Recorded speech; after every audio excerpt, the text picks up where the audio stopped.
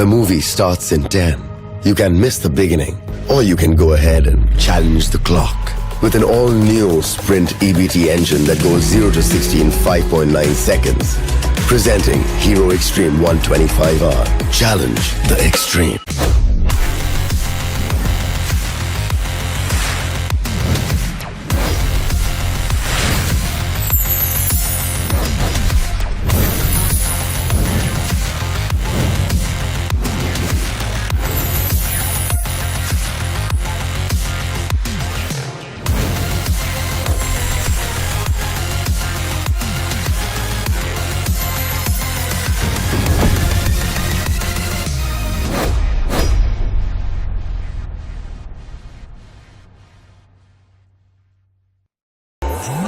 Ain't nobody fresher than a mega tasker. Talk about stronger, quicker, faster. Slider, slider. Gonna make way for the mega tasker. Heavily loaded, go the ammo. Can't get it bigger, better, that's the plan, yo. Throw a challenge and you shine, no. Tap, tap, tap, tap, slide of ammo. What's up? Who's winning? Who do you think? Mega Taskers win the game at every level. iQOO Z9S Pro with Snapdragon 7 Gen 3. Fully loaded for Mega Taskers. Search iQOO Z9S on Amazon. Move out with my baby on the side. I move out with my baby, got a style. Seatbelt, please. And we go right, baby, it's a long way home. The new Extreme 160R4V, the fastest 160cc. Challenge the extreme. और कहीं दर्द हो रहा है?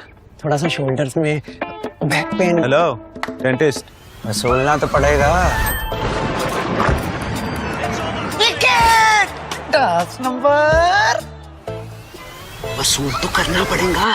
Full वसूल करने का है शौक तो do it like a boss. BGMI royal pass, यहाँ मिलते रहेंगे अमेजिंग इमोट्स, कूल स्किन्स और बहुत सारे रिवॉर्ड्स और साथ में फुल कैशबैक UC में। तो अब सोचना क्या, गेट फुल वसूल with BGMI। Have you seen my phone?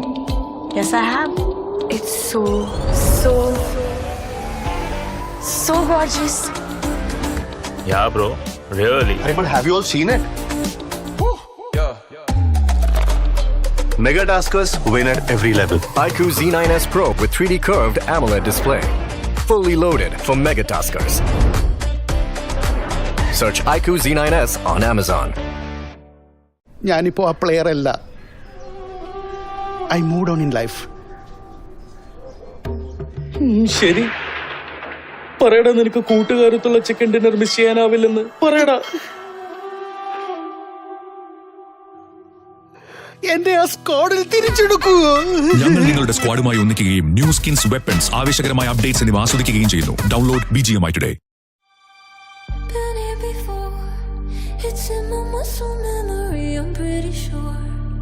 I recognize you, there is something in your eyes. Won't let you get away tonight. You leave me in the dark. I'm stumbling around like I'm a question mark. Wondering if you're around to catch me if I fall. If I come crashing to the wall, will you lay me up, jumpstart my heart? I need someone before the sun goes down. Who's gonna save me now? Some kind of hero. I can't breathe, hoping you're here to rescue me before the sun goes down. Who's gonna save me now? Some kind of hero.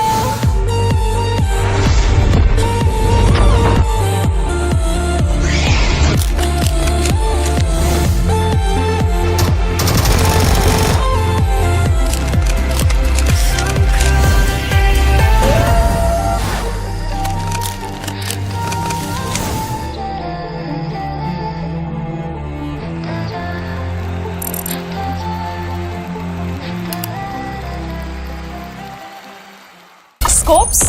Check. Weapons? Check. Equipment? Check. Good news, gamers. I have landed in the world of BGMI. मेरे इन-गेम items, outfits और exclusive के लिए हो जाओ तैयार. Download BGMI now because it's time to slay the game.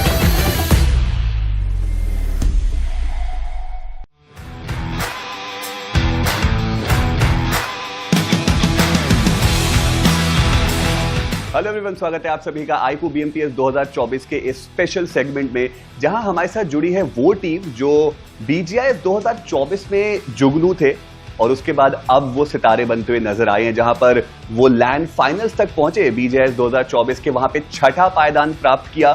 थोड़े बहुत jitters, थोड़े बहुत दिक्कतें उनको हुई जरूर. सिनोनिम्स वो बन गए कंसिस्टेंसी के. फिर जब BMPS 2024 में आए तो शुरुआत उतनी बेहतर नहीं हुई, लेकिन उसके बाद उन्होंने ये प्रूव किया कि उनको पैसिव गेम प्ले भी आता है, अग्रेसिव गेम प्ले भी आता है, और शायद इस बार वो ये प्रूव करने के लिए आए हैं कि उनको ट्रॉफी उठानी भी आती है. जी हाँ, मैं बात कर रहा हूँ टीम लिम्रा की. First of all, congratulations for qualifying for the grand finals of iQOO BMPS 2024. We have seen your journey in BGS 2024. You guys were the underdogs, and now you got an invite for the Pro Series, and you have proven your worth as well. But the start was not that great. On day one, the team didn't perform good. In 3 matches, you just got 3 points. People started questioning your worth. So how did you guys deal with that? I would love to know about it from you both. முதல் நாள் ஆடும்போது ரொம்ப pressure எடுத்துருந்தேன் சொன்னால் pressure எடுத்து ஆடினோம். First நாள் 3 match 3 point தான் எடுத்தோம். அடுத்த நாள் நாங்கள் ஒன்றா உட்காந்து டிஸ்கஸ் பண்ணி நல்லா கான்ஃபிடண்ட்டாக ஆடலான்னு சொல்லி மூவ் பண்ணி கான்ஃபிடண்ட்டாக ஆடினோம்.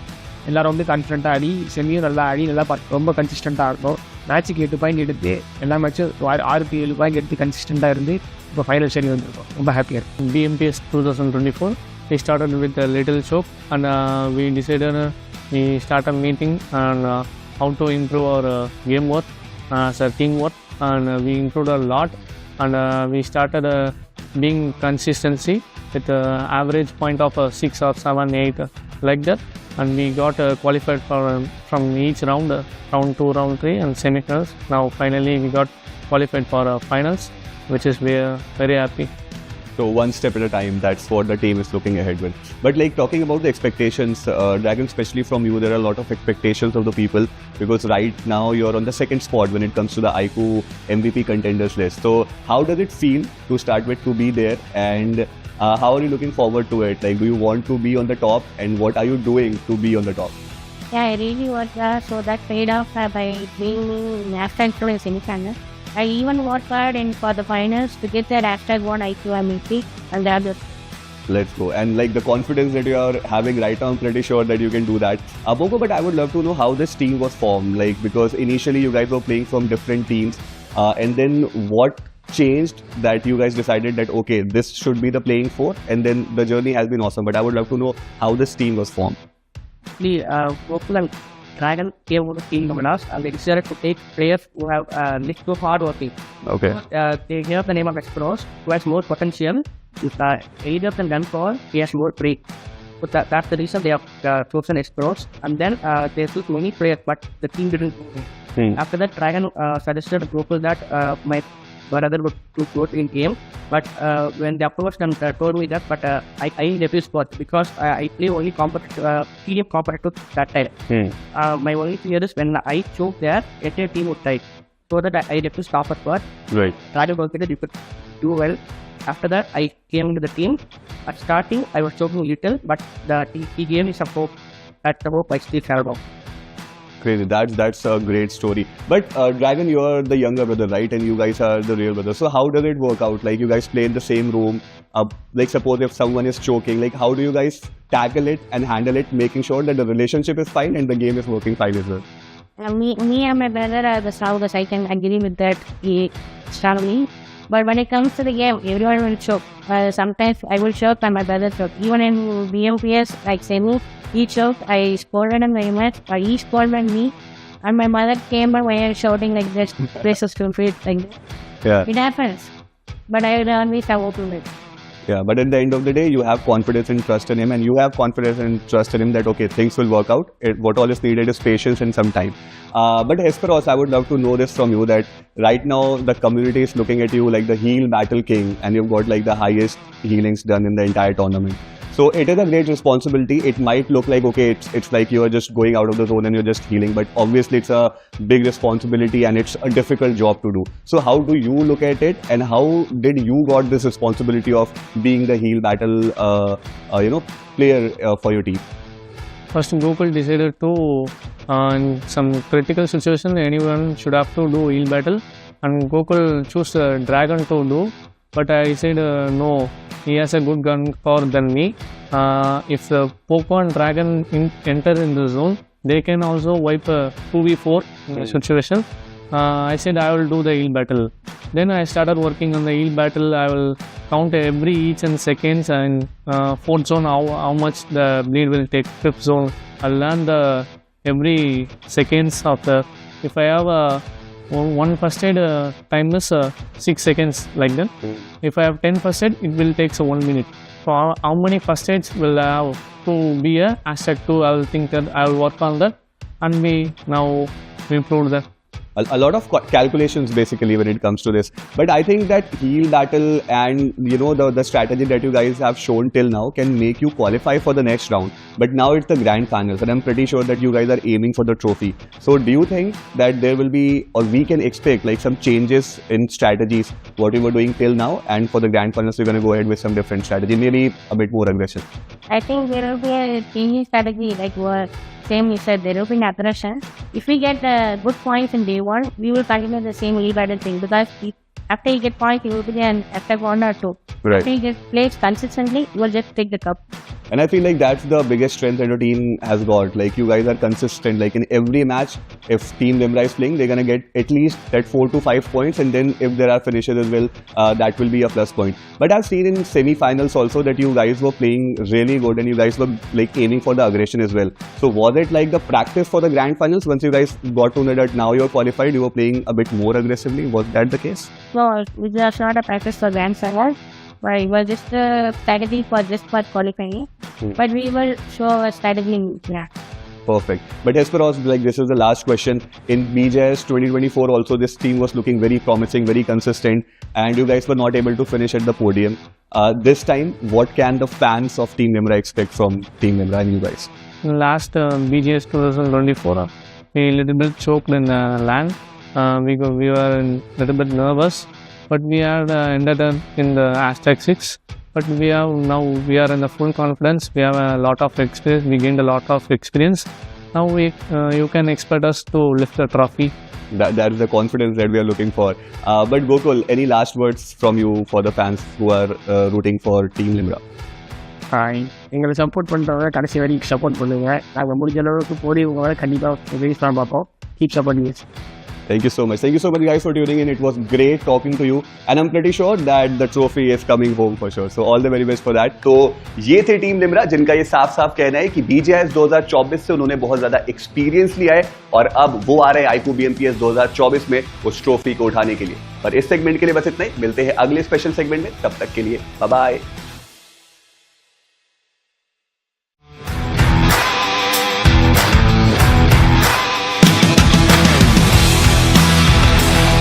हेलो एवरीवन, स्वागत है आप सभी का iQOO BMPS 2024 के इस स्पेशल सेगमेंट में, जहां हमारे साथ है एक ऐसी टीम जिन्होंने फर्श से अर्श तक का सफर तय किया है, जिन्होंने एक भी ऑफिशियल लैंड टूर्नामेंट में अभी तक क्वालिफाई नहीं किया था और फाइनली इस बार वो क्वालिफाई करते हुए नजर आ रहे हैं. बहुत सारे बदलाव टीम में हुए. कुछ ने कहा आईजीएल की गलती थी, कुछ ने कहा कि जो असॉल्टर्स हैं वो उतने बेहतर नहीं. लेकिन इन सब बदलाव के बाद अब फाइनली ये टीम काफी ज्यादा स्ट्रॉन्ग नजर आ रही है. पर देखना ये है कि क्या वो जो ट्रॉफी का सपना है वो पूरा होगा या फिर नहीं.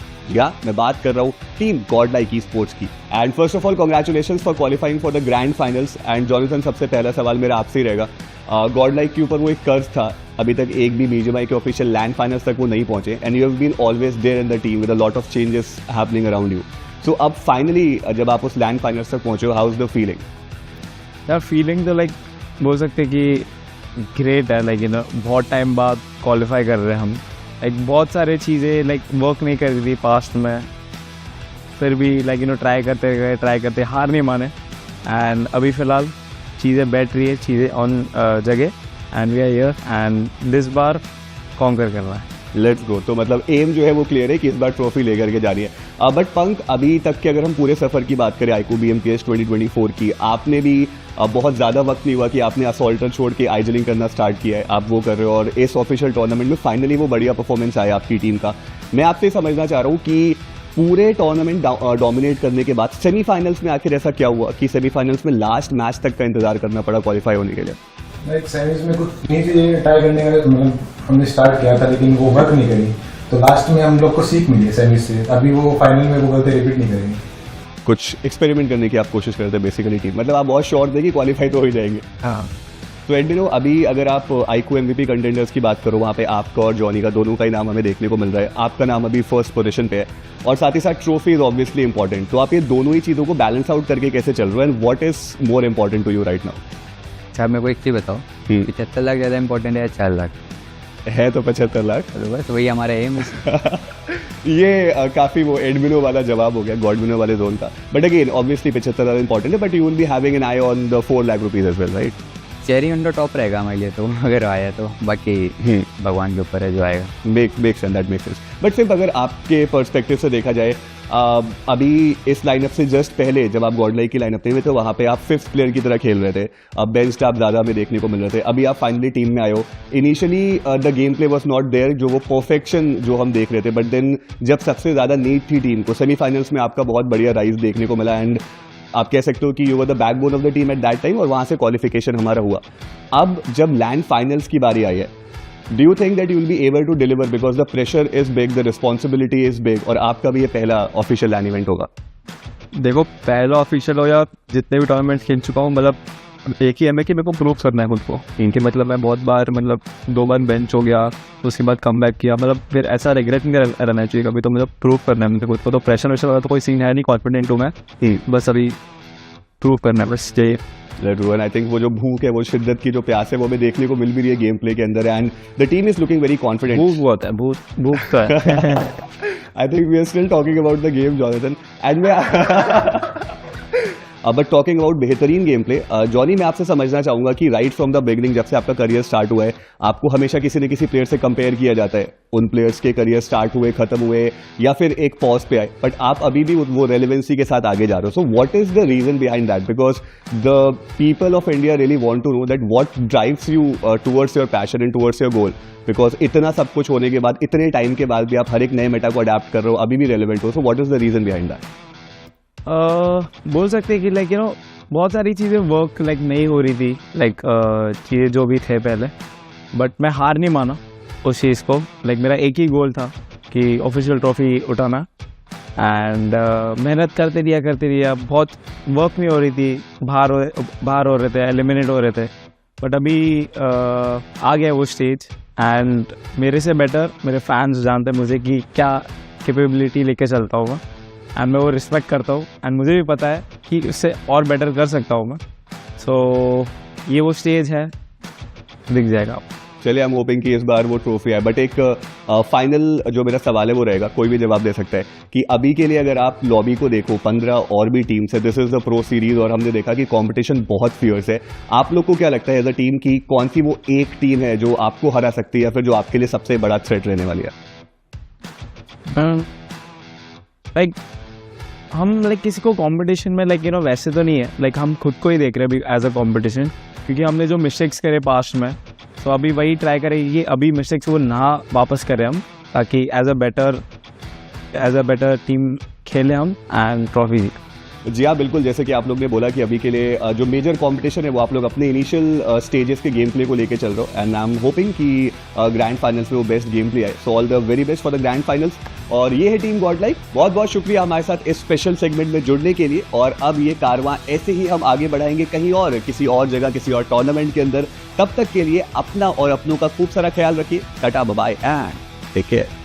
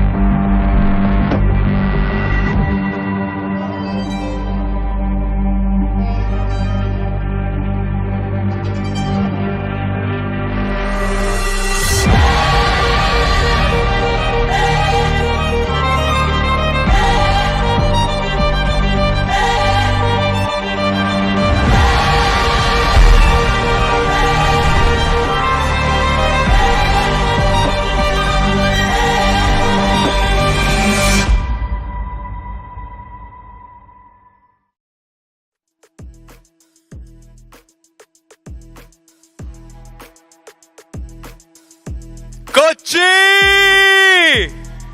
We are live! Then let's do this! Ladies and gentlemen, welcome to iQOO BMPS 2024. My name is Rohit Varghese, and what an intense day one it was. After 6 amazing matches, what we saw was the return of the gods of BGMI in style.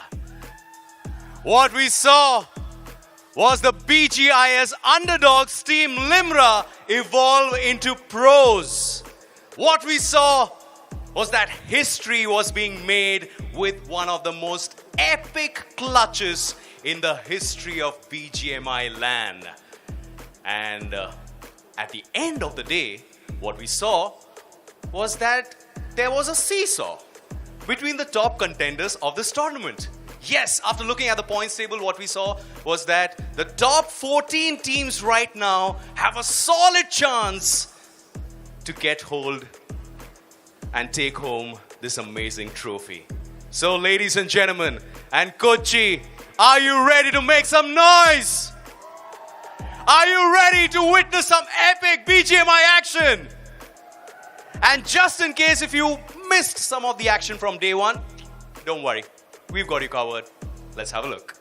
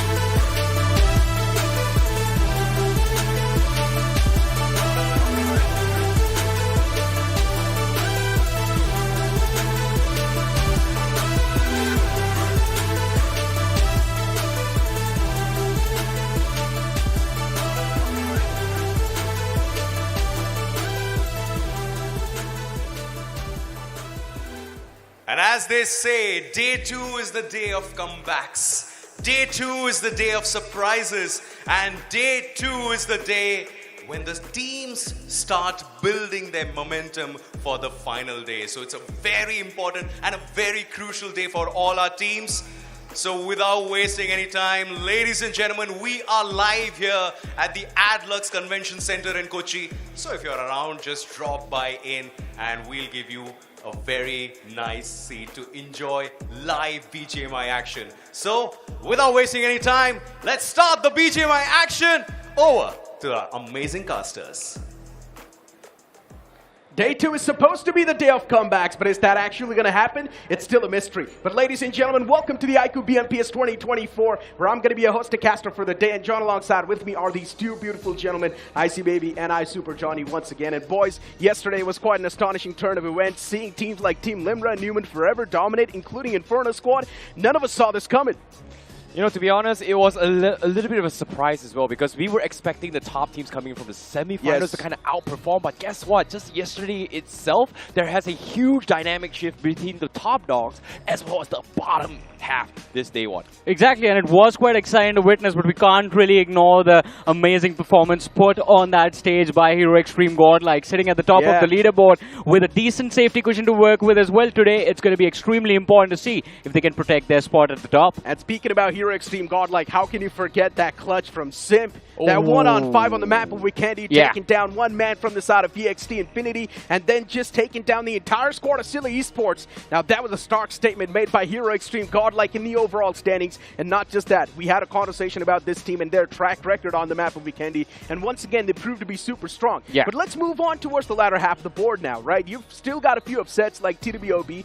This team was supposed to be the consistent bunch in the iQOO BMPS, but in the Grand Finals, it's a complete different affair. Yeah, and of course, speaking of all the teams that is happening as well here, I'm pretty sure everyone is fighting for better seedings throughout the entirety of the day, right? Hands down, man. And what are they exactly fighting for? It's going to be the prize pool on the line for this iQOO BMPS 2024. That's going to be 2 crore rupees, which are on the line. And of course, the champion team will be getting 75 lakhs in their hands. Exactly. Just a few moments ago, we saw a very special interview, right? A question was asked, what is more important, walking away with individual accolades or those 75 lakh rupees? And of course, it is those 75 lakh rupees, because along with that comes the most prestigious esports trophy in this entire country. We see that at the center of the stage every single day, and after tomorrow we're gonna see who gets to lift that. I agree. As a team, you want to fight as a team, win together as a team, and I would say that's pretty much the generic outcome of a team, right? Team play is essentially what you need to win the tournament itself. But of course, you know, to be honest, I sometimes feel kind of selfish myself, and I want to be the MVP. I want the ride, a very, very sexy ride. Exactly, and for that, we've got you covered as well. Hero Extreme MVP of the finals will be getting the Hero Extreme 160R4V, and of course, the survival of the finals will be getting his hands on the Hero Extreme 125R. But how do you exactly get all that prize pool accumulated? Well, that's going to be with the help of this point structure. First placing team inside of the game will be getting 10 points. The second one will be getting 6. The third one will be getting 5, and it's going to keep on descending downwards. Now, it is going to be a little bit of a tricky situation for some of these teams, especially based on yesterday's performance, right? Day number 1, we saw some teams prioritize on finishes, some teams prioritize on placements, and the overall score was kind of a surprise for me, because it seemed to be that teams that kind of had more finishes had a bigger advantage to chase the scores. Exactly, and when you talk about placement, first name has to be in your mind by Team Limra. This team was playing it so passive. They were getting their hands on the meds. And of course, Hesperus was the man who got his hands on the first stage. He was playing from all the way outside of the circle. And these are the teams that are going to be competing today over here inside of the second day. Of course, there's a lot of these names that are on the struggling side of things. And one of them is also going to be Metal Esports. Yeah, that's going to be the biggest upset, I guess. The transition from the semifinals to the grand finale not really working out for the Metal Esports side. And they are sitting dead last in the overall leaderboard right now. But let's not forget, 12 more games to go. Anything can happen. And of course, in the second half as well, when we look at these teams in particular here, one of the biggest standout for me is going to be the first name right here, IS, known as Inferno Squad, because no one expected them to be in the top after day 1, because no one expected them to be like, hey, you know what, this team, you know, they're pretty, you know, pretty bad-ish, you know, in the semifinals, and then out of nowhere, they're top 3 right now. They indeed are, but hey, we've got today's matches on the screen, right? We're going to kick things off on the map of Erangel, then Miramar once again rolls back. You've also got the map of Sanhok, which will be the third map of the day, and then Weekendy rolls back, and then once again, vice versa. Miramar and Erangel will be the finisher. But moving back the conversation towards Inferno Squad, right? We had a full-blown conversation about this team and getting those new additions on, especially PMWI IGL. Yeah. This man as an IGL has added so much value to the team. I mean, Inferno Squad have been quite impressive. As you mentioned, the last time we saw them, the lack of experience on the stage of BGIS finals was clearly visible. And PMWI IGL, he has brought in that experience with him. Keeps the players calm, composed, they stick to their strategy, and they have been doing extremely well. But we can't really ignore another team within the top 8. I'm talking about Reckoning Esports right now. Of course, single-digit placement points, right? Everyone else has already hit double digits. This team is there with a single digit on the board in terms of placements, but their frag numbers are just amazing. That's the crazy part, right? We all saw this coming from the side of Reckoning Esports. Yeah. Young bloods, they've got the boiling blood as well, and of course you expect them to be aggressive in the lobby. Again, that's the thing, right? I've spoken about this here. Some teams are prioritizing on placement, some teams are prioritizing on the finish points here. To give you guys a little bit up to speed here, let's take a look at the overall scores of actually what has happened between the game plans of each and every single team from day number 1. Exactly. The overall standings are now rolling up on the screen as we pretty much know what the top 5's looking like in Florida Squad on the 3rd. You've got Newman Forever on 2nd and Hero Extreme Godlike on the 1st. But then even Limra is in the top 4. The funny part is Limra was not really taking a lot of fights. The only reason why they're there in the top 4, it's all because of the placement points, and that's going to be all thanks to the med strat that they used. But look at the latter half of the board. So many big astonishments you're seeing, and that's going to be Team X-Spark over there, Team 8-Bit, and even Metal Esports. Yeah, I mean, Metal Esports is fine, but X-Spark, I think that's the biggest surprise within the bottom 8 right now, considering this is the team that lifted the trophy of BGIS 2024 very recently. So a performance like this was not really expected, but we can be hopeful that after day number 1, they've understood what they need to do to tackle the challenges ahead of them. But Necro, as you were talking about Team Limra, right? Notice this, the only team within the top 6 right now, no chicken dinner secured. Their strategy has given them consistent points in every single game. The other teams are worried about them. How do we crack that code? How do we take on Team Limra? But now the problem is that you can't really contest the top 3 like this. You need that extra oomph if you want to lift the trophy. I agree. I've been talking about Limra being very, very, strategic in their decision making. Right? They are very, very versatile, very flexible. But again, when I say that, they have been repeating things coming from the semi-finals. But somehow, even though they're repeating it, they're making it work and being consistent. So I really like that about them here. However, there is one team in particular that stood out the most for me. The most inconsistent wildcard is Silly Esports. Oh man, I mean, Silly Esports, you can't say, is still in the mid-pack, right? And in general, anyone in the overall standings still has a chance to make that comeback. All it takes is 120 Bomber, you're instantly back in the race. But at the start of the day, we also made our predictions. I went with Team X-Spark once again. I was feeling the spark, but then Fixes one with Reckoning Esports. You once again went with Team Limra. I believe in Limra, bro. I really believe. Like they have been trying things coming in from yesterday's game. It didn't really work out. I really like that they have a foundation basic strategy that they fall back into. And whenever they execute it, it works out in their favor. I have to apologize to you, Necro, first of all. I didn't go with X-Spark today. I went with Hero Extreme Godlike. It's understandable, man. You've always been that way. You instantly change your colors. What do you mean by that? I mean, my brother just betrayed me right here on live air. But anyways, the reason I went with Hero Extreme Godlike is I love the confidence that the team has showcased yesterday. Not really shying away from any fights. Even in an unfavorable situation, they are taking that step forward. And we noticed this yesterday in the last 2 matches, if you remember. You and I were on the same page when we expected them to be aggressive because of the safety cushion. Yesterday, in the last 2 games, before that game of Miramar, it was 16 points. Right now, it's 14 points. So it's still there. They can still be a little bit more aggressive today as well. Necro, I have to say, there is a saying in my language. What? Okay? He is what we call the definition of called lalang. So what lalang means? Grasshopper. I like how he's 1 minute he's here, 1 minute he's there. Yeah, this time he's on the yellow grass, man. The grass of Hero Extreme Godlike. But you know what? Genuinely speaking, yes, Godlike, they were much more confident. And we did not expect that from the side of Godlike, right? With the way their journey was throughout the entire iQOO BMPS 2024. Of course, they were looking pretty dominant. But then that transition towards the Grand Finals, we all thought there might just be a bit of those jitters because they're back over here after such a long time. But still, no. Punk had something ready for the team. And of course, they came out on top. And you mentioned after the game 4, they amped up the aggression even more. And again, the wild card within this team was Simp yesterday. Who saw that coming? This man was completely in the backlines throughout the entire tournament. And yesterday, he stood up in front of anyone and took those fights like nothing mattered at all. And he won those fights as well. An amazing performance from this player, backed up by the already amazing performances and numbers put on board by Jonathan and Admino. And we know Punk himself is quite aggressive as well inside of the game. So this team is a complete package right now, but they're being chased quite nicely by the teams right behind them. Hey, but here's the thing, right? Today is all about the chase. Yes. The teams at the top, they need to sustain the spot they've gotten, and the teams at the bottom, it's their time to make the hard work. If they don't make the climb today itself, tomorrow it's going to be too late. The sword's going to be on their necks. See, that's the thing about day ones, right? Everybody is trying to get a feel for how everybody is adapting as well. We saw a very, very slow start in the early stages, which is game 1 of yesterday's performance. But now, when it comes to day number 2 here, it's all about adapting and improvising and fixing whatever that's happened yesterday. So I perfectly agree. I can see where you guys are going and how the teams are going to be performing here. But what I really want to see is improvements. Like, I really want to see adaptations, surprises. I want to see more action because yesterday was a little bit passive. I want to talk about one more thing now before we move on to the next thing, right? we were talking about the transition from the semi-finals to the finals not really working out for most of the teams. Yeah. The one team that has made it work and have done very well for themselves, Newman Forever. Sitting on that second position, just 14 points behind the side of Hero Extreme Godlike.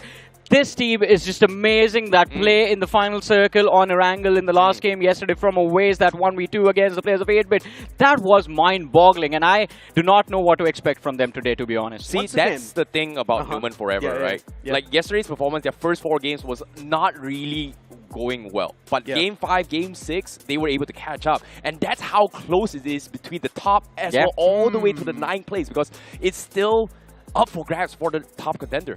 Guys, keep this thing in mind. Yesterday, Newman Forever almost missed out on 2 chicken dinners, by the way. They had a chance to be even better in the overall standings, but unfortunately, they choked up a few fights, and that's why they were not able to come out on top in the final moments. But still, the only reason why they're there in the top 2 is because of their consistency that they're able to deliver with. And that's where the big brains really come into play, right? Ash and Oasis, these 2 guys, they've once again been doing a phenomenal job in leading the pack. Exactly, and even when it's time for them to take those fights, they are not really shying away from those positions. But we have the iQOO MVP contenders on our screens right now. At the end of day 1, we saw Admino how phenomenal he was, and look at the difference between him and Dragon OP. I'm quite surprised seeing Dragon OP in this list, to be honest. The last season when we saw him in BGIS, the performance was coming from Hesperos, and Dragon OP was the man who was forced to take a backseat. But this time, he is doing so well for himself and for his team.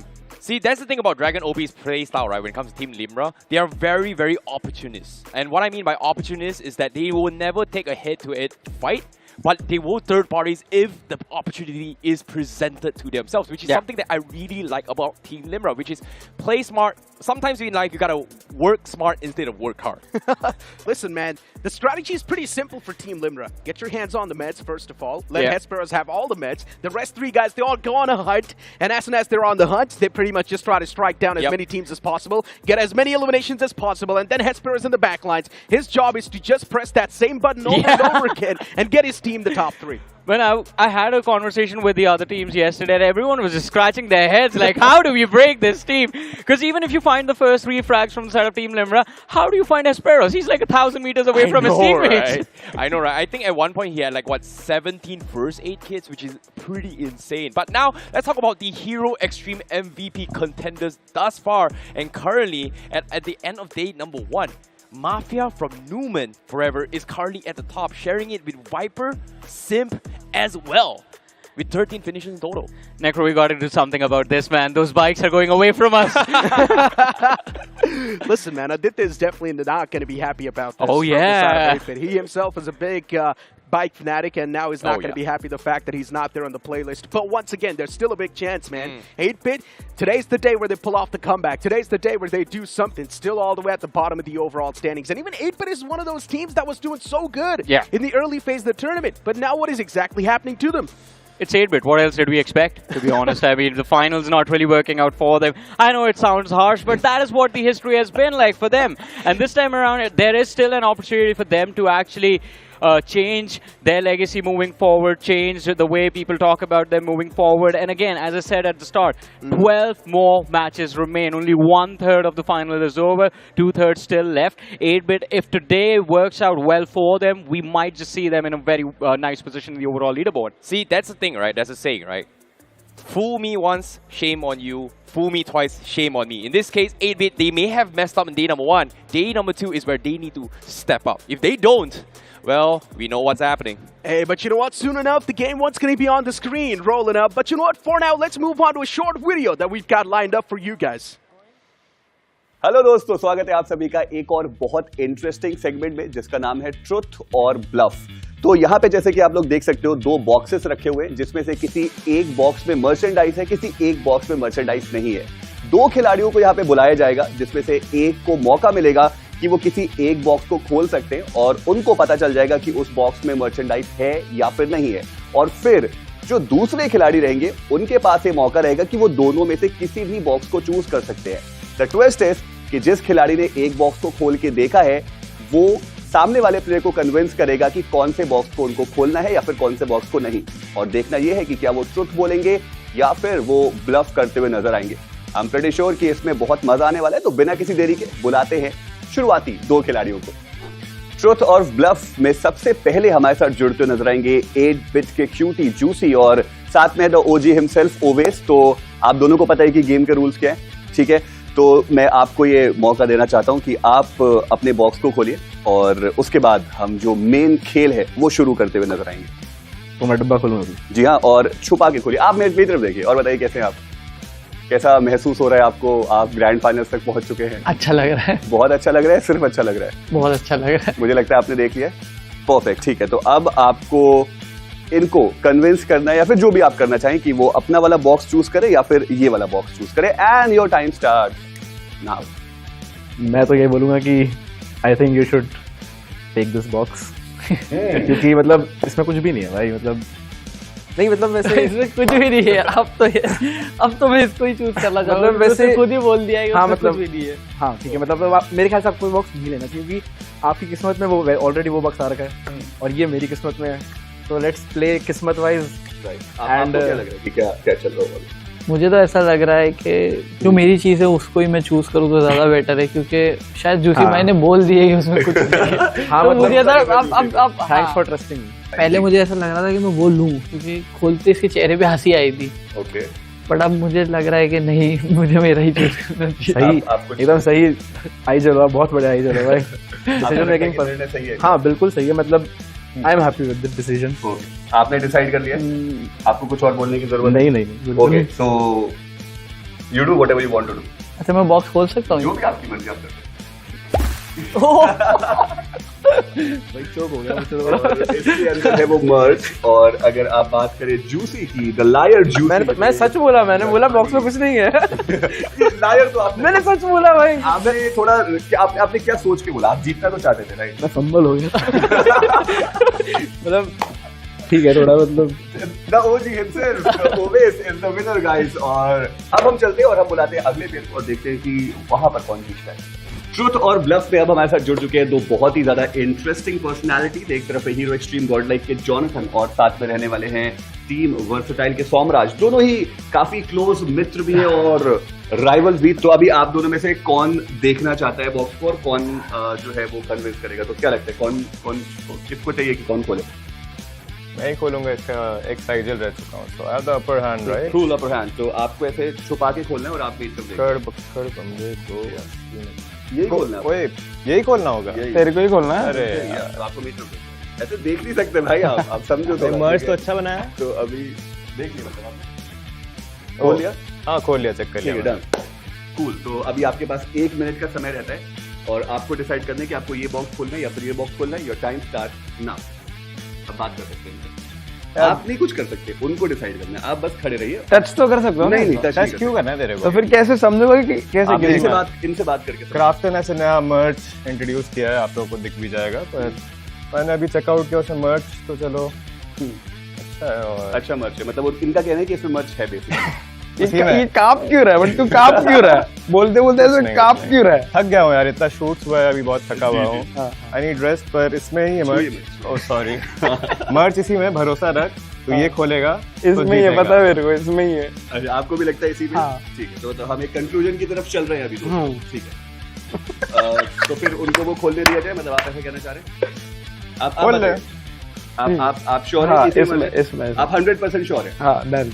Somraj, आपको कुछ cross question कुछ आपको बोलना है इस चीज? कुछ वापस से कुछ बोलना है मेरे को एक्स्ट्रा कि वो चूज करूं मैं कि क्या? नहीं तेरे जो करना है कर। हाँ, आखिर सुनना, तेरे मुंह से सुनना है मेरे को कि क्या।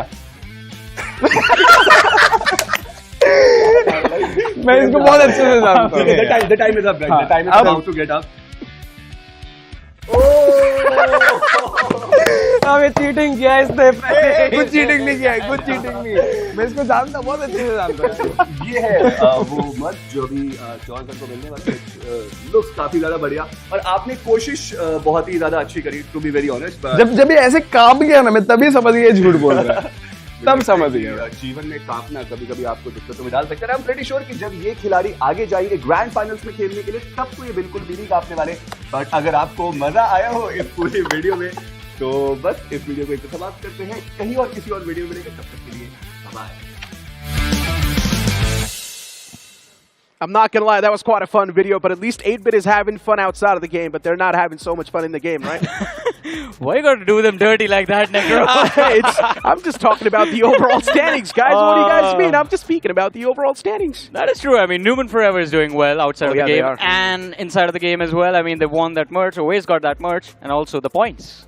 Yeah, and of course, when we talk about people who are doing really, really good and having a lot of fun as well here, there are two names that really kind of low-key stand out for me yesterday. One of them was Hyderabad Hydras, and another one was Orangutan. That is something that no one kind of expected. We knew they were good. Semi-finals, they looked kind of low-key, chilling a little bit in the bottom, but guess what? Yesterday, they really stepped up their game, and I was very surprised about this. Hands down, they did, man. Especially Termi. He's once again being the main playmaker for the entire squad, and yesterday as well, he performed quite nice. And Hyderabad Hydras, they showcased an example. All it takes is one game to be back in the race. Exactly. I mean, the start of the day wasn't that great, but they ended on a very nice note, and I think today it's going to be about picking up the momentum where they left it off yesterday.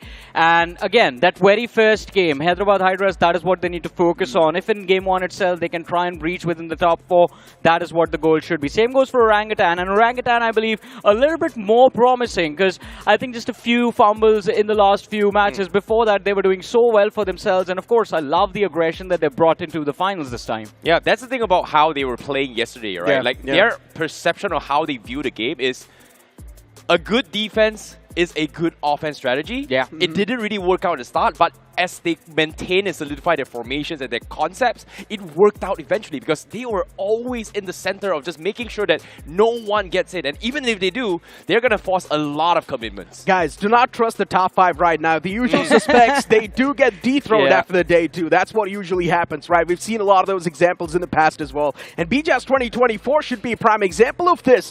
Just unexpected turn of events happening on the day 2. Teams pulling off the comebacks, even a few targets happening here and there, just to make sure that you're getting those extra bit of points. And I think that is going to happen today as well. But now the difficult question to the both of you, and I'm going to give my answer afterwards, right? Okay. Which team do you expect to breach into the top 3 at the end of the day today? Oh, I Who's think so X-Park? I think so X-Park can breach in. They can pull off one of the biggest comebacks that everyone will witness today. What about you, Ike? Limra! I mean, Limra is already doing really good in the overall standings. That's not even a prediction. But you know what? With that being said, the game 1's now going to rule up on the screen. I hope you guys are going to have fun watching this.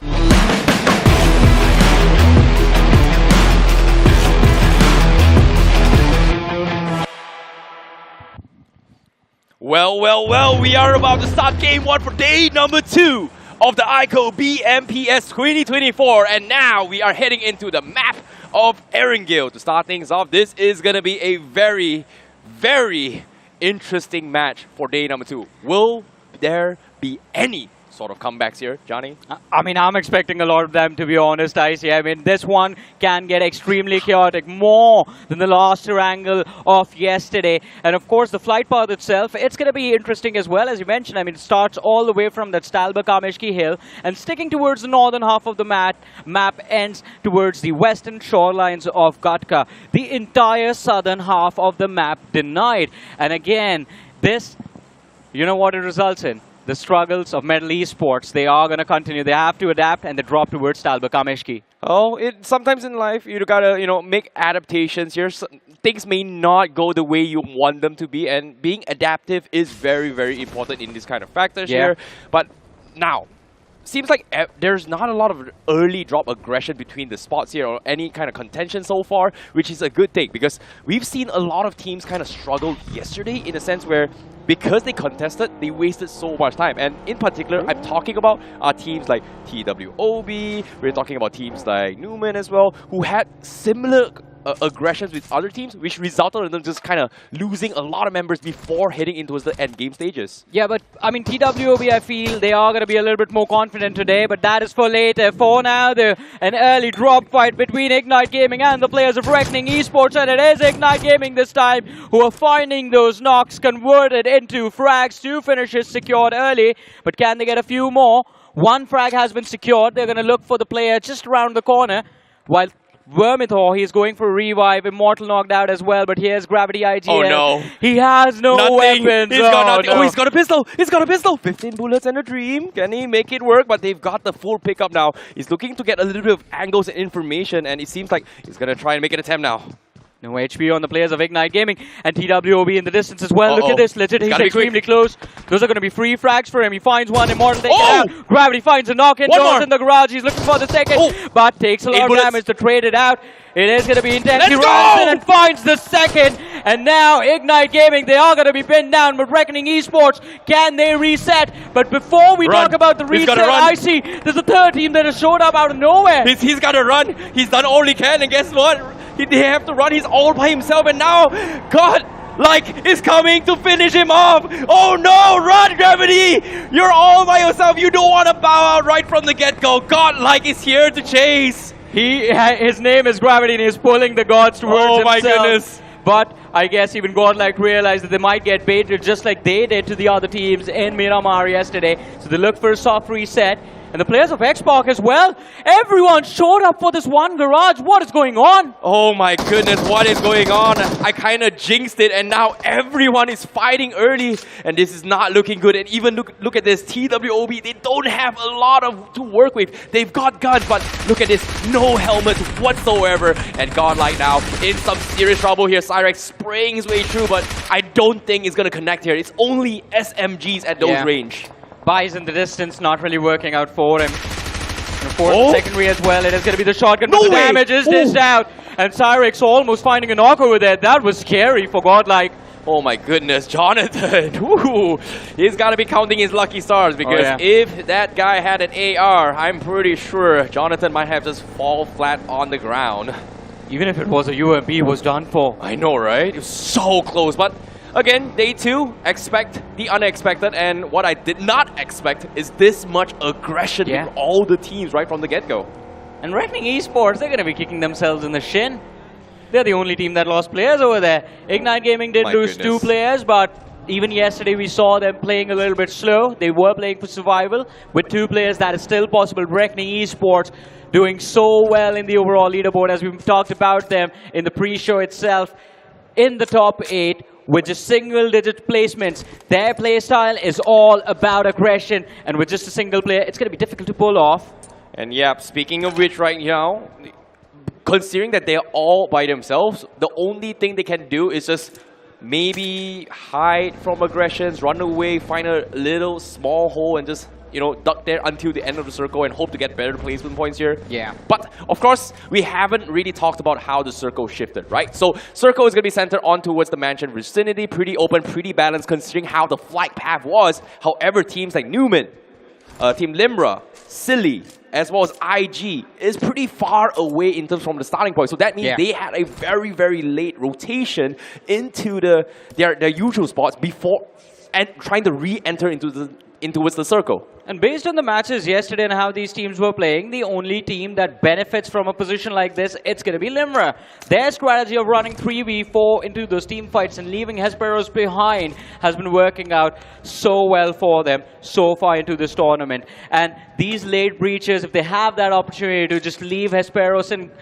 basically protect him till stage 5, till stage 6, then they can do, again, just use those first stages extremely late inside of the game and just play for survival. Well, I like that you're giving strategy towards our 2 lone survivors here for Reckoning Esports, but we now get a glimpse of Xpark as of yet here. Spray God, he's been known to be clutching for the team here. We've seen multiple instances from him in the past, but yesterday it seems like he was not feeling too well here. But what's really good right now is that Sarang has gotten 2 early frags right from the get-go. And that's the thing about Xpark, right? If Spray God, his hands are not warmed up, then Sarang gets the job done. They have 2 amazing players within their team, and to back them up, they have Shadow 7 and Joker. And this team was just phenomenal throughout the entire journey of this iQOO BMPS 2024. But in the Grand Finals, a struggling start. But with how this game has started for them, I think their confidence, it's definitely going to be boosted. And of course, the circle as well kind of favors them a little bit. And of course, all these players, they are playing at their best. And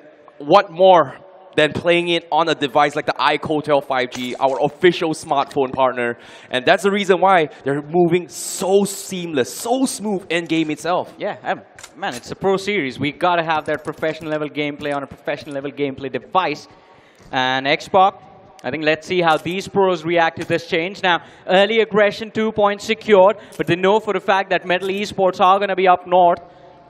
Oh, speaking of Meadow Esports, we are gonna leave that at the side for now. Yeah. Let's talk about the Hyderabad Hydras. These are the guys that are a team that focuses on defense, and so far they are already rotating into the next phase here to try the best place to kind of hold down the fort. And this is a very early rotation. That this is a good example of whoever gets early drop advantage is going to take advantage of. And it's barely, what, 5 minutes? They're already fully stacked up. They've got all vehicles, and they're already on the hunt looking for a place to kind of hunker down. I mean, you mentioned this before, I see, just a few moments ago. It's an open circle right now for the Smack Center. You get there early, you find some cover, otherwise you're done for. But a little bit of a recap of the early action. Just knives all around between the two sides. Ignite Gaming finding those 2 knocks, and of course pushing Reckoning in a very uncomfortable position. But the team that capitalized from all of this was X-Park, because they actually were able to secure 2 free frags from all of this chaos.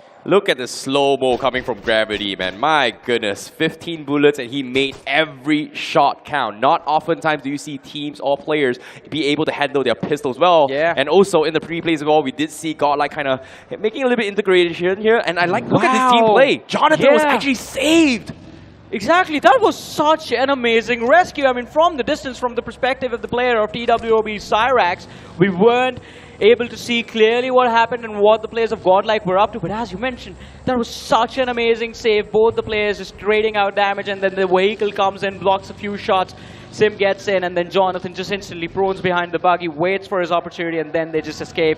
But here they are, the players of 8-Bit. And when you talk about comebacks, day 2, it's been hailed as the day of comebacks for a long time. We're expecting this team to actually make those words into reality. The pressure is on for 8-Bit. Expectations from the fans, expectations from all of us as well. 8-Bit not having a good game in day number 1. Day 2, will they fool themselves once more? Because this is going to be a moment of truth for them. Meanwhile, let's talk about another strong team here. We have up on screen, we have iQOO, a very, very mechanically gifted player coming from Versatile. He's known to be the clutch god playmakers throughout his history and career in BGMI esports. Yeah, one of the most mechanically gifted players inside of the entire scene right now, iQOO, and he has been for a long time.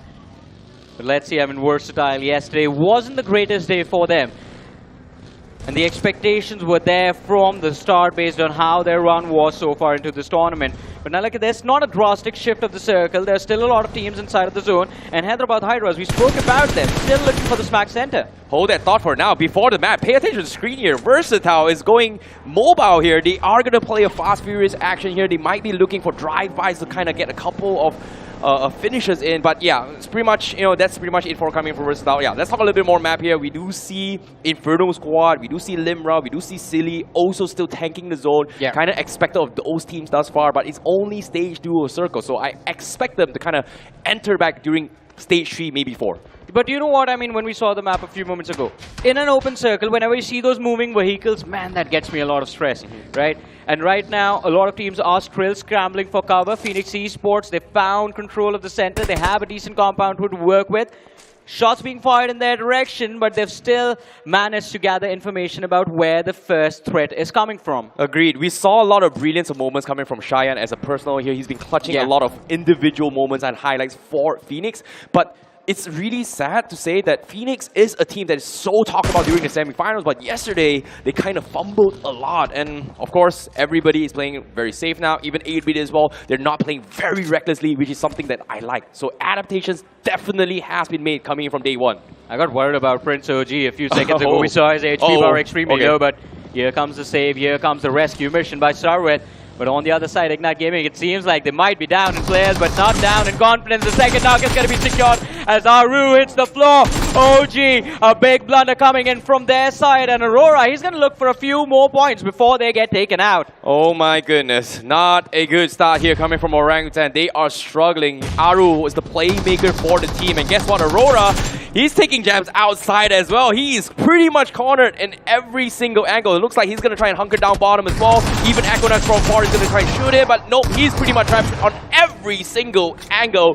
Wizgod will finally take him down, but Orangutan, they've suffered so much damage now, and guess what? Oh my goodness, the third party! Somraj was circling around this compound like a vulture, and now they have an opportunity to strike as well. OG, they're going to try and evade. We see one player a little further away. WizGod has managed to put some distance between him and the players from Versatile.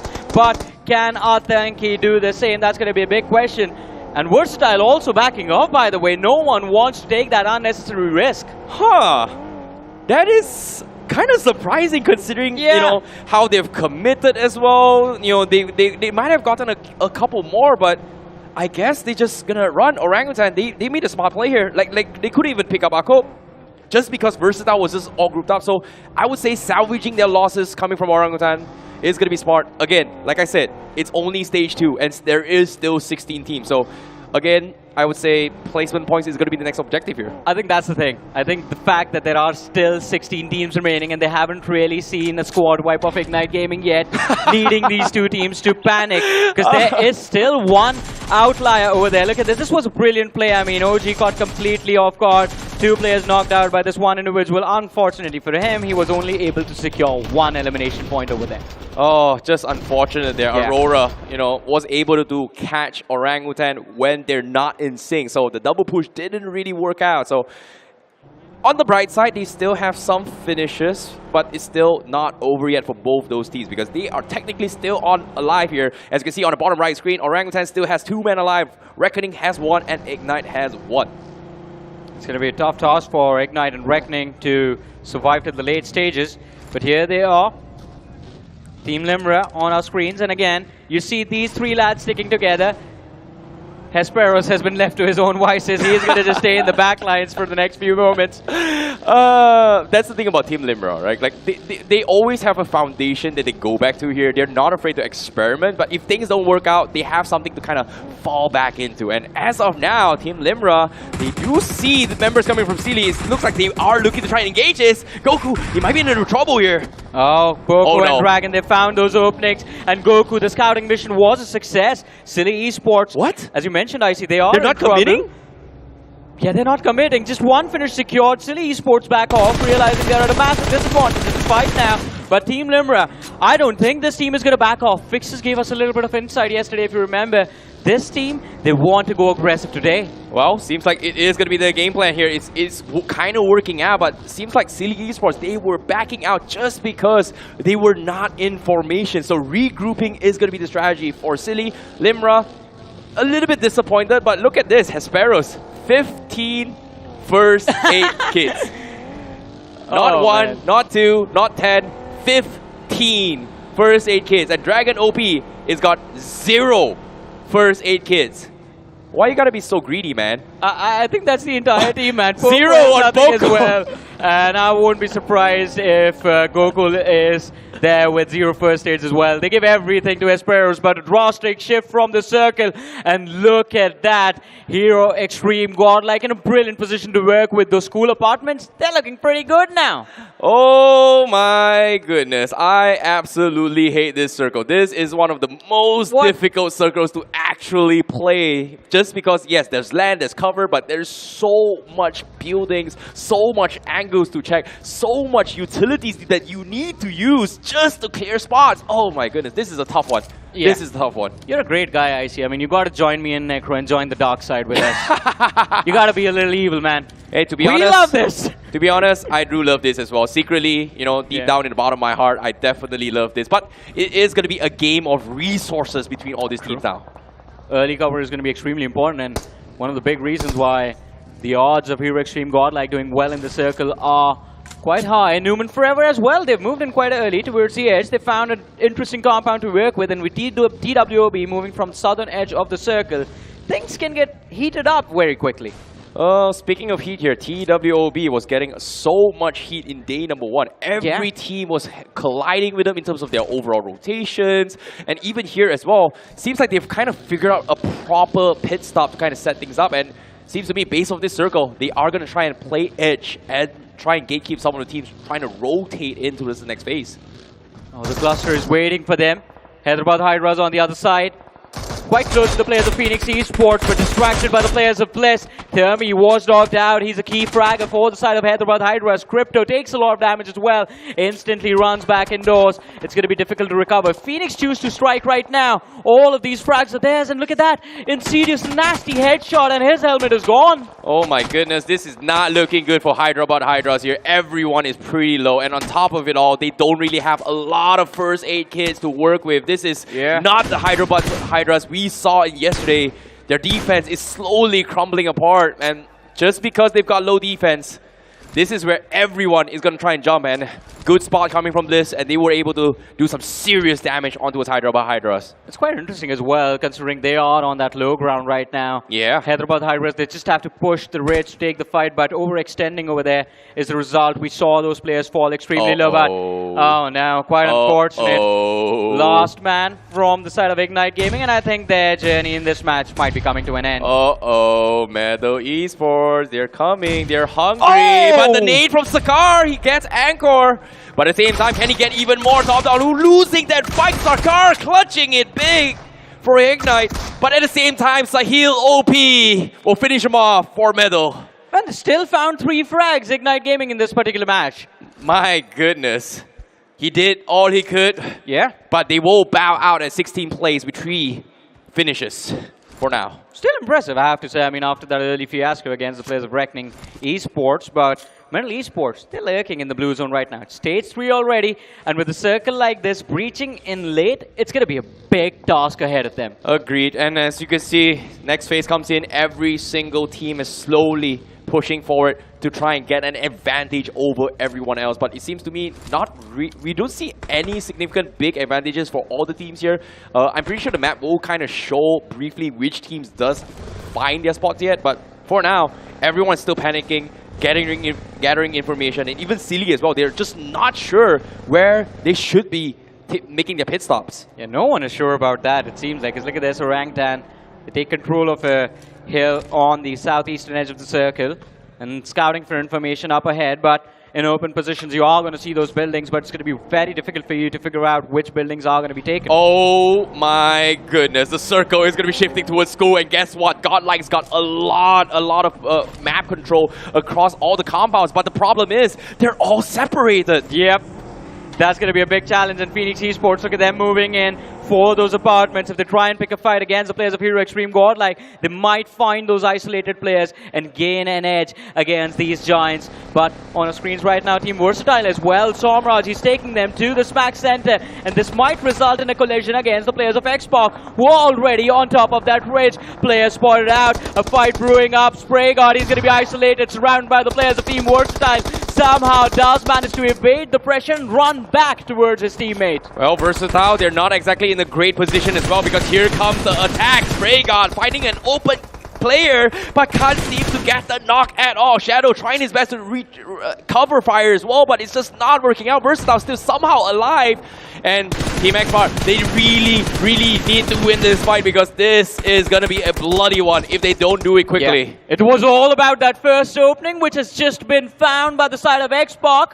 And now, what else can they do? Infinity OP is also extremely low. I believe they're still looking for information as to where the 4th players is going to be. 3 were spotted out, but Versatile, they get a raid and shuts down Sarang. A key frontliner for the side of Xbox already out. Spray God, he has to pull off a miracle over here. Unless Raiden is taken out, Aquinox will have an opportunity to climb back. But there it is, Joker from the backlines. Raiden knocked out, and Versatile under pressure again for the 2nd time in this fight. Oh my goodness, they are able to pick up Somraj, so it is going to be a 3 versus 3. Likewise can be said for Team Xbox. They got 4 men available, but this is taking too long, because on the minimap we do see another team, but the fight still continues for now. 2 different teams on the minimap. I see 2 different teams. Oh no. You have Silly Esports, who are trying to breach from the west, and 1 individual from the side of Hero Extreme Godlike has gotten extremely close to this ridge. As you mentioned, this is taking too long. They have to wrap things up as quickly as possible. One more big reason for that, it's quite an open position. Oh my goodness, they're panicking. They're trying to make a TEM. Infinity will drop once more, but again, X-Spark is still continuing this fight. This is taking forever. I'm surprised they're still standing, and now Versatile finds one. Equinox takes him down from his high horse. But Sarang, what is that? Look at the aggression, just moves up looking for the players of Versatile. What? Doesn't even notice the man inside of the car, doesn't matter. X-Spark, they wipe the floor with the players of Versatile. Versatile eliminated, but X-Spark, they're gonna be next, because guess what? You just got punked. He was watching from that watchtower, finds a frag, and all of this information is gonna be relayed to the remaining players of Hero Extreme Godlike. Patience pays off. Punk has been watching the entire fight, and the moment X-Spark drops their guard, he takes the shot. And guess what? Look at the circle. Godlike does not have any say in towards the fight for Team X-Spark. Aside from Punk, they've controlled the entirety of the school themselves, and they are playing so aggressive and taking so much space across the map. I see. I have a feeling this is going to be another big one from the players of Hero Extreme Godlike, because ideally in a position like this, in a circle like this, the only compounds you fight for is going to be those school apartments. High ground one is a lot of cover, but Godlike, they are mowing down the players of Newman Forever, and Jonathan knocks, secured, finishes, converted. One more frag for the players of Hero Extreme Godlike. Oh, they've got so much angles to work with. Jonathan scouts out another one again. Team Limra drops Dragon, but he's going to look even for more. And Tanky inside the apartments as well, taking some serious heavy fire from across the entirety of the apartment area. It is an absolute bloodbath in all sides of this circle. 5 or 6 different teams inside those apartments, and it is a clear line of fire from the main school building. Limra, even though their player was knocked out, they were able to protect him, so the finish was not converted. And Phoenix Esports as well amidst that cluster. I wonder what they can do over there. You can see resources being used in every single situation. Smokes, grenades, cars, everything has been used, and slowly but surely even their ammunition as well. Even on this perspective, you can see Sahil OP is only barely have 80 bullets. That means that's good enough for about 2 to 3 clips. Not good enough for the rest of the 13 teams that are still alive here. That's going to be a big concern. I'm glad you brought up resources, because ammunition will run out eventually. If you are just spraying down those buildings, if you are constantly prepping those windows, you will eventually run out of ammunition. And the only way to refill is to run out into the open, go for those crates, which in itself is going to be a massive risk, but a risk taken by the players of Silly Esports as they try to breach the circle from the southwestern edge, along with a cluster of TWOB and 8-bit. Oh no, oh no, everyone is gonna crash it. Where do they crash? It seems like 8-bit, TWOP, and Sealy, they're thinking about crashing Skull. Godlike in some serious fire, and guess what? They're able to hold down 8-bit, and 8-bit, they're losing members from everyone, and they can completely wipe. Legit getting taken down as well. Jonathan is holding off, fending them off away from school. This is my school, baby. This is mine, Jonathan says. Well, this is his school. He's a professor, and a lesson being given to the players of TWOB as to what not to do in a push. One more finish converted. Sarwit still knocked out. TWOB, they're down to the last 2 players, and Jonathan is not looking to stop anytime soon. Luckily for TWOB, he's out of grenades now, but one more player has been knocked out. But look at the push of the circle. Look at the move of the circle. It's right on top of the school main building. Oh my goodness, Godlike, they may be on the top of the school right now, but everybody wants to challenge them. They're somehow doing fine. TWOB barely snaked by down bottom, but at the same time, they found Admino. Not good for Godlike. This is not good. But there is going to be a small crack into the defenses of Godlike for now. The rest of the teams will slowly come in as well, but Molotov comes in. It is going to slowly chip away at them, but aside from that, Godlike has got to think of the bigger picture. 11 teams are still alive. They're in a brilliant position to win this game, I see. But the only problem, as you mentioned at the very start, was the fact that they were split up. Even now, Sim, when you ran into that Molotov, it could have been much worse than what just happened. Luckily, TWOB was under a lot of pressure, so they did back off. But Godlike, the recovery has been made. Admino brought back into the game. TWOB also have been able to successfully reset themselves. But what about this cluster? What about the teams in school apartments? Uh-oh, circle just about to close. They've got 25 seconds before they completely close. Everyone from the apartments are going to be coming in, and Godlike realizes that timing is everything, and now they are going to try and punish everyone who tries to crash in towards the circle as well. Team Limra is going to be fighting against Bliss here. Poco forced to tank the circle, but Dragon says, you know what? We will try and force their way through. Godlike still holding their guns, holding as long as they can. Take only confirm ones, and guess what? Jonathan finds one now! And one more on the board, looking to secure the frag. Phoenix Esports, they're burning alive under this pressure.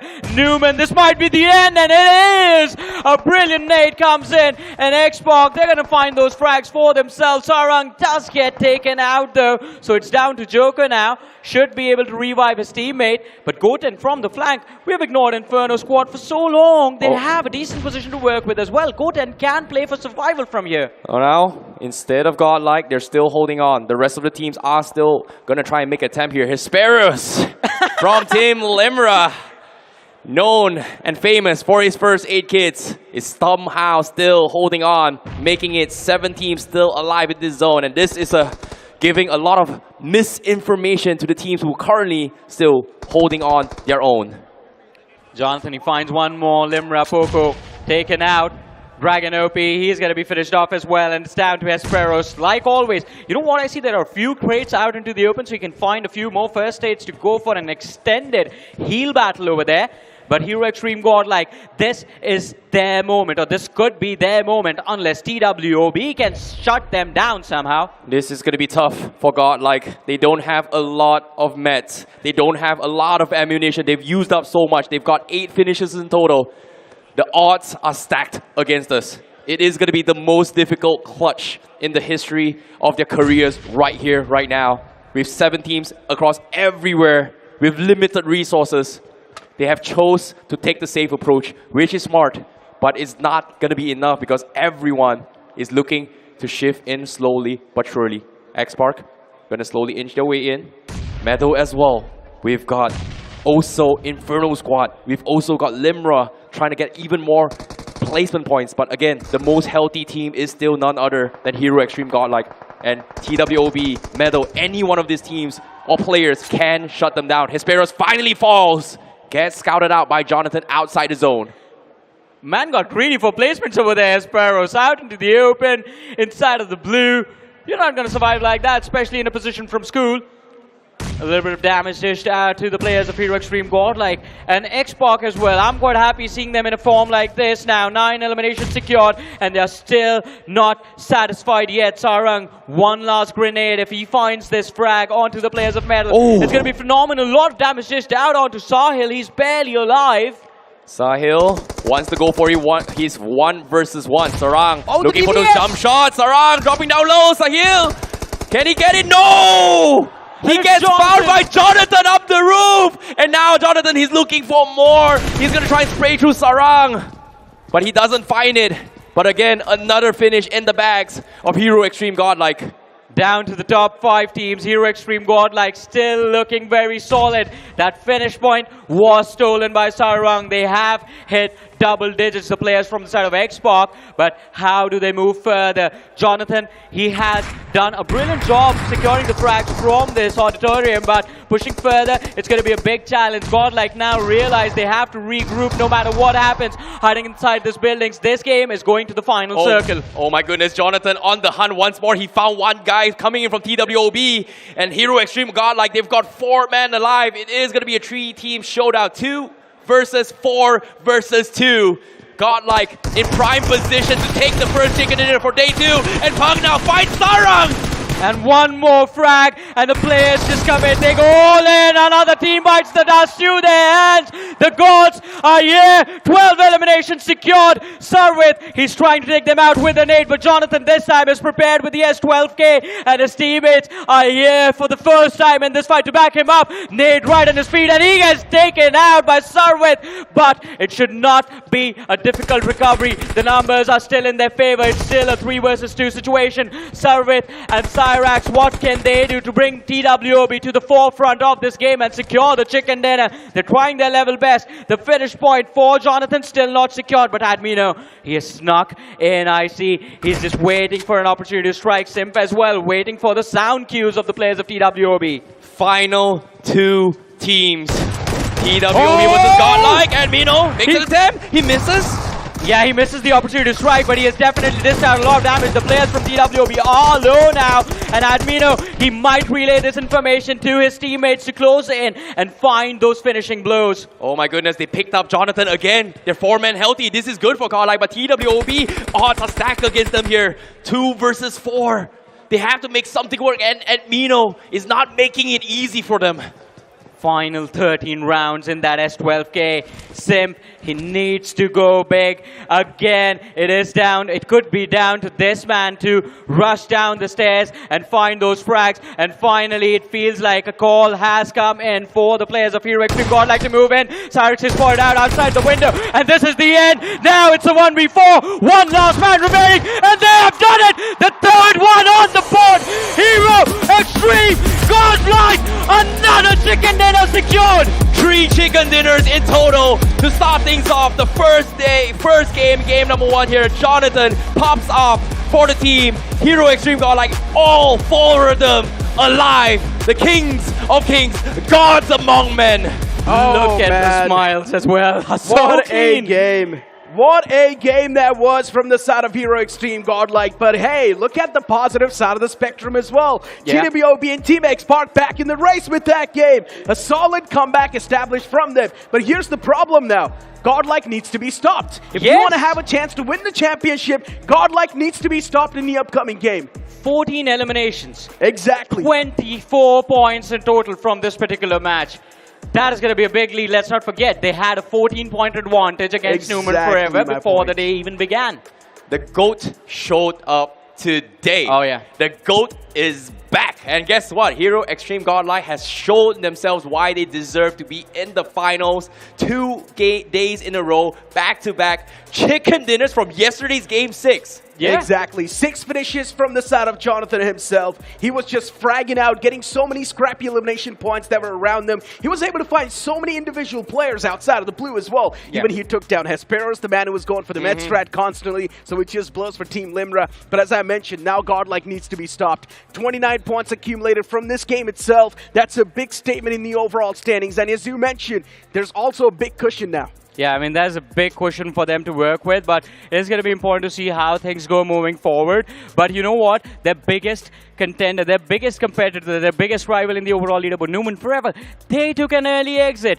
That is what works out in the favor of Hero Extreme Godlike now. I would say the real MVP of that previous game was definitely going to be the Zone. But hey, yes, something that's going to be the MVP in your life, that will be the iQOO 12 device with Snapdragon 8 Gen 3 and of course a long-lasting battery life. Things are going to be quite nice. If you move on towards Google and search for the iQOO 12, you might just stand a chance to win the device yourself. But moving on with the conversation once again, as I mentioned, TWOB and Team X-Park once again pulling off a comeback. Boys, what are your thoughts? I really like the adaptations been made coming from TWOB and X-Park. Like X-Park, they had an early engagement here, but they somehow figured out the way to kind of come back into the game here. So of course we know Hero Extreme and Godlike played a spectacular game. Let's talk about the other teams who kind of had to struggle the grind to try and push into a into the circle here, because we are going to be taking a look at the winner chicken dinner moments of how everything kind of broke out in game 1 here for day number 2.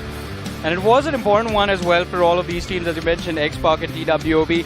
And I see, as you mentioned, Hero Extreme Godlike, yes, an amazing performance, but I want to bring a point that Necro talked about a few moments ago, that Zone itself was favoring them. I love how X-Park played because of the circle moving away from them. They landed in Yasnaya. The rotation from Yasnaya as well was extremely tricky, and they took the northern island to make it happen, breaching from the northern side, fighting isolated positions and figuring out how to be in the top 3. Honestly speaking, X-Park could have stood a big chance to win the game as well, because they had the Rozhawk here to play with. Now they just engaged in a pretty awkward fight against VXT, and that's something that just made the entirety of X-Park crumble. And on top of it, Punk was so smart. Like he was. Think about this, right?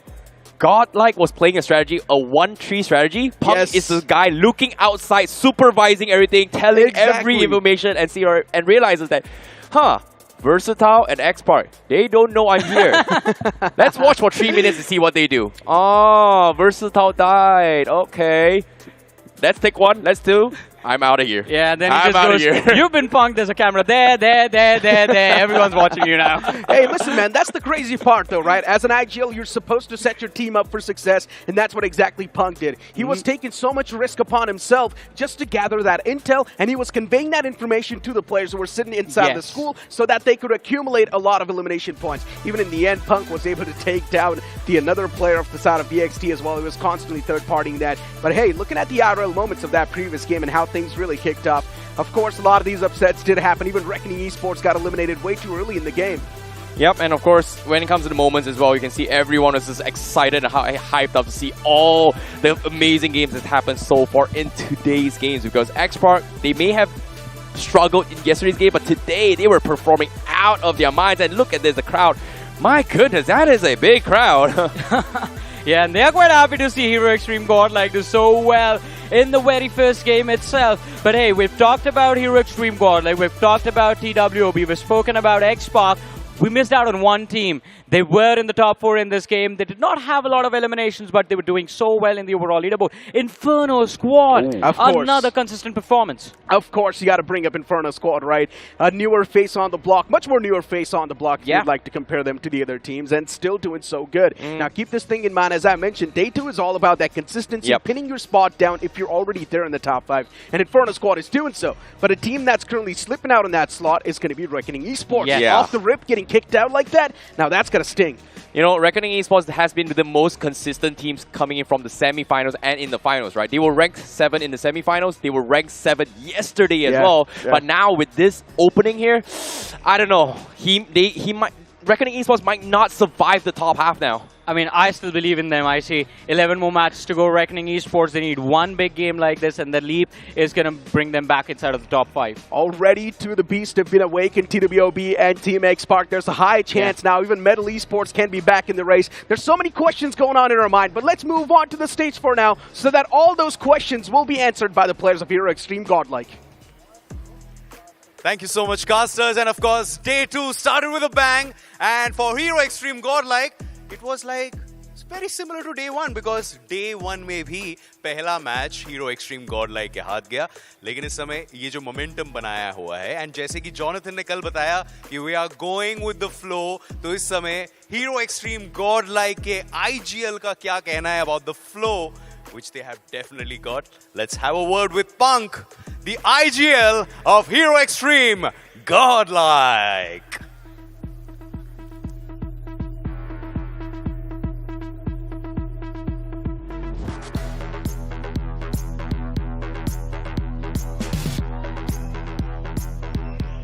Punk, congratulations. And ये काफी similar सा लग रहा है. Day 1 में भी पहला game Hero Extreme Godlike के हाथ गया. Day 2 में भी बहुत बढ़िया शुरुआत हुई. एंड ये जो फ्लो की बात हुई है, ये फ्लो अभी तो एकदम स्मूथ चल रहा है. हाँ, फिलहाल तो स्मूथ ही चल रहा है. लेट्स सी आगे के मैचेस में कितना स्मूथ चलता है. एंड ये जो रोटेशन हो रहा था, एंड हमने ऑब्जर्व किया कि वो जो स्कूल में जो एक बहुत ही बढ़िया रोटेशन हुआ, एक टीम का स्प्लिट देखा गया, एंड फिर आपने जो सोचा उसको एग्जीक्यूट किया गया. तो ये जो Day 1 और Day 2 के बीच में जो होमवर्क किया है, तो उसके बारे में थोड़ा सा बताइए कि एकदम ऐसा लग रहा था कि परफेक्ट गेम चल रहा है हीरो एक्सट्रीम गॉडलाइक के लिए.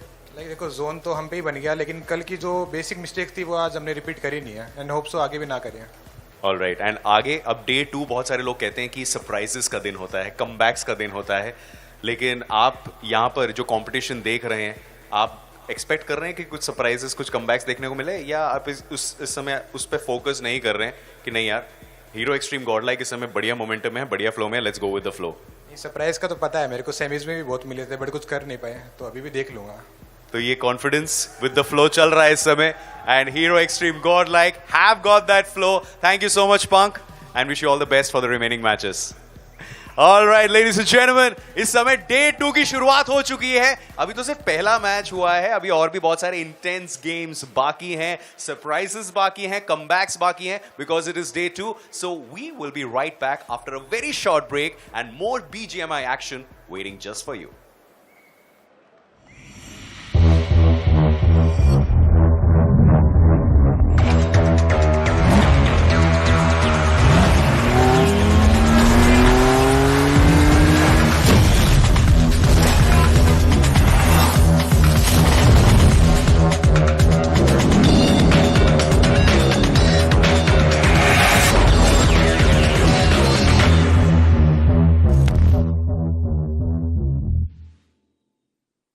move out with my baby on the side.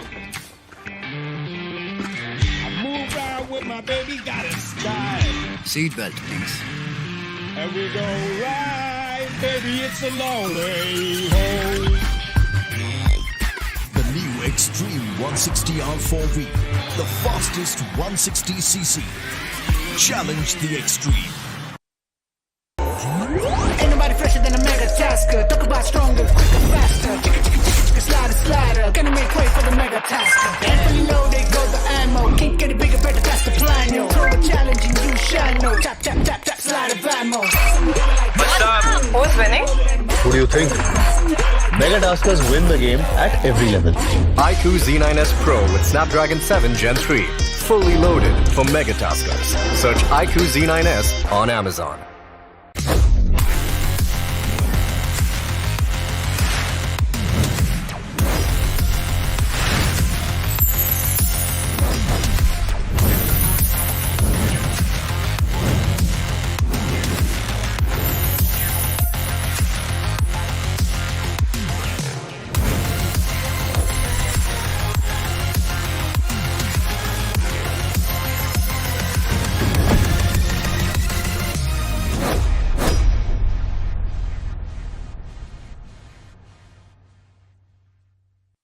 Scopes? Check. Weapons? Check. Equipment? Check. Good news, gamers. I have landed in the world of BGMI. मेरे in-game items, outfits और exclusive के लिए हो जाओ तैयार. Download BGMI now because it's time to play the game. Welcome back to the iQOO BMPS 2024 LAN Finals here. We are currently live in Kochi and we are going to be kicking things off here for day number 2. Game 1 for today has pretty much been a very, very exciting game coming in. And with, of course, Hero Extreme Godlike taking the top seat here, things are getting heated here, where the pressure is on for all these teams here. My name is ICBaby12. I'll be your commentator today, and of course, join with me is going to be two gentlemen on my side here. We have Fixus as well as Necro to take you through the commentary. Now, Fixus, yes. Necro, after seeing Game 1, we've seen how Hero Extreme Godlike has been consistent. What about the rest of the pack who's trying to catch up? Well, we started the day with it being the day of comebacks. We finally got to see that from Team X-Park. TWOB, finally, that oomph is definitely there. But this is where I also want Medal Esports, them to step up. Ooh, we saw a little bit of signs here coming from Medal Esports, and I agree, TWOB definitely stood out here. Necro, who else stood out for you? Now, once again, X-Park, of course, that's not even going to be a question, right? X-Park had so many elimination points, and the fact that now they've finally gotten the confidence to take the fight, that was missing on the day one itself. Maybe X-Park was just getting the lay of the land. I'm not exactly sure what was going wrong with the players of X-Park, but I would not expect this answer, or I would not accept this answer that they were facing the jitters, because there's no way. They were already the champions of the BGS 2024, but still choking up on day one. Now they've got a lot more business to take care of. Well, all things considered here, X-Park, they played their minds out. But again, the grind has to continue. They have to continue in towards the entirety of day number 2. There's 5 more matches for today. But nevertheless here, let's see the overall report card, or in this case, the results on how Game 1 for today has happened. Basically Game 7, but let's take a look at the points here. Go. Show me the screen. Show me the screen. Show me the screen. I want to see the points. All right, let's go. Whoa. 24 points, starting off 65 plus. Hero Extreme Godlike, they're starting to break the roofs over here. But this is what we wanted, right? Team X-Park, this 15 points. Now this increases the tally up to 20. In fact, 40 points at the overall standings. And TWOB, this is a nice one as well. Indeed it is, man. 24 points from the side of Hero Extreme Godlike, as you mentioned. But even X-Park getting 15 points now. That's a major comeback right there in the overall standings. But here's the problem. Godlike is constantly moving away with the lead. And now they've gotten such a big cushion that the other teams, if they do want to catch up, the upcoming games, they need to be screwed for Godlike. Someone needs to target them, or either someone needs to try and stop the players of Godlike if you still want to stand a chance to win the championship. I agree, and you know, of course, the top half, they're all doing amazing here. Let's talk about the teams on the bottom here. We have Orangutan, Phoenix, Versatile, Reckoning Esports, 8-Bit, Hyderabad Hydras, and Silly. These are the teams that some of them may be kind of in this position from the semi-finals, but as of now, what really surprises me is that Versatile, Phoenix, as well as Reckoning Esports. They technically should not be here based on the semifinals, though. I mean, of course, before we get into that here, let's talk about the iQOO MVP of that match first. Indeed. I mean, look, you spoke a lot about these, of course, known names that were there on the latter half of the board. Another known name that's going to be in the iQOO MVP, it will be Jonathan. Of course, 6 finishes racked up from that previous game. 43% finish contribution for his team and 11% map impact. Jonathan, once again, they're at the top. And keep this thing in mind, he's also there in the iQOO Contenders top 5 list, and now is going to be moving up even more. Look at Punk. I think he played the most crucial role. This one man atop that security post, and he changed everything for Hero Extreme Godlike.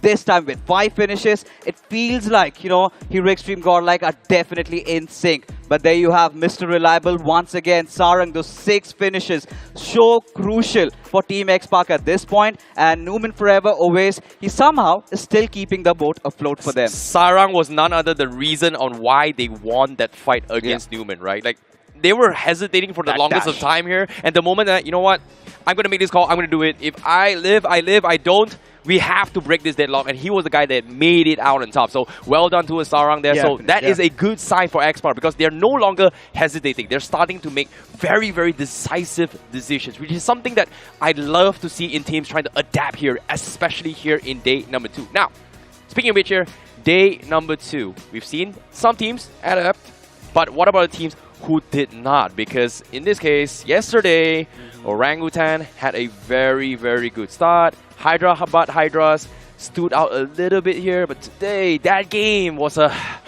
little bit shaky. Yeah, what are your I mean, thoughts? we had a conversation about this, right? If you still want to be there in the top 8, consistency is something that you need. Hyderabad Hydras with that game, they pretty much dropped the ball. There's a high chance they might just be kicked out of the top 8 now, just waiting on the latter half of the board. And now that needs to be as a lesson for Hyderabad Hydras, because the upcoming games, if they screw up once again, well, then they will be there at the bottom pretty much. I think it sort of nullifies for Hyderabad Hydras when you look at this. Even yesterday, if you compare, they were the late bloomers. It was those games of Miramar where they staged a comeback. They were, however, running with a little bit of that momentum. But today, having lost that once again, they have to start from scratch. Even the same goes for Orangutan. They were getting those constant points, but this time not getting anything at all is a huge sign of concern.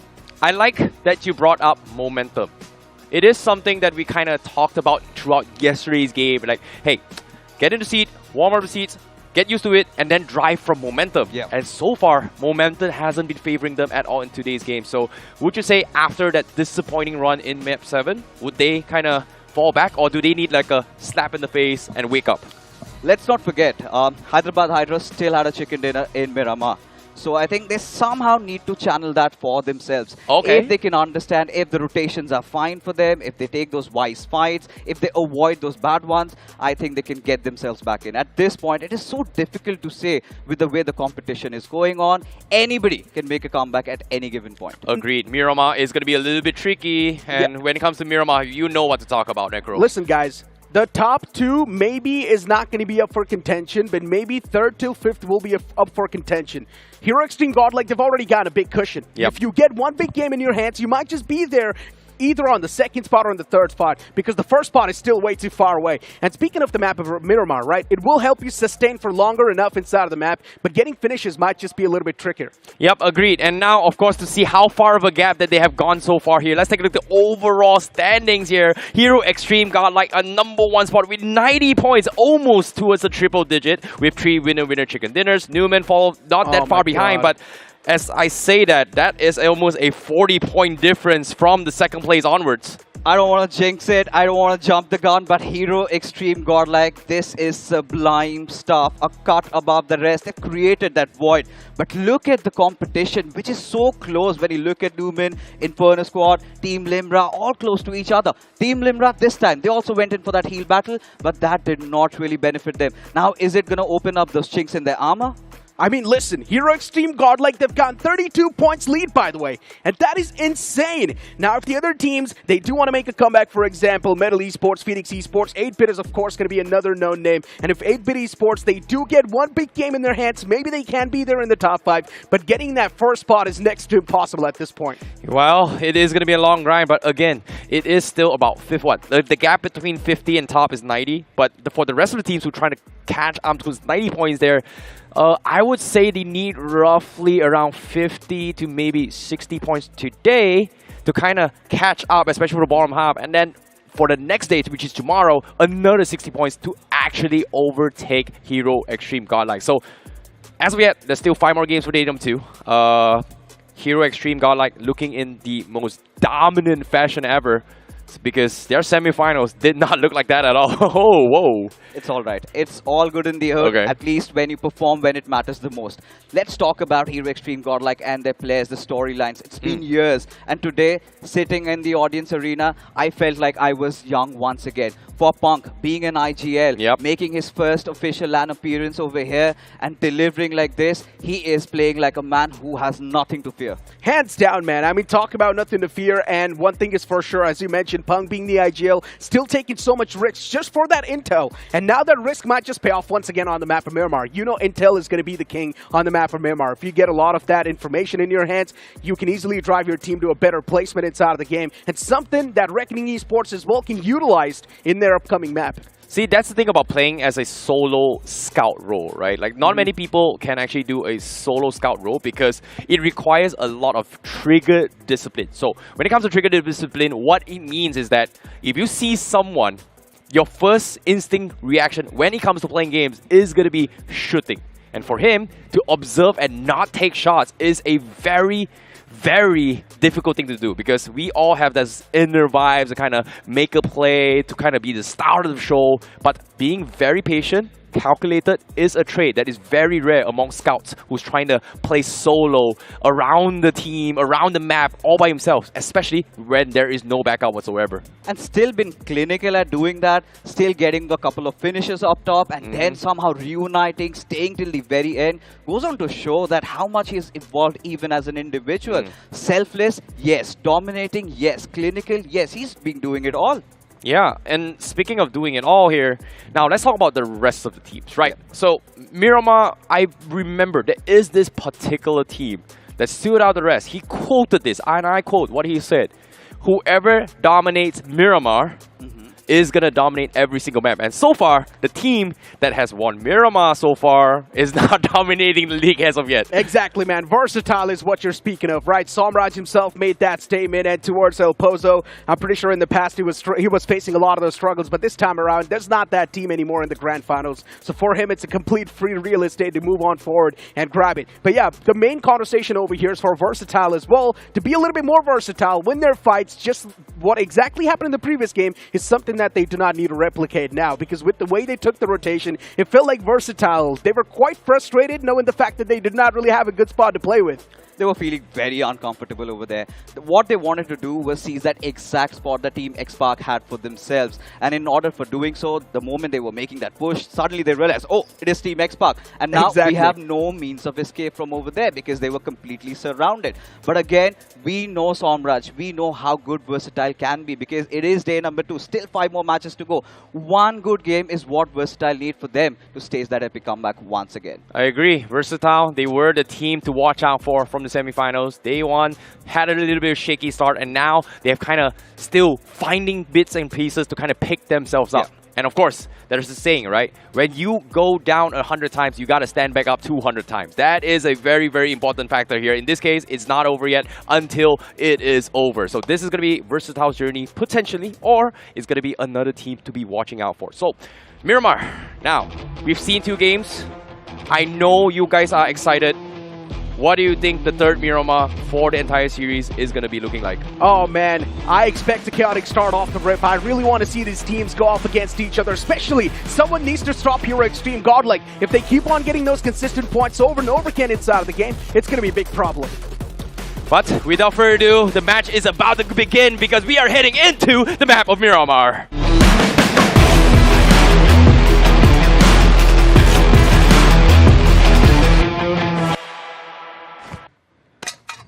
As the plane fly path pops up on the screen, starting all the way from Montenegro towards Puerto Paraiso. And just look at this plane fly path. It's tilted so down south, and it's all the way on the left side of the map. If you want to move in towards El Azahar, be it even towards the extremities, it's really going to be tough for you to stretch up over there. Certainly will, because this one flight path trajectory sets a lot of these teams off their course. A lot of these teams heading towards the likes of San Martin, El Azhar, Necro. They're going to have such a tough time getting over there. And we have seen in the game of Erangel, things really go awry. Indeed we have. And off the rip, you do see a few teams taking an exit towards El Pozo. You've got Newman Forever as well, moving towards that area. You've also got Bliss right next to him. Even VXT's moving towards that same vicinity. As I mentioned, I want to see an aggressive start, especially for the teams that are on the struggling side of things. Eliminations are going to be their best friend. It certainly will be, because at this point, a lot of these teams that are really struggling for those points, they need to be getting very, very aggressive. We're talking about the likes of Metal Esports. Now look at them. They've got TWOB just beside them. We're still lying in wait for the first circle to form up. And I want to see somebody playing like there is no tomorrow. We want to see somebody playing like how Team X Park played their first game. Indeed. I mean, especially for Team X Park, with the amount of elimination points they had, it was quite nice. And now if they're able to continue that consistency, it's going to mean even more. And especially for Team X Park, it's all about the climb on the day two. The overall standings, they're slipping away from pretty much all the teams in the overall standings because Hero Extreme Godlike is establishing too much of a bigger lead. And someone needs to put a full stop to that momentum. Hyderabad Hydras towards Picado, a potential drop collision or a potential drop clash with someone else. There's a few teams in that nearby vicinity of OG.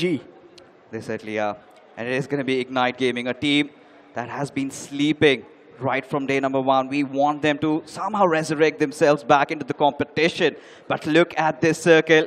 It is going to be so spicy.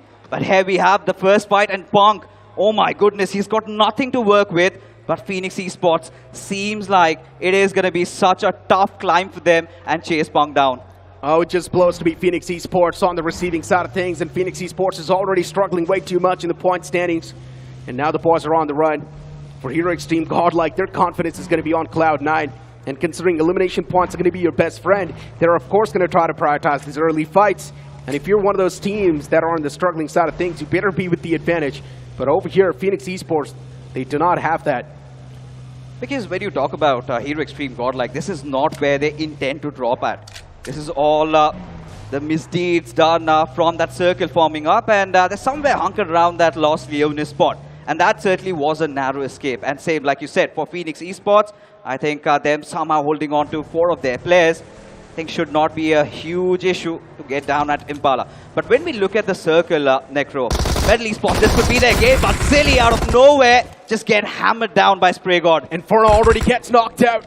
And for Team X Park, they do realize now it's time for them to target the weaker bunch. And Silly Esports, they're already on the run. They do not want to be a part of this entire kerfuffle. The 2 players, they already run away from this entire spot. For Team X Park, well, then that's a way to kick things off, right? That one single elimination point, that's definitely going to give them the edge. The second one still riding around in the back lines too. So that's in total of 2 eliminations off the rip. You can see the confidence brimming from their eyes. Cold right from the very start. Team X Park getting those 2 finishes again. They've got that momentum in their favor. But for Silly Esports, can't really say the same, can we? Ranveer and Hydro, the final 2 players surviving. The first kid also did not go their way. And this time also off to such a rough start. At this point, I think the only saving grace for them would be to get a couple of those position points. Pretty much. It's all about getting that early head start. And for Team X Park, they've already gotten 2 elimination points. So, of course, that counts. It's all about gaining the early confidence. And Team X Park, for them, that icebreaker was the previous game itself. Now they know exactly what to do. Now they know what trail to follow. Getting that confidence is helping them so much inside of the firefights, not shying away from them, taking down some of the bigger foes, taking down the Goliaths themselves. But this game is not going to be that easy. There's going to be a lot of these teams that will try to play it super safe. Talk about super safe, and we see Inferno Squad. In the previous game, yeah, not a lot of finishes, but they had those position points to work with. And this is a team has that under-God story to them. In the BGIS Grand Finals, they were struggling so much, but this time, they're looking ever so consistent. Everybody stepping up, and just by the virtue of one major change, that IGL comes in and sorts their rotation out. Now their fights look even better. Team Inferno Squad, if they have to give Godlike a run for their money, I'm pretty sure they have to go big. And by big, I feel like, Necro, it has to be a chicken dinner, at least with 15 finishes. Considering it is today, too, I still think there's a lot of these teams that were still on the verge of witnessing to pull off a big comeback here. There's definitely going to happen. You've got Hyderabad Hydras. You've also got 8-Bit. That might just pull off a big game and just starstruck everyone, astonish everyone. Especially 8-Bit, man. You talk about their past and how they kicked off the journey in the iQOO BMPS 2024. As usual, quite a confident bunch, especially inside of the round one. They started to dominate off the rip. You know, for 8-Bit, even in the league stages we saw, they usually have those good games of Miramar. But coming inside the LAN, it was, again, that same story repeating itself. They have been struggling. They have been struggling to latch onto something, some semblance of hope. But who knows, that one good game, maybe this could be it. But considering the fact that they're around that Los Leones region, the rotation is going to be so hard. You've got the likes of Orangutan, you've got the likes of Hyderabad Hydras, everybody heading up for that central spot. Even TWOB has a really good ground for them as well. They indeed do. And looking at the replay and how Team X Park really took down the players of Silly Esports, it's quite unfortunate, right? The entire firing squad just come across you like that and instantly strike you down. 2 players off the rip, not there in the game anymore, and now you need to continue your journey with just the 2 remaining players. It just keeps on adding on the pressure even more. TWOB, of course, one team that did stage a comeback in the previous game. And this time around, yeah, they would want to continue on that momentum, a little bit more of those finishes. And I think that would be enough to course them with all that adrenaline. And who knows, they might stage a comeback.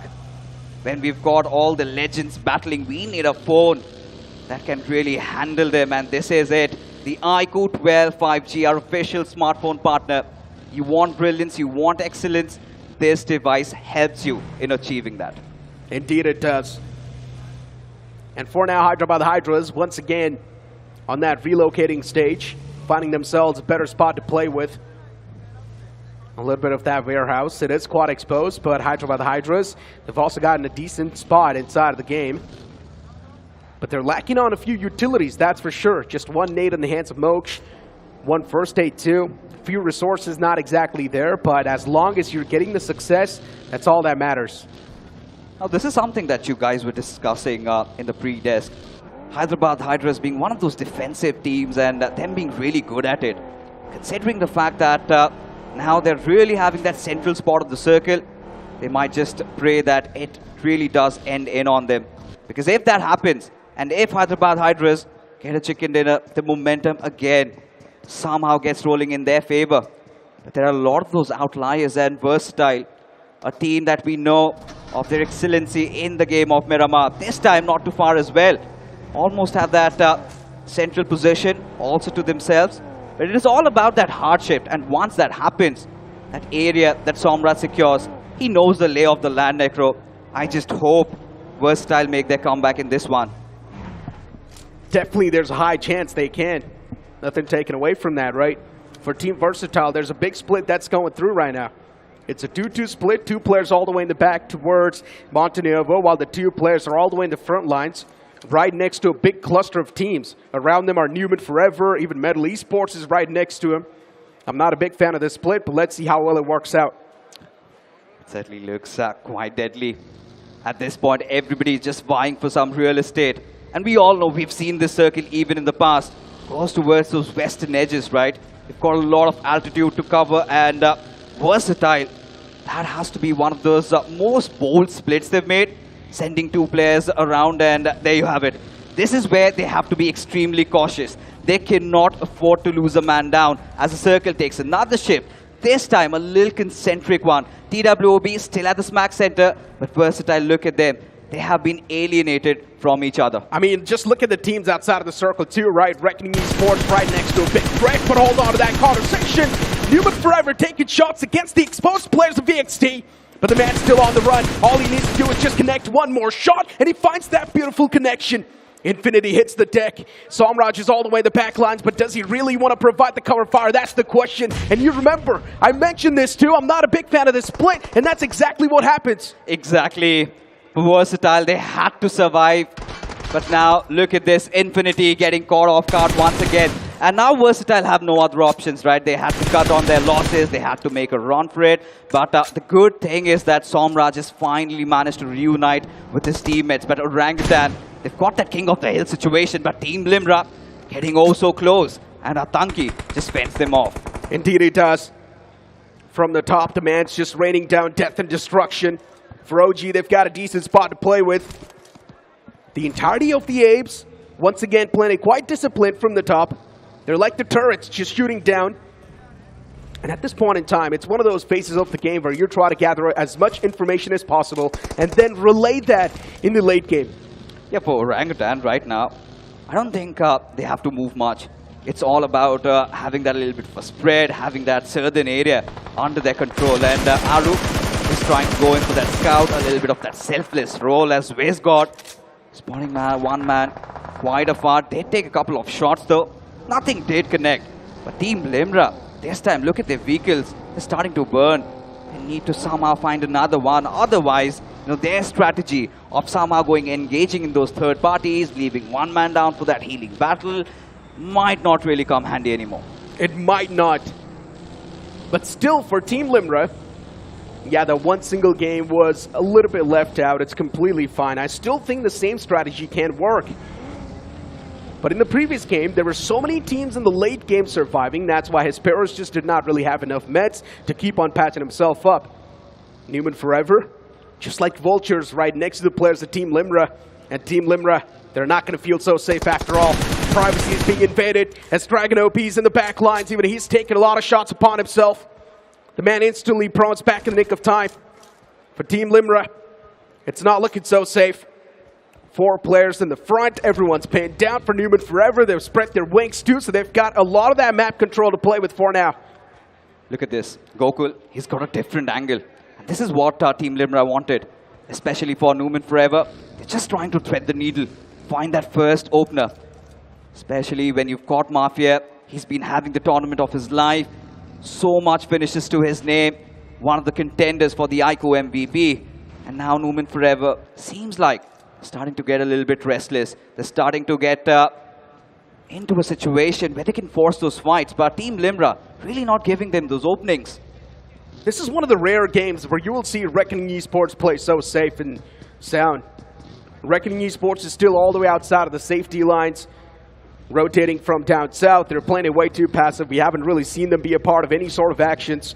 I guess maybe they've realized now it's time to sort of be a little bit more serious and take care of business. Oh, look at this. Orangutan. An infiltrate might come in. It is against one of the favorites this time. Inferno Squad, a team that has improved. And look at that. 3 men together. Goten, he's got a different angle. And AKOP. He does have some assistance though. It is going to come in due time. But the big question, did he spot that? Atanki having that flank angle. He could make a world of difference there. He indeed can. But for OG, I don't think so the primary thing is to go for the fights at this point. Maybe just collect a few scrappy points if they can. And that's exactly what I'm talking about. What a trace that was from AKOP. But this is what the man's known for as well. But the elimination gets stolen away from the side of 8-Bit. It was Mighty, of course, doing that thing. Oh my goodness, Mighty finally showing up this time. But look at Orangutan. Seems like the apes are angry at this point. They did not like this, considering the fact that they wanted this finish desperately. They wanted to make up for the points they lost in the first game. But now, 8-Bit, can they start their campaign from this? So far, it has been a little disappointing. We want 8-Bit to stage that comeback, but Juicy, all these IGLs, you're noticing Necro, they're trying to form a different angle altogether. They want more of that space. But Inferno Squad, this is going to be such a huge setback for them. Space means confidence. Space means you can have so many different striking angles. So it makes a lot of sense why the IGLs are doing so. They're taking a lot of that risk upon their shoulders, but at the same time, placing their team in a comfortable spot, it's their job. And that's what they're doing. Outside of the zone, you've got Hero Extreme, Godlike, and one thing is for sure, they've realized one problem, and that is going to be maybe these teams inside of the circle this time around, they will try to stop this team. They did have a turbulent start into this game of Miramar, but somehow got back to their comfortable ways. They've weathered that storm, and still it is those early initial circles. They've got all their meds, all their loots, but look at this zone shift. Look at the splash of colors around the center. You've got the likes of Newman Forever, TWOB on the smack center, but Medal Esports, they also could be a contender. If Bliss does not really push in on them, they can somehow avoid that. This could also be their game. There's so many teams inside of the zone, and you can already tell it's going to be a big cluster of fights. It's going to be a big burst just emerging through soon enough. There's going to be so many fights happening. It will be tough to keep track of what exactly is happening on the field. Soon enough, we will see that burst. But the amount of teams that are there inside of the circle, even Medal Esports, they've got a fair share of that chunk of the zone for themselves. Even Hyderabad Hydras on the northern side. And the teams, if they're looking to rotate inside of the zone now, it's going to be really tough. You've got so many Guardian Angels. Look at that southern cluster. Like you mentioned, Necro, you've got Reckoning, you've got Phoenix, you've got Ignite, even Numen Forever not far away. But seems like TWOB, the birds are out on a hunt. Having spotted the players out of Hyderabad Hydras, Moksh, the IGL, left to fend for himself. But Somraj also getting taken down. This is looking really rough, man, for the Kings of Miramar. Decision-making is lacking from the side of VXT. Now they're choking. At the start, they were with a 2-2 split. Even that did not work out. Now over here, too, VXT, once again, one isolated man gets picked off. It just keeps on getting worse and worse for VXT as the man gets confirmed eventually. And now VXT with just a two-man squad. They've got so much to try and deliver for TWOB. The previous game was a big wake-up call. They've already woken up, but I just hope the consistency is going to be seen this time around. Well, I mean, they did wake up. It seems like they've been pushed over. So many teams being so mobile inside the circle. If you want to check out the best in the business, it is our official mobility partner, of course, Hero Extreme 160R. But look at this, TWOB having quite a really good spread, Necro. Now, Team 8-Bit, I do not really like the position. I do not like that lower ground, because now they are surrounded from two different sides. They indeed are. And look at the shots taken from Prince. That's going to find the eject. 8-Bit once again starting to make the mistakes. The boys are out in the open, and Mac, I'm not even sure what he was doing. Did not really have a lot of options at the end of the day, and now Mac is getting picked off slowly and steadily. He's getting peppered through. Eventually, the confirmation will follow up from Prince. Before Team 8-Bit, they're in such a big state of discomfort and panic, they cannot even move away from this spot just yet. I'm starting to get anxious over here. For Team 8-Bit, how do they get themselves out of the situation? TWOB on one side and Prince, he does not want to stop at anything at all. And even if he does, you still have Orangutan to deal against. How many resources do 8-Bit have at this point? Mighty, certainly, he's starting to deplete on his smokes. And once it is out, that is the point where he might get picked off. As I mentioned, they're in a big state of panic. 8-Bit, they can't really do a lot from the front. It's the players of OG. From the back, it's the players of TWOB. But look at what's happening on the screen. Phoenix Esports making a pounce against Team Limra because they had no other option. And still Phoenix Esports, at least they managed to fend away two players of Team Limra. Doing a great job in that entire action. But even Goku's knocked out from the side of Phoenix. There's a lot of those scratches and bruises upon themselves as well, but still Phoenix Esports is trying to keep themselves intact. And for Team Limra, they've got a man advantage inside of the fight. One man from the side of Phoenix Esports is ticking away to his death, and if they do want to get the revival on the fallen player, but can they squeeze that revival? Already so many utilities used in that situation, but look at this. Team Limra somehow trying to find those angles, but they know that they're not the only ones over here. Cheyenne still gets a beautiful one though, gets Goku out, but there you have it, Snowjood coming in, but Poco, that was a knock and a half. Now Phoenix Esports are in a whole world of trouble, but they still want to fight back. They indeed are. But for Team Limra, even Poco's now lost out. It's all down to Hesperos, the man who's supposed to have the heavy duty on his shoulders. He's all the way in the back lines. Does Hesperos want to be a part of the action? That's the real question. And maybe the answer is going to be no. He will still once again go for the med strat. Probably that's going to be the wiser option for Team Limra. But the main problem is they do not have a lot of eliminations to back the med strat up. And here comes Newman Forever with their pounce as well. Third party's happening, left, right, center. Newman Forever as well, wanting to be a part of the action. But unfortunately, they themselves catch in a big crossfire. They are in a predicament. The hunters are getting hunted and bodies are falling down left, right, and center as the circle shifts back once again. They felt like they've got the players of our Team Limra cornered back to a wall, but no. That was not the case. Need to quickly, instantly trigger those revives, and they also have to get the hell out of here. They indeed do need to. Team Limra Poco is still knocked out, by the way. For Newman Forever, it's a grand reset, and that's going to be a good thing. The boys, once again, will be back on the feet, so that's a good thing for Newman Forever. All the 4 players on the playing field, but they still need to make it inside the safety lines. The safety lines do seem a little bit open where the players of Newman Forever are, but soon enough, they're going to start to get stacked up, so they need to be quick on their feet. Timing is of the key, but look at this. Newman Forever, they want to go after the danger man himself, Hesperos. He's a pacifist over here. He does not want this fight. Just has that one person to play with. This time comes out of cover. Does manage to dish out a little bit of damage though, but gets that knock on Omega. That is good stuff. And he instantly hands out the confirmation too. Pulls out the Yempy once again, but does not have enough bullets in the chamber. And he will be eliminated from the game. That's Newman Forever to come out on top in that duel. Still, you've got 14 teams left alive. And the next circle shift, it's going to shift on the right side of the map. Newman Forever, they have enough time to make it inside of the circle as well. But the upcoming grounds, they're going to be quite exposed. So yeah, smokes are now going to be your good friend.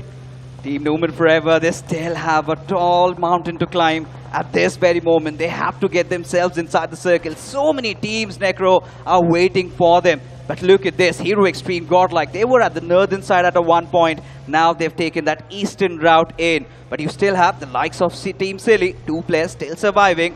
And who knows, this time they can get some revenge over there. Oh my god, Hero Extreme Godlike, they started all the way from the northern side. And now look at this wide rotation they've came up with. They do want to find themselves on the safety side of things. But even the Wall of Death, it starts to move once again. They do not have enough meds to patch themselves up. Hero Extreme Godlike, time is of the essence, and even your resources, and they need to manage those properly. Admino, he's the man in the forefront, he's the man in charge for the action, and Admino already finds the first strike, and that's going to be Hydro down for Silly Esports. Team X-Spark as well around the fray, and X-Spark, even they want a piece of the pie. Utilities tossed against Sarang, that's going to force him back a little bit more, but still not enough to keep the players of X-Spark in check. But at this point, Team X-Spark, they've got a really good position if they want to initiate this fight. It is all about securing that one good knock. And look at Joker, he's getting sly. If Jonathan does not spot him out, he might just get away with this. Godlike, they have to get themselves out of the situation. I do not like the spot that they are in. Indeed. For Hero Extreme Godlike, they made quite a late breach, so that's why they did not have enough information to calculate properly. And now they're screwed. Sim, Jonathan, Admino right next to each other. All the 3 players clustered up. One single nade can actually find a big piece. But still, those nades are not able to find the mark because Hero Extreme Godlike is way too far away. And now they're on the move. The next zone's going to pop up a little bit on the northern side. So that's where Hero Extreme Godlike, they need to find the breaching point with. But they need to cross through so many teams. And that's going to be a tough or maybe a breaking point. This was brilliant from Godlike, but look at this. Orangutan again in a world of trouble. Wiz got one of those last survivors, but now he's got to deal with Team Bliss. But from the backlines, he gets shot at. It is going to be Reckoning. Hunters delivers that final blow. But Team Bliss, this time with Turbo, that last player surviving, still have those 4 finishes to play around with. But this is what I was talking about, Team Godlike. This is ingenious stuff coming in, knowing when to get themselves inside the circle. Now they have a good piece. And this is where Team X-Spark might come in, and now Godlike can stop them at their tracks. I would tracks. disagree with you. They do not have a good piece at all. There's so many teams in the backlines that are going to be marching up soon, and that's where Godlike is going to be pinched. They might just be the big sandwich. Oh, yeah. Godlike, they're probably attracting so much attention upon themselves, and these teams probably do know it's Godlike they're facing off against, and that's a big problem. Revival, it will be there onto the fallen player. That's not an issue at all. But the issue is the teams in the back lines, and Reckoning Esports is also one of those. And if you notice, Reckoning Esports' play pattern has changed now. They're playing it much more tactical. Yeah, they certainly are. Really relying on those third parties, letting the other teams inside the zone fight it out. And the moment they find somebody down, they instantly get those finishes off. As long as you're getting those finish points, this really helps them in their endeavors. But as of now, Team 8-Bit finally having a really strong position. That's a nice cover fire coming in from Viper. Beautiful opener. Exactly was. Before 8-Bit, still they're firing back, so that's a great thing. The confidence is not lost yet. Even Viper hits the deck. It's Inferno Squad as well, partaking inside of the fight for Team 8-Bit. They found themselves a decent chunk to play with, but they're not so safe. Sidelines away to exposed, and even Metal Esports, they're going to be the one to face the brunt. Few shots taken on the players, but it's not able to find the value that the man expected. Aditya once again lies prone, and now it's going to be the safety game. Look at this, 8-bit, a team that was stuck in such a predicament. They've somehow managed to get themselves in a really good position at this given point. But TWOB still having that little bit of that high ground to play around with. They've got so much of intel to really work around. You've got Hyderabad Hydras trying to breach in, but TWOB putting them a stop over there. And now, look at those grenades just following up. Hyderabad Hydras seems like this journey is finally getting over for them in this game. Moke's getting confirmed, TWOB. They've got so many line of sights on the player for Hyderabad Hydras. It's unfortunate that they're on the lower ground, and that's where TWOB, they find the bigger advantage inside of the fight. TWOB, they're also on the verge of taking a fight against the players of Team X-Spark. Even X-Spark is outside of the circle. They might just lose the spark soon enough if they're not quick enough to capitalize on the fight against Team TWOB. But I just love that spread from TWOB. Look at them. They're completely guarding the edge lines of the circle. But imagine the situation if Team X-Spark and Team Hyderabad Hydras together, they start taking down the players of TWOB. This is going to be their test. This is going to be their trial by fire, because now TWOB is aware that threat is coming from two different directions. They indeed are aware, but even the wall of death now starts to move in. So Spray got from the back, he needs to leave that angle, and that's where the cover fire is now missing for Team X-Spark. They're forced to make that rotate, and shots are taken from Prince, and there we go. The advantage is now being found. Prince, what a nade that was, as Joker gets hit, and he gets knocked out. Prince is constantly tossing the utilities. Spray God's in the front, even Shadow 7 on the right lines. He can't really do a lot, and Spray God's challenging Prince as he will be shut down eventually. Even Shadow 7's in the back lines, and that's going to be the nail in the coffin. Team X-Spark kicked outside of the game. Even Hero Extreme Godlike, they bite the dust over here, but TWOB, what a comeback. Are these boys kind of somehow getting in for themselves? Look at this, 8-bit in the middle of nowhere, Medal on the other side. But right now, all these teams, they wanted those points. They're hungry, they're desperate, and they're doing it. Oh, top 4 teams alive, my friend, and this is getting way too deadly as the times keeps on passing by. Even Legit hands out a death blow to one of the players of Team 8-bit, and now it's down to just Mighty. His real might will be tested now. Is he mighty enough to carry his team all the way in the back lines and still keep on moving up for Team 8-bit? Comeback is necessary. This game might just be the game where 8-bit establishes their flag, but can they really do so when you've got the entire firing squad of TWOB and Metal Esports still up and alive? 12 finishes already for TWOB, and they're looking nigh unstoppable in this. 8-bit, they've also given that recovery, but Team Bliss, out of any options, had to resort to those healing battles over here. 3 first aids on Turbo. I feel like he is also going to bite the dust in the next couple of seconds, but it is a fight where 8-bit stuck in the middle of nowhere. Metal Esports may just chime in from the sidelines, but TWOB, such a good spot, Necro. They've got the big advantage inside of this entire top 4 battle. And here comes the strike for Bliss as well. Turbo was going for the med strat for such a long time, but eventually Turbo, he gets struck down. He did not stand a chance. He just played a big spoiler. And now it's the battle between Metal Esports and TWOB. But look at the split from Metal Esports too. 2 players in the back, 2 players in the front.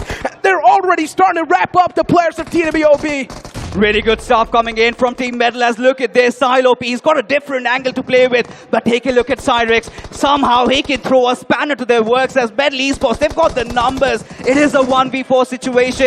And Cyrex outside of the blue. He falls. Paradox gets that death blow. And with that, Metal Esports have done it. Finally pulling off a big comeback, and this is the match we all were waiting for. Metal Esports showcasing patience to the maximum level, getting those scrappy elimination points, the prioritization of the fights as well, the timing they showcased in that previous game. It was incredible. What a game from Metal Esports as well as TWOB. Wow, expect the unexpected. Metal Esports finally catches a win for themselves. Expect the unexpected. Were you guys expecting a performance coming from both Metal as well as TWOB? I mean, look, they had the momentum from the previous game, so I expected TWOB can definitely perform. But Metal Esports coming in out of nowhere, scooping up that chicken dinner, no, I did not expect that. I think this is where they finally rise from the ashes. And in the game of Miramar, the circle really assisted them. I think they were being extremely patient. They were being very cautious with those fights that they were taking. And right time, right movement, right action led to this win. Hey, better late than never. In this case, there is still going to be a long ride for some of these teams here, but we do see signs of life from Metal Esports because as of yet, they deserve a medal for that performance alongside with TWOB. Not exactly what you want to be, you know, sharing the podium between two guys, but that is what you got to get here. But nevertheless here, all these players, all these pro players, they have been playing in this game because of our sexy partners from the games here. We have the iQOO 12 flagship phone. This is the reason why they're playing at the top of the games here. And of course, if you guys want to get yourself a sexy phone up on the screen here, you guys can check yourselves up on Google. Just search it up, iQOO 12, and participate in our giveaway. Exactly. I mean, of course, it's one of those devices that even the players right now are sitting outside and performing with. And you've already seen so many incredible moments from Sim, from Jonathan. So one thing is for sure, you should move on and check this device out. But yeah, moving the conversation towards Team Bliss now. They just pulled off a Team Limra. Turbo was all the way the back lines, going for the med strat. While the rest three players, they're trying to secure as many points as possible. Bliss just copy-pasted Team Limra strategy. And to make matters worse, Team Limra, they could not do Team Limra. This time, Newman Forever really hunted them down. They realized who the danger man was, and Hesperos had no first aids. See, that's the thing, right? Whenever they find Team Limra, you kind of expect that Hespero is going to be all by himself here. But it's okay. It's okay. We have to kind of move on a little bit here. Let's talk a little bit more on the other teams in the game as well. This is going to be the winner-winner chicken dinner moments of how things kind of happen as well. Because in this match, it was a bloody one in all sides of the circle, trying to push up into his open field, finding cover. It was extremely difficult to do so. And this beautiful hold coming from Prince.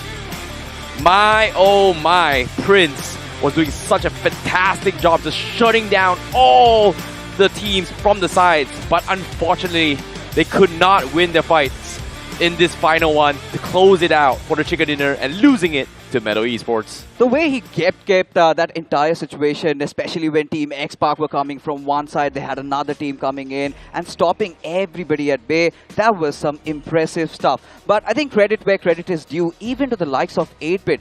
At one situation, Necro, even you would agree, we were really concerned on how they're even going to free themselves from that spot. But still getting that top 3 inside of that game, I think that is quite commendable. That indeed is, man. 8-Bit wasn't a big pinch, right, between OG and even TWOB in the front lines. But still the fact that they were able to survive for such a long time, it's all thanks to OG getting eliminated in that fight, right? If OG weren't eliminated, we wouldn't have seen Team 8-Bit survive for such a long time. But yeah, speaking about that final moment once again, Metal Esports versus TWOB, that quick adaptation from Metal Esports, man, you got to give it the credit to all of that, man. I agree. And of course, now, another team that comes to mind when it comes to this conversation for this past two here is going to be none other than Hero Extreme Godlike, because consistency is key. They did well coming from yesterday's Game 6 into its Game 7 today, but now Game 8, seems like something went wrong for them.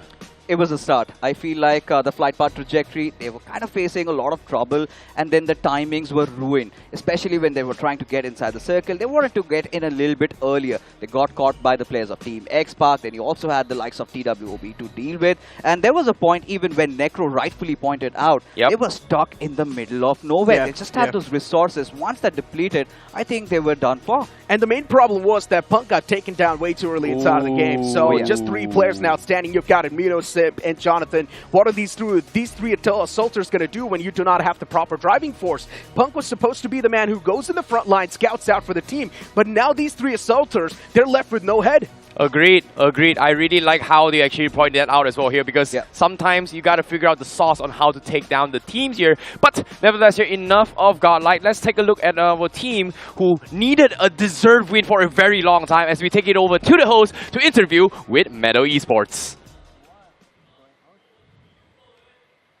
Thank you so much, casters. And शुरुआत में हमने बोला था कि Day 2 is the day of comebacks. Day 2 is the day of surprises, and that's exactly what we witnessed in this particular game. And finally, Metal Esports got their chicken dinner. So let's welcome Paradox from Metal Esports, and let's have a chat about this amazing comeback that the team just delivered.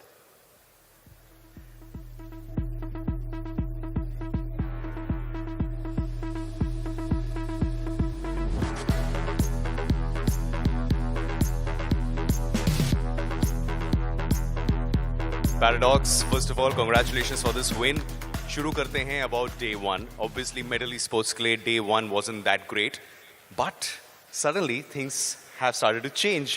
Mood थोड़ा सा change हुआ है, आपका game play थोड़ा सा change हुआ है. तो इसके बारे में बताइए, डे वन और डे टू के बीच में जो आपने होमवर्क किया, माइंडसेट में जो बदलाव लाए हैं आप, उसके बारे में थोड़ा सा बताइए paradox. So basically day one पे हमें मतलब डिवाइसेस पे अडाप्ट करने में थोड़ा इशू आ रहा था. तो बट हमने सोचा कि मतलब इतना बुरा तो हम नहीं खेलते हैं कि at least bottom of the table तो नहीं रहना हमको. तो मैंने सोचा, उनको बोला अपने टीममेट्स को कि अभी इससे नीचे हम नहीं जा सकते, अब सिर्फ ऊपर ही जाना है. तो हम वही कर रहे हैं. अभी हम सेलिब्रेट नहीं करेंगे जब तक हम मतलब अच्छी पोजीशन पे नहीं रहते. तो अभी सीढ़ियाँ चढ़ रहे हैं धीरे धीरे. ऑलराइट. और ये जो सीढ़ियाँ आप चढ़ने की बात कर रहे हैं, इसको चढ़ने के लिए अब आगे के क्या प्लान्स हैं? अभी भी काफ़ी गेम्स बचते हैं, तो अब क्या प्लान्स हैं? माइंडसेट में क्या चेंज है और स्ट्रैटेजी में क्या चेंजेस आई हैं? आराम से खेलेंगे, मतलब कोई जल्दीबाजी नहीं करेंगे किसी भी चीज़ की. स्ट्रेटेजिकली खेलेंगे, कोई मतलब ओवर एग्रेस या फिर कुछ नहीं करना है. जैसे हम खेलते आए हैं अभी तक वैसे खेलेंगे. कल थोड़ा हम प्रेशर में खेले शायद, इसलिए हम अच्छा नहीं खेले. बट आज हम अपना नॉर्मल गेम खेलेंगे और अच्छा खेलेंगे. एंड फाइनली आपने इस गेम प्ले के साथ आपकी टीम ने दूसरी टीम्स को काफ़ी प्रेशर दे दिया है. तो फाइनली आपको लग रहा है कि थोड़ा सा प्रेशर रिलीज हुआ है? प्रेशर आज के दिन पे था ही नहीं. आज माइंडसेट हम चेंज करके आए हैं कि अब आज हमें गेम निकालने हैं और निकाल के जाएंगे games. Alright paradox, thank you so much and all the best for the remaining matches. So that's Paradox from Middle East Sports. And अभी तो हम लोग कोच्चि में हैं, लेकिन अभी हम लेंगे एक छोटा सा break. And on the other side of the break, we'll take the flight to Sandhawk. Have you seen my phone? Yes, I have. It's so gorgeous. Yeah, bro. Really. Hey, but have you all seen it? Mega Taskers win at every level. iQOO Z9S Pro with 3D curved AMOLED display. Fully loaded for Mega Taskers. Search iQOO Z9S on Amazon. जीत पाएगा 4.5 seconds में.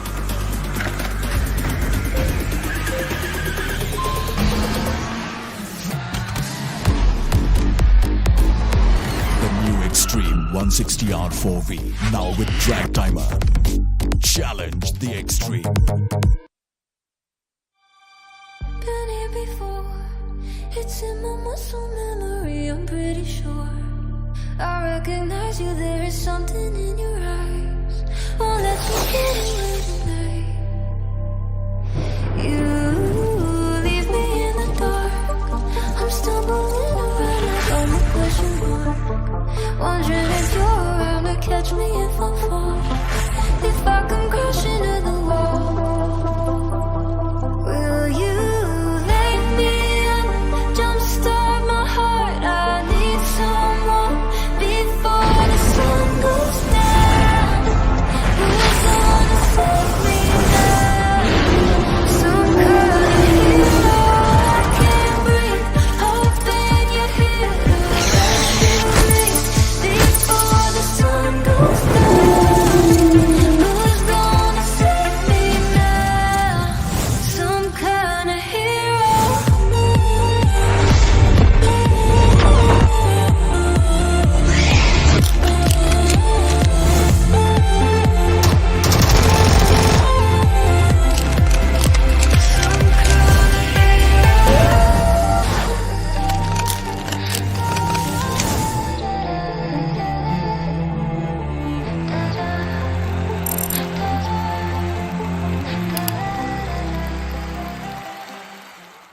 Welcome back to the iQOO BMPS 2024 LAN Finals, day number 2.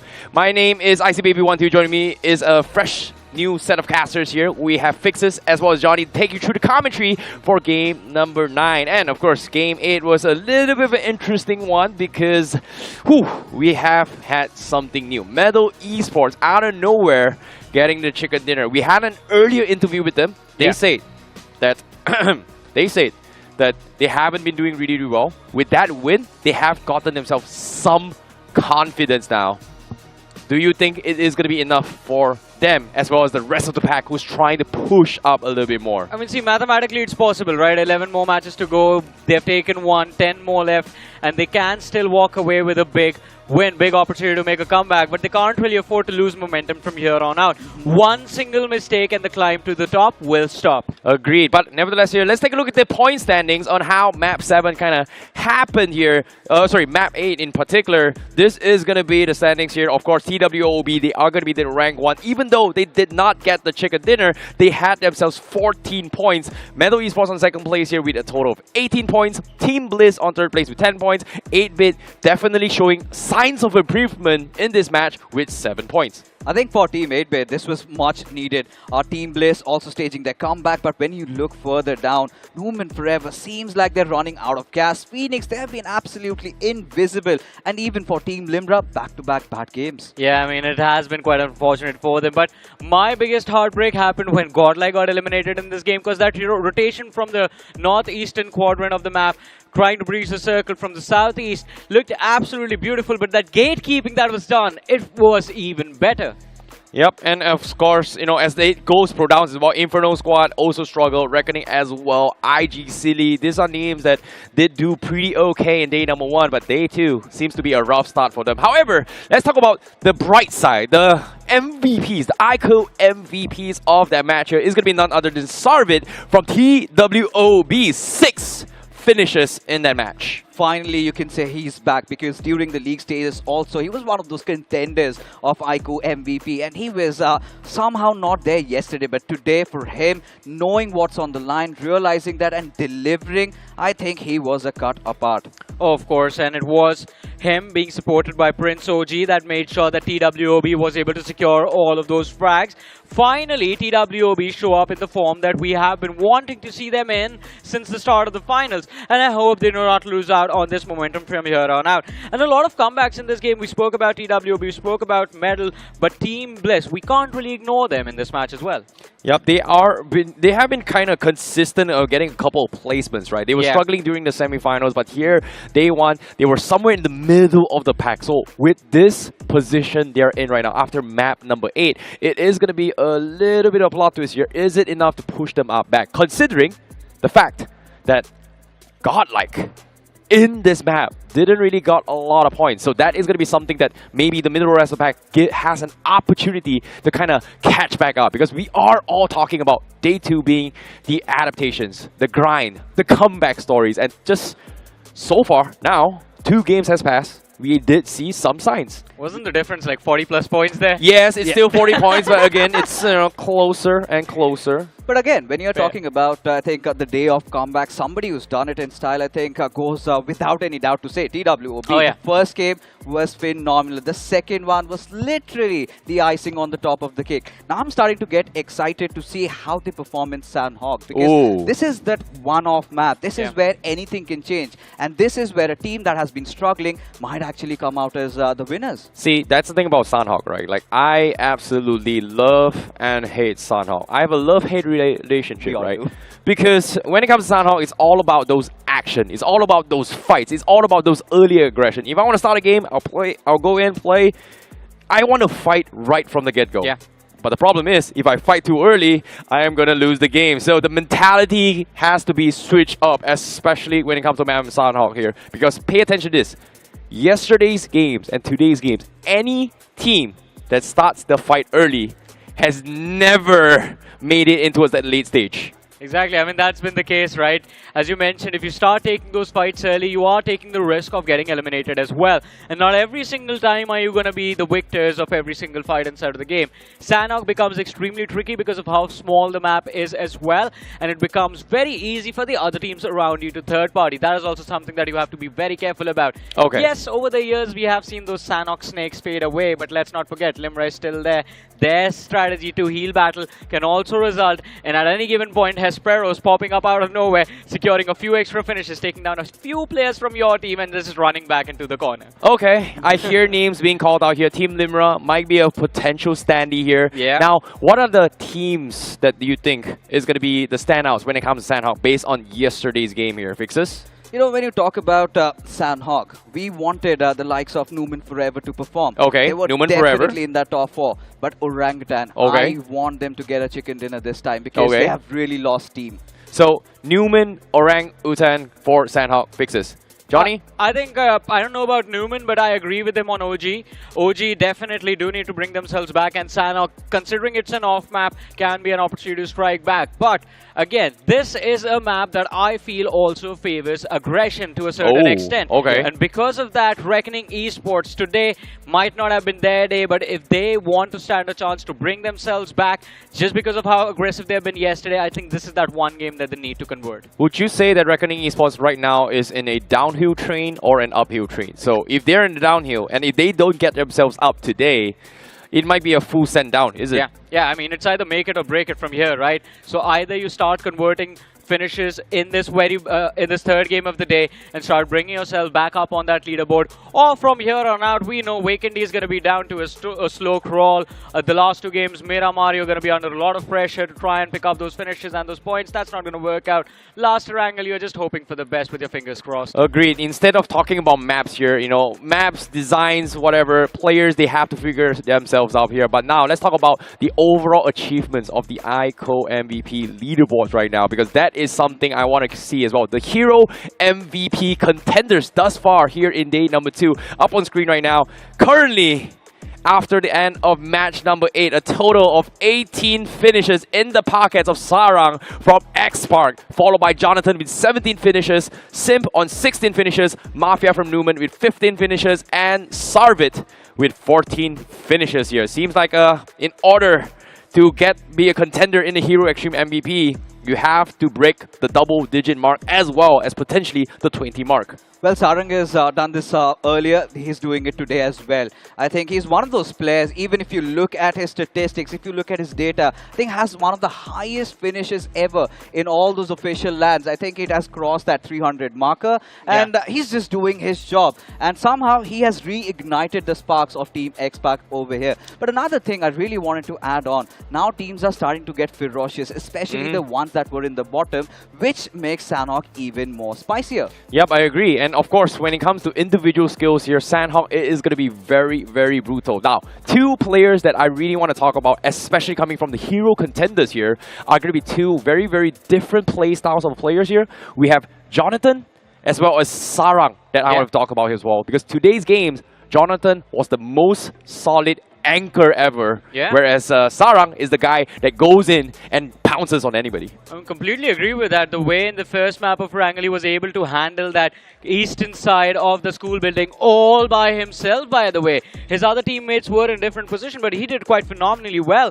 But once we move on to the iQOO MVP contenders list, this list is being led by Admino. But look at that, Icy comes back to that first game of Wrangle again. Jonathan, he is moving forward, just 3 finishes separating these 2 teammates. So again, perfect example, right? Sarang, you may be aggressive, you may be getting once or twice, but consistency is key. Unfortunately for Sarang, he did not make it into the overall iQOO MVP as of yet. Admino, however, is still leading here, but Jonathan has somehow picked up some steam now with only 3 finishes away from catching up to Admino, which is a very, very good thing.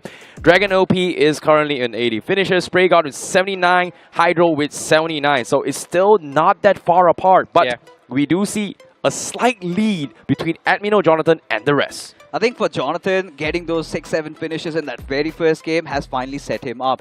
But then again, you can take a look at Dragon, Hydro. They have been missing all throughout. Even for Spray God, we haven't seen that punch that he provides. Yes, those early fights, yes, he gets those openers, but then they cannot get those finishes, as a result of which he is starting to fall apart. Because before this competition started, he was at that 2nd position, and now he is losing on that spot. Well, seems like sometimes in life, you gotta shine moments to different part of the, in this moment here. In this case, Spray God has been taking the limelight for the longest time for Team X-Park, but today Sarang is slowly stepping up, and hopefully maybe Sarang can overtake this. But for now, all things considered here, we have kind of briefed out all the potential star players that has been active throughout the entirety of the game here. But one thing really surprises me is that despite TWOB's performance today, I want to talk about the potential clutch maker, and that is going to be legit because we've heard a lot of rumors that legit is the guy that is going to be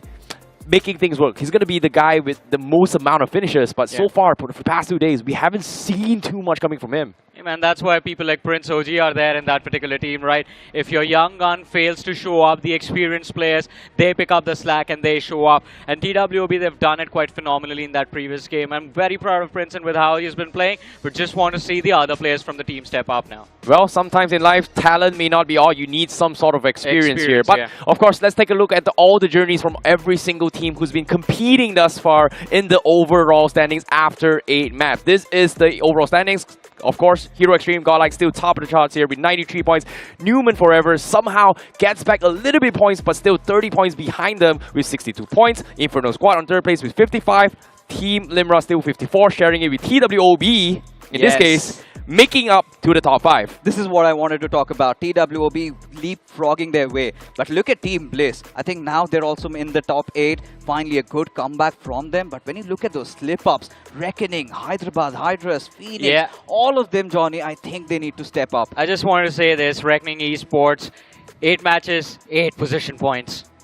Still on single digits, man. What is going on? Yesterday was such an amazing run from this side, but today the struggles continue. And the conversation we were talking about, or we were having a few moments ago, again, this Sanhok, because of this, becomes extremely important because halfway marker of the finals will be reached after this game of Sanhok comes to an end. And Reckoning Esports, one of the top contenders to actually lift the trophy right now, these struggles, they need to deal with them one way or the other. Either you go YOLO and bring yourselves back into a position from where you can contend the top 5, or you just take the tumble and just keep falling. Well, in this case, you speak about tumble here. Metal Esports has finally gotten out of the gutter of 16th place, pushing themselves up into a 12th place. So that means Metal Esports, they say it. That chicken dinner meant a lot. And that case, they have gotten a little bit more confident. But again, there's still many more matches to go for today. 4 more to go for day number 2. In this case, every single team right here has to buck up and have good games to try and catch up to Godlike. In this case, we have to jinx Godlike from not winning more games. Because if consistency is issue for them, teams are going to catch up. So, for Godlike fans, I know they are gonna kind of, oh no, Icy Baby doesn't like Godlike, yeah. No, it's not about that. I'm talking about the stakes and points that they are in right now. If they are not consistent enough to kind of power through day number 2, they might be overtaken by day 3. Yeah, but luckily for them, I think they have enough safety cushion to mess up at least 2 games. They can fumble twice more. They've utilized one before this. They had the 3-game safety cushion. They have 2 more opportunities to just drop the ball completely, secure no points in those matches, and just still be at the top.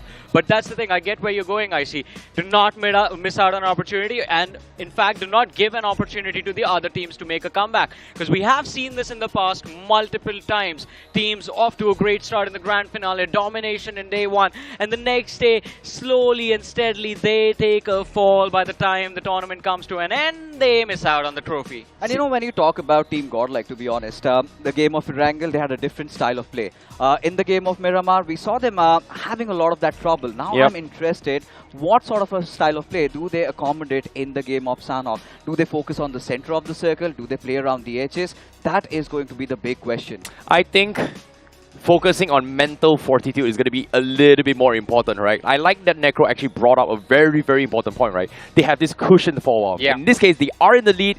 Oh, they can kind of relax a little bit, which is a good thing. Because if they continue their lead, the pressure is lesser on them. And sometimes, you know, when the pressure is on, people tend to make more mistakes. And I feel like right now, Hero Extreme Godlike, if they can consistently push themselves up, by the time tomorrow happens here, they're not going to make as much mistakes. I agree with you, but my mindset about this is completely different. Because yes, Hero Extreme Godlike, they aren't feeling the pressure, right? They're sitting at the top, just looking on everyone down below. But the teams beneath them are feeling the pressure. They're feeling the heat. Now is the perfect time to just push upon them, just keep them down below and secure the win. Another one. You are so smart. This is so evil right here, Johnny. Like, I really like that you're coming with that as well here. If you're too comfortable, you're relaxed, your guard is down. Yeah. Surprise! But nevertheless, here is a little bit of surprise for you guys here. We are going to dive into what Team X Spark is going to be doing here. Because here's a short video talking about Team X Spark.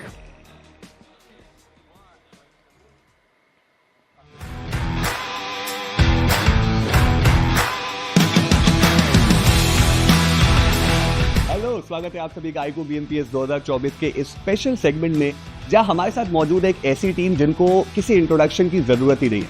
अगर मैं बहुत संक्षिप्त में कहना चाहूं तो एक ऐसी टीम है जिसने इनिशियली वो स्पार्क दिखाया, बाद में लाइटनिंग और थंडर, और अब वो इस लैंड फाइनल्स में पूरी तरीके से तैयार है वॉल्केनिक इरप्शन के साथ। जी हाँ, मैं बात कर रहा हूं BGMI 2024 के चैंपियंस और iQOO BMPS 2024 के grand finalist team x park के बारे में। आप सभी का बहुत बहुत स्वागत है। I'll start with you shadow कि BGMI 2024 में जब एक्स पार्क आई थी तो बहुत सारे लोग ऐसा बोल रहे थे कि आपके पास उतना एक्सपीरियंस नहीं, आपको डिलीवर नहीं कर सकते जो एक्स पार्क के फैंस की एक्सपेक्टेशंस रहती है। वहां पे आपने अपने आप को प्रूव करके दिखाया और उसके बाद बैक टू बैक अब ये दूसरा ऑफिशियल टूर्नामेंट जिसके लैंड फाइनल्स तक आपने अपनी टीम को पहुंचाया है। तो कुछ कमेंट अगर आप उनके लिए करना चाहो या फिर अभी आप बताना चाहो कि आपको कैसा फील हो रहा है। अभी वही है कि लास्ट टाइम भी प्रूफ किया था जी BGMI जीत क्या, इस बार भी ट्राई करेंगे पूरा प्रूफ करने का कि बैक टू बैक जीता है टूर्नामेंट। ऐसा कोई टीम नहीं रहा है अभी तक हिस्ट्री में जिसने बैक टू बैक जीता है, तो हम पहली टीम बनना चाहते हैं जो बैक टू बैक जीते और पूरा ट्राई करेंगे। क्या बात है, you here to create history basically. Let's go, that should be the spirit. But Sarang, जब लास्ट टाइम BGMI 2024 आपने जीता था, वहाँ पे आपने एक विनिंग स्पीच दी थी, वो बहुत ही ज़्यादा वायरल की थी और लोगों ने अप्रिशिएट भी बहुत ज़्यादा किया था। तो वो जो डाउटर्स की हम चर्चा जब भी करते तो उनके लिए अभी आप कुछ कहना चाहते हो? हाँ, मतलब लास्ट ईयर जब स्टार्ट हुआ था तो हम लोग के लिए इतना अच्छा नहीं था स्टार्ट, तो बहुत लोग डाउट करते थे कि ये टीम वर्क करेगी कि नहीं, इनको हटा दो वो सब। तो मतलब जीतने के बाद वही एक्सप्रेस किया कि जो तुम डाउट कर रहे थे हमने करके दिखाया। अभी फिर वापस मतलब टीम चेंजेस के बाद बहुत लोग वापस डाउट कर रहे थे, फिर अभी हम लोग फाइनल क्वालिफाई किए, तो अभी उन लोग को वापस प्रूव करके दिखाना है कि मतलब जो हमने लास्ट टाइम किया वापस कर सकते हैं। And like talking about the team change, shadow मैं आपसे जानना चाहता हूँ, एक विनिंग टीम, अगर आप निंजा की बात करें, मैं उस वाली बात पे भी आऊँगा, एक्सपीरियंस की बात और सारी चीज़ों में कहीं ना कहीं ऐसा लगता है कि विनिंग टीम के साथ ही आगे जाना चाहिए था, ऐसा भी बहुत लोग बोल रहे थे। हालांकि अभी अगर हम चर्चा करें तो वो कोई डाउट ही नहीं कि बहुत बढ़िया परफॉर्मेंस टीम का है, but then taking that decision जहाँ पे आपने निंजा को जोकर से स्वैप किया, what was the exact reason behind that? मतलब वही था कि प्लेयर्स का मन था, जिनको जाना था वो चले गया, बाकी तो इतना कुछ है नहीं। जोकर भी बहुत अच्छा प्लेयर है, इतने टाइम से खेल रहा है, इतना एक्सपीरियंस है उसको भी, तो इतना फ़र्क नहीं है। बाकी कॉन्फिडेंट है सभी प्लेयर्स उसके ऊपर, तो अभी कोई दिक्कत नहीं है। एंड वो गेम प्ले में दिखा भी है, लाइक इन इनिशियल डेज की अगर हम बात करें, वहाँ पे ऐसा लग रहा था कि शायद वो चीज़ उतनी सही नहीं जा रही, बट देन इवेंचुअली जब कंपटीशन और राइज हुआ, जोकर आपने अपने आप को बहुत बढ़िया तरीके से प्रूव किया है। But the biggest challenge still awaits, because आपके पास एक भी ऑफिशियल लैंड टूर्नामेंट के फाइनल्स का एक्सपीरियंस नहीं है उतना ज़्यादा। तो अब आप अपने आप को किस तरीके से देखते हो? Do you think that you are ready for this challenge, और जो फैंस हैं वो क्या एक्सपेक्टेशंस रख सकते हैं आपसे? एक सीन ऐसा कि पहले जो टीम में रहना उस टाइम चांसेस थोड़े कम मिले थे, थोड़े बहुत डायरेक्ट खेले थे, उसमें थोड़ा एक्सपीरियंस आया। जो स्टेजेस चल रहे हैं उसमें मतलब थोड़ा अच्छा परफॉर्म किया, तो इसके से फैंस को मतलब ट्रस्ट हो गया। मेरे को इतना तो पता है कि लैंड मतलब तो सपोर्ट करेंगी, और आपको भी खुद पे पूरा कॉन्फिडेंस है कि आप बढ़िया खेलोगे। और बढ़िया खेलने की बात है तो फिर बेहतरीन खेलने की भी बात कर लेते हैं। एंड स्प्ले गॉड लाइक लेजेंड अभी तक का जो रन रहा है आपका वो बहुत ही ज़्यादा बेहतरीन रहा है। आप iQOO MVP कंटेंडर्स में भी काफ़ी ऊपर चल रहे हो। तो how important is for you to become the MVP of an official tournament? Because obviously आप चाहते हो कि टीम भी जीते, बट आप चाहते हो कि आप भी वो MVP बनो, क्योंकि वो ब्रैगिंग राइट है, 4 लाख रुपए और दुनिया अप्रिशिएट करती है उस MVP। तो ये दोनों ही चीज़ों को बैलेंस आउट करना कितना चैलेंजिंग है और आप किस प्रकार से कर पा रहे हो? वही है कि मैं अगर फाइनल्स में अच्छा खेलूंगा तो मैं ऑब्वियसली मैं टॉप प्लेयर बन जाऊंगा जी, फाइनल्स का भी और टॉप। तो मतलब सिर्फ खेलना जीतने के लिए है ना कि टूर्नामेंट मतलब MVP बन के, राइट। तो अगर हम जीतेंगे तो MVP हमारी टीम में से मैं कोई भी बन जाए। तो द गोल इज कि आपको जीतना है, अगर MVP बन रहे हो साथ साथ वो और भी ज़्यादा बढ़िया बात है। परफेक्ट। बट शैडो, एक चीज़ हमने अभी पूरे इस रन में देखी, काफ़ी सारी टीम से जो कंसिस्टेंट खेल के गई, काफ़ी सारी टीम से जिन्होंने प्लेसमेंट ओरिएंटेड खेला या जो भी था, टीम एक्स पार्क एक ऐसी टीम दिख रही थी कि एक मैच में चाहे 15 पॉइंट चाहिए तब भी वो वैसे ही अग्रेसिव खेलेंगे, अगर 5 मैच में 5 पॉइंट चाहिए तब भी वो वैसे ही अग्रेसिव खेलेंगे। एंड इसका सबसे बड़ा उदाहरण मुझे लगता है सेमीफाइनल्स था, जहां पहली बार मुझे एज अ कमेंटेटर लगा कि भाई ये क्या चल रहा है, क्योंकि कट ऑफ पॉइंट कितना है वो किसी को नहीं पता था, वो 75 से ऊपर भी जा सकता था, 80 भी जा सकता था।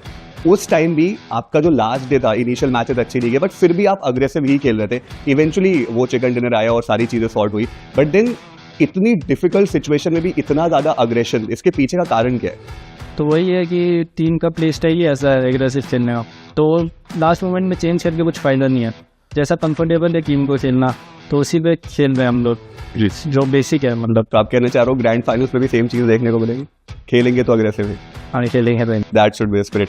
जाते जाते सारंग, मैं आपसे बस समझना चाहूंगा, फैंस को आपकी वो स्पीचेस बहुत पसंद आती है, अगर आप कुछ शब्दों में जो फैंस की एक्सपेक्टेशंस है, क्योंकि हमेशा ऑफिशियल टूर्नामेंट से तो खासकर एक्सपार्क से बहुत एक्सपेक्टेशंस रहती है, आपसे पर्सनली बहुत एक्सपेक्टेशंस रहती है, तो कुछ आप फाइनली अगर फैंस को कुछ होप देना चाहते हो, फिर कोई भी मैसेज अगर आप उनको देना चाहते हो। फैंस को तो यही बोलूँगा कि मतलब तुम फर्स्ट BGS से सपोर्ट कर रहे हो, उस टाइम पे टीम अलग थी बट सपोर्ट उतना ही था, टीम चेंजेस हो रहे फिर भी तुम उतना ही सपोर्ट कर रहे हो। लास्ट टाइम हमने प्रूव किया और इस बार भी ट्राई करेंगे कि तुम लोगों वो मतलब खुशी ला के दे कि जो ट्रॉफी है तुम चौड़ में बोल पाओ सामने कि हमारी टीम ने लाया है ट्रॉफी, तो हम लोग पूरी ट्राई करेंगे अपनी तरफ से कि वो तुम्हें हम गिफ्ट कर सकें हमारी साइड से। परफेक्ट परफेक्ट, आई थिंक वो कॉन्फिडेंस साफ साफ देखने को मिल भी रहा है। Thank you so much guys for joining. And जी हाँ, ये है टीम एक्सपार्क, जिनका ये कहना तो साफ है कि जो टीम में चेंजेस आए हैं उसके बाद भी ये टीम उतनी ही स्ट्रांग है, और वो जो प्यास है ट्रॉफी की, वो सिर्फ BGS 2024 की ट्रॉफी से भरी रही है, वो पूरी नहीं हुई है, और BMPS 2024 की ट्रॉफी भी उनको चाहिए ही चाहिए। इस सेगमेंट में बस इतना ही, मिलते हैं अगले स्पेशल सेगमेंट में, तब तक के लिए bye bye. That fine video here with Team Xbox here. Anki doing a fantastic interview with them. But nevertheless here, welcome back once again to the iQOO BMPS 2024 LAN Finals Day number 2. My name is ICBB12. Joining me once again, it is going to be Fixus as well as Johnny to take you through the commentary of match number 9. But now, speaking of which here, this upcoming map is going to be the map of Sandhawk. It is going to be very small. It is going to be jam-packed action here. And so far, this is the second time we've seen Sandhawk here in the LAN Finals, with yesterday, Orangutan actually taking the winner chicken dinner. Fixers, I know you have a lot to say about Orangutan. What are your thoughts on this? Listen, I think that chicken dinner yesterday that Orangutan secured, that gave them that wind in their sails. But today, they have been far from home. They are struggling. They are failing in those rotations. They're failing in those 4v4 fights. But who knows? Getting a chicken dinner once again can reignite their spirits. Yeah, do you agree, Johnny? Yeah, I do agree with that. I mean, they need that momentum in themselves. And Orangutan is a team that plays with a lot of emotion and a lot of pride within them. One thing, I think, even the crowd, these are crowd favorites, this squad, because of the aura they possess on that stage. It's been a while. The people were waiting for them to be on the stage to compete in the finals. Finally, they're here. And they need to give the crowd a reason to cheer for them. I want to hear that war cry once again in the arena. You know, I agree. You know, I want to see that aura coming in from them. And in the same time, Orangutan, they've also got Aru. Yes. Aura, Aru. See what I did there? Yeah, we certainly do. I mean, when you talk about Aru as a person himself, right? Yeah. We have seen him make and pull off clutches after clutches in the previous tournament. But what has happened is in the past, he has to replicate this once more. Why I'm saying this? Because we've got so many of these IGLs actually stepping up. Previous game, we saw Prince, and Aru has been absent.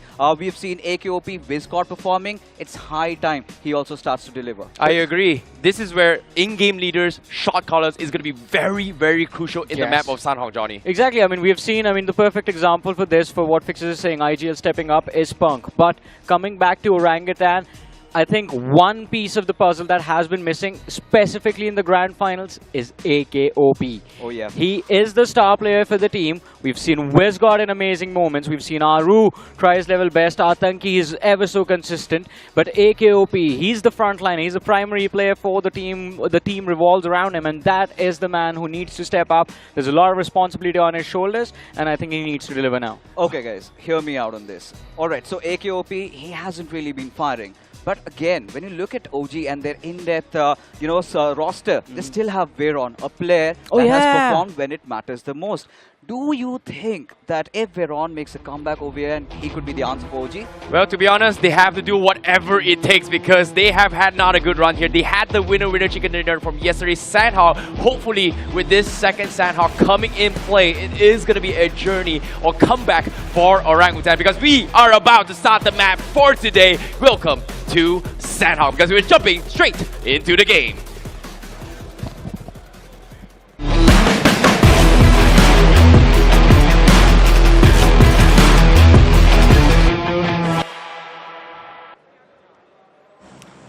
And here we go, ladies and gentlemen. It is going to be an exciting game of Sanhok for sure, as we have seen those comebacks initiated in day 2 of the iQOO BMPS 2024 Grand Finals. But again, as the discussion was there on the desk before the game, an aggressive map in front of us, but who capitalizes on the opportunity that is there in front of them right now? It feels like we're in Kochi. Especially when you're talking about the rainforest, it is going to be hot, it is going to be humid, we're all going to sweat. But it is these players that are starting to perspire. But at this point, eyes will be on boot camp. Who are the teams that head on over there? Do we see any of those drop collisions? But look at Team X-Park, they have got unwanted neighbors in the form of 8-Bit, who got picked off pretty early on yesterday. Yeah, that is about to get intense over there on the Camp Alpha Island. But apart from that, my eyes are attracted towards Godlike fixes. The split that is there, it's quite risky. We see Jonathan along with one more of his teammates quite close to the players of Phoenix Esports, and we have an western circle as well right now. There's so much water in this. I don't know how the teams are going to play. The gods of BGMI are certainly off to some shenanigans, but seems like Reckoning certainly are, because they are doing this. Yesterday, we saw them very close to Medal Esports. This time, they want to attack. They want to breach through Paradise Resort. Medal Esports, if their momentum gets lifted away, this is going to be a huge cause of concern, Johnny. I feel bad for Medal Esports just because of what you said right now. If they take an early exit in this game, then it might as well be over already. And Reckoning Esports, this is a big fight for them. If they get those points, they can capitalize on the momentum in this game. And as I was saying before the match began, Reckoning Esports, one of the most aggressive teams we have in this tournament right now, are definitely looking to bring that aggression into this game. But Medal Esports, quite a smart bunch.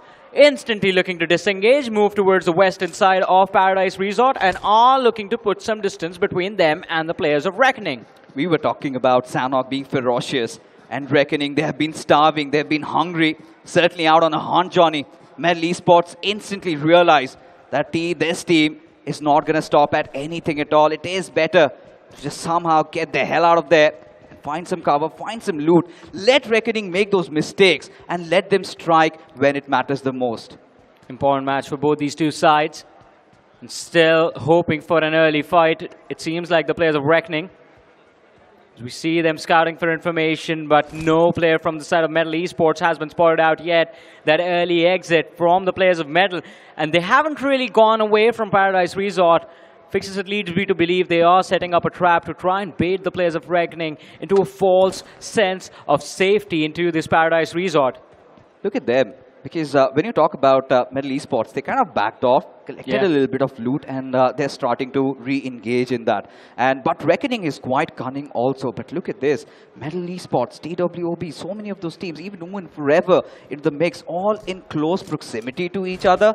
Yeah, we haven't been given enough time to talk about the circle. This is a hybrid one, Johnny. Yeah. Do you think it goes up north, or does it come down south? I have a feeling it's going to go up north, but where I want it to go, and I think there's a very high probability it might end up, is going to be the two shores of the Camp Alpha Island and the Ruins area. That bridge that connects the two islands together towards the west. And right now, that position is in control of the players of Silly Esports. So, Silly Esports, another team that has been struggling. This can be an opportunity for them to strike back, to bring themselves back. But Versatile, opportunity fades away as Hyderabad Hydras come in for a collision. And as soon as Raiden goes down, Versatile, they find a trade as well. Termi, one of the best performing players from Hyderabad Hydras, goes out. Infinity chimes in. The second knock is going to be secured.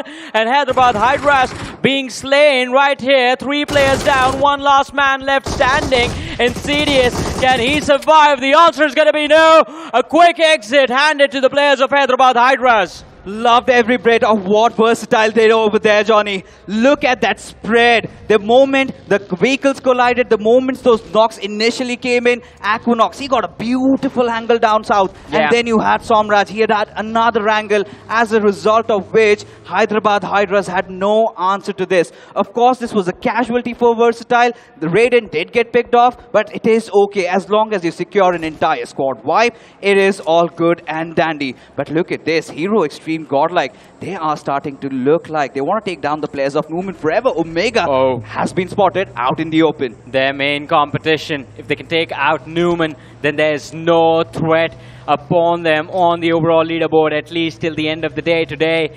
And I believe the intentions of Hero Extreme Godlike are going to be to pull off the same as well.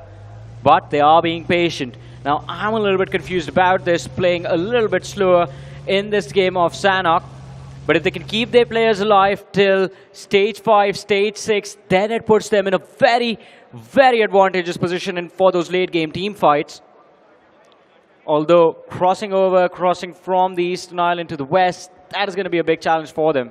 Now, for Hero Extreme Godlike, I think the biggest challenge would be that bridge area, the junction holding point. Yeah. Because you've already got so many of these teams stacking up. I think this is where Punk does realize that this is going to be filled up. Even if we are going there, we are basically walking to our own grave. So Godlike decided to do something different. They've again started playing from the edges. But they also need to be aware that Versatile Esports, they are also in those nearby vicinity. But Team Limra, man, this is a team that we really thought are going to be in that podium. Yeah. This is a team that played extremely well in day number 1. But day number 2, they have been missing. Yeah, but look what's happening right now. They're back to the same old strategy.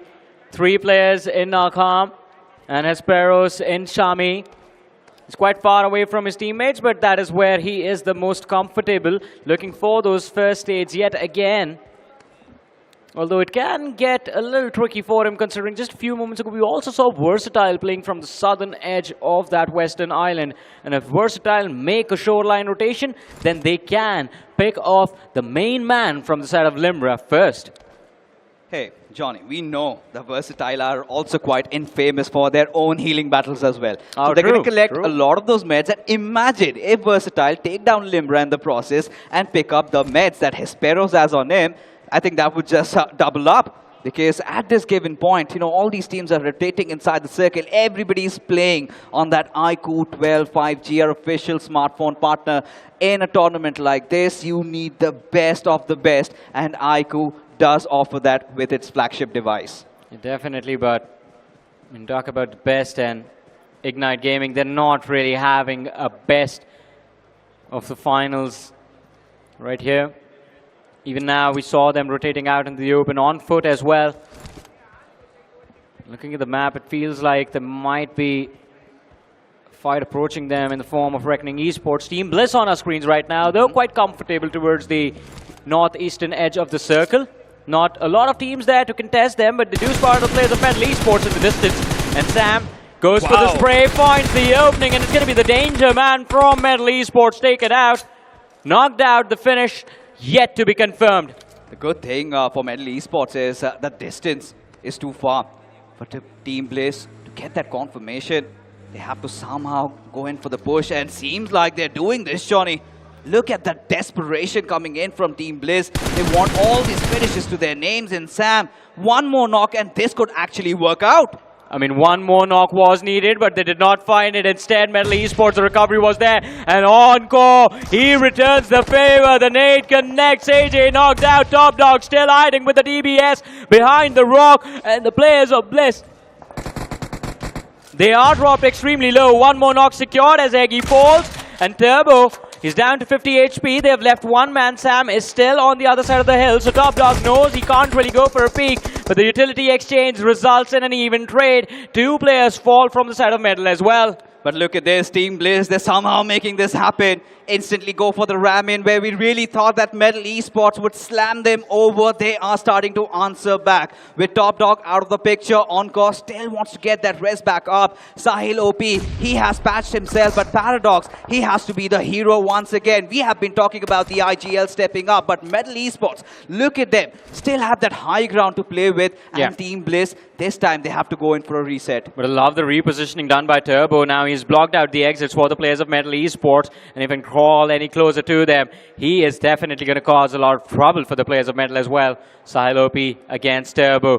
Who finds who spots out who takes down who. That is what will dictate who takes advantage in this fight. On the finish feed though, we did notice the players of OG in a little bit of a soft collision of their own. We're going to find out what the result of that fight is going to be as well. But Turbo, he's just crawling, and Silopi gets spotted out. This could be bad, and it just gets worse. Silopi knocked out. Bliss finding an opening yet again, and Metal Esports, this might be the moment that they panic. Oh my god, for sure, for Metal Esports, they did not see this coming. And Turbo, he definitely was one with the nature in that situation. Now Encore out in the open, and Turbo knows that. Takes those shots, does connect, but not enough to take him down. But from Top Dog, he has also been snuffed out by Turbo. He is definitely doing so much for his team. Yeah, Turbo going full turbo over here. And Metal Esports, no answer for this one man. But over on the other side, it is going to be interesting to see how Top Dog actually reacts to this. Those shots from Turbo with the M4 right on his head. And I'm pretty sure Top Dog now, his hands are going to be shaking, especially considering the blue zone is moving in as well. For Metal Esports, nothing seems to be working out. They got the chicken dinner, but Encore, he wants to be the brave man. He wants to be the hero over here, Johnny. But now he is getting sprayed down from elsewhere, a side angle, a flank formed by AJ, and Encore down on his knees. They did not see this coming from miles afar, and Metal Esports down to their final two. Metal Esports, they have no answer to what is happening right here in front of them. Bliss, at every second of this fight, are just manipulating the players of Metal, stepping into off positions. AJ, there was no reason for him to swing that wide, and yet he's still there causing a lot of trouble for Paradox. Just two players remaining from the side of Metal Esports, and Team Bliss, they have a clear advantage in this fight. And look at what Eggy is doing. Does not really care about how aggressive his teammates are being. He's just being patient, crawls forward, spots out Top Dog, connects a few more shots. This could be a knockout over here. Switches over to the shotgun, fails to connect. Eggy needs to be careful, gets taken out by Top Dog. An opening found, but can they convert the finish? Top Dog extremely low, does not matter. He finds the frag, goes down. Paradox, he's the last man surviving for the side of Metal, but not anymore. Another early exit for Metal Esports, and fixes the thing we were all afraid of. The momentum again reset for Metal Esports. Yeah, of course. Basically, when you talk about this entire fight, Team Bliss, they got that first opener, but hold on, Hero Extreme, Godlike, then a whole world of trouble. Jonathan already out of the picture, Punk down and out, but still against the players of Team Ignite Gaming, they decide to fight back. Yeah, we talked about this when the game began. Hero Extreme, Godlike crossing those islands is going to be a big challenge, and they are trying their level best to find a way out of this. Jonathan already finished off, Punk knocked out, but he's getting a revive. TWOB on the other side also looking pretty solid after the performance on the previous game of Miramar. They are doing a brilliant job just making sure that Hero Extreme Godlike have no way to evade this aggression. The exits of these huts are going to be marked for sure. Hero Extreme Godlike losing out on Jonathan, and they're starting to feel really bad about themselves. This is not how it is supposed to go. Still have a lot of that lead though, but cannot manage to slip up. Still 3 players surviving. Still they've got Punk into the mix. And if we can somehow get a good position inside the zone, which they have, and if the circle really favors them, then Godlike might really walk away with murder. There's a small thing that has just happened. It might be a blessing in disguise for Hero Extreme Godlike, and that is the fact that the players from Newman are right behind them, and TWOB got distracted, but hey, no distraction for Ranveer from City Esports. Takes down 2 from the side of Team Limra, and who uses bikes on Sanok, man? Yeah, that happened, I think, a couple of years ago, but seems like Team Limra, they're starting to live in the past. And you could see those mistakes, those rookie ones being made. This is where the pressure is getting the better of them. 3 back-to-back games where they are losing, where they are getting those casualties early on, as Poco also falls. But for Silly Esports, they also wanted to stage a comeback, and seems like these 3 finishes are going to be quite crucial. Well, let's see. It is definitely going to be quite crucial for them. 3 frags so far, but need a lot more to gain a respectable position in the overall leaderboard. Gokul, he's stuck on that bridge, can't really go anywhere. And Silly Esports, they are looking for him. Hydro backs off, another player takes his position to keep vision on that bridge. Now they have a decent line of fire to work with, but Gokul on the other side just falls back. Here's a little bit of recap. Godlike against the players of Ignite Gaming. Did a brilliant job over there, eliminating the threat that pushed upon them. And Ranveer, this spray was very impressive, but also it was a big mistake on Team Limra's part to be on that bike. To be honest, to add salt to their injuries, who does this? You know, 2 players on one bike, Villain Rider just getting taken down. But look at this circle shift, Johnny. Phoenix Esports right at the smack center. You've got the likes of TWOB. We have been talking about them making such an epic comeback today, and seems like all the stars have aligned. But look at this injection coming in from the likes of Team X-Park. You've also got Inferno Squad. They also might duke it out, but they have to get inside the circle. Yeah, it's a very risky move over there, that northern shoreline fight. It is going to be very intense, not a lot of cover to work with. But hey, did you look at Docs? Yes. Team Versatile, they are still present towards the southeastern edge of the map. This is preposterous. Ridiculous. And we had a slight hinge. We still had some idea that they might do this. But look at this. Team X-Park looking so fearless. Taking a fight against the players of Inferno Squad. Jatin, the last member surviving. But X-Park, they want to do this. They want to see this through. Yeah, X marks the spot, and this time that spot was taken by the players of Inferno Squad.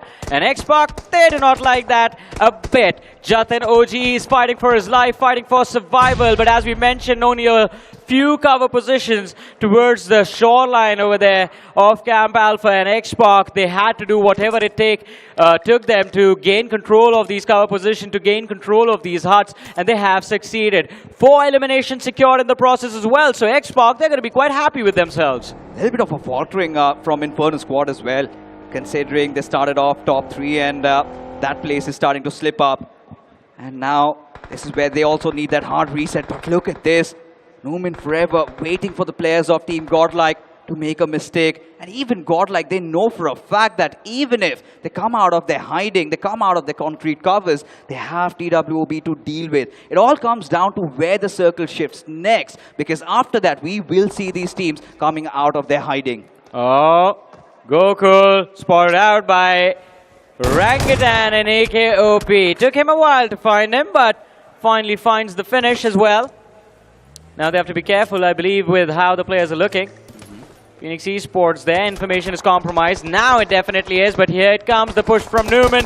After dealing with the pressure from the players of TWOB from the other side of the river, Numen finally decided to make the push on the players of Hero Extreme Godlike. Simp, he's going to be that first target. The Molotov pushes him to a corner, but his teammates on the other side, they're trying their level best to hold on to their position in the indoor cover, and the nade connects. Ash falls, but Simp has been taken out as well. Hero Extreme Godlike stuck in a 2 versus 3 situation, plus the added pressure from the other side of the river in the form of TWOB is still there as well. But Godlike, they're trying their level best, fighting for their lives, and they are dealing with this unfavorable situation in front of them. Mafia from the side of Numen also hits the floor. Omega falls as well, and Oasis all of a sudden is one of the last few players surviving. Can this man, made of brilliance, brilliantly clutch out this situation for his team again? They run in, Oasis unchecked, and he wipes the floor. Hero Extreme Godlike eliminated from the game, and Numen, they are still surviving. There was such a wrath of nature. Numen forever, they had no chance in this fight, but still they showed that fearlessness, and that really ended up in them getting the win. But Brawl, look at Orangutan, one after the other, taking down the players of Reckoning Esports. No answer coming in from their side, and Atanki, Aru, Wizgod, they're all stepping up to the occasion. We called for it, we asked for it. OG, they need a big game. 6 eliminations already on the board, and the position right now also looks quite decent. Present towards the southeastern edge of the play zone right now, completely unchecked, and there's no one there to challenge them as well. But talk about challenges in 8-bit. They are challenging the players of Numen for this position, or you can say it's just Mighty who's showing his might to the players of Numen forever. Omega on the other side of the wall. The shotgun is prepared. He's going to try and take this duel. The jump shot fails, and it is going to be Omega who does put an end to the journey of Team 8-bit in this match. 4 eliminations on the board. Newman have broken into the top 8, and with Godlike eliminated, this is their chance to catch up. How many first aids can Omega collect for himself? He already has 9 and now make that 14. 16. That is good stuff. If somehow they can get that top 3 position, would be lovely, but versatile. They've been having such a rough time in this game, as well as Infinity get caught in the midst of nowhere. But look at Phoenix Esports holding that smack center position, have got a beautiful spread, but a lot of foes are going to try and infiltrate from multiple directions. This could be the big game for Phoenix. And they are hoping to convert it as well. Smack center of the circle, as you pointed out, but they are surrounded from every single direction. That is the only thing of concern for them, especially towards the southern side. The players of Silly Esports can cause a lot of trouble, a lot of distraction, allowing Xpark to close in from the north.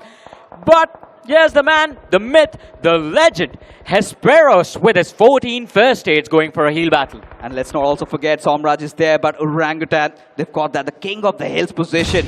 This time against the likes of TWOB, a little bit of that spread, but Prince, we have seen that he holds a very good defensive stance, but this time with Legit being taken out of the picture, and Team Xpark comes hunting in from behind. Yeah, this hill slope not really working out for the players of TWOB. All of a sudden, Prince OG is the last man surviving, and the distraction from the players of OG working out quite nicely for the side of Xpark, and they've capitalized on it as well. But Aru, he does not know that Prince is a very close by. He's distracted by Xpark himself, looking to jump on top of that rock for that visual advantage. And Prince waiting on the sidelines, but iQOO, when the moment presents itself, the man strikes and does not miss. Takes down Prince OG and eliminates TWOB from this game. Yeah, gets a little overwhelmed there.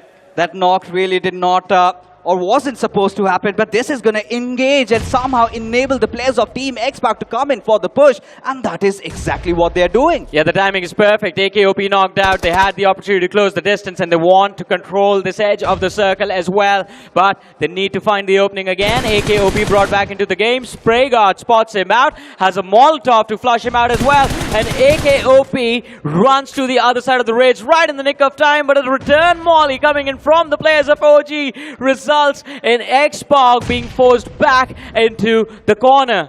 Look at this. Orangutan, they're starting to do this. They're starting to strip their comeback. Nades after nades just go flying around. Phoenix Esports, they had the circle center, but not anymore. Shadow lurking amongst the shadows. Gets a beautiful pick on Atanki. Yeah, and this is the opening Xpark we're hoping for. Atanki taken out. Orangutan still have no idea where this man is. He's looking for those frags. Aru extremely low as well. iQOO knocked out. Aru knocked out. Wizgod, he's the last survivor for the side of Orangutan. And the apes, they are going extinct in this game. Wizgod, how long can he survive?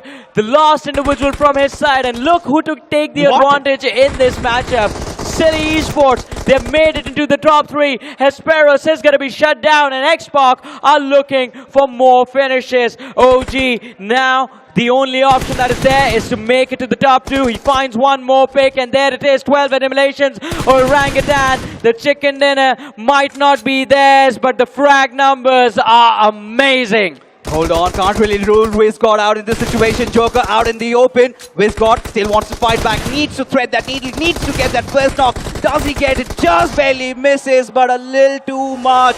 Saran closes it out, and lightning has struck once again. This time in the rainforest of Sandhawk. Hey man, I mean, we wanted to see the aggression in this game, and Xpark, we know, one of the most aggressive teams that's there in the lobby.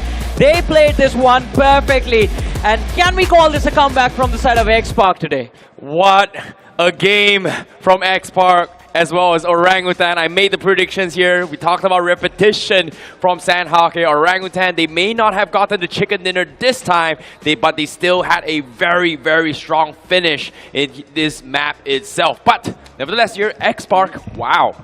We talked about them, you know, trying to push back their way through. You know, day one completely flopping the table, but today consistency has been in the favors of Team Xpark. But now, is it going to be good enough? Because based on this performance in Sandhawk, what do you guys think? Did Xpark live up to the expectation of what they are? I think they did. 13 eliminations on the board, 23 points secured, including the points for the chicken dinner as well. And they were in the top 8 before this game. So the leap that they take will, I think it gets them close to the podium if I'm not wrong. But my maths isn't great, so yeah. Well, his maths not great. We are going to be talking about that later on here. But of course, all the players, they have been playing at the best here in the iQOO BMPS 2024. And of course, the device that they have been using here is going to be none other than the iQOO 12, which gives you the most performance a gaming phone can give you. And that's going to be an iQOO 12 for you guys. And if you guys want to check this out and get yourself one for free. Yes, you don't need to buy it. If you want one for free, you can stand a chance to get it by Googling iQOO 12. That's all. Simple. If you got the luck, you got it. You don't got it, it's fine. It's okay. You can always check it out, buy one for yourself, and test it out because it is gonna give you the best BGMI performance out there. But speaking of games, Orangutan, Team Xbox, they stepped up. What about Phoenix? Because it feels like Phoenix are slowly creeping in by. Yeah, they are creeping in by, but when you see that final circle, they were right at the very center of it. Yeah. They were in that eye of the storm situation and had a lot on their plate to deal with, and eventually had to succumb. OG from one side, X-Park from the other, Silly on the other side. I think it was just too much for them to handle. Well, let's take a look a little bit more as we go through the winner chicken dinner moments to kind of filter through down on what happened here, because we know X-Park was doing great. We know they're all doing, OG was doing great, but Newman Forever was also stepping up as well. I think this was the pivotal moment, because for Shadow to create an angle like that, and OG had no clue that he was coming in. And then suddenly OG fell like a pack of dominoes. BizGod survived, he was a hero, he got a couple of finishes here and there, but for Team X-Park, having their numbers intact, Johnny, I think this is exactly what they wanted. Yeah, I mean, this is exactly what they wanted. A lot of points secured in this game. But just at the start of that winner chicken dinner moment, we saw Newman, right? Yes, they won that fight, but I still feel very bad for them. Not enough finishes, just 4 finishes along with the top 5. That does get them close to, a little bit closer to Godlike, but it was a 40-point difference before the previous game of Miramar. After Miramar, it was still 30 points. I like that you actually brought up Godlike as well, because I can't wait to see the expressions of their face, because they got completely wiped the floor later on here. But as you can see up on screen as well, we do see Metal Esports reaction. They're all having discussions, but Newman, well, they may have not been lost here, but yeah. Oh, that's not a... that doesn't look good. Ooh. I think from that reaction, we can just assume I was surrounded. I could not fight. Needs a little bit of help. You could see those slight errors also being made during that fight. Admino, it was an unforced error, but he somehow burned his own teammate down. And I think it was such a chaotic situation for Godlike to recover. They had a great start. Did it get over their heads for Hero Extreme Godlike? Because after that, the games, they have been choking massively. Agreed. You know, speaking of games to come as well, even the reactions coming from Orangutan as well as Team X-Pac. You can see like X-Pac, oh, okay, we won. I'm happy, but OG feels a little bit on a little bit stormy side, right? They didn't win, but it still ended pretty good. Yeah, and I believe there's one more reason for celebration. I think it's BizGod's birthday today. Oh! Yeah. Happy birthday, BizGod, because that was a well-deserved run. But again, it is not over yet. Hey man, he does get the cake. 6 eliminations secured in this game. It's just the cherry on top of it that was missing. Still gets to enjoy the cake though. Fair enough, fair enough. Anyways, hopefully it is going to be a very, very good birthday for him here, because today's grind is going to be brutal. But this is a good sign. This is a very good sign for Orangutan, because yesterday we were doing okay, kind of dropped out a little bit here. But again, we talked about this. Consistency is key. And now let's talk a little bit more on consistency between these teams here in the map. Once again, Limra, they're still trying for the same old things once again here. Placement points. Okay. But finishes, unfortunately, is starting to pile on for the rest of the teams, and they are not doing okay. I need an explanation for that bike. Yeah, that is what I want right now. Me too, for sure. I think when you talk about Team Limra, everything has been just going down the drain for them. They wanted to engage in fights, they failed. They wanted to go for those heal battles. They were even snuffed out by the players of Team X-Pac. Hespero's getting picked off over there. I think this is where Team Limra need a hard reset at this point. Still a halfway marker, still can bounce back. They have to go big. That's the thing about the teams now, right? They have adapted. And I feel like it is in a situation where they have adapted, right? So I think I want to see how adaptations has been made, because right now we're going to be jumping into an interview with the host here with Orangutan up on stage. Rohit, take it away. Thank you so much, casters. And day 2 living up to its name. It's the day of comebacks, and we've been waiting for this moment because they are our BGIS champions. And Team X-Park finally got their first chicken dinner for BMPS 2024. So let's have a chat with the star of Team X-Park. Actually, all of them are stars, but one of the stars is Sarang. So I would like to call Sarang on stage. And Sarang से बात करते हैं, जानने की कोशिश करते हैं कि इस समय BGIS Champions का mindset कैसा है BMPS 2024 में.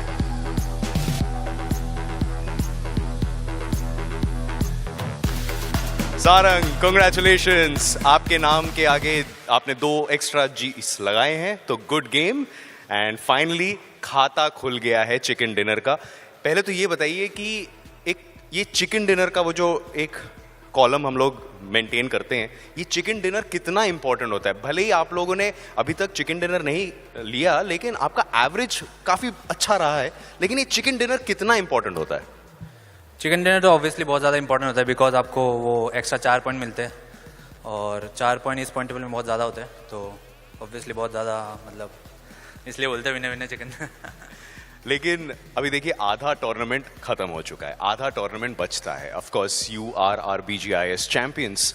तो ये जब चैंपियंस का टैग लेकर आप एक टूर्नामेंट पे उतरते हैं, तो ये कहीं ना कहीं एक एडेड प्रेशर होता है सारंग? प्रेशर तो नहीं बोलूँगा, प्राइड बोलूँगा कि इतना मेहनत करके जीते.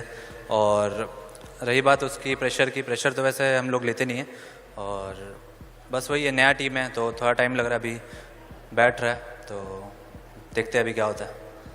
अब देखा हमने अभी तक ये है सारंग कि 50% of the tournament is over right now, लेकिन 50% of the tournament is still left. अब आगे के बचे जो 1.5 दिन का जो स्ट्रैटेजी होने वाला है, उसके बारे में थोड़ा सा बताइए. क्या माइंडसेट आप चेंज कर रहे हैं? क्या कुछ नई स्ट्रैटेजीज ला रहे हैं? कुछ नई प्लानिंग हुई है इस दौरान? हम लोग का मेन डे 1 पे वही था कि एग्रेसिव खेल रहे थे ज़्यादा, तो वही हम लोग अभी डे 2 पे ट्राई करें, थोड़ा कंट्रोल्ड एग्रेशन रखें, और वही कंटिन्यू करेंगे अभी बाकी के 2 दिन जितने बचे मैचेस. तो इंतजार रहेगा कि ये जो स्पार्क आप लोग छोड़ रहे हैं ये इवेंचुअली आग में तब्दील हो जाए. एंड उम्मीद है कि आप लोग अच्छा परफॉर्म करते रहें, लेकिन congratulations for this particular win. So that's Sarang from team X-Park. And अभी हम लेंगे एक बहुत ही छोटा सा break, and on the other side of the break we will take you to weekend day.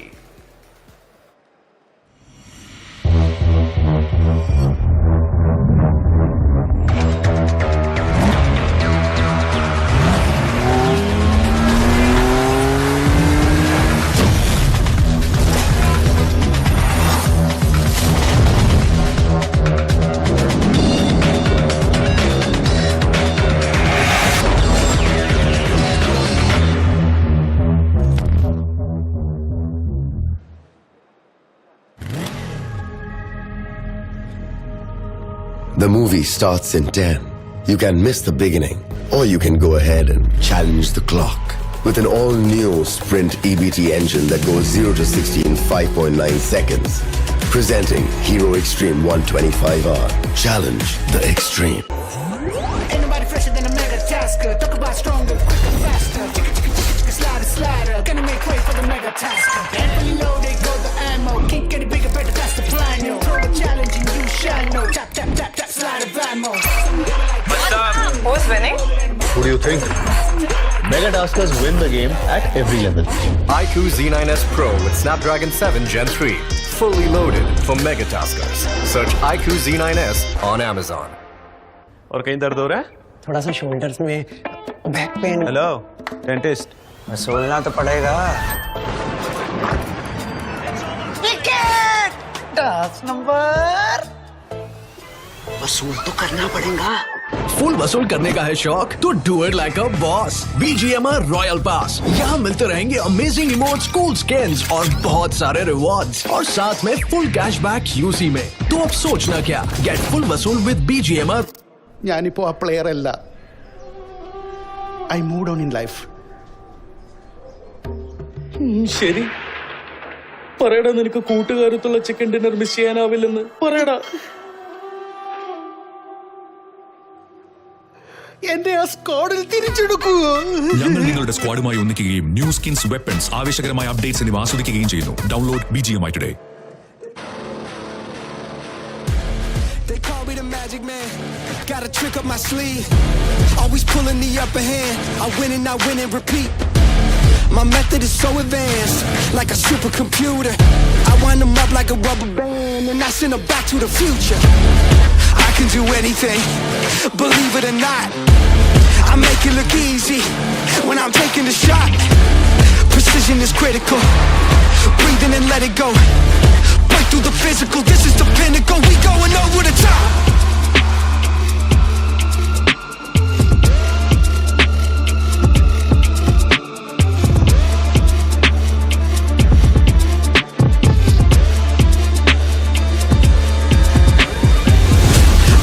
Straight through the static, weight on my shoulder, it's full automatic. Step like a soldier, fight like a savage. Keep my composure while I let them have it. I let them have it. Love with the game, so call me an addict. I got the taste on the tip of my tongue. I know what I want, I won't quit till I have it. I can do anything, believe it or not. I make it look easy when I'm taking the shot. Precision is critical. Breathing and let it go. Break through the physical, this is the pinnacle. We going over the top. Going over the top. Going over the top. Over the top. This is the pinnacle. We going over the top. I can do anything. I can do anything. I can do anything. I can do anything. We going over the top.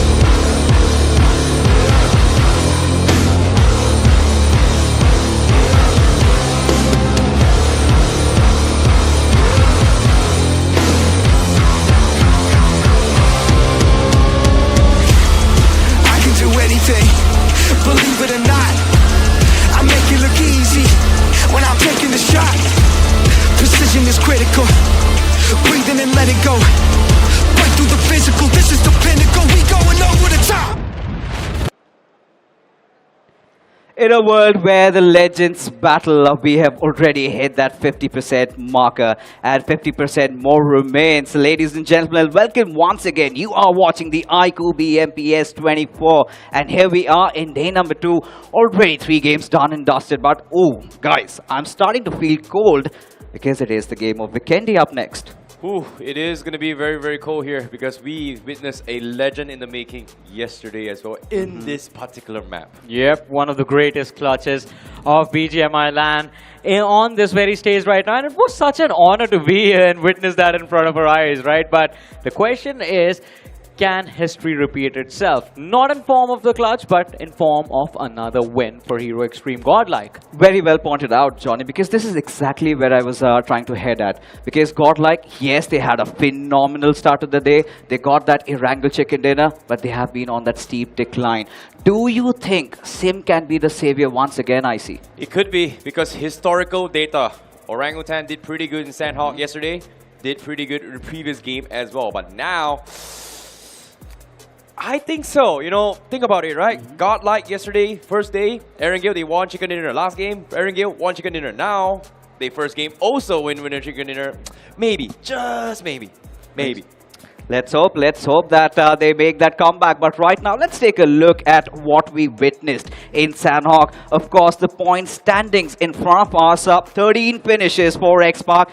23. The first game, the third game, they are on quite a roll. But this is exactly what OG needed. That semblance of comeback, and these 18 points do show along with Silly Esports, Johnny. Yeah, both OG and X-Park are going to take a big leap on their overall leaderboard. And now Newman, their position is up for grabs as well. Team Limra, this is not going to cut it. Those 4 points per game, 5 points per game, they need at least 10 points per game to keep the podium to themselves. Well, we do see individual chasers and racers coming in as well, especially in the bottom side. We do see TWOB, Godlike also not losing a lot, but Medal, well, they may have had a good game previously. This game, they are back in the bottom once more. So it is quite worrisome for me. And also Hyderabad Hydras, Inferno Squad, as well as Ignite Gaming, they're all struggling. struggling. Yeah, day of comebacks and also a day of upset where Inferno squad haven't really delivered. But we talked about giving a present to Wizcott, but has he really gotten the iQOO MVP? Because Sarang also had a lot of finishes to his name. So let's find out for ourselves. Joker getting those 6 finishes. This new addition to Xbox's roster, I see, he's been making a world of difference. You know, Joker is the guy that we've been hyping up for the longest of time, and this is his moment to shine. And finally, we get a glimpse of Joker's performance. But nevertheless, sharing it with him is going to be Wizcott as well, with a total of 6 finishes. Sarang with 3, Infinity OP with 3, and Spray God with 2. I mean, look at this man. He looks so cute. We saw the interview earlier. He was so quiet in that interview as well. And yet, whenever it is Xbox having a big game, Joker is always going to be there. One of the best performing players, one of the best pickups for this team. And of course, backed up by Sarang and Spray God, to veterans in their own rights, to the frontliners that Xbox has always relied upon. Both of them also performing. But as Fixers pointed out, that final fight against OG, the way they were able to win it, or the reason they won it, was the IGL Shadow 7. You can't really take any one player from the side of Xbox and say like, all right, this is the man that is making it all happen. It's all 4 of these individuals put together, the reason why this team is so great. I think it's their alter ego sometimes. You said like they look really cute, but get them inside the battlegrounds and Complete they are opposite. ferocious wolves. But yes, the IGL also stepping up, made things a lot easier for Team Xbox. But where do we see them next, I see? Because Vikendi, I think they're on quite a roll. Do you think they can really set the ball rolling once again? That's the thing, right? So far, momentum has been working out for them today. Yesterday, they haven't been able to find some kind of a momentum to ride on. Today, it has been phenomenal here. So I strongly believe Xbox will be able to do it here. Yes, they've gotten a chicken dinner, but think about this. From the start of the day, they have been somewhere in the middle of the pack, and slowly improving. And in this case, I feel like taking those baby steps will help them here. But of course, again, that is from the mental aspect of it here. But in terms of strategy here, Xbox, they may be struggling a little bit in terms of Vikendi, because they are one of the teams who are playing on a bit outer skies.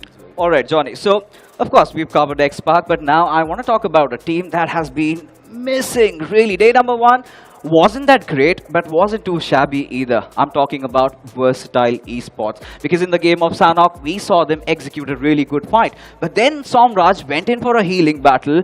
And now, where are we supposed to expect Team Versatile? How are they supposed to perform in Vikendi?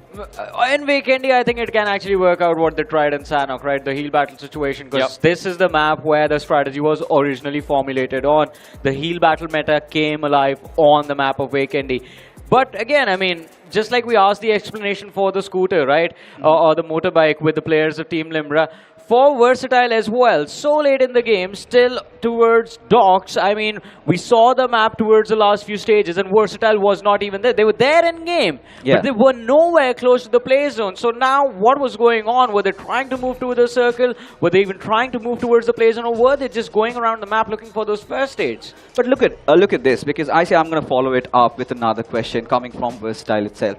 Because when we talk about the league stages or how they performed, Aquinox, one of those players that he really rose up to the occasion. But this time, inside the Grand Finals, I don't know. I cannot find him. I cannot find his presence anymore. I think it comes down to individual skills and team play, right? So far, as much as you are mechanically gifted, take Godlike, for example, right? All 4 are individually strong, but if they were put in a situation where one of them falls, everyone slowly kind of fall apart, because today's Irango game coming from them was a perfect example. Perfect hold in the top of school. But whereas for Team Versatile, yesterday's Vikendi, they were inside that house. They were pushing everyone back. They were the raid bosses. But eventually, their formation kind of crumbled, and that was the cracks that allowed Godlike to kind of overtake and push them. So I would say it comes down to how strong and how much trust you put in each other. You know what, folks? I think I need to fetch myself a jacket over here, because it is getting cold. It is going to get so exciting. But inside of the battlegrounds, it is going to be enormous tasks being put up for all these lads. Can Godlike repeat history? Because we have seen a pattern over here, Johnny. And now, Godlike got that chicken dinner in the first game. Can they do this once again? Casters, take it away. Well, I mean, it is going to be interesting to see if they can actually pull it off inside the map of Vacandy as well. But you know what? I am having double thoughts right now. Godlike, we want to see aggression. They are delivering on the aggression. But as we mentioned, right, Vacandy, it's a very slow game. It tests your patience, your ability to just stay focused in one aspect of the game, just playing for survival. Because I see you might agree with me on this. On Vacandy, it's very easy to get paranoid and overthink your decisions. You're hiding for so long. Late stages, stage 5, stage 6. For some reason, you just get up, get shot in the face, and get taken out. See, that's the thing about Vikendi in general, right? There's so many open spaces you got to worry about as well here. And tentatively, historically as well, Vikendi, teams that actually win winner chicken dinners, or teams who have a lot of finish by the end of the game here, has always been teams in the center. So I feel like a lot of people might be rushing rather early than late. So late, I don't know. I don't know about Team Limra, but I feel like Team Limra might not be able to perform this game. Okay, for Team Limra, we can put them aside because you raised a topic about a team that loves playing the center has a good chance. Okay, I'm going to take you back to the Vikendi yesterday, boys, because TWOB, they always rely on playing on the central circles. They have been staging their comeback. Do you think, Johnny, TWOB have some slight chance to conquer Vikendi? I think so. I think, but it comes down to the center. All right, we'll come back to that later. Let's take a look at the overall picture, what is really going on. We do have the overall standings, and let's find for ourselves in a wee while, because now Hero Extreme Godlike, they are starting to get challenged, and the challenge is coming from down below. Team X-Pac, what a lead that is, I see. Wow. Momentum definitely favored them today. They are now in the position with third place here with 69 points alongside Newman. And I really like that today's game plan for every single team is a little bit different, right? Newman himself, their job is to catch up with Godlike. And just now itself, Sandhawk, they had a 1 versus 1 where they came on top against Godlike. And they came on top. And because of that, they were able to kind of reduce the points gain coming in from Godlike. And that's a good thing. But it also hurt them overall because of this commitment by them. Exactly. I mean, they were instantly reset, right? There was no opportunity to push any further. They could have capitalized a little bit more. I think that is something that teams like Newman, X-Pac, OG need to focus on from here on out, because they are getting very close to Hero Extreme Godlike. And if these fights keep taking place where Godlike end up getting taken out by either of these three teams, let's include Limra or TWOB in this list as well, then an opportunity will be there for them to actually secure the points from that game that Godlike have missed out on, take them for themselves and inch closer to the podium, to the first position in the overall leaderboard. But what happened to Newman, that is what needs to be avoided. You can't just take down the top contenders and then just instantly get eliminated from the game. Listen, man, 27 points is what separates Godlike from the likes of Newman and X-Pac. And I think one more good game, one more chicken dinner for maybe X-Pac or Newman forever, and suddenly that cushion that Godlike has would get vanished into thin air. But now, when you look at even the teams that are struggling, I think the biggest names have to be Reckoning IC. Because coming into the Grand Finals, they were one of the top contenders. Day number 1, they got a lot of finishes. They were struggling with those position points. But day number 2, the finishes are also missing. Seems like something has been changed here, because overall, I feel like Reckoning Esports, they have been targeting Ignite a little bit more. But it feels a little bit too much, you know. You gotta focus on the bigger picture. But nevertheless here, unfortunately we had to rehost the map for Vikendi. Apologize for that. So we are gonna take a little bit more time before actually proceed into the game. But of course, when it comes to tactical decisions here, there is someone that we kind of missed out a little bit, personally, in my heart.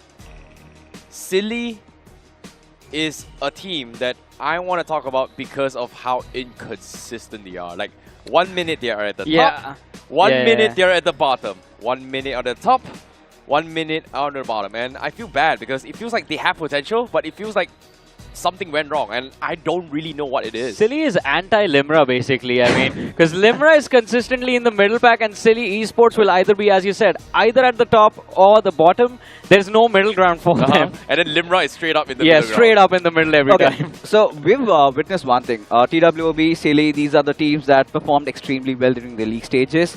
TWOB has hit a comeback. Who knows, silly esports? Because for them, if they really want to eye on the podium, I feel like a top 3 position, they can still get it, but Vikendi is where they need to hit. Because when we talk about Vikendi now, this is where I'm going to segue and bring back Versatile in. Let's go back to yesterday. And you remember, Versatile had the best compound. That is where the circle ended. I think they really need to bring themselves back soon.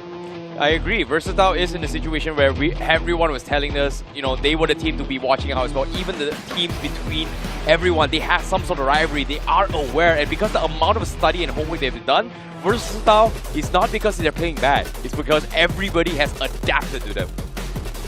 Well, let's see. I mean, adaptations, aggression, tacticality, all and everything. Every strategy you have from the perspective of Versatile, they need to employ everything in the upcoming matches. You have Vikendi, Miramar and Wrangle remaining, and you have to do whatever it takes to climb up. I think Versatile, their goal should be to get as close to the top 4 as possible by the end of the day. Oh, they have to. They have no other choice, but you know what? I think Vikendi is going to be so intense. Because right now, we've already done with that 50% marker. Yeah. And this is where the teams that are languishing at the very bottom, if they have to stage a comeback, this has to be it. Look at all that tension on the faces of these players. Waistcourt, it's his birthday today, but he needs to get his present. Aru has promised him a birthday gift. Aru has promised him a chicken dinner. But Medley Esports, I see, this is one of those teams that is quite well known, especially after that Miramar chicken dinner. We thought that they would be the kings of bounce backs, but that did not happen in Sanhok, did it? Well, agreed. Hopefully they will be able to find Vikendi. But now, we're going to be jumping straight into the game now.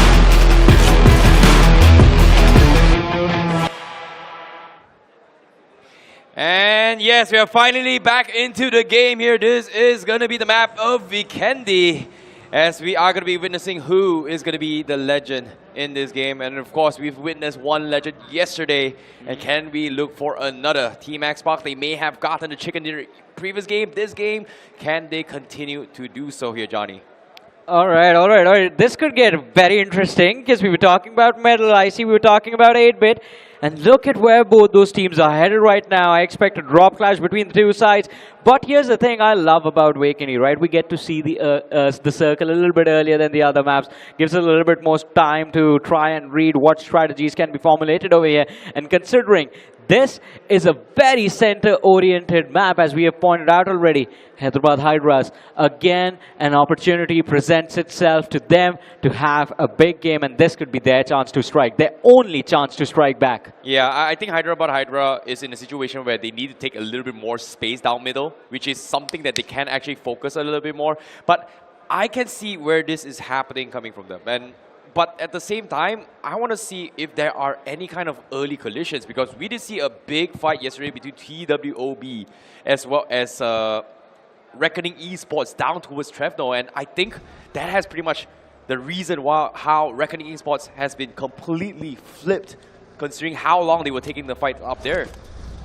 Yeah, and the delay did definitely cost them a lot, but Limra now again, the survival strategy, the survival specialist inside of the game. Their strategy can definitely work out quite well for them in this particular matchup, but considering they did drop towards the southern part, the southern half of Vikendi, they need to be a little bit careful on their either sides. Towards their west, it's going to be the side of Newman that can cause a big threat for them. Towards the east, it is Versatile that they have to try and avoid. And even though the teams are at least 800 meters and 1,000 meters away from the side of Team Limra, once these teams start to move up north, then there can be a soft little clash between the two sides. I want to see how Limra handle that situation if it presents itself. Well, speaking of presenting themselves here, Versatile starting things very, very early here as they are going to be rotating away. They managed to somehow stock up pretty quickly. This is a pretty early rotation coming from Versatile. Yeah. And again, you can see teams are slowly adapting here. They want to either go for ambushes, pit stops, or prioritize center circle. But it seems to me, Versatile, they're actually afraid. Like, this is so early. They're actually afraid. They're checking every corner in case somebody decides to ambush us or set out a couple of roadblocks. But I don't know, is this the defensive nature or safety rather worthwhile this early? I believe so. I mean, it is vacant, right? So you have to be extremely cautious with how you move out. Plus, I think they might have gotten a read of the cluster that forms towards the eastern shorelines, because we do see, in fact, we did see Godlike as well towards the eastern shore just a few moments ago. They've started finally move towards the cement factory. Another team that's playing the eastern shoreline towards Peshkova, it's going to be the side of Reckoning Esports. And Versatile, they're just trying their level best to avoid any of those two fights. Now, Inferno Squad, they do hanker down a little bit of a houses here to kind of stock up, but they don't really have a lot of vehicles here. Even in the loot department here, they are on the slow end of the table compared to the rest of the team. So, Inferno Squad, we've talked about how well they've done yesterday. Today, it's all about being consistency. They are still in the top half, but it will eventually fade away as the game progresses. So I'm a little bit worried here. Jatin was the guy that has been scouting out for the team and clutching it for the team, but unfortunately today itself, it has been a very, very slow showing coming from them. Yeah, definitely. That is not something what we expected though. Inferno Squad, I mean, yesterday, brilliantly done all of their matches. Somehow did manage to stay inside of the top 4. The slip up today has been quite surprising, but it's just small little decision-making errors every now and then that result in them getting taken out super early inside of the matches they played so far. And this team, again, I mean, we wanted to see a big performance. We did get that big performance on the map of Miramar. But then on Sanhok, this is what I wanted to talk about, I see. I mean, they did quite well to stop Hero Extreme Godlike, but then they dug their own grave by staying back too late, and they got taken out as well. Yeah, I agree. And TWOB, they're making adaptations this game. And one of those adaptations is that if playing as a team is not working out, let's spread out. Because every single member from the side of TWOB is so far apart to a point that if one of them gets taken down, there's no backup whatsoever. A very, very interesting approach. Like usually we expect 3-1 or 2-2. This one is just 1-1-1-1 right from the get-go. I mean, it's okay for the early stages of the game. That's all I'm going to say. But as you mentioned, very interesting approach. And if they actually manage to pull this off, it's going to be even more exciting. Imagine what they're going to do in the upcoming 2 matches then. I don't know, man. It might be a way to actually gather information here because they have one in Cosmo. They've got one in Trevno as well. They've got one out in the shorelines. They've also got one near Reckoning Esports. So I guess this is going to be a little bit of a conflict later on. But now, let's talk about Hyderabad Hydras. They also like to play center. They were in the smack middle of everything thus far. As you can see, they are already stacked up, preparing for ambushes here. They also set up a couple of members apart to try and scout out information and maybe get a couple of finishes here and there. But I think the priority for Hyderabad Hydras, it should be to already start to prepare for that stage 3 stage for hard shift. Because at this point, that's the only thing that can ruin this wake indeed for them. The smack in the center FB is, as we've talked about, quite close to Villa, in fact. And that position is actually pretty solid. You have a lot of cover to work with. You have a lot of breathing space just in case team fights break out. You can reposition, try and catch the opposing side off guard. But if that hard shift just goes towards the western side or towards the northern side, then Hyderabad Hydras, they are going to feel a world of pain. Well, Team Xbox, as of yet, they are slowly making their way in the next phase of zone as well. You can see on the top side, they are going to be pushing in from the top side of Kuroka, which is pretty okay. They don't really see a lot here, but here comes the first ambush. Here comes Phoenix. They will be the ones to take the brunt here. Oh, it is again. It's Ignite Gaming as well. The jump shot does not connect. Wormithor gets taken out, and the numbers from these two sides are going to be equalized. Phoenix Esports, they're looking for a little bit more. Wormithor confirmed. Aurora jumps down to try and re-engage into the side of Phoenix, but can he find the second frag? That's going to be the most important. Around the corner he goes and catches Honey completely off guard. Surprise, surprise, and he goes down. But the nade from Shayan, yes, it does connect. But Hulk, I think this is a perfect opportunity to try and eliminate the players of Phoenix Esports, and within a blink, they do succeed. Ignite Gaming, 4 eliminations secured, and they have enough time to reset as well before the players of Godlike come knocking on their door. Oh my God, Punk again. He is the third party, and guess what? They know it's Ignite. They come in, they are gonna crash in, and Godlike, they're looking for more. It's Ignite. They're in a lot of trouble. They're surrounded. Yeah, and this is gonna be the end of Ignite as well. Nothing you can do about it. Godlike go in, but one after the other, 3 down, and Ignite Gaming, they set this fight, and the players of Hero Extreme Godlike on fire. But luckily, Jonathan, the man, the savior for Godlike, still standing, and that was the biggest mistake for Ignite Gaming. They did not put him out, and then he returns the favor. Ignite Gaming eliminated. Oh no, they heard the gunshots. I think they know. Inferno Squad, they might look to third party. They hear this.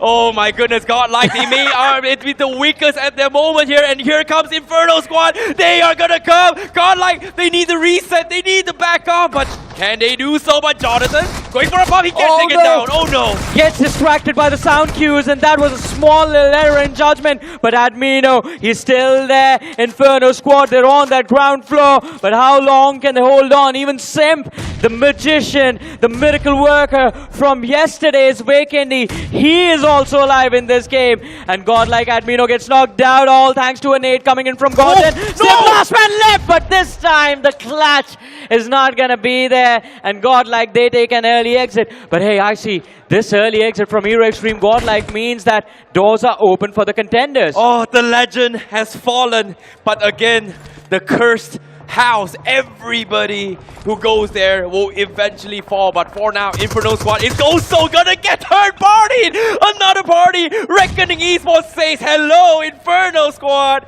And here they come. The grenades are being spammed in. They've got to knock. Inferno Squad has lost to everyone who's ever entered is dead. They're dead. Everyone is dead. Man, as you called it, right? The cursed house. Everyone walks in, gets a few eliminations, and then eventually gets taken out. And Reckoning Esports with these two frags on the ground floor. They are looking to push up. Inferno Squad, they are trying their level best to hide. But Owen, he's seeing his teammates take that damage from the distance. And Reckoning Esports is waiting for an opportunity to strike back. The nade goes in. More damage is down. Gravity IGL gets knocked out. Jathan found a brilliant angle to work with.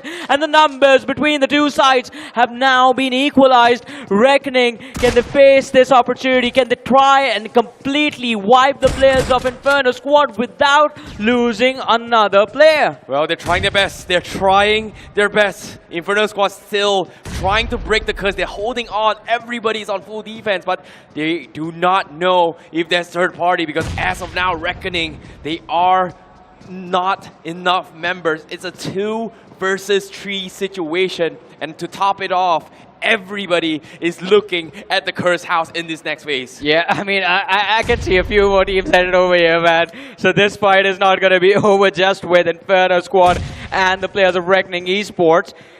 Reckoning Esports, I think they have earned the least amount of points from this entire fiasco. Oh, misses the nade as well. Could have been a big opening. Oh, they are going to be lobbing their way through, hoping to try and get a couple of early, easy frags. But it seems to me they will settle with the loot on the bottom floor for now. But they have to wrap things up because little did they know, guess what? It's not 1, it's not 2, it's not 3, it's not 4. It's about the 5th team coming in. This is the 5th party coming in. Raiden says hello as well. And everybody is got to play very, very quiet because everybody knows everybody's looking here. Exactly, all the eyes oh are my God. on this one building for some reason. And Versatile, they're waiting for an opportunity to strike, by the way. Also, I think there's going to be a 6th team in the mix my soon. Goodness. But we're going to wait for that. In the meanwhile, Inferno Squad, I think, still panicking a little bit against Reckoning. Yep, they're still making the noise here. They saw the vehicles in the distance, so Inferno Squad knows Versatile is there, but Reckoning might not. Well, it might be the case, but again, they're trying to play this as safe as they can. The circle is about to shift in about 14 seconds. I guess both sides are going to take a temporary ceasefire, but as soon as I say this, Versatile finds an opening. That's Goten getting taken out from afar. Look at this, Aquanax with those tight angles as well. Exactly, they found the opening, but the cue for Versatile to move in. The signal comes in, Somraj with Infinity move in first, Raiden follows up. There's 4 players inside that house, so basically a full squad, but it's 2 different teams. So Versatile, they have to be very careful. Hunter's on the ground floor, takes a lot of damage. Somraj takes damage from that nade as well. The slaughterhouse, the curse house, it begins, the assault comes once more, Versatile continues. And Reckoning as well as Inferno Squad, they are stuck. There's no way out, they have no choice but to take things slow. And we shall see how this plays out because as of now, they're just waiting for someone to make the first move. The catalyst, it has to be the side of Team Versatile in this building. Still looking for an opening. They're lobbing a lot of utility, but haven't found a single knock till now. Oh my goodness. Pre-fires from Versatile through the smoke. Everybody's keeping quiet. Look at this. Reckoning, Inferno Squad, they're just not moving. They don't want to give food slaps here, but Viper, he takes a little bit of damage. Just a little. But is the nade gonna connect? Yes, it does. Infinity found one. And here they come. Versatile, they are gonna push up. This is the go queue Versatile we're waiting for. And as you mentioned, they are gonna look to push up. Viper knocked out, so Reckoning Esports might just take an exit from this match very soon. Inferno Squad, they could be next. Another nade in the balcony, and Jatin is gonna be put under pressure, but he runs indoors right in the nick of time and still does manage to survive. But look at how respectful Versatile are. They know what has happened in here. They see those crates and they'll be very careful with how they approach this fight. The curse house, the slaughterhouse is beginning. Versatile still checking every single corner. They are going to try and stock up utilities. And guess what? They're trying their best to clear this house, but it seems to be this house is nearly impossible to clear at all. You know what I'm thinking right now, Icy? There's so many crates here. Imagine the amount of first aids you can gather. Well, in this case, everybody is fighting for a huge pie here. Look at this, so many vehicles around this house. Inferno Scott still not giving up the rooftop. Reckoning still staying on the middle ground as well. They have to temporarily work together to stay alive for positioning points. But Versatile, they're still waiting for the knock. They got one just now. Can they get one? But they can't seem to find where they are. They don't know where they are. They're just guessing right now. Yeah. It is just a guessing game from the side of Versatile, and they've run out of utility because of that. Too much investment to find the opening, and they found nothing. They found Viper, but he was revived. Now Hunter 1 HP! A mistake! A big blunder! Presents himself by standing on top of that stool in the corner. Just easy frag for Raiden. Gets knocked out. The finish is going to be confirmed. And Reckoning Esports, they're going to be done for. Viper hunted down. And now it is just Inferno Squad left against Versatile in this building. Finally, they have done it. But the problem is, do they know there's still more upstairs? Because right now they got the finish. Oh no, Jatin, he moved. And now they know there's still more. Yeah. There is still more. The nade and they connect. Yeah. We clip to open. I think it's over. Inferno Squad, they might just take an exit. Look at that. Jatin OG also finished off, and Versatile, the team that shows up at the right time, gets to capitalize very easily. 5 eliminations secured from that entire fiasco, but the circle did move away, so they now have to move towards the west, 200 meters. They still have a little bit of time, a minute before the circle finally gives us the next zone. And considering the eastern side is empty as well, I think Versatile are going to have a much easier time with this next rotation. That's got to be the biggest wipeout pre-game, and especially when it comes to Vikendi here. And 5 teams. I would say 5 teams just taken out rather early before even the third stage even fully completed here. But of course, now let's focus on the third phase right now. Every other team is right in the middle. And fortunately enough, everybody's so quiet because the amount of teams are getting completely cut down because of this play here. Exactly. I mean, now everyone's just thinking, all right, where did this fight take place? Because there was a lot of commotion towards the eastern side, and whoever survives, I think it's just going to be an assumption made that they are going to be lacking numbers, but Versatile can show up as an unpleasant surprise. This is what I was talking about, man. So many crates, so many first aids found by the players of Versatile. They could just go for a heal battle for days long, but here's a recap how it all began. Ignite Gaming up against Godlike, and this was a big play coming in from Aurora. Took down 2, but then Jonathan was still surviving. He did find that trade. Inferno Squad showed up at the right nick of time to shut down Hero Extreme Godlike.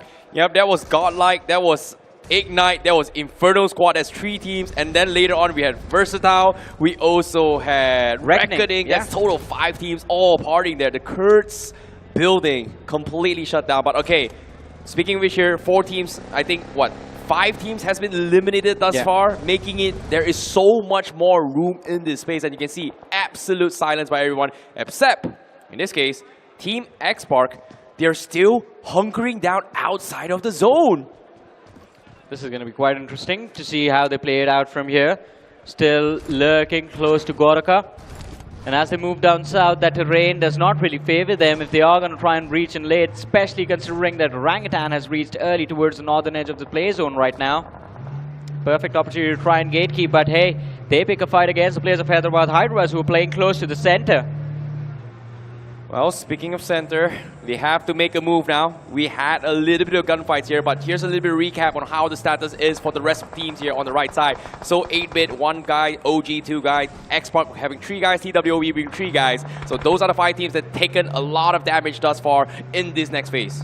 Now TWOB, they have to try and build on the momentum from the previous few matches. Bliss, they chime in, Sarvit knocked out. That's the opening for the side of Team Bliss. They are looking for second and Legit. He takes a lot of damage. Prince OG, he did get finished off a few moments ago. So TWOB, they're facing the pressure now. It's a 2v4 that's not in their favor. It's going to be difficult to drag themselves out of this as well. It's going to be an open position. Well, TWOB, they were paranoid before, and now grouping out means they have to start stacking up. In this case, Sarvit will be picked up, but they will lose a lot more. And you can see even the hesitation from Cyrex, expecting that this may hit them, but seems to me he is going to be A-okay. However, you do have Team Bliss suppressing them now, considering the fact that they are smack middle of the circle. And even Xpark as well has heard gunshots. They are going to try and rotate away. Smart call from Xpark, but it is going to hurt them a little bit more. Well, it is a smart call, but as you mentioned, they are going to have to tank the damage from the blue zone over here. 16 seconds before we have the next play zone in front of us. Xpark, a super wide rotation is going to result in them in a very awkward drop zone clash. Here's the players of Versatile towards the southern edge, but here's the last survivor from the side of 8-bit, Juicy. Well, fortunately for him, he does have 12 first aid kits, so he is going to be able to tank for a very, very long time. Circle now shifts away from Bliss. It is going to be somewhere along the lines where Orangutan as well as Hyderabad Hydras do have a decent amount of compound to work with. So this is where the big clash comes in. You can see everyone is slowly making movements up towards the north side of this circle. Oh, gee, look at their position. I mean, they have control of the zone, but they don't have the numbers. Yeah. They don't have the numbers to defend it, which is really, really unfortunate as well. Meanwhile, everybody is clumped up onto the south side as well. You can see Hyderabad Hydras, they are looking to get a couple of chip damage in. Team Limra, they're taking some damage, but can they regroup and reset? Because there are many more teams inside waiting for them. Luckily for them, none of the players get knocked out and they move inside the zone without breaking a sweat. But again, as you mentioned, I see the pressure is still going to be there. They've been spotted out by Hyderabad Hydras. They've been spotted out by Metal Esports. And Limra, as soon as one of their players gets knocked out, that is when the real trouble begins. But Xbox, they get spotted out by 8-bit Juicy. He takes down one. He's outnumbered, but he has the shotgun to work with. Joker is going to try and flush him out with a Molotov, but Juicy pushes out to try and pick up fight. And unfortunately for him, not having the numbers is the disadvantage that forces 8-bit to take an early exit. Another team wiped out from this map of Vacandy. Oh, this is so unfortunate for Team Xpark here. They've lost Sarang in the process. He was the first one to get knocked, but the one that picked up the kill was none other than Limra themselves. They were able to secure a finish for this fight. But however, they are at the edge of the zone. They have numbers. They still have space to work with. So all they got to do is just play this patiently. However, speaking of patience, Samraj, he does scout out all these movements here, so he may consider to try and reap a couple of rewards himself. Yeah, you were talking about Xpark being patient. No, Samraj needs to be patient here. He's getting too aggressive, just moves in, and even his flank is compromised. Look at the minimap. Team Limra, they have a line of fire for this rock. What? Versatile. They thought they were going to be expecting a fight here, but seems to me they stole the drop away from Xpark. Xpark immediately dips out, knowing that it is no longer safe to be there. Very, very good rotations as well. Yeah, good decision making coming in from the players of Xpark. And again, I think it is a desperate call. They just have two players remaining inside of this game. Versatile on the other side, that momentum from that cursed house, I think they are going to try and build upon it. OG still in a good position inside of the circle, but TWOB, I see this could be the game that TWOB were hoping to have for themselves. That northeastern edge, in fact, the entire eastern edge of the circle uncontested. But what is this move The 2-1 split coming in. Oh, this is going to be tough here. Cyrex is all by himself. The rest of his team is so far behind. But guess what? Wrapping around is going to be Newman here. If Newman decides to crash it, it's going to be a bit of trouble here. But as soon as I talk about the crash, guess what? They're getting shot by Blizz as well. And Newman actually losing members from TWOB. So it is going to be a pincer attack on towards Newman because of this. A combined effort from Team Blizz and the players of TWOB and Newman. They are starting to fall like a house of cards. Mafia also gets taken out. Omega is still there though. But TWOB, this is the perfect opportunity to strike. Newman, they're up and down. They're down to the last man. And if Omega finds a trade, then all of this can change. The nade goes out, but Omega runs into the fire of that Molotov. Takes a little bit of damage upon himself. And the second one does the job. TWOB, they force Newman back into the lobby. Yep, as soon as they say this, here's Blizz completely watching the entire fight. They are going to try and sneak in for the third party. They know Sarvit is down, and they are going to try and capitalize on this as well, knowing that they are on the sides of the zone, and they don't really know where the rest of the teams are. Sarvit is down. That's good. They're playing this safe, and it is equally as smart coming from Team Blizz. But let's see how smart Team Blizz are going to be about this. They should realize TWOB are under immense pressure. Just last 2 players left. They have the opportunity to make this push. Cyrex from the top of this roof does not really have a vision of that house because of that foliage. They're playing this very, very safe because there is still 9 teams left around and they don't really know where the rest of the teams are thus far. They only know TWOB is in front of them, but where's the rest? Because pay attention to the minimap as well. Blizz, they're spreading out in case if there's anybody going for those backstabs coming in. But we did see the player of TWOB also getting split up from his teammate. They do find an opening against the players of Team Xbox, and the finish is going to be confirmed as well as Spraygard gets finished off. Joker is the last player left alive from the side of Xbox, but on the other side of the zone, Metal Esports going up against Versatile. Trades come in, and neither of these 2 sides want to give up. But Hyderabad Hydras, they can choose to show up for a third party and capitalize and secure a few extra finishes from all of this.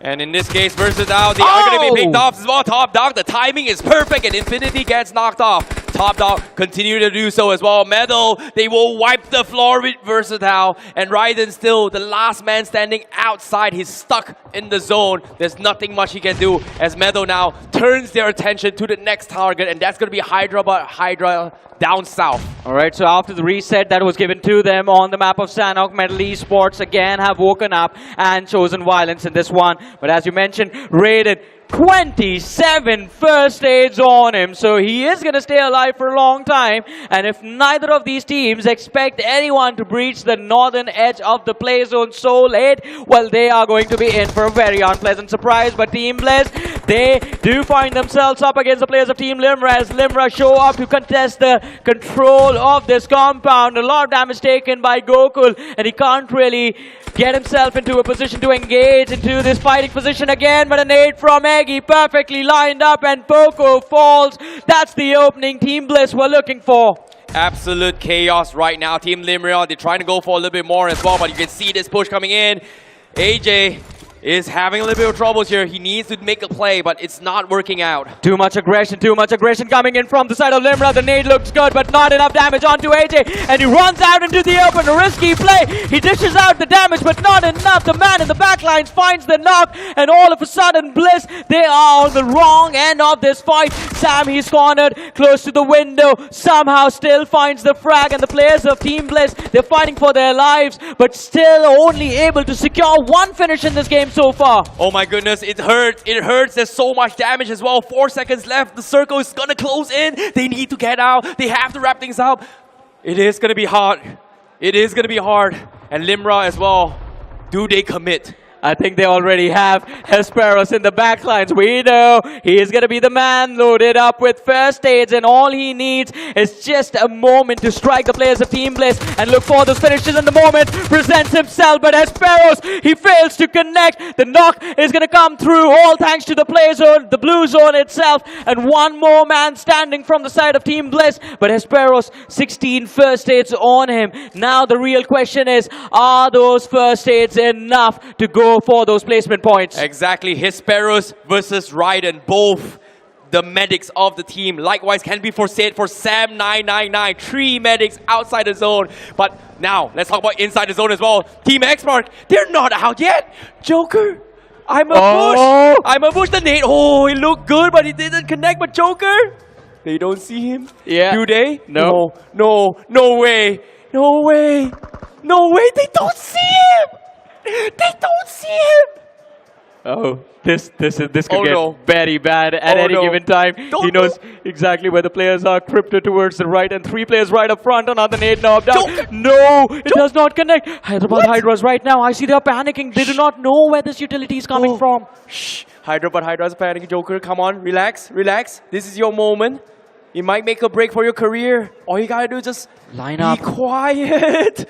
Be very, very quiet, bro. Look at him, look at his face. Oh my He's goodness, he's laughing. smiling. He's smiling, but still. What do I do? He's oh, they got out. They're ignoring Joker. He's got protection, but guess what? Everyone is outside the zone.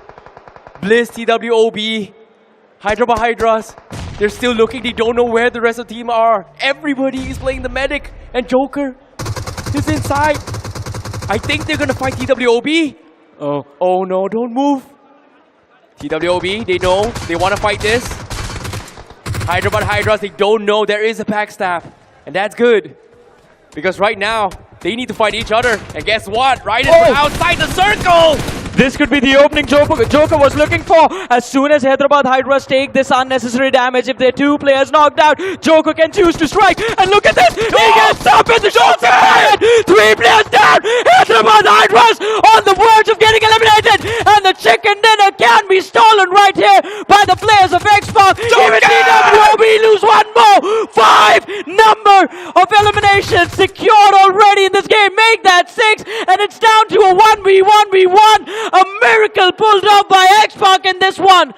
The impossible has happened. And now Joker, can he make the play? 1 versus 1.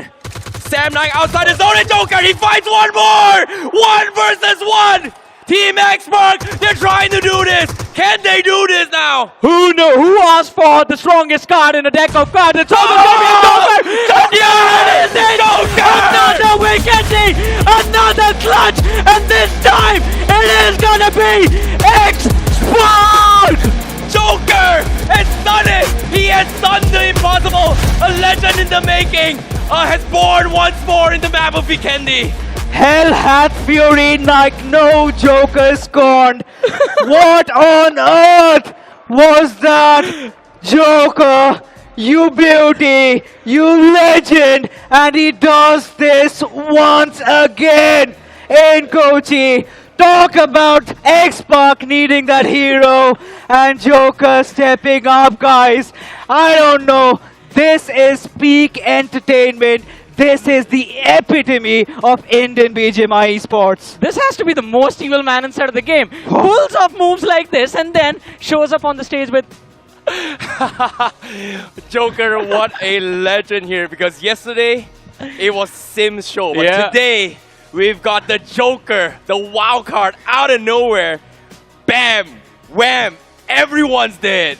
It was tension all over the place. Everybody was on the edge of their seats. And Joker, I mean, he was still so cool as a cucumber. Because we have seen a lot of players in situations like that. They'll tend to lose their calm. But Joker, he was miles ahead of them. He was laughing on Hyderabad Hydra sitting there on the stage. He was literally laughing. And again, I mean, I feel bad for Hyderabad Hydras, man.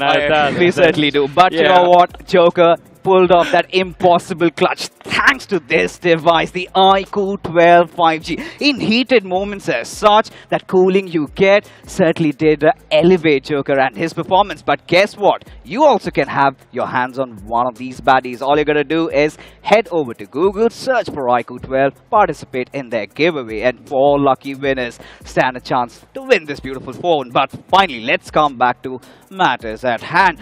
What was that early fight, gentlemen? Because I was starting to, fathom what on earth was going on. What were there, 5 squads? Yeah, five teams. You know what? After that clutch, I completely forgot about the last fight.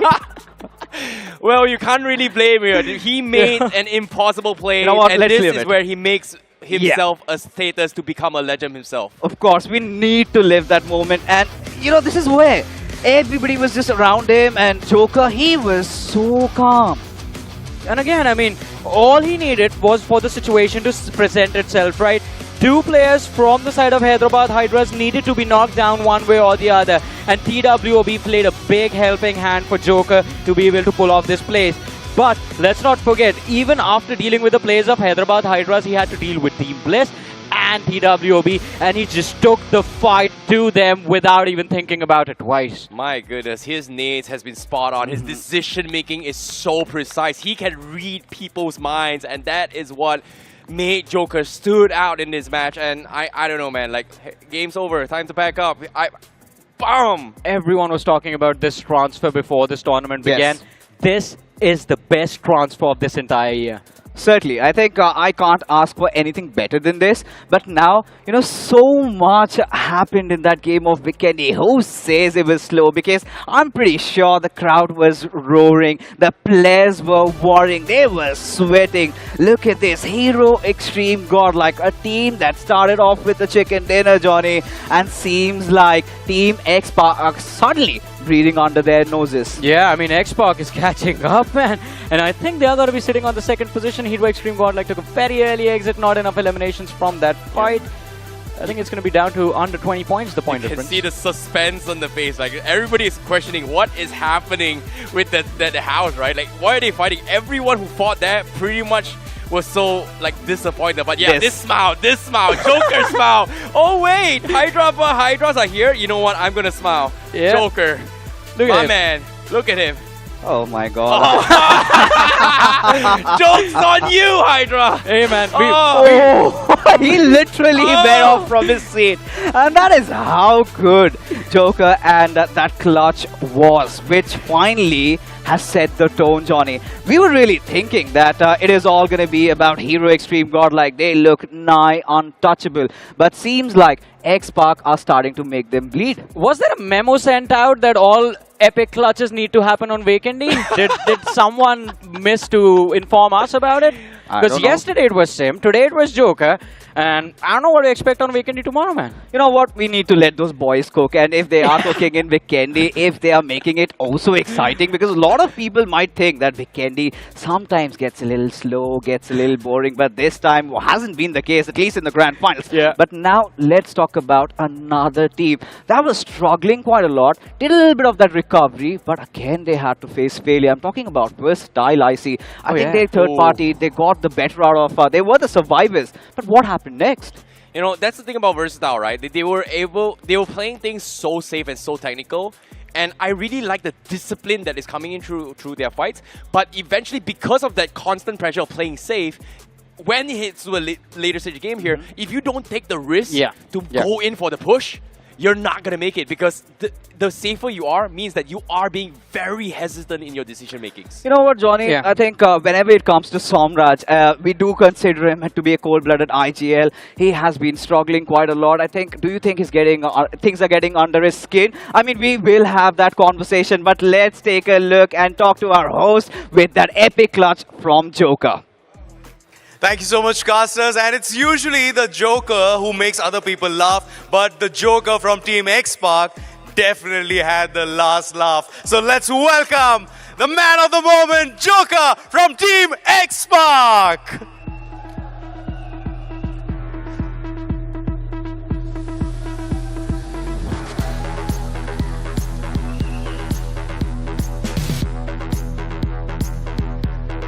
Joker, moment create किया है आपने इस समय BMPS 2024 में. पहले तो मैं ये पूछना चाहता हूँ कि जिस तरह से आप छुप के बैठे हुए थे काफ़ी देर तक, तो ये कितनी देर छुपे हुए थे, और जब आप छुपे हुए थे तो आपके टीममेट्स से क्या बातचीत हो रही थी? उस टाइम ऐसा था कि मतलब एक बंदा बोल रहा है नेट कर, एक बोल रहा है मत मार, एक बोल रहा है स्मोक कर, और एक बोल रहा है लेटे रहे. तो ऐसे में जब 3 कमांड्स मिल रहे हैं तो आप किसकी सुनते हैं? आईजीएल की. ऑब्वियसली वही इनके सुनूंगा मैं. और क्या आप जिस तरह से छुपके हुए बैठे हुए थे वहां पर, आप दूसरे टीम्स को मॉक कर रहे थे कि देखो मैं तो यहाँ पर एंजॉय कर रहा हूँ, मैं तो यहाँ पर छुपके बैठा हुआ हूँ? मैं तो बस चिल मार रहा था वहाँ लेट के. और बाकी आ रहे थे, मतलब मन कर रहा था मारने का, बट मना कर रखा था. लेकिन इवेंचुअली वो 1v1 हुआ, फिर 1v1 हुआ एंड इवेंचुअली आपको वो चिकन डिनर मिला. Tell us about that last moment when action starts to build. You know, जब एक्शन शुरुआत वहां पर हो चुका था एंड एक्शन जब शुरू हुआ तब आपके दिमाग में क्या चल रहा था कि अब शायद पॉसिबिलिटी है कि यहाँ पर चिकन डिनर मिल सकता है? जब उनके दोनों को इतना मेरे को तो ऐसा लगा कि उठ के मारना चाहिए, तो उससे मैंने सुनी नहीं इनकी और सीधा मारना स्टार्ट कर दिया, फिर मारती गया और चिकन आ गया. चिकन आ गया एंड 2 बार back to back. It's your second chicken dinner. इस समय ऑफ कोर्स माहौल टीम एक्सपार्क का काफी बढ़िया है, लेकिन इस समय क्या बातचीत चल रही टीम्स के बीच? मतलब ठीक है, अभी और करना है, अभी टॉप थोड़ी करा है अभी तक. 2 मैच बचे, वो भी अच्छे खेलने, कंसिस्टेंट रहना है बस. All right, लेकिन thank you so much Joker for giving us that moment and congratulations for this amazing win and this amazing clutch. एक बार, come on Kochi, let's hear it for Joker from Team X-Park. Thank you so much Joker. And of course, we've got more action coming up for you. This is day 2, the day of surprises, the day of comebacks, and we are witnessing everything right here. So be right back. Don't go anywhere. We are taking a very short break, and we will be right back. Have you seen my phone? Yes, I have. It's so gorgeous. Yeah, bro. Really? Hey, but have you all seen it? Mega Taskers win at every level. iQOO Z9S Pro with 3D curved AMOLED display. Fully loaded for Mega Taskers. Search iQOO Z9S on Amazon. You're low on fuel. You can't wait in queue. Or you can go ahead and challenge the distance. With 66 km per liter mileage, presenting Hero Extreme 125R. Challenge the extreme.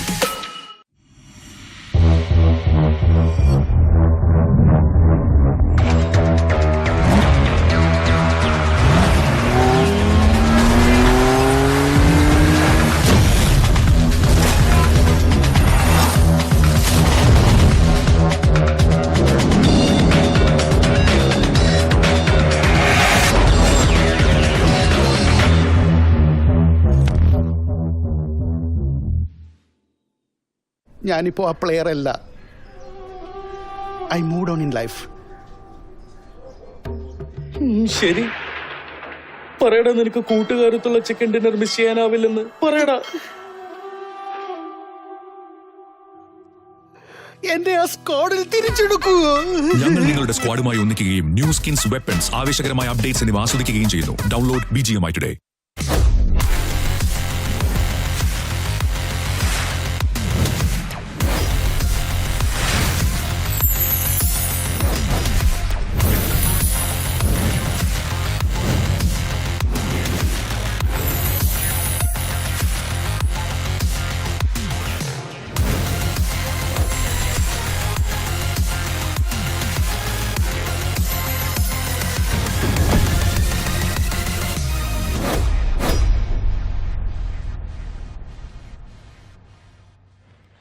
Back-to-back winner chicken dinners here. Team Xbox has done it again here with an impressive win coming in by Joker, the clutch god, a legend in the making in the maps of Vikendi.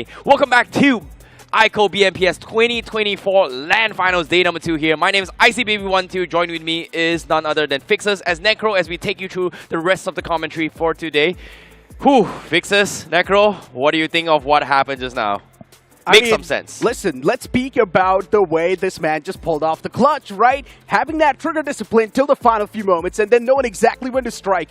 As soon as he saw the first man get knocked out, he knew the second man as well has been knocked out. These guys are quite hurt. He found the right instant to strike. He struck down the first player, instantly spotted the second player of TWOB, even took him down.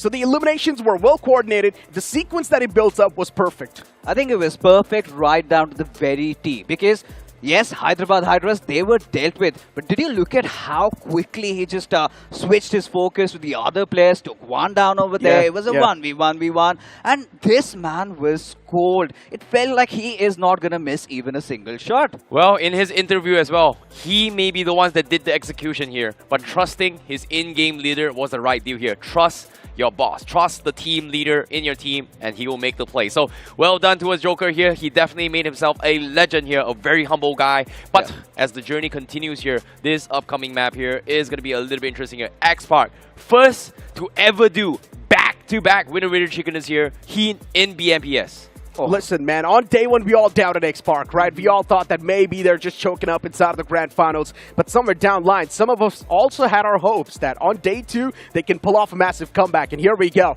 X-Park once again back in their old glory, in their old form. I think this is a perfect script because before this, even for Team X-Park, we had the same storyline. They are the champions of BGIS 24. And it has never happened in the official history where a team has won back-to-back events. So if Team X-Park, the way they're playing, if they can continue their run, I think we might just rewrite history. To be honest, when they won the map in Sandhawk, we saw them with that chicken dinner. They were able to climb into the top 3 positions in the overall standing. And with you bringing that up, and now with this chicken dinner here, I think that dream is not that far for X-Park to actually try to make the back-to-back BMPS champion. And to add on to that point, even Godlike is choking up now. So once again, the lead, the cushion that we're speaking of in the overall standings, there's a high chance it can be compromised by Team X-Park. And keep this thing in mind. Game 1, X-Park had a blast. Game 2, okay's performance. Game 3, they won the chicken dinner. Game 4, once again, a chicken dinner. What else do you want? X-Park in one single day, they have proved what they're capable of. And not just that, I think this sort of builds up for Team X-Park. I mean, if we are traveling that road, why not call for a hat-trick? Why not just add that extra wings to their feather? Why not do it? Because if X-Park can do that, I think we have a storyline for tomorrow. I'm pretty sure a lot of people are going to be asking here what happened yesterday and what happened today, because it was a complete 180-degree switch between both of them as well. Because now X-Park, they are completely dominating today here. Hopefully they do continue their journey and ending it on a high note. But again, not jinxing it, not touching wood with it. X-Park fans, don't hate on me. Tonight is going to be a very, very important night. The grind continues. But we're going to be showing the scores very, very shortly here. Now, let's talk about other teams that really, really perform, right? Yes, Hyderabad Hydras, they may have dropped the ball, but they still made it towards a top 2 finish this time. What do you guys think? Exactly, man. Look, for Hyderabad Hydras, these type of performances are desperately needed, right? You talk about the consistency. Yesterday, they won one game, but then after that, Hyderabad Hydras completely lost. Now, once again, in this game, you can't say they've got the momentum. It's a team that's driven by momentum, so maybe after this, we can see Hyderabad Hydras as well establishing that comeback. You know, when the day began, this is something that I said about Hyderabad Hydras for them being the late bloomers. And he talked about a chicken dinner. Yesterday, they won that chicken dinner in Miramar, the match that is coming up next. Who knows? This might be a setup for Hyderabad Hydras to stage it. Well, it is going to be a little bit of an interesting one as well to see whether or not can they continue to do so, because we do see a lot of shifts coming in here. But here's the official standings coming up on screen, because we need to know how the points are accumulated here from that map of Vikendi. Because right now, up on screen here, this is going to be the map of Vikendi here. X-Park, they took the chicken dinner with 9 finishes. That gets them 19 total points. Hey, let's talk about the opposite side of the spectrum now, right? The teams that were not able to perform, and one of them is also going to be Inferno Squad. Now, let's be honest, right? Yes, still getting 5 points. Okay, maybe. But let's speak about the consistency that's needed if you do want to be there in the top 5, and Inferno Squad is slowly and steadily losing that grip. Yeah, they have gassed out, especially for Inferno Squad. Feels like they've woken up on the wrong side of bed. Versatile, despite not getting enough of this position point. Few finishes here and there. But I see OG was in such a good position whilst at 4th or 5th circle, but just getting 3 points. I think it's going to be a little bit of a bummer. Well, it all comes down to the third parties, right? And it also comes down towards LAN experience as well here. We've been talking about some of these players or teams do not have those LAN experience. And now in the LAN, you can see a completely different shift between what makes a legend and what makes a human. In this case, we are going to be taking a look at the iQOO MVP from the map of Vikendi, because that is something that I want to know. I think for sure, right? We gotta know. It's gotta be him. It's gotta be Joker. Look at this. 8 finishes in total, 13% map impact. Of course, man. I mean, he kind of looks like my brother, so yeah, you've got also 8 finishes on the board. He's doing pretty good. MVP of the game. Of course, the best at his job, right? Also 89% finish contribution and 13% of that map impact. Joker has been playing phenomenally well for Team X-Park. You move on towards the top 5 players. Even Insidious is right there with 3 finishes. Even Legit from the side of TWOB. Now listen, we have been speaking a lot about Team X-Park, but we cannot forget the comeback that TWOB as well has established today. Oh, they certainly have. And for TWOB, I think they sort of have been overshadowed by Team X-Park. Yeah. But again, Miramar is one of those games. Even in the first game of Miramar, they performed extremely well. We could see how they were keeping so many teams at bay. And if TWOB can replicate that, who knows? I think they might be contesting for the top 3 by the end of the evening. Well, we do see a lot of different names up here for the iQOO MVP slot, but is it going to be enough to push them up here? Yes, Joker may have had a good run here, but in terms of consistency, we haven't seen too much yet. But for today, still a good sign. I'll take the W.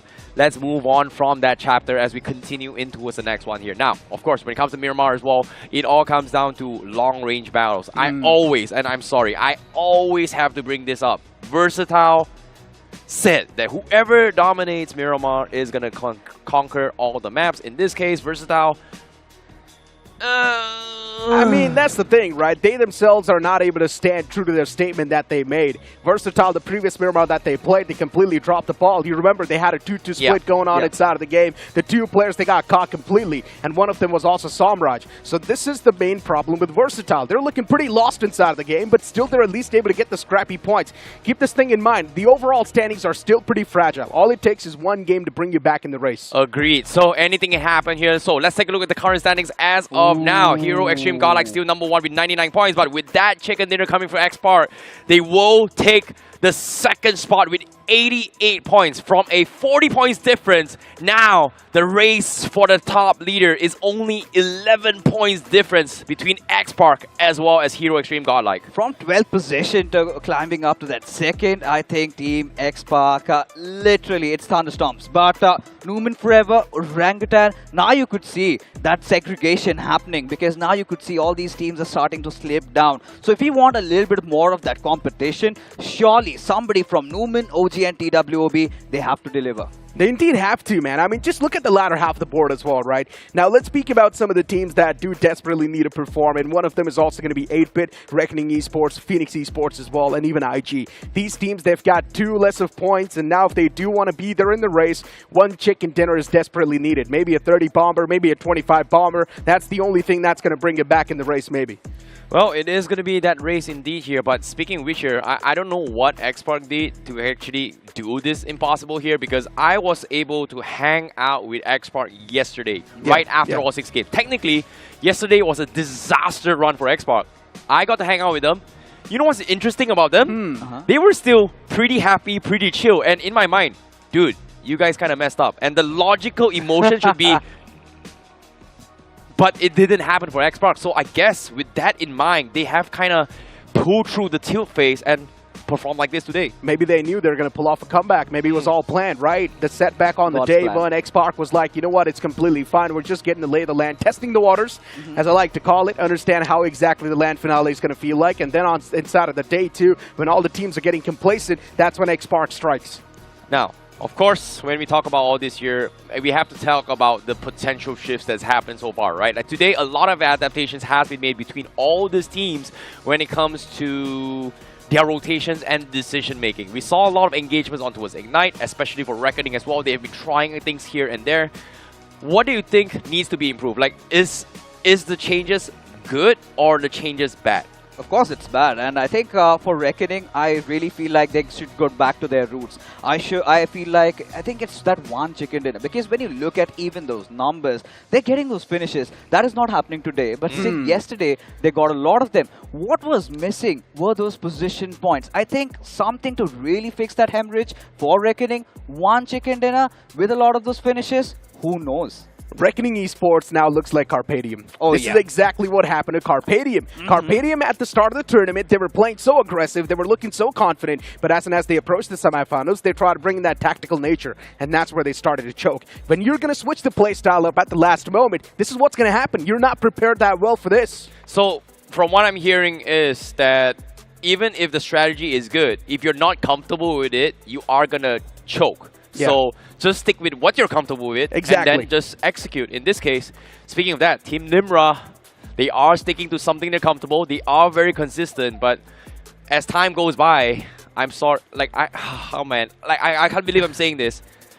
I don't think it's enough to catch the top. Now look, for Team Limra, they're still doing pretty okay in the overall standings. Yep. First 2 games were not that great, but then the latter 2 games, they're slipping under the radar. Once again, getting the consistent point flow. Team Limra, they're just averaging somewhere around 6 to 7 points per game. And if you look at the overall standings too, they're there in the top 8. As long as you're there in the top 8, you still have a big chance to come out on top. You know what? I think people weren't taking Team Limra too seriously before the day number 1 of the Grand Finals, because they had been doing the same strategy right from the league stage, and they were somehow slipping away with it. But yesterday, I think we talked to a lot of those players and everybody was baffled. Yeah, Team Limra, this is actually working. So everybody just goes down, goes back to their drawing boards. This is how we counter Team Limra. And we could see those cracks finally open up. You could see those players even going after the likes of Hesperos. Newman Forever did that. A lot of teams are doing that. And Team Limra, I want to see them answer back. Even Bliss copied that at the start of the day.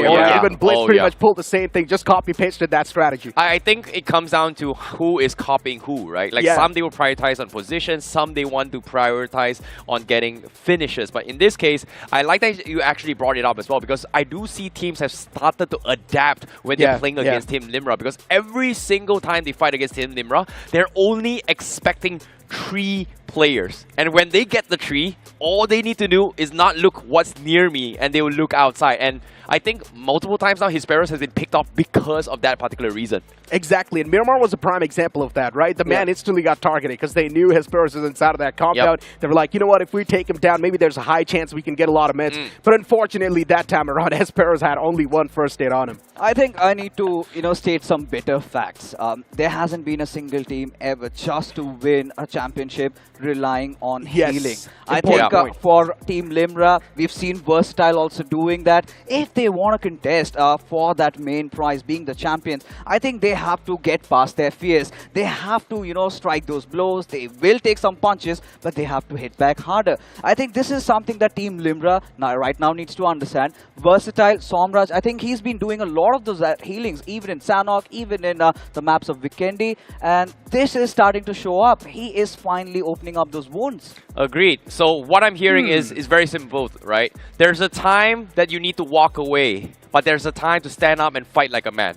And in this case, I think Limra has ducked for a long time now. It's time to go on the offense, because little did they know, time is not in the essence here, because if they want to stand a chance for the championship title, they do need to start fragging up a little bit more. But all in all, today, we've covered out a majority of the teams here, but there are a couple of our teams that we completely ignored here. Inferno Squad, the biggest talk from yesterday's games. Today, they kind of snuck in here and there, and they were also part of the whole fiasco drama in Vikendi just now.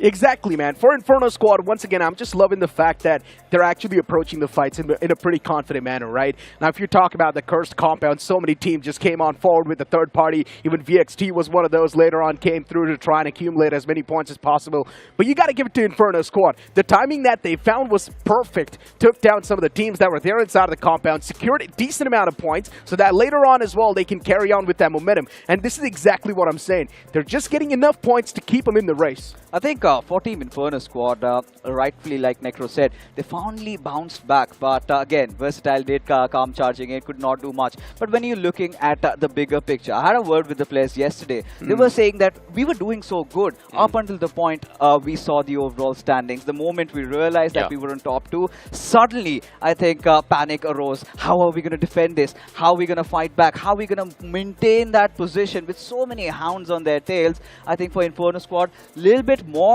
with some extra position points, I think they can still earn that top 3 spot. Yep, and I also want to talk about the drama as well, because you guys brought out Inferno Squad, you guys brought out Versatile as well, because right below Inferno Squad in that compound was actually Reckoning Esports as well. So it was a 5-way showdown with only Versatile coming up on top, and also Godlike as well being completely shut down. So there was a sorry, it was Ignite, Godlike, Reckoning, Versatile, and Inferno Squad. I was like, okay, that's a little bit too many.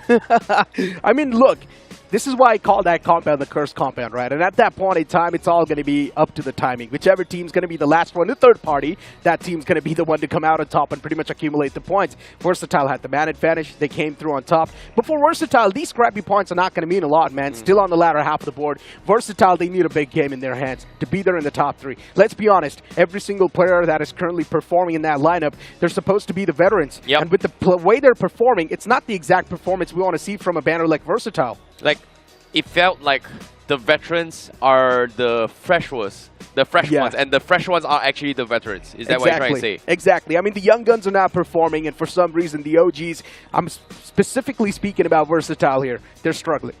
I think Somraj is starting to succumb to that pressure because we have seen multiple lands, Necro, even in the third-party tournaments. We've seen that Somraj, in such dire situations, instead of taking that back foot, he goes throwing a punch back. And that is not happening. I think for Somraj, this is where he needs to, rally up all his teammates and tell them, guys, this is it today, or there is no tomorrow for us. They have to play like that. Agreed. And as you can see, even on our cue cards as well, it's the battle of legends here. To be a legend, you have to overcome all odds and all kind of obstacles before you can actually pull through. In this case, Somraj's journey, he may be falling down a little bit more, but he's got to find a way to pick himself up, because that is going to be how you witness a great champion, or in this case, a legend to be born. We've seen a couple of legends so far, but ultimately, the biggest legend will be the ones to take the trophy. Hands down, man. Now, let's speak about some of the teams that are still on the opposite side of the spectrum, right? Yeah. We had to talk about Hyderabad Hydras. And speaking of this team's performance, I genuinely thought in the Grand Finals they can perform even better. Look at their track record inside of the semifinals. They were dominating through. They were shredding through the teams. But that transition towards the Grand Finals, it's not been that great. The same thing could have been said for TWOB yesterday. But now they've at least caught the pace. Before Hyderabad Hydras, it's that inconsistency that's really hitting them. Yep, and as of yet as well, I've heard a little bit of rumor as well. The map has been rehosted to ensure fair play for all the teams here. So we're going to be taking a little bit more time here. But this gives us an opportunity to actually talk a little bit more here. Let's get a little bit more in dive here. And I think there is a couple of teams we actually left out as well. I think 8-Bit, Silly Esports, and Bliss are the teams that we haven't really talked about here. So which one you want to go first? I think I want to go first with Team 8-Bit, considering how they made that comeback in the game of Miramar, despite being in such a rough spot. Necro and I, we both felt like this is it. This is where 8-Bit rallies their forces. This is where they stage that. But then the next map, they are nowhere to be found. And then the map after, you could see Jelly, of course, he got a bit salty. In fact, Juicy got a bit salty over there. But Team Xpark got the better of them. Now, I'm starting to, even fathom myself with the fact that our team 8-Bit, is it right to say they're out of the competition? Maybe it's a little bit too early, man. You still got to give them 2 more games that are going to be happening just right about now, soon enough. So, because Day 2 is supposed to be the day of comebacks, and 2 games are more than enough for you to pull off a comeback. Sure. If 8-Bit, imagine they win this upcoming chicken dinner, there you go. Boom, they're back over there in the top 8. Yep, and even this game as well, I think Silly Esports is also doing pretty okay here. But I think we've covered a lot of it as well. Orangutan was kind of doing pretty well, which is something that I think a lot of teams are kind of struggling. But personally, I feel like, I know you love Orangutan, okay? I know you can't wait to talk everything about Orangutan here. You're a big fan, you can see the smile here. But guess what? We are not going to do the talking here. We are going to show you what Orangutan is going to be made of here as we throw into an interview with them.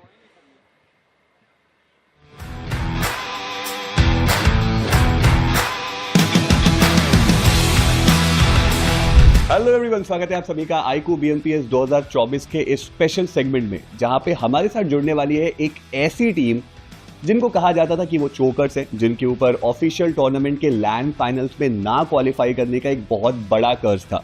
उसके बाद team में कुछ बदलाव हुए, performance बेहतर हुआ और finally वो iQOO BMPS 2024 एक ऑफिशियल टूर्नामेंट के लैंड फाइनल्स तक पहुंचे हैं। जी हाँ, मैं बात कर रहा हूँ ओरंगुटन के एप्स की। तो अभी मेरे साथ मौजूद है ओरंगुटन के एप्स। आप सभी का बहुत बहुत स्वागत है। फाइनली वो कर्ज टूटा हुआ भी नजर आ रहा है। ऐसा क्या हुआ, और AKOP और विज में आपसे पूछूंगा क्योंकि आप राइट फ्रॉम द बिगनिंग इस नाम के साथ हो, ओरंगुटन के साथ, इस बार ऐसा क्या अलग हुआ कि ये कर्ज टूटता हुआ नजर आया? जो लास्ट ऑफिशियल था उसके 3 बेस्ट एक्सपीरियंस प्लेयर जो कि वहाँ पे डोमिनेट कर रहे थे वो हमारी टीम में ऐड ऑन हुए हैं, और जो लास्ट इवेंट था जिसमें हमने बहुत अच्छा परफॉर्म किया बिना सिनर्जी के, तो हम बहुत कॉन्फिडेंट थे BMPS को लेके कि इसमें हम लैन तो क्वालिफाई करने वाले बट हम डोमिनेट भी करने वाले। BMPS के जस्ट पहले हम लोग इतना कॉन्फिडेंट थे कि मतलब ईजिली निकाल लेंगे, बस राउंड से थोड़ा इधर उधर हो गया था, बट वो भी हम लोगों ने निकाल लिया, बाकी सब चीज़ें प्लान के अकॉर्डिंग चली गई। और आप राउंड 3 की कॉन्वर्सेशन कर रहे हो, मेरे को याद है वो लास्ट मैच था और उसमें 18 पॉइंट्स चाहिए थे मिनिमम। वहाँ पे क्या चल रहा था आरू? क्योंकि एक तो वो कर्ज भी मेरे ख्याल से कहीं ना कहीं दिमाग में था, ऑफिशियल क्वालिफाई करना ही करना है, वो उस एक मैच में एग्जैक्टली क्या चल रहा था उसके बारे में कुछ बताइए। देखो वो मैच के पहले प्रेशर तो बहुत ज़्यादा था कि एक ही मैच पे सारी चीज़ें हम लोग ले आए हैं स्टार्टिंग में इतना बुरा खेल करके, बट इतना ज़्यादा प्रेशर में मैं ऑलरेडी इतने मेरे लॉन्ग करियर में खेल चुका हूँ कि अब मेरे को इतना पता है कि मैच के अंदर मेरे को वो थॉट्स को इफेक्ट नहीं होने देना होता है। तो ये बेसिक्स पे स्टिक किया, अच्छे से सारी चीज़ें वगैरह पास की एंड टीममेट्स के साथ में कोऑर्डिनेट करके खेला एंड निकल गया वो मैच। टुगेदर एवरीवन अचीव्स मोर, जो बोलते हैं टीम की प्रॉपर डेफिनेशन। बट आतंकी बाजी मैं आपसे समझना चाहता हूँ, आप एक बहुत ही ज़्यादा हाई स्लैगिंग पोटेंशियल वाले प्लेयर हो अभी के लिए, या इट्स ओके कि टीम ऊपर जाए वो ज़्यादा मैटर करता है, बट अगर इंडिविजुअल परफॉर्मेंस की बात करो, वो जो एक iQOO MVP कंटेंडर्स चल रहा है जहाँ पे 4 लाख का प्राइज बनी है, वहाँ पे आप बहुत टाइम बाद ऐसा देखने को मिल रहा है कि उस MVP की लिस्ट से थोड़ा पीछे हो, तो एग्जैक्टली आपने कुछ प्ले स्टाइल में बदलाव किया है या फोकस अभी कुछ और है? एग्जैक्टली कुछ ऐसे बदलाव तो नहीं किया, मैं अपना हमेशा टीम के लिए ही खेलना चाहता हूँ कि कभी भी मैं देखता नहीं हूँ वो चीज़ को MVP लिस्ट वगैरह को, और ये बार थोड़ा अलग ही रहा हूँ, मेरे बहुत सारे फिनिशेस जो स्टील हुए हैं इस बार एंड उस चीज़ का थोड़ा दुख है, उसकी वजह से थोड़ा पीछे भी हूँ मैं, लेकिन ठीक है चलता है, वो होता रहता है वो सब चीज़ें। मेन जो फोकस है वो है BMPS की ट्रॉफी एंड उसी पर ही फोकस रखूँगा मैं अपना। बिल्कुल, और BMPS की ट्रॉफी के लिए जैसे हमने बात की, वो प्लेयर्स का खेलना बहुत ही ज़्यादा इंपॉर्टेंट रहता है। ऐसे में वेरॉन में आपसे समझना चाहता हूँ, अभी इस BMPS की बात करें, ज़्यादातर टाइम था जब आप बेंच थे, तो वहाँ से आपका POV क्या था? बिकॉज जब भी आपको खेलने का मौका मिला है आपने डिलीवर किया है, आपने परफॉर्म करके दिखाया है, बट एक टीम जिसमें सारे ही प्लेयर्स बहुत बढ़िया खेल रहे हैं, तो वहाँ पे आप इस चीज़ को किस तरीके से देखते हो और आप अपनी जगह को किस तरीके से देखते हो? मेरी जगह मैं खेल रहा हूँ तो ऑफकोर्स मेरे को बस ये फोकस रहता है कि मेरे को अच्छा खेलना है, और जब मैं नहीं खेल रहा हूँ तो मैं कभी ऐसा थॉट नहीं रहता दिमाग में कि अगर मैं इस सिचुएशन पे होता और अगर मेरी टीम एलिमिनेट हुई है उस पर्टिकुलर मैच में, तो क्या पता मैं कुछ बेटर एफर्ट्स ना पाता कर पाता जिससे और बेटर एक रिजल्ट निकल जाता। मैं अपने 4 बंदे जो खेल रहे होते हैं उन पर ट्रस्ट करता हूँ और मेरे को पता रहता है कि मतलब वो जो कर रहे हैं उनको जो बेस्ट लगा है वो वही करेंगे, और बस यही है। बाकी मैं बस अपनी चांस का वेट करता हूँ, जब मेरे को लगता है कि अब मेरी चांस है तब मैं अपना बेटर परफॉर्म करने में। और चांस की बात आप कुछ बोलना चाहते थे? हमारी टीम को कोई भी मेंबर बेंच नहीं होता है, बैक सपोर्ट होता है, कोई भी नहीं खेलता था। ये काफी बढ़िया चीज है, and I am really happy to see the confidence, I am really happy to see the synergy. This makes me feel like okay, this is a team जो पोडियम फिनिश या फिर उस ट्रॉफी के करीब जाती हुई नजर आएगी, and all the best for that. But when it comes to the playing 4, ये हमेशा एक बहुत इंपॉर्टेंट कॉन्वर्सेशन बन जाती है। यश भानुशाली जो फाउंडर है ओरंगुटन के, वो आए थे हमारे BMPS में एक स्पेशल सेगमेंट में, और उन्होंने ऐसा बोला था कि कुछ चिट्स का सिस्टम है कि 5 नाम लिखे जाते हैं, फिर आप उनमें से कोई 4 नाम निकालते हो और वो खेलते हैं। तो ग्रैंड फाइनल्स में भी कुछ वैसा ही होने वाला है या फिर इस बार आप प्लेइंग 4 डिसाइड करके आए हो? तो चिट्स का एक्चुअली ऐसा सीन था कि जब BMPS स्टार्ट हुआ था, स्टार्टिंग के जो राउंड्स थे उनमें क्वालिफिकेशन का जो फॉर्मेट था वो बहुत ही ज़्यादा आसान था एंड बहुत सारे मैचेस थे। तो एक्चुअली बात ऐसी थी कि मेरा तो फिक्स रहना ज़रूरी है, बिकॉज ऑब्वियसली ऑफिशियल के अंदर एक IGL का खेलना तो बहुत ज़रूरी होता है, एंड बाकी प्लेयर्स का मेरे दिमाग में हमेशा से ऐसा रहा है कि चारों ही बहुत अच्छा खेलते हैं, एंड मेरा अब कभी भी ऐसा नहीं होता कि एक तरफ बुरा खेल रहा है इस वजह से उसको बेंच करके बाकी टीम को चूज़ करता हूँ। तो स्टार्टिंग में ऐसा था कि बिल्कुल रैंडमली ही मैं चूज़ कर रहा था, कुछ ऐसा नहीं था कि इसका मैप अच्छा है तो फिर वेरॉन को खिलाते हैं या फिर विस को खिलाते हैं, तो वो चीज़ रैंडमली थी। उस चीज़ को उन्होंने उस वे में कन्वर्ट कर दिया कि हाँ वो चिट्स निकालते, बट ऐसा फिजिकली चिट्स नहीं निकालते थे हम लोग। अच्छा ओके, ठीक है, वो बबल फूटा मेरा, क्योंकि हमको ये लग रहा था कि शायद आप फिजिकली वो चिट्स निकाल दो।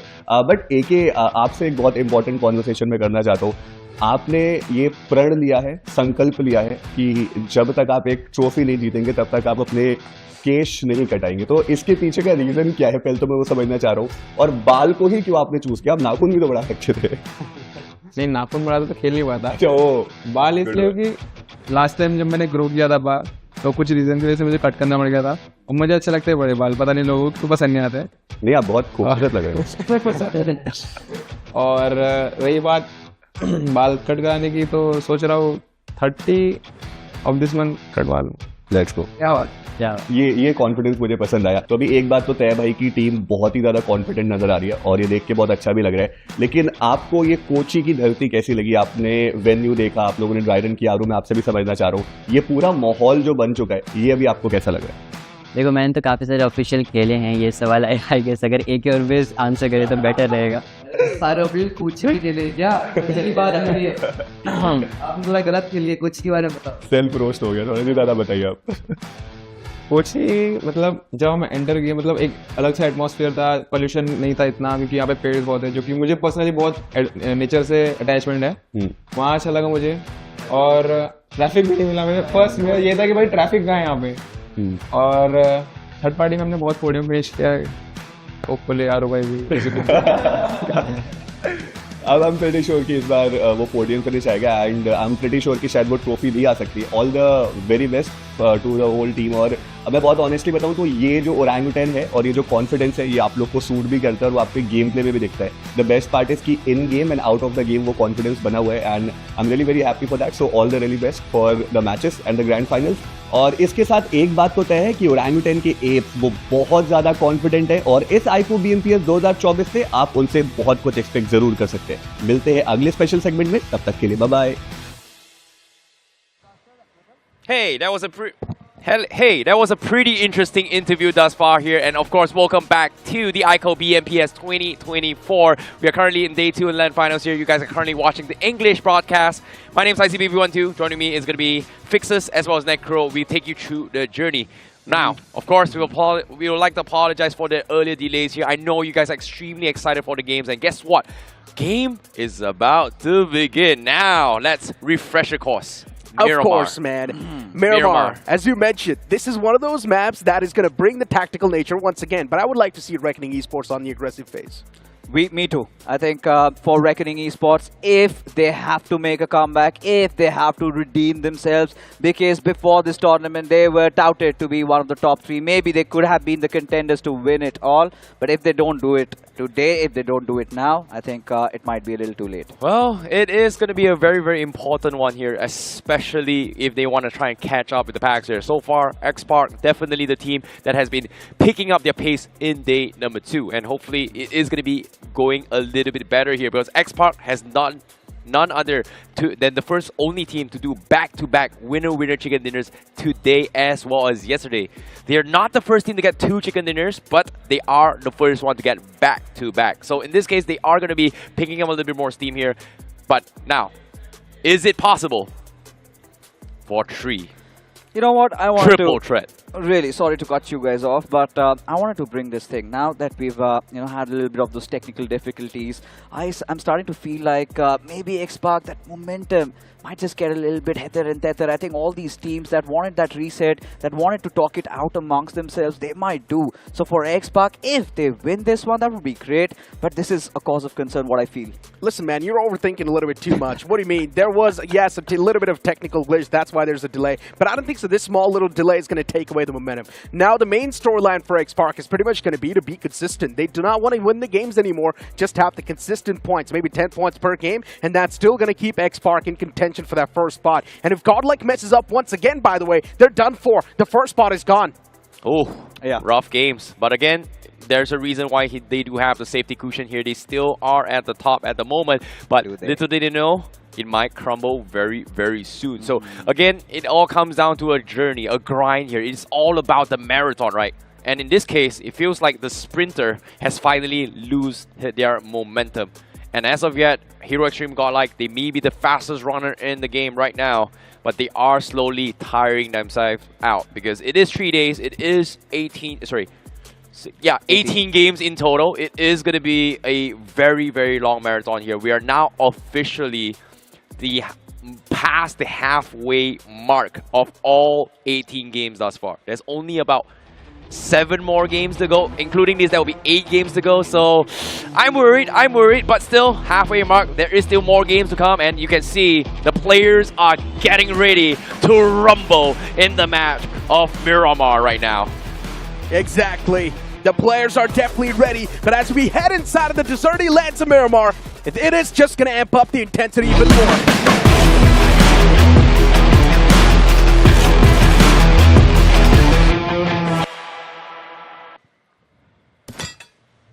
As the big bird's going to be in the sky once again, starting all the way from Impala towards El Pozo. And now this plane fly path, it looks pretty well balanced. It certainly is, because this flight path trajectory literally is dissecting the map into two halves. But what really is concerning, I want to see where does the circle form this time around, Necro, because this time in the Grand Finals, we've been seeing a lot of those unconventional circles. Before even this game of Miramar, we had a circle going towards that western side. So why not give us a zone this time, maybe around Cruz del Valle?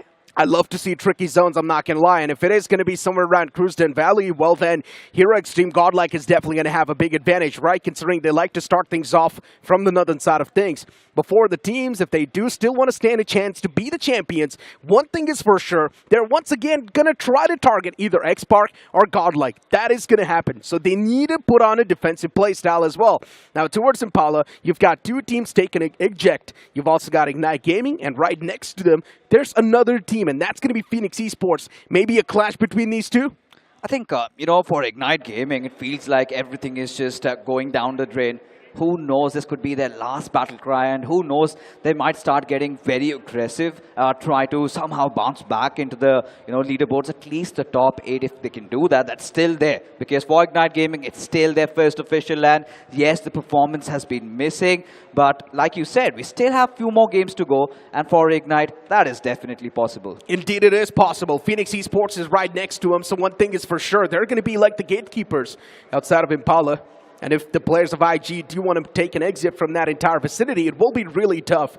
You move on the conversation towards Metal Esports as well, right next to Team Limra, and it's one of those teams that has been on the struggling side of things as well. So for Metal Esports as well, they're being quite inconsistent. Maybe this game is something that they need to bring the wind back in their sails. Oh yeah, but this time things aren't really favoring them, and the circle, look at this, has gone slightly towards that northern side of this map. Team X-Park right at the very smack center. And this is much more breathable, especially if you are Hero Extreme Godlike, because we've seen them have such a rough time today. And now getting so much space to breathe, Necro, I think that is going to ease their nerves. They would want to avoid those early fights. They would want to get into good spots right from the very get-go, defend that center, maybe win a game back and gain a little bit of that momentum. Yeah, but in the center, it's Team X-Park, right? So that's going to be a little bit problematic. Team X-Park is feeling themselves, and they're not going to shy away from the fights as well, considering they already know they've got the cushion to play with. They can go for the risk if they do want it.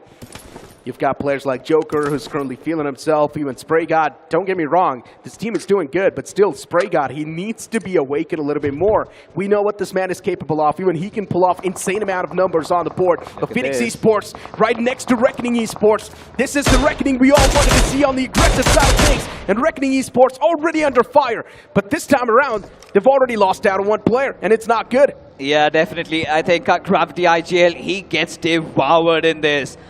For him, there is no turning back, and quite some BM going on Phoenix Esports. This is also a team that has been struggling quite a lot. Their first official LAN appearance. Yes, they've been through those tough times, but look at this. Reckoning, they are getting the better out of the players of Team 8-Bit. Yeah, it's not looking good. 8-Bit already losing out on 2 players. What just happened to 8-Bit?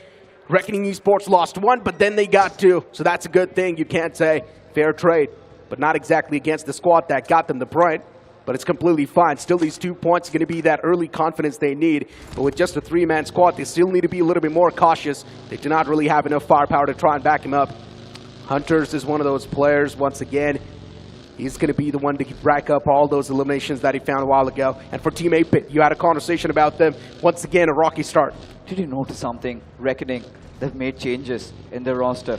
They've gotten Dionysus over here. That is going to be quite interesting as what this young lad has to offer. But I think it was that flight path trajectory that went away from all these teams. Reckoning wanted to search for those vehicles, Necro. And I think Gravity IGL, he meant no harm. It was just that he was surrounded by the players of Phoenix. While he was trying to scout away from there, I think he got picked off. Now listen, we've been speaking so much about these known names, right? Another known name that we completely missed out on is also Newman Forever. You talk about teams losing their form, and I think so this team as well should be over there in that conversation. Newman Forever as well, they have dropped the ball today. In the day of comebacks, Newman Forever, they pretty much lost a glorious spot that they had. But if they're not able to gain that spot back in their hands soon enough, one thing is for sure, the teams at the top, they're going to keep on running away with the lead. I mean, for Newman Forever, if you talk about the previous game of Miramar, they were the ones, they wanted to go a little bit aggressive. And they went after Team Limra, hunted them down for good. But that is it, right? The moment they win a fight, they instantly somehow make themselves vulnerable to a third party. I really feel like Ash and Oasis should really work it out together, or figure out what is going wrong and find an instant patch to this puncture. Because if this does not happen now, I think now Team X-Pac, considering the fact that they've gotten a lot of that momentum, and Newman Forever, if they get a comeback in this one, I think they would be back into the competition, not just for the top two, but even for the first prize. Here's the problem, right? I don't think so Newman Forever, there's any problem going on with this team. It's just that the lobby's adapted. And now Newman Forever as well, they need to adapt accordingly. They cannot keep on using the same strategy over and over again. Something new needs to be brought on the board. They need to be updated. And you speak about updates, even TWOB and Team X-Pac, they have received those in quite a good fashion. For TWOB, they have been super consistent throughout the entire day. X-Pac, they've just been demolishing the entire lobby. So what else do you want? More of it. A little bit more for what X-Pac have just shown up. They've gotten up back-to-back Necro. Imagine they get a hat-trick in an official LAN, and Joker at the helm of it all. What a storyline it would be. Talk about Joker in front of our screens, and seems like he's got a little bit of that whiff. He spotted out those vehicles, and he knows it is going to be TWOB. Joker, as you mentioned, he just spot out the players in the front lines, but nothing really exactly happening.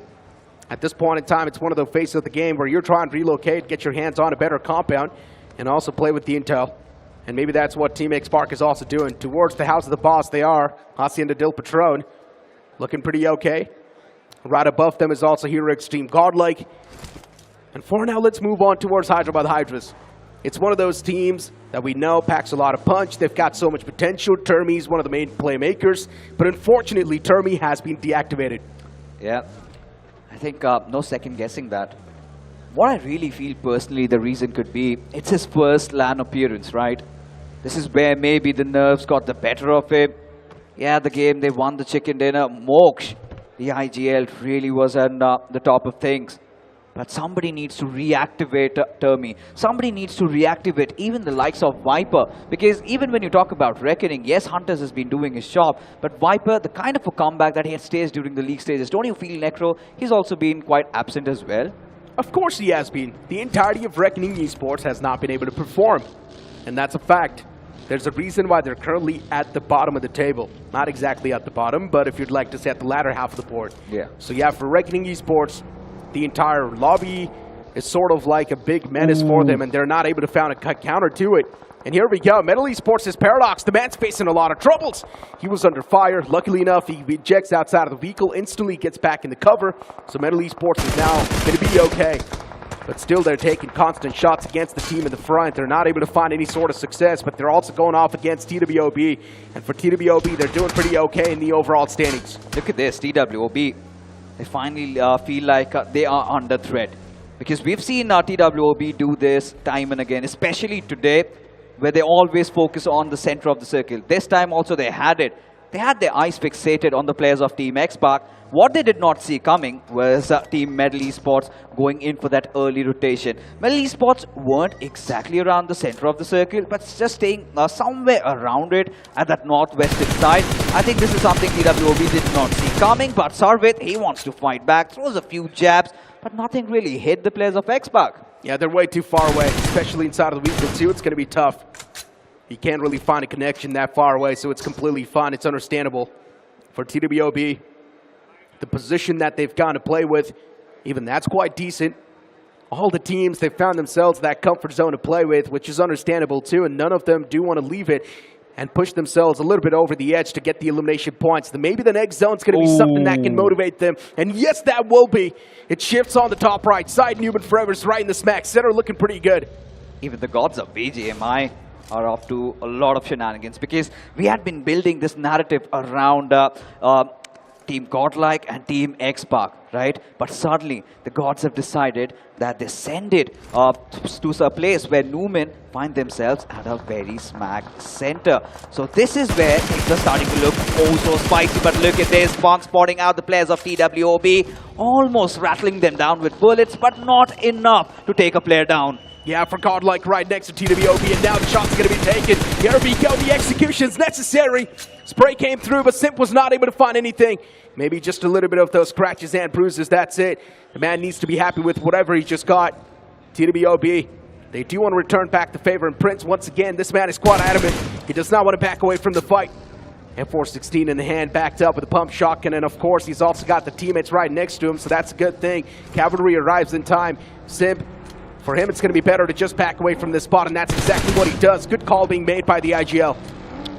Surely is, because at this point, TWOB, they realize that they cannot lose that spark right now. They've had a great start to the day, and engaging in those early fights sort of makes them vulnerable to all those third parties that might come in play, because they've got a lot of teams around them, and TWOB prioritizing on bigger things, looking out for those good positions in those circles. But look at this, Punk, he looks a little injured over there. Yes, he's patched up, but legit, and all of the entire horde of TWOB is going to charge in on him any given moment. Now, Punk can get away if he wants. He's still got so many houses in front of him that he can easily have the cover to play with.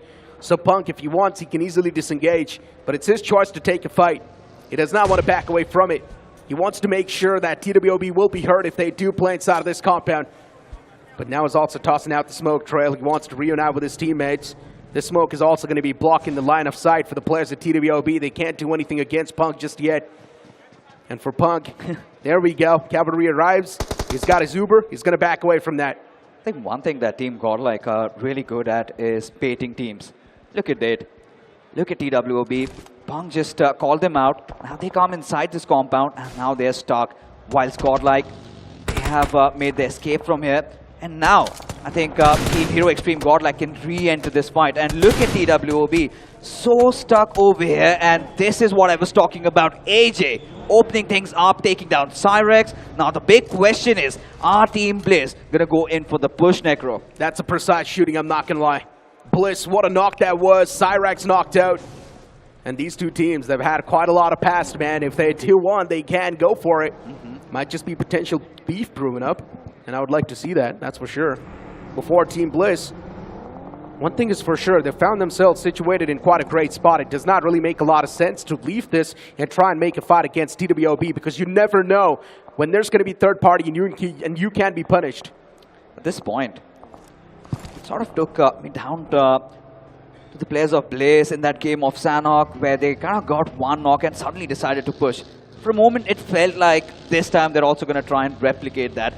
This is where I felt like Team Bliss, yes, the intention was there. Maybe the other players did not follow up, and hence they decided to kind of not really pursue this. But what Team Bliss also need to be wary of is the fact that Versatile are right on their tails. And there you could see in that far affray, that silhouette really opening up, because Versatile, they are making a rotation from the northern side. And now, if Team Bliss, they make one slight misstep, Necro, I think Versatile might go just punish them. They might. I mean, for a Versatile, it does not really make a lot of sense to actually go for any sort of fights. Once again, it is the map of Miramar. The land's quite exposed. All the teams inside of the zone, they've already found themselves a compound to play with. The only way you can take down a team potentially is going to be by breaching through the compound. But once again, to do so, you're going to require a lot of those utilities. That means you will be burning through a lot of the resources.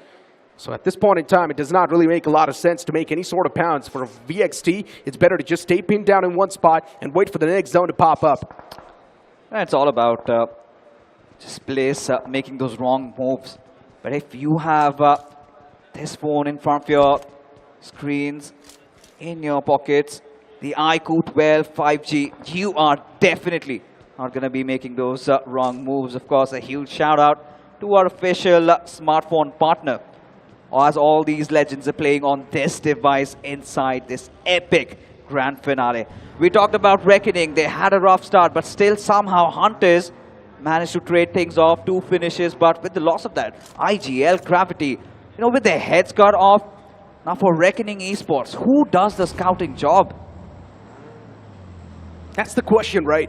The same thing happened with Hero Extreme Godlike too. In the previous map of Miramar that they played, Punk was not available. That's why Admino, even Jonathan and Simp, they messed up big. They had no clue where to breach in from, and that's why they got caught in that rotation. Phoenix Esports in a big world of trouble, considering Honey gets knocked out and confirmed. And that's quite bad. Phoenix Esports taken down to just a 3-man squad. The problem, they just keep on adding up. As you look at the zone too, and 8-Bit, by the way, they're all the way down south, right next to Truck Stop. And 8-Bit with just a 2-man squad, now their survival mode is on. It certainly will be, because at this point, Team 8-Bit, they're going to let so many of those other teams get inside the circle, maybe strike from the backlines, because Phoenix Esports, somehow they found up some central lands to themselves for Versatile. They're waiting things out, because Team Limra might charge in any given point. But I'm really curious to see what will be the way of approach. They've got enough meds on them. Is Team Limra going to play aggressive in this one? Because for Versatile, they have a very good position right now. All they need to do is just hold on to it. All they need to do is get some higher grounds maybe, and then if they engage in those fights, if they win that, maybe the Kings of Miramar would be back. And once again, all the good compounds have been taken away, by the way. So how can you find yourself a comfort zone inside a circle like this? Even Team X-Park, they still need to breach inside of the safety lines, by the way, so that's another factor we need to try and count on. And speaking of X-Park, they've already kicked things off on a great note. Metal Esports is struggling against them. But let's transition towards this fight on the screen for now. Silly Esports is struggling, and what just happened? It's the Apes hitting them back. Silly Esports is one more player. They're up close and personal, and I think he needs to make sure that he's not really overextending against that guy. For OG, this might just be the moment they're looking for to capitalize. They've got their hands on the shotguns and even the weaponry. If they do want, they can make the pounce right now, and that's what exactly the Apes are doing. They do want to swing inside of the action. They do want to spring themselves back in the action. Inferno is going for that revival on the Fallen player. And yes, the Fallen man will be back on his feet as well. But for Silly Esports, they're starting to face the brunt. And OG, they will find the confirmations too. I think OG just struck when the iron was hot in that one. Beautiful rotations coming in, but look at AKOP in front in a 1v1 against Hydru. But he fails to deliver. But still, you've got a little bit of the cover fire coming in from the backlines, which leaves Akshu to be that final man surviving as Wilgod decides to charge in. Akshu, he is doing it, Akshu! Oh my god! Gets a 3-base already, and OG on the verge of getting extinct. Oh man, OG almost through this game, and Aura is going to be the last glimmer of hope standing. He's in the backlines, tossing a nade, but the nade's not going to be exactly on the mark, and it's the battle of DBSs. But this time it will be Akshu pulling off a 1-on-3. One-man army standing tall on top of the graves of OG, and OG, all they can do is just look at the game and big disappointment. Holy moly, what was that, Necro? When OG just begun the fight, they were in the driver's seat, and then there was Akshu.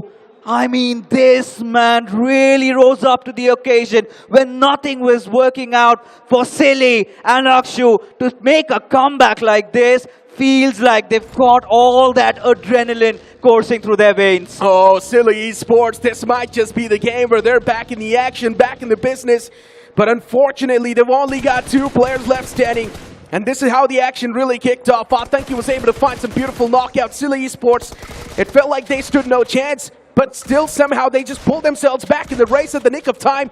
It was insane. Ooh, this one nade just tearing the entire table, and then even the second frag was being found so clinically well. And Aru just stepped inside of the action, and in the battle of DBSs, it was Akshu who prevailed.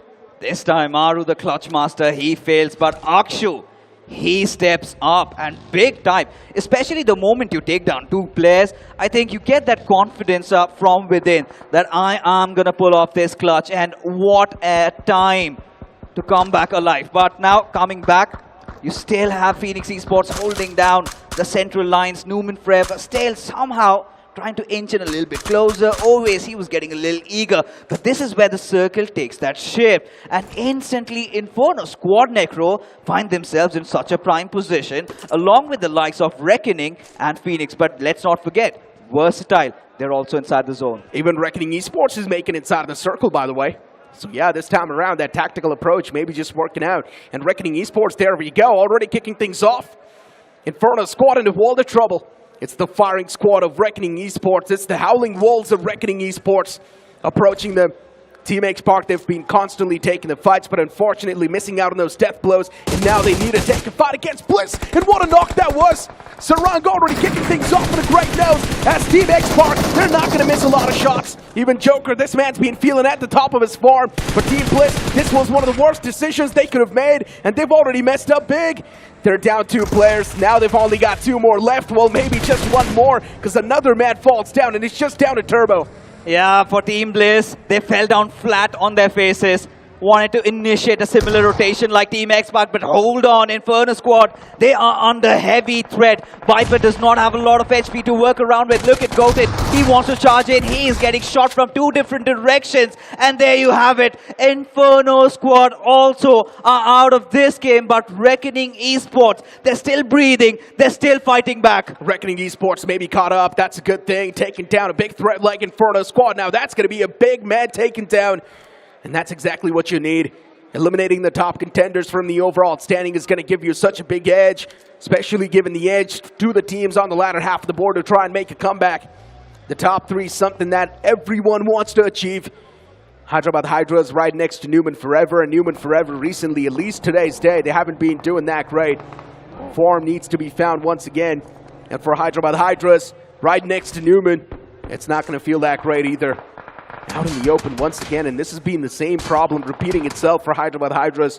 They're probably going to get pinned down soon. Yeah, Hyderabad Hydras in the middle of nowhere, but look at this. TWOB, they decide to strike in on the players of Team X Park. Spraygod already down on his knees. Backline cover fire comes in from Zyrex, and there you have it. Team X Park falling one after the other, and it is down to their hero, Joker, the last man surviving for Team X Park. And now they are on the verge of losing out on their hat-trick and all the momentum that they built up, Necro. Oh, it's a haircut handed out to Joker, so he cannot even peek out just yet. He needs to be careful. He needs to be super precise. Shots are taken, but no value found out of those. Team X Park, they've already screwed up big. Can Spraygod be revived now? That's a real question. Even the Wall of Death is doing that constant damage. Joker needs to make it back to the safety walls. Can he, though? One thing is for sure, he's going to be gate kept. The fallen player from Team X Park, he cannot be back upon his feet. So that's an unfortunate thing. It's a bad news. And if you're trying to take a look at the zone too, it's panned down south. So Newman Forever, now they've found themselves in a big advantage spot. They have, at this point, Newman Forever. They might just walk away with this. But look at this, TWOB. After giving a nice haircut over there, they get the better out of Bliss. Turbo already down and out, and this might mark the end. But look at this, when Team X Park were in a whole world of trouble, Godlike, they are still breathing. And now, they can strike down. They're just waiting for Newman Forever to make that one mistake. And who knows, if they convert this game, suddenly can spring back to life. Godlike has been playing this game edge to edge. They've been trying something new because they know now it's time to switch on the defensive mode. They just need consistent points. They just need a few points on the board once again to top it off. Being greedy is going to hurt them, and that's what Godlike realizes. That's what Punk has said as well to his teammates. And Hero Extreme Godlike from the southern side, they found a decent way to play things. But soon enough, even the Wall of Death is going to start to move up. So they need to try and get something done. Reckoning Esports, yeah, just handing out that death blow to the man of Silly Esports. And for Reckoning Esports too, with just a 2-man squad, they're getting a lot done. 7 finishes already.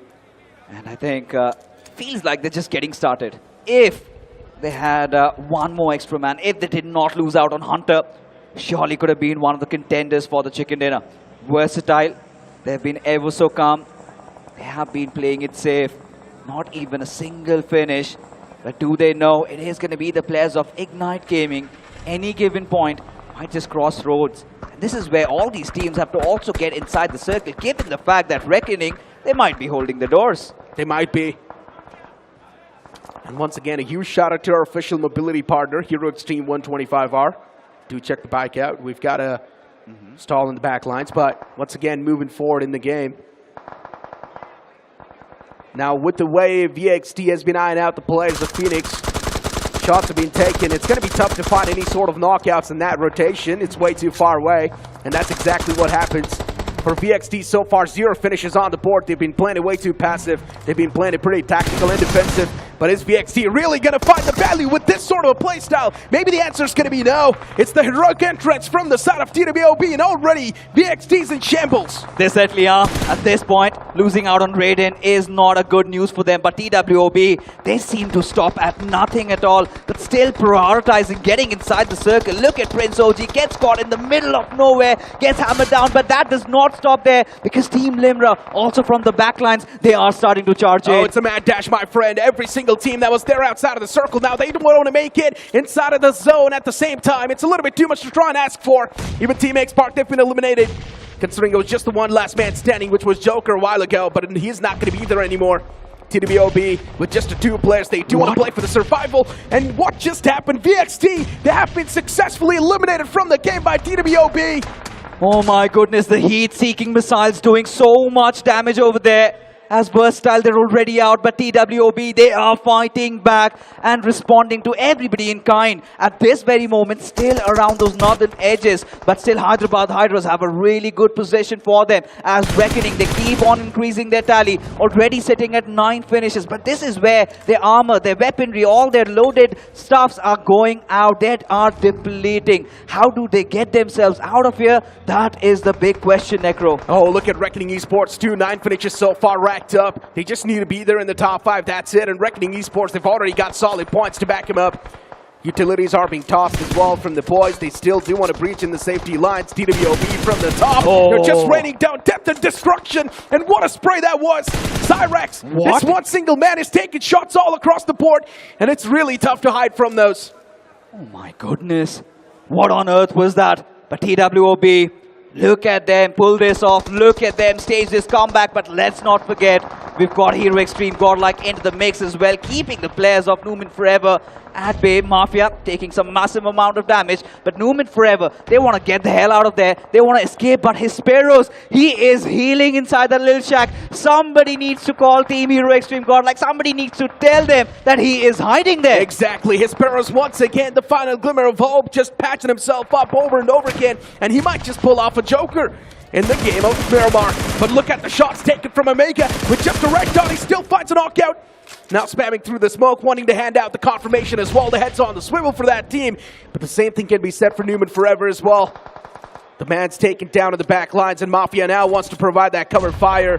Ash is there, up for grabs. Can they get the revival onto Ash? That's the real question too. It's going to be so difficult, Necro, because they have to sort of utilize a lot of those resources. But Admino, finally this time he does not let Hesperos live. Gets that little whiff and takes him down, courtesy to that one grenade.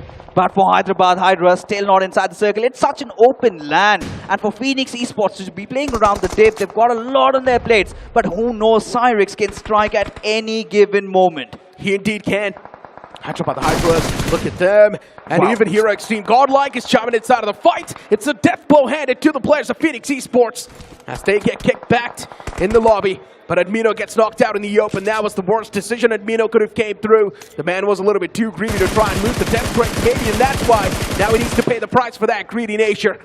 Numen Forever is also taking shots through that smoke, and they're actually able to find the connections as well. Hero Extreme Godlike, they're looking pretty unsettled. Look at this, Numen Forever, they've lost out on their concrete covers. And now Hero Extreme Godlikes have somehow repositioned themselves as the dust settles. Look at this, the final 3 teams still alive. It is going to be so exciting over here. Numen Forever, Omega trying to provide that cover fire. But look at Hyderabad Hydra's Crypto out in the open, trying to flush his enemies out. As we mentioned, top 3 teams alive, and Hero Extreme Godlike. Now it's the sprint to be the better inside of the circle. You cannot really find a good spot considering you're going to be way too exposed, but still, Hero Extreme Godlike is looking to pull that off. But eventually, they will be eliminated from the game, and even Hyderabad Hydras, they have been extinguished. Oh my god, Numen Forever, when the tensions were soaring high, they somehow maintained that calm, maintained their cool, and got a nice chicken dinner. 9 finishes, Necro, when things were looking really murky for them, when things were looking really tight, when we felt like Team X-Pac, they might be doing it. Numen Forever to have thrown a punch back at all these teams, I think this is where we do have those top 3 in the making. Wow, what a ton of events here in the map of Miramar as well, because everyone is starting to step up their game after the map of Weekendy. But this game, Miramar, We do see a lot of different switches here. In this case, somehow, one of the things I really want to point out as well is that no one expected this. Of course, man. No one expected this. Even Hyderabad Hydra's doing pretty okay, right? Yeah. And Hero Extreme Godlike, a consistent finish. As we mentioned, they just need a decent amount of points on the board, and once again, they have achieved that. But keep this thing in mind, still that cushion that we speak of, it's slowly and steadily vanishing. So maybe Hero Extreme Godlike, if they do want to have the similar cushion to day one, they need to perform even better and maybe get another chicken dinner. You know, one thing I really like as well, because Newman Forever is also in a situation where they are starting to pick up their pace, which is a good sign here. Yes. And this always happen after they pass the halfway mark of this entire 3 days LAN Finals. And now, most importantly here, I have a couple of announcements that we want to talk about here. But before that announcement, I have something very, very special for you guys. And that is, of course, the iQOO 12, our flagship Snapdragon 8 Gen 3 phone, which is our title sponsor of the BMPS, the iQOO BMPS 2024. So you can check it out as well. It's pretty slick, it's pretty sexy. It's the best for gaming in the market as of yet. And guess what? You can get it for absolutely free if you participate in a giveaway session here. Oh, very simple. Search Google for iQOO 12 and you will find out more details on that. So be sure to check it out here. But you know what?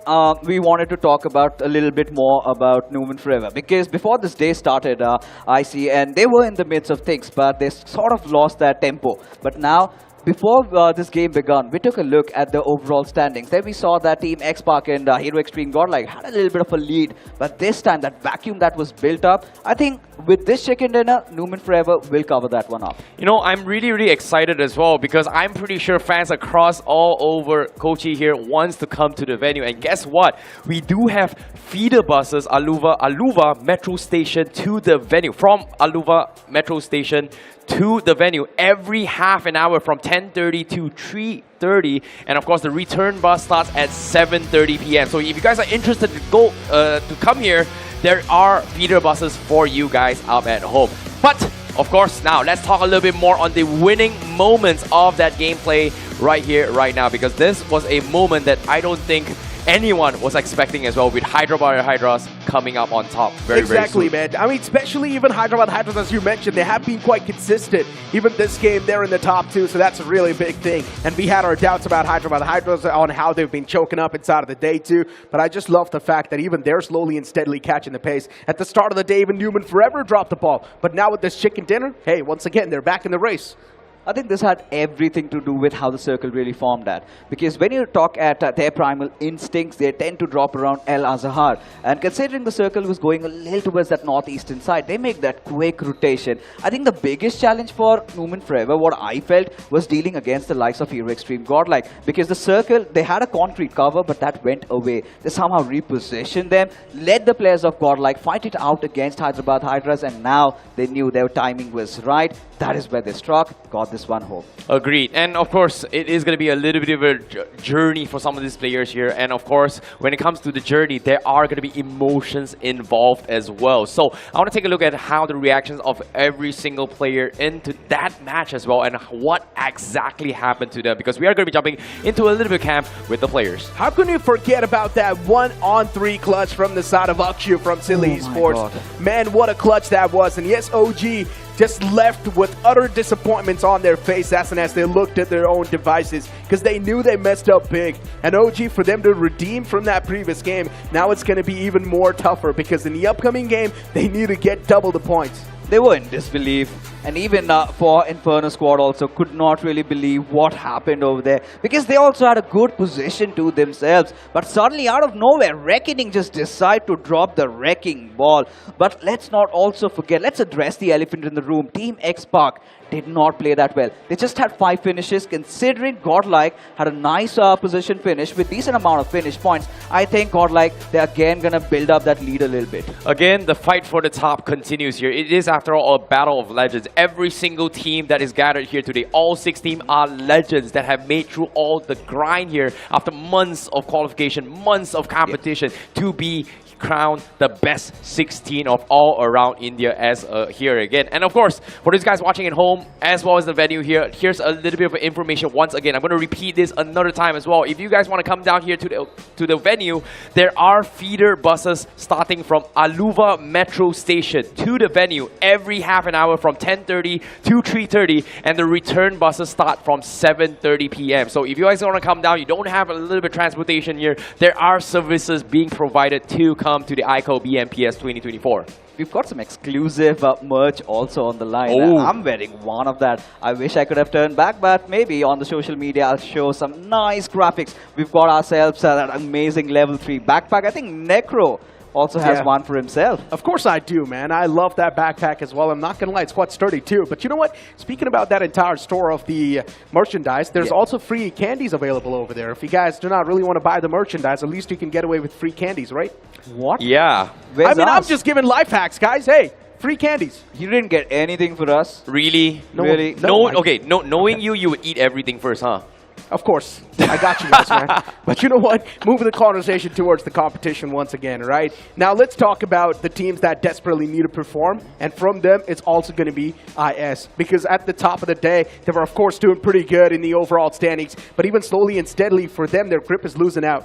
Yeah, and of course, I want to see what they think about it as well, because now we're going to be jumping into the interview session here with Rohit up on stage with the winners of the previous round here, and that is going to be a very interesting one. Thank you so much, casters. And of course, this is that team that had been waiting for a long time, even yesterday, for that first chicken dinner.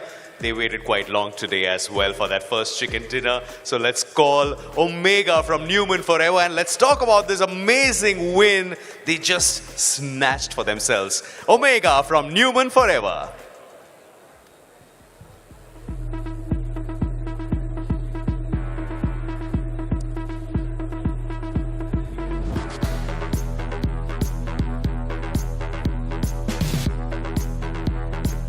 Omega first of all congratulations. ये जो इंतजार रहता है Neumann का पहले chicken dinner के लिए, कल छठे मैच में जाकर आपको अपना पहला चिकन डिनर मिला, आज पांचवें मैच में जाकर मिला, ये एक पैटर्न सा बन गया न्यूमन के लिए। मतलब वैसा था कि पहले गेम्स हमारे गए नहीं जैसे जाने चाहिए थे, अभी गया है तो कल फर्स्ट गेम से ट्राई करेंगे चिकन लेने का। और जिस तरह से प्रेपरेशन चल रही है, पहले दिन में ऑफ कोर्स आप लोग काफ़ी सॉलिड लगे, लेकिन अब अगर पॉइंट स्टैंडिंग्स की बात करें, ओवरऑल स्टैंडिंग्स की अगर हम लोग नज़र डालें, तो उसमें अब ज़्यादा गैप नहीं रहा है टीम्स के बीच में। अब एक तरह से ये टूर्नामेंट ओपन हो चुका है, तो उसके बारे में कुछ कहना चाहेंगे इस समय कि क्या चल रहा है दिमाग में when it comes to your team? मतलब वैसा है कि कोई भी कंसिस्टेंट नहीं रह पा रहा है, और नीचे की डे 2 पे क्या हुआ कि नीचे की टीम्स ने क्लाइम अप किया और टॉप टीम्स उतना मेंटेन नहीं कर पा रही है, बट वही है कि कर लेंगे। अभी हमारा चिकन आया है तो वो फुली नेक्स्ट भी आएगा और #1 हो जाएंगे और कल भी वही कैरी करेंगे। एंड अगर आखिरी जोन की बात करें इस पर्टिकुलर गेम में, जहां पर आप लोग चारों लोग एज अ टीम जा रहे थे, लेकिन फिर सिर्फ 2 प्लेयर्स बचते हैं, तो उस मोमेंट में, उस माहौल में क्या चल रहा था, टीम के बीच में क्या बातें चल रही थी? मतलब वैसा था कि ऐश भाई और ओवेस भाई अलग पेयर में खेल रहे थे और मैं माफिया अलग, तो उनको मतलब दोनों नॉक हो गए थे वो। तो फिर वही ऐश भाई ने कॉल दिया हमें कि आओ रैप दो, सामने पत्थर पे दिख रहा है एक, मारो। तो वो सब किया, एग्जीक्यूट किया, रैप भी एग्जीक्यूट किया, फिर अच्छे से चिकन कन्वर्ट कर लिया। तो इसी तरह अच्छे मोमेंटम को बरकरार रखिए। काफ़ी लोग कहते हैं कि डे 2 में जो मोमेंटम बनता है वही फाइनल में जाता है, तो I wish you all the best for the remaining matches.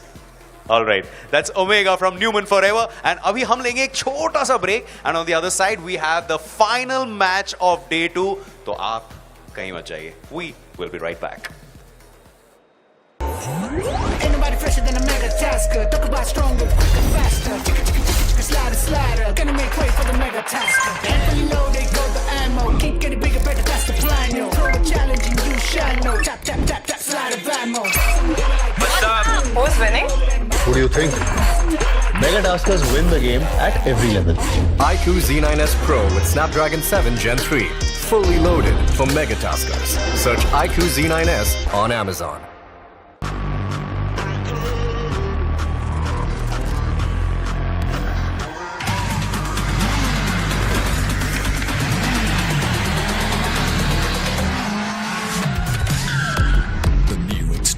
160R4V, now with dual channel ABS. Challenge the extreme. Have you seen my phone? Yes, I have. It's so gorgeous.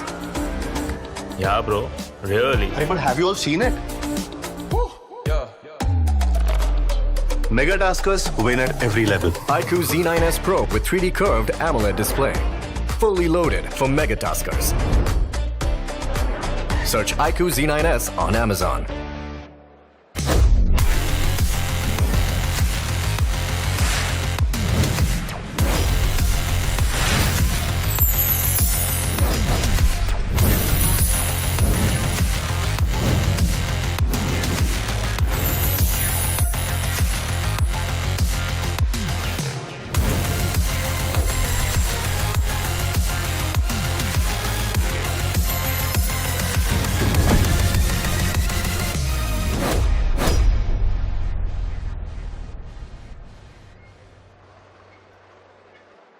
और कहीं दर्द हो रहा है? थोड़ा सा शोल्डर्स में back pain. Hello, dentist. सोलना तो पड़ेगा। 10 नंबर वसूल तो करना पड़ेगा। फुल वसूल करने का है शौक तो do it like a boss. BGMI royal pass, यहाँ मिलते रहेंगे अमेजिंग इमोट्स, कूल स्किन्स और बहुत सारे रिवॉर्ड्स और साथ में फुल कैशबैक UC में। तो अब सोचना क्या, गेट फुल वसूल with BGMI।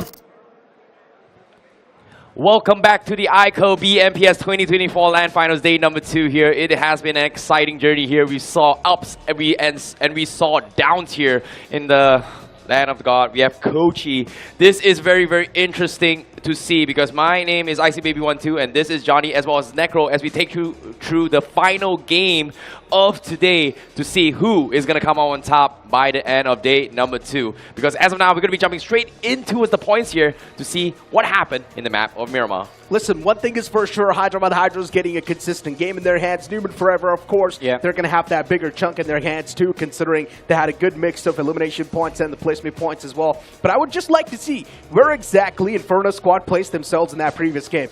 I mean, it was important for them to be able to perform in this game to catch up to the position where they have slipped down from. But in this matchup as well, I think the struggles for Inferno Squad continue. Newman Forever, though, catching up to the leaders of the leaderboard with these 19 points. Exactly, 19 points accumulated from the side of Newman Forever. Now that's going to mean so much for the overall standings, right? But yeah, as you flip the page, you're going to see a few disappointments from this game, and one of them is also going to be Inferno Squad. Now that consistency dipping down, that's a big problem. And speaking of silly esports, by the way, Johnny, iQOO pulled off a 1-on-3 against the players of VXT. I mean, it was amazing. I mean, especially that nade right into the car against Orangutan. That was very impressive.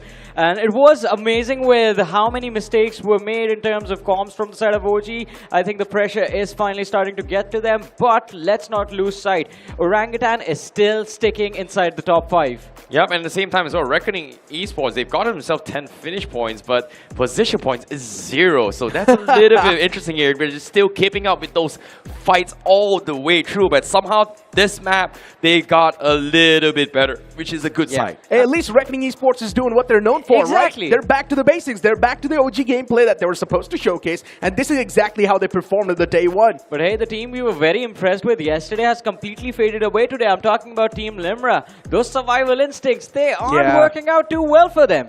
Maybe in a few games they did, but then Team Limra, once again, just on the struggling side of things, just getting 1 point from that previous game. Now that's a big problem. And a team that has been struggling, I see. We talk about Miramar, we talk about Samraj, but Versatile again unable to convert. Oh, seems like it is going to be a rough start here, but again, it's not over yet until the end of today. But again, it is going to be a long, long journey for some of these people here. Inferno Squad also going to be one of the teams that has struggled a little bit more. 8-bit completely on the bottom for that map. But of course, let's talk about the MVPs for the match here. The iQOO MVP is going to be none other than Cyrex from TWOB. talk about the burning torch consistency, and TWOB is one of those, right? Cyrax once again performing, 7 finishes racked up. We all doubted TWOB on the day one, right? We thought, it's the semifinals curse. Whichever team's doing really good in the semifinals, they can't really perform in the grand finals, but then TWOB, they've broken that. Again, I mean, I had an opportunity, luckily, to have a conversation with Prince OG in the morning, and he did mention that yesterday they were very confused with how the other teams were playing, and it took them 5 games to actually come up with a game plan to try and counter and secure those points, to try and take control of those zones. And today, they were putting those plans into executions, and it has been working out very well for them so far. Well, as of now, it is a good sign here for TWOB to kind of, figure things out, right? Because if we were to base off the map of Vikendi on how they played here, it seems like they've been overthinking a little bit here. And I'm not going to lie, the mental attacks from every single team is starting to get to them, and I hope they will show a little bit more improvements now. Now, let's talk about some of the final few moments left on the day 2 itself. As we know, day 2 is pretty much named as the day of comebacks, and VXT is one of those teams that hasn't really managed to pull off any sort of comebacks, and a few more names that are still there on the latter half of the board. One single game left. Do you think they can pull off a comeback? Well, it is going to be a little bit interesting one as well. But speaking of comebacks here, we did see a couple of comebacks. In this case, let's take a look at the overall standings up on screen here. Of course, we have Hero Extreme Godlike still on the top with 107 points, but Team X-Spark slowly creeping by. It was 40 points difference in the top in the early days for today, but now X-Spark only shying away about 70 points. Yeah, I mean, they're getting very close. Just 14 points, I 14 think, points, yeah. between the two teams. And of course, Newman is going to build up the same pressure on the players of X-Spark as well. Because while there's a difference of 14 points between first and seconds, it's just 1 point between Newman and X-Spark. This next game is very important for these 3 teams. And also for TWOB as well. As Necro mentioned, burning torch of consistency. The only thing that's missing is a chicken dinner. Exactly, man. Now, here's the problem, right? If you're trying to look at the top 4 and then look at the 5th team, now there's a decent bit of difference between the points. Now, if the teams do want to once again make that pounce inside of the top 4, it's going to be really tough, Johnny. One good game is needed. 10 points on the board, and that's the only way you can make the pounce. And not just that, you also need to hope that the teams at the top don't perform. Exactly. Well, it is going to be, it all comes down to luck. It all comes down to skill. All in all, it all happens in the fights itself. In the battlefield is where things will get a little bit more dicey here. And to top things off here, we are way past the halfway mark. We are down towards the last final game for day number 2. That means we have played a total of 11 games though, out of 18 games thus far. So, do you think any of the bottom teams here have enough points to kind of catch up? One last chance, man. They need a big bomb in their hands, and that's going to be either 25 points. That's the only way they can catch up. And I'm talking about bottom 4 over here. If they do not get 25 points, well, then tomorrow we can pretty much rule them out. I mean, yeah, if they do not pull it off in this game, then they are out of contention. And even after they have a big game right now in this last map of Wrangle, they are still going to need to be very consistent, secure 8 to 9 points per game in the matches tomorrow. And even then, they might fall short. So for the bottom 4, I think the challenge is very big. It is going to be a Herculean task, but for the team still in the top 8 from that 5th till the 8th position, this one game of Wrangle can get them into a fighting position for the trophy. Now, speaking of the most amount of points gained by day thus far, yesterday Hero Extreme Godlike was able to get themselves 66 points, but today Team X-Spark, they were in 11th position with 25 points yesterday, and now they're close to the 90 mark. So technically, it's still possible to get 70 points in a single day, and X-Spark is nearing to try and break that record and set the record by the end of today. They got 2 chicken dinners today, and they get the 3rd one as well. I mean, today is their day, right? Yep. Hey, listen, you got to add on the consistency as well. 2 chicken dinners and consistent finish in every single game that they've played, and that's the reason why they are currently almost at the top, right? The Hero Extreme Godlike, it's only, what, 10 points separating them, pretty much moving up to the top. So for Hero Extreme Godlike as well, knowing the fact that now they're getting chased by the demons, it's also going to be a lot of those problems that are going to be there in their head. Imagine so much pressure is there just in the top 3. And then for the teams at the bottom to pull off a comeback, they've only got one last chance, by the way. Well, they're going neck and neck for this fight here. And of course, to set things off in this final map, especially in the map of Erangel here, so far in terms of track record, Hero Extreme Godlike does have the best track record when it comes to playing Erangel in terms of statistics and also historical data so far. Now in this final moment here, do you think Hero Extreme Godlike will take it? Or will we see a new contender, considering their performance for this past 5 games today? So here's the thing, right? Hero Extreme Godlike, they've realized one thing, and that is they do not really need to win the chicken dinner anymore. They just need to be consistent on the points table. As long as they maintain that lead consistently, they're still going to be the champions anyways. Now, if they do try to play for a big game, that's when they can screw up, and that has happened a lot of the times in the past. I agree with what Necro is saying over here, but I do not really like the approach that is being taken right now by Hero Extreme Godlike to bring in that consistency. Because we saw their matches yesterday, we saw the first game of the day, the aggression was working out. But as soon as they take their feet off the pedal, everyone else has been catching up to them. We talked about this, right? When you have the control of the momentum and when you are putting the other teams under pressure, just build up the pressure even more. Do not allow anyone to catch up. That mistake has been made. But this game of Erangel, it's very important. It's time to strike again. And the only way they can make it happen is with a chicken dinner. So I do not know if they are going to win, but they really need to win this game. And of course, also in for contention for the top spot here is going to be 2 teams that we've been raving up during day 1, which is Newman as well as TWOB. But today, their journey has been doing really well here. And guess what? Look up on screen. Woo-wee! Now that is a heat packer right there. Of course, the Hero Extreme 160R4 what a bike that is. Sorry, I lost my words because after I saw the bike and I was like, that was pretty nice. Do you want to let him in? Do we let him in? Maybe we do. You guys have a secret conversation without yes, we did, me man. right here? From the start of the tournament, we knew the bike is going to be in the venue and we're planning to pull off a heist. It's evil plans with Necro and Johnny. Security, please, we have a potential threat right here. 2 guys planning to steal the bike right here. Man? So be sure to lock that bike tonight. Crafton, Boss, Hero, please do something about it. These 2 guys wants to steal it tonight. Be sure, extra security tonight. Hey, listen, maybe we're not going to do it tonight. Tomorrow. Everyone's going to be busy too much celebrating the event. But you know what?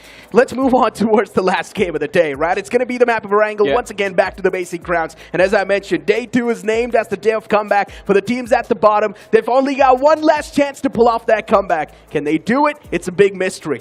Well, it is going to be an important match here. I've heard a little bit of news as well. Of course, to ensure fair gameplay for all the players as well as the things here, we are going to make sure that all the games needs to be run smoothly. And unfortunately, we do have to remake some of the games for now. So it is going to take a little bit more time for this final game to happen for day number 2. So again, now, in terms of points, there are some disparity, very small between the top 4 teams.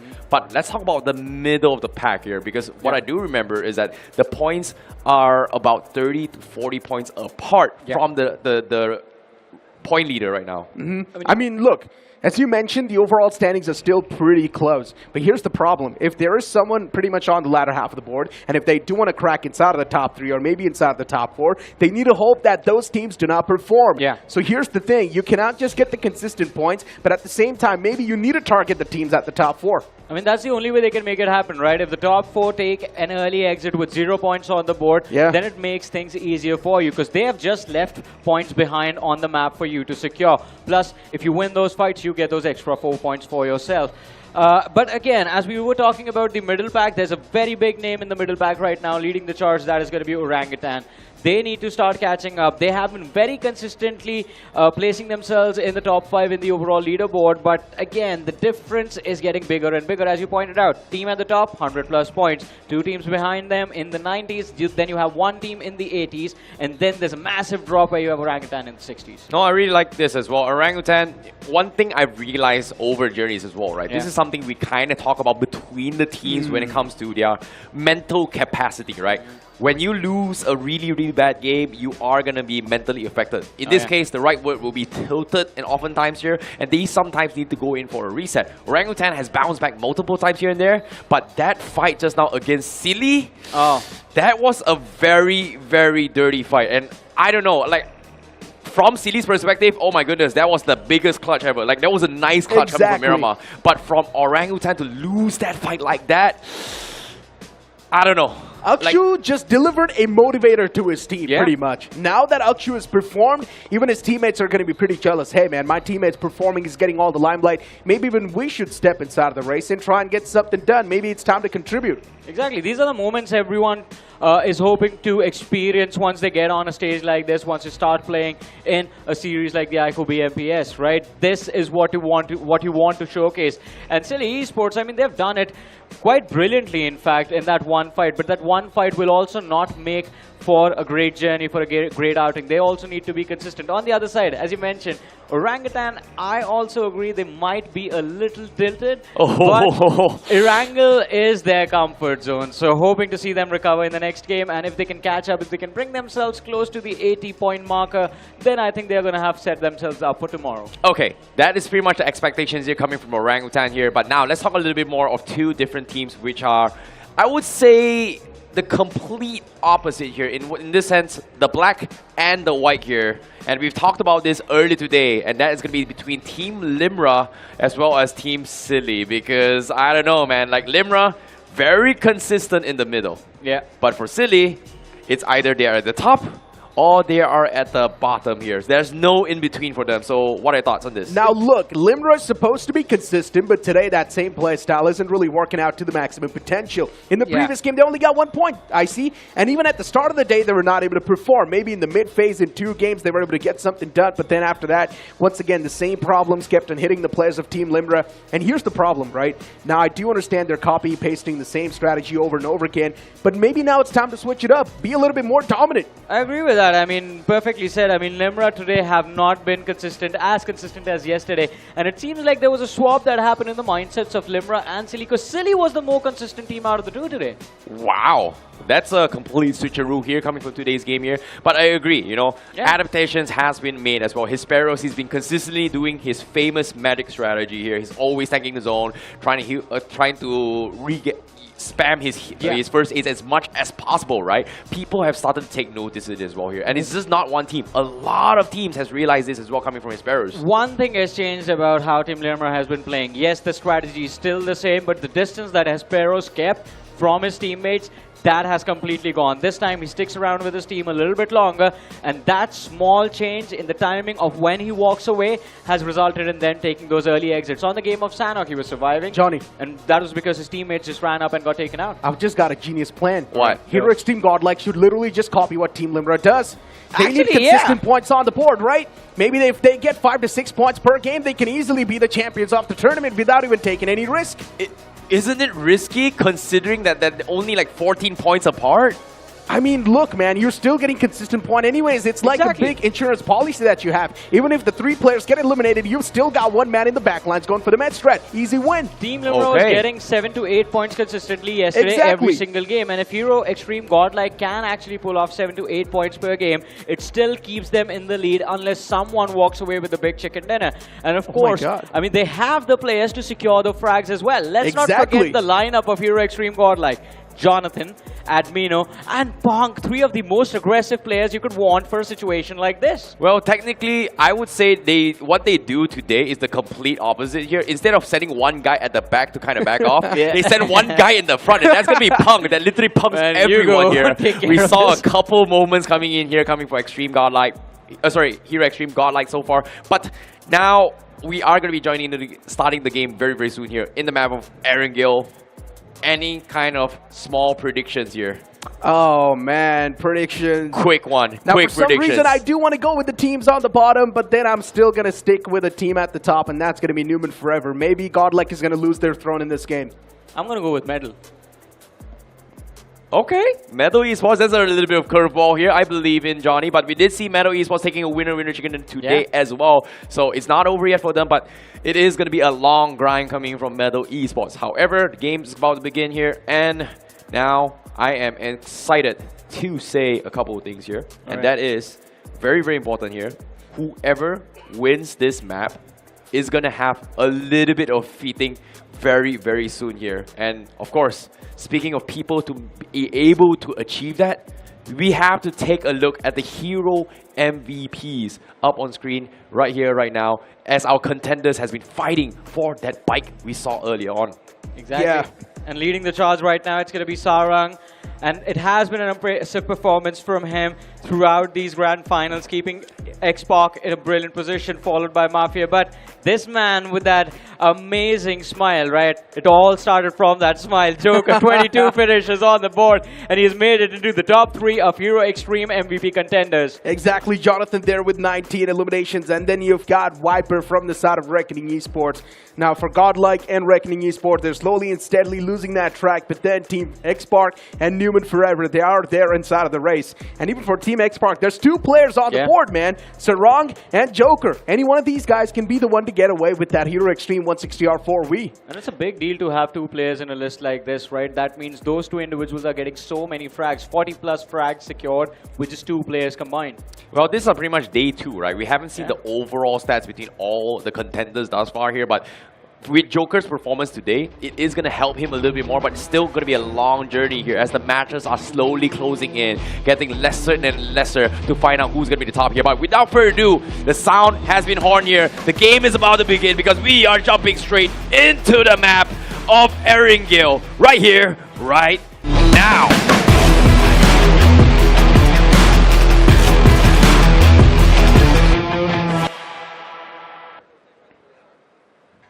As the big bird's going to hit the skies for the one last time today on the day 2 of the Grand Finals of the iQOO BMPS 2024, starting all the way from Quarry towards Norupnoi. Now this plane fly path is tilted all the way down south, Johnny. If you want to be the one to move up north, well then you need to go for a pit stop, get your hands on the basic weaponry, maybe the vehicles as well, and then move in towards your traverse drop location. Yeah, I mean the entire northern half of the map, it's going to be denied to almost majority of the teams right here. But looking at the southern flight path, Necro, it feels like Metal Esports, finally, the stars could line up for them. This is a game in which they need to strike and they need to convert into a big one. But let's see how things are going to turn out. We do see a little bit of a awkward early exit from the players of Inferno Squad. Silly Esports also looking to take control of that Query Primos position.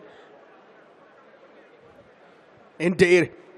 I mean, looking at the entirety of this map, Silly Esports, now keep this thing in mind, you can say they've sort of got the momentum as well from the previous game. Not exactly having a lot of points, but still that one single clutch can be something that can motivate the entire team.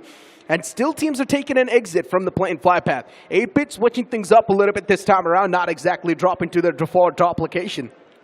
Look at Newman as well, that 4-man spread drop over there where the waist just a little bit north of that military bridge. Omega right on the bridge compounds, Mafia towards Ferry Pier, and then you have Ash who has dropped towards the small little village on the military island.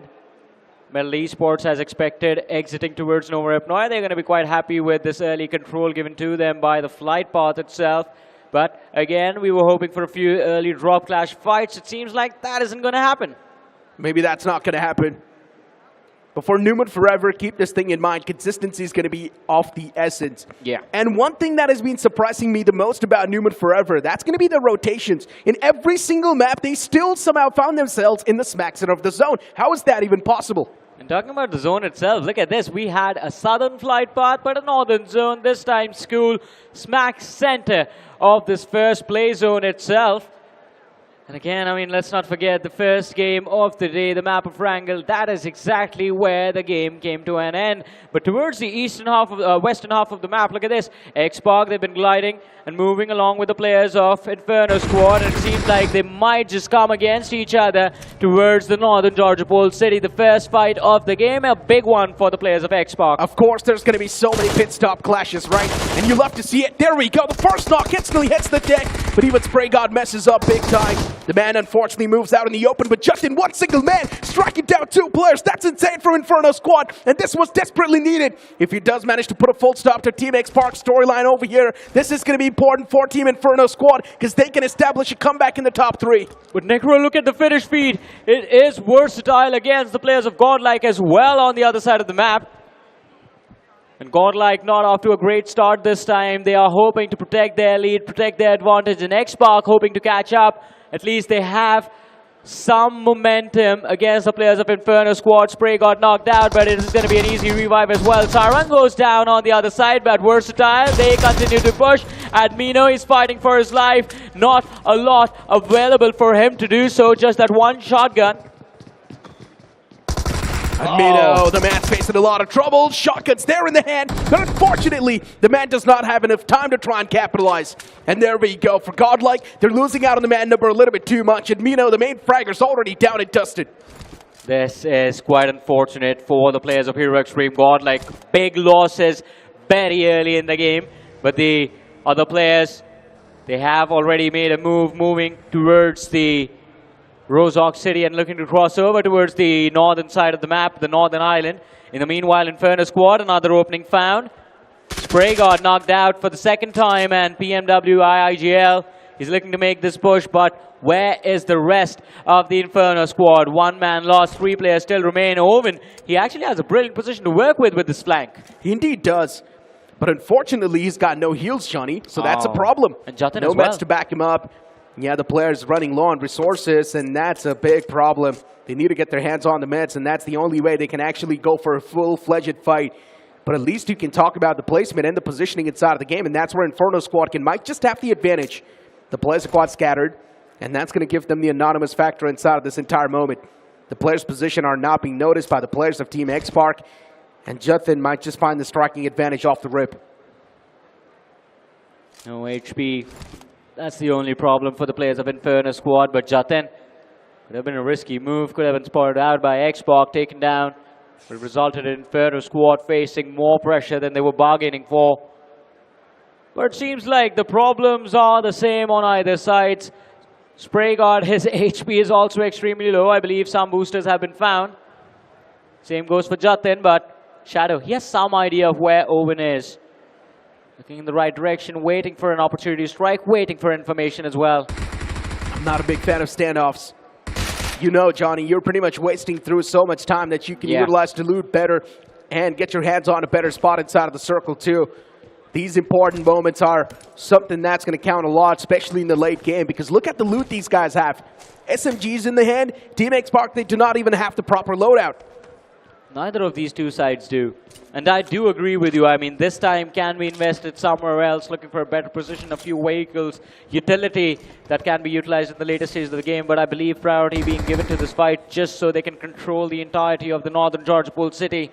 And of course, if X-Park walk away scot-free from this fight by winning these eliminations, those 4 extra points, they're going to be big for them tomorrow. They indeed are going to be. And looking at the zone too and how the teams are now starting to form up, Johnny, TWOB's on the move, and I like this proactive nature. Pretty quick on the feed, getting their hands on the vehicles too, already done with the loot, and instantly get their hands on the potato hill. Johnny, TWOB's quite quick with this one. Well, they are quite quick indeed. But it is going to be an open position as well. And if anyone mid-rotation catches them off guard, then the fight, it all comes down to who finds the opening. Jatin, look at him. He's marking the exits, not really letting the players of X-Park fall back as well. Hyderabad Hydras on the other side of the map, playing, or in fact, looking to move in the smack center. And as you mentioned, Necro, TWOB, they were the quicker of the bunch. So there is a probability that Hyderabad Hydras might just be running into a trap, but before a mistake is made, Crypto instantly falls back and the team regroups. They have decent compounds under their control right now, and I believe their objective just shifted to protecting whatever they have. And Johnny, remember at the start of the game I mentioned Godlike, they might just be dethroned from the first spot. Well, it feels like that prediction is almost about to come true as well. Godlike is just down to a 2-man squad. And you try and look at Newman Forever, you try and look at TWOB, the teams that are on the chase. They've got all the 4 players up and standing. Even the same thing can be said for Team X-Park. For Godlike, these 2 players now, they've got a lot of that pressure on their shoulder. Yeah, versatile. I mean, with those 2 frags secured by them, they've put Hero Extreme Godlike under immense pressure. And under pressure, mistakes can be made. In fact, mistakes were being made starting from that second game of the day, the map of Miramar. TWOB this time around, school building under their control, and they are taking their sweet time with making a decision as to where they want to go. But as of now, we do see a cluster building up between Rozhok and School. On the other side, Reckoning Esports catching Team Bliss off guard just east of Yasnaya. They find the first frag for themselves. And what is going on with Team Bliss? They're not even getting enough screen time, Johnny. Yeah. It feels like they're just not there in the game anymore. Every Team time Bliss. you see them, they get eliminated. Yeah. Something needs to be done by this squad, man. Bliss is someone that has faced so many hardships, but still, they're over here inside of the Grand Finals to prove a mark, to prove a point. It's supposed to be a dream run for these guys, but for some reason in the Grand Finals, they're now starting to crack up. But we know what these guys are capable of. They do have a lot of experience, too. Just need a little bit of that wind in the sails, but unfortunately for them, even this last game is now starting with quite a bad start. Yeah, not off to a great start, as you mentioned, and the struggles do continue. But here's a little bit of a recap. That collision between the players of Xbox and Inferno Squad. Oh my god. So good from Jatin, right? Yeah, almost had it. Spotting that pixel, getting those 2 knockouts as well. Unfortunately for Jatin, he did not really have his teammates with him to try and make that pounce. That's why the capitalization did not really come through. But looking at the zone, and look at the amount of teams that have stacked up around that school and Pochinki area. I mean, it is going to be interesting. The circle is still very confusing, Necro, right now. I mean, it can take a hard shift towards the north, but it seems like majority of the teams, they feel that the circle is going to stick towards the southern half of that river. Big cluster, as you mentioned, from Rozhok till Pochinki, but Xbox versus Inferno Squad, the fight continues. Over knocked out, and Xbox, they're going to look for a few extra points over there, but what is going on? Limra, they get spotted out by Team Versatile. And VXT, this time they've switched the gears, and Aquinox is going to be the man to kick things off. The action's already favoring Aquinox himself, but then VXT, here comes the backup, but they're also getting slapped back in quite a great fashion. VXT's Raiden, he's going to be the last man standing, and what just happened? You blink it, and you miss it. VXT now just down to this one last man, this last glimmer of hope, and Poco gets spotted by Raiden. And luckily enough, he clutches things out, but VXT at the cost of what? They've lost out on 3 players in this duel. Exactly, what a scrappy fight coming in from the players of Versatile, and not something you would ideally expect from them. This should have been much cleaner, and look at what is about to happen right now. Raiden, he is still surviving, but he's the last man for his team, and Hyderabad Hydras, listening to all of that commotion, they show up for a third party. They're going to be happy even with this 1 point if they get it. That's why they're tossing those nades, right? Hyderabad Hydras, they just want to collect the scrappy points, but keep this thing in mind, even the one man can have the potential to pull off a 1-on-4. And especially inside of these Grand Finals, we have witnessed a lot of those legendary moments. How does he get out of here? Not a lot of options left for Raiden. The Hydras, they show up. They can wrap things up, send VXT back to the lobby.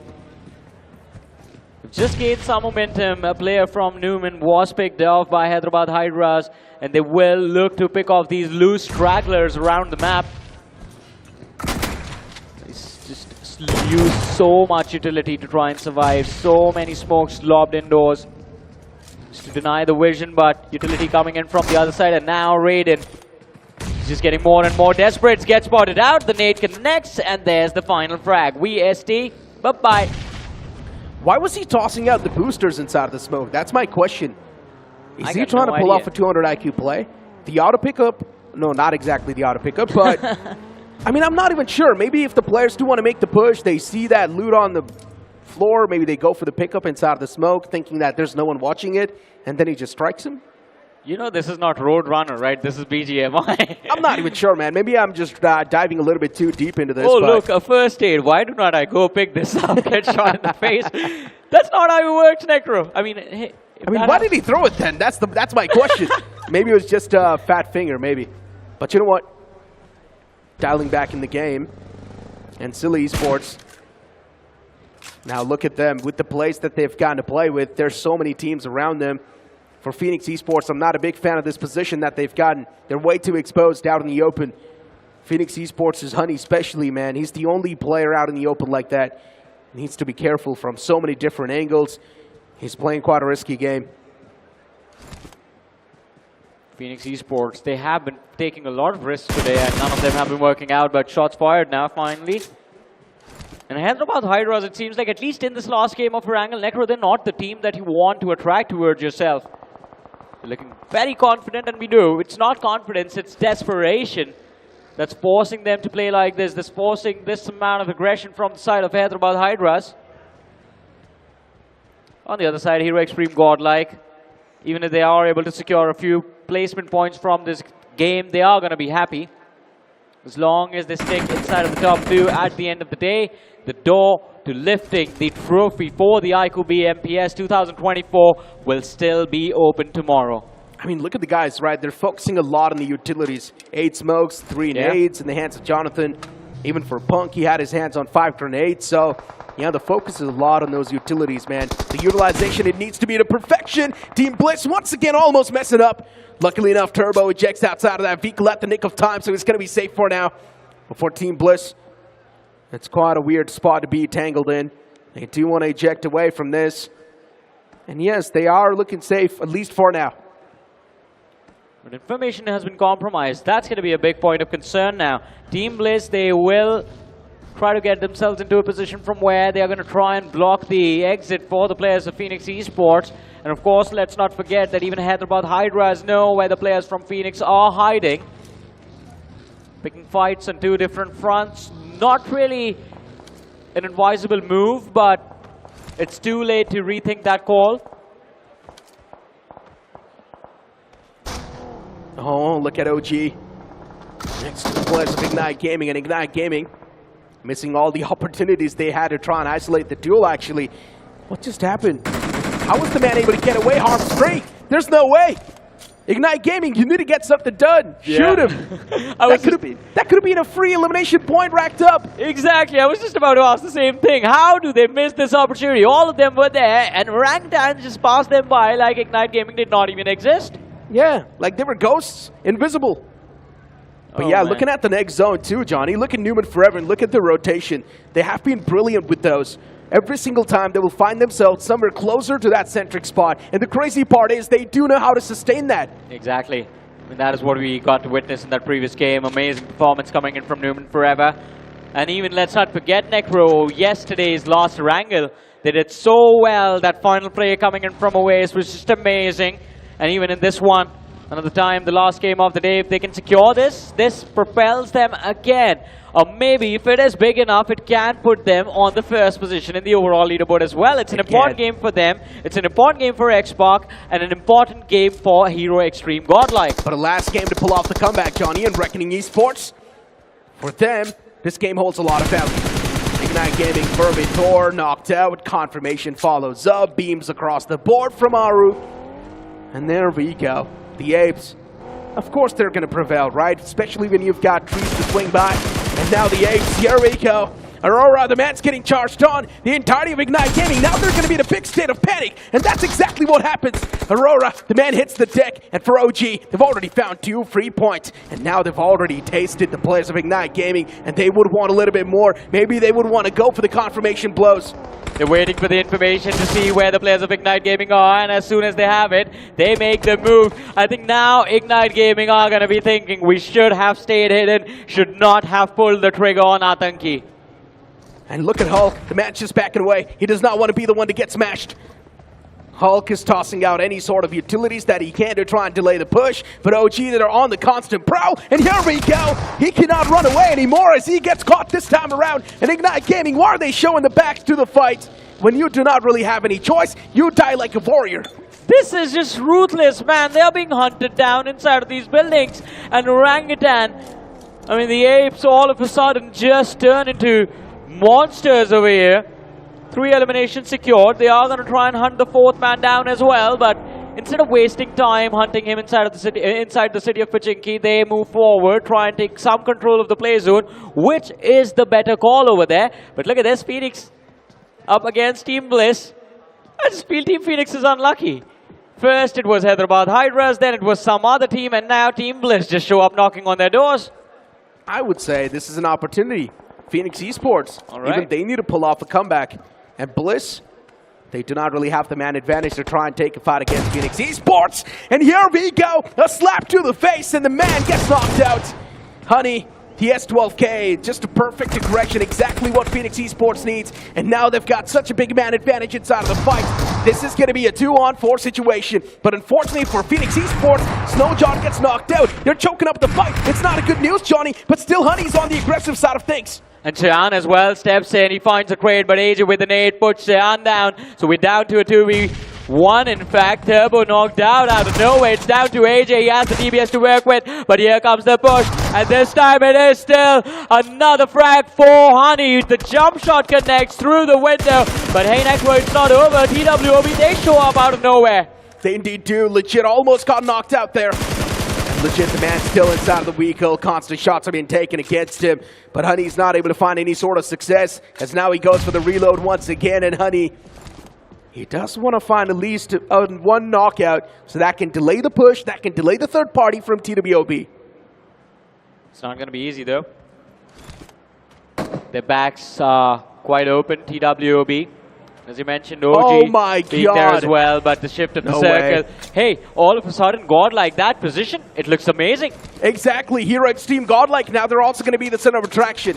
I was not happy for Godlike, but I was actually worried, and that's why I said, oh my god, because now they're going to be the center of focus. As soon as teams know that there's not a full man squad, they're definitely going to try to make the pounce on top of that. But that's an open position, Necro, so there is a possibility that while the other teams approach, they are going to end up fighting against each other, which will result in there being multiple openings for Hero Extreme Godlike to pick off any loose stragglers that are knocked out into the open.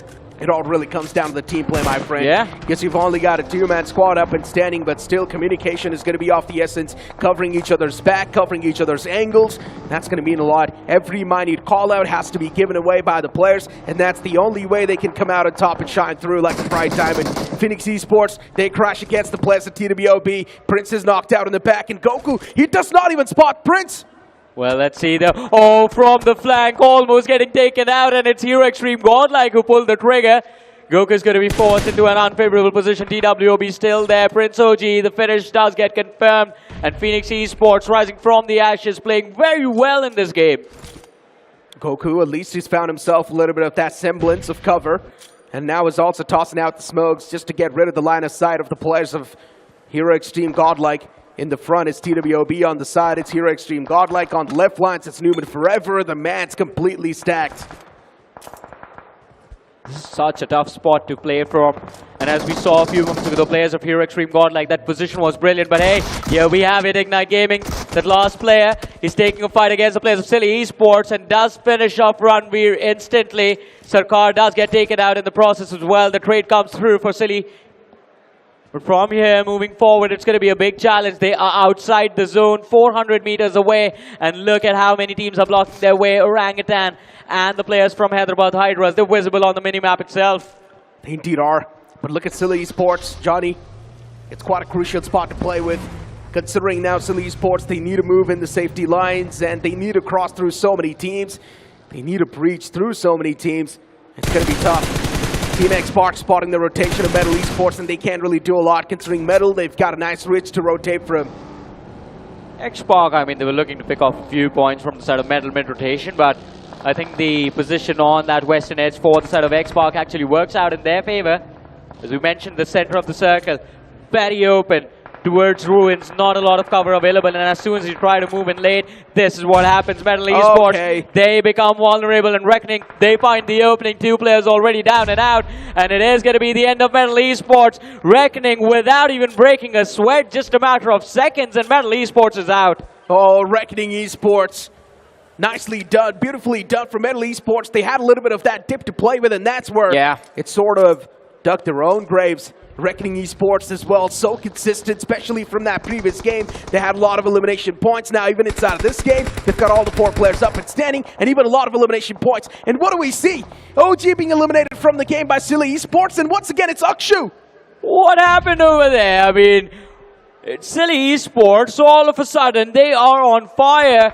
Orangutan, in a matter of seconds, kicked back to the lobby, and Silly Esports, as they look to move towards the zone, there are a few more fights waiting for them on the other side. But first and foremost, they have to try and deal with the players of Hyderabad Hydras.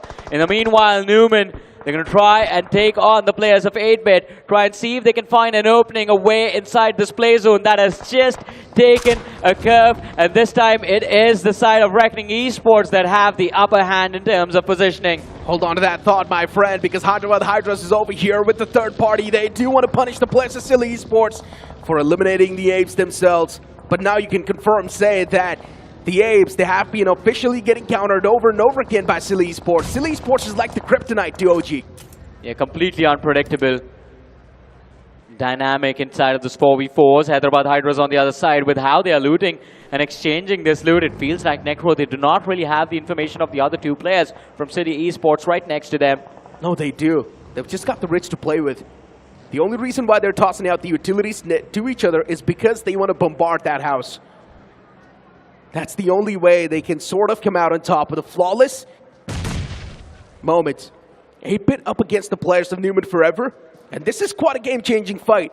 Because if 8-Bit does manage to take down the players of Newman Forever, that's going to be a big stress lifted off the shoulders of Hero Extreme Godlike. Yeah, there's a big cluster of teams towards the southeastern edge of the circle. And if these teams, again, as we mentioned, fight amongst themselves, then the doors are still open for the players of Hero Extreme Godlike. Jonathan does find an opening.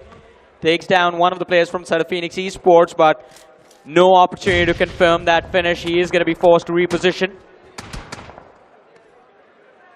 Here's the problem, right? Johnny, Hero Extreme Godlike, 0 finishes so far, by the way. Not even getting single point. Well, there we go. 1 point added to the tally, +1 on the board. And that's going to be off the essence. Hyderabad Hydras in the middle of nowhere. They're catching so much hurt upon themselves. Even Crypto, the man's out in the open. He might just be eliminated. And here we go. Newman Forever, Mafia from the back just drives on top of him. And that's going to be it. Even for Reckoning Esports, they had all the 4 players up and standing. But Newman Forever, it's them who's made the entrance in the zone. This match, it is being played right now to secure the top spot in the overall leaderboard. And here we have it. The team on the second fighting the team on the third. Newman Forever going up against the side of Xbox. Although a small little reset as they get distracted by Reckoning Esports right next to them. This is what can be the opening for the players of Xbox. Shots in the back. Omega is going to be forced behind the ridge, but his teammate Oasis is still looking for that opening. Newman Forever, it's such a dicey spot. They're getting shot at from the side of Team X-Spark. And the funny part is, as you mentioned, they're facing off against the team that is currently placed on the second spot in the overall standings. So Team X-Spark, if they do be the one to win the game, one thing is for sure, Hero Extreme Godlike will be instantly dethroned. Talking about Hero Extreme Godlike, still there in this game, still holding strong and still fighting the players of Phoenix Esports. Ooh, that nade looked good. Unfortunately, did not connect. Sean is extremely low. He's getting a revive barely in time by Goku. And Phoenix Esports doing so well a few moments ago. Now there's been a reset. They have 4 eliminations, but down to just 2 players. I'm pretty sure Hero Extreme Godlike, they will try to find these 2 frags and secure them in the bag. I'm worried for Hero Extreme Godlike, Johnny, because Phoenix Esports, they've got a direct top view on top of the players. But Hero Extreme Godlike, hold on, they moved back in the nick of cover. So that's a good thing. Jonathan's there too, but the man's a little bit too exposed. Even 8-Bit's right next to him, and just look at this top view, it's brilliant. Sarvit's right there next to Punk. And the only way Punk can get rid of Sarvit is by facing him head-on-head. And that seems next to impossible for now. 8-Bit can be a big kryptonite for Godlike, including Phoenix Esports. And Godlike is now in a big pinch, but still Jonathan is going for that fight. The man instantly scopes in, he's got the players locked in the sight, Jonathan's exposed. The only good friend Jonathan has are the smokes that he's got. But look at this, Newman Forever, big blunder being made by them as they make the push towards the players of Reckoning Esports. Away, still looking for the frags. The Molotov helps him out, and even Dionysus is going to fall down to that molly. Somehow, Newman still in contention. The finishes are being secured one by one, but Jonathan, he does not want to let go of that first position in the overall leaderboard. Reckoning Esports, they bite the dust. Jonathan taking a lot of damage as he tries to pick a fight against the players of 8-Bit, but a nade from Juicy, and Jonathan falls, and it's going to be down to the IGL of Hero Extreme Godlike Punk to see if he can secure a few extra placement points from this last game of Erangel. I told you Hero Extreme Godlike, they're pinned between 2 teams. They cannot really do a lot. Now it's just down to Punk, and keep this thing in mind, they do not really have a lot of elimination points either.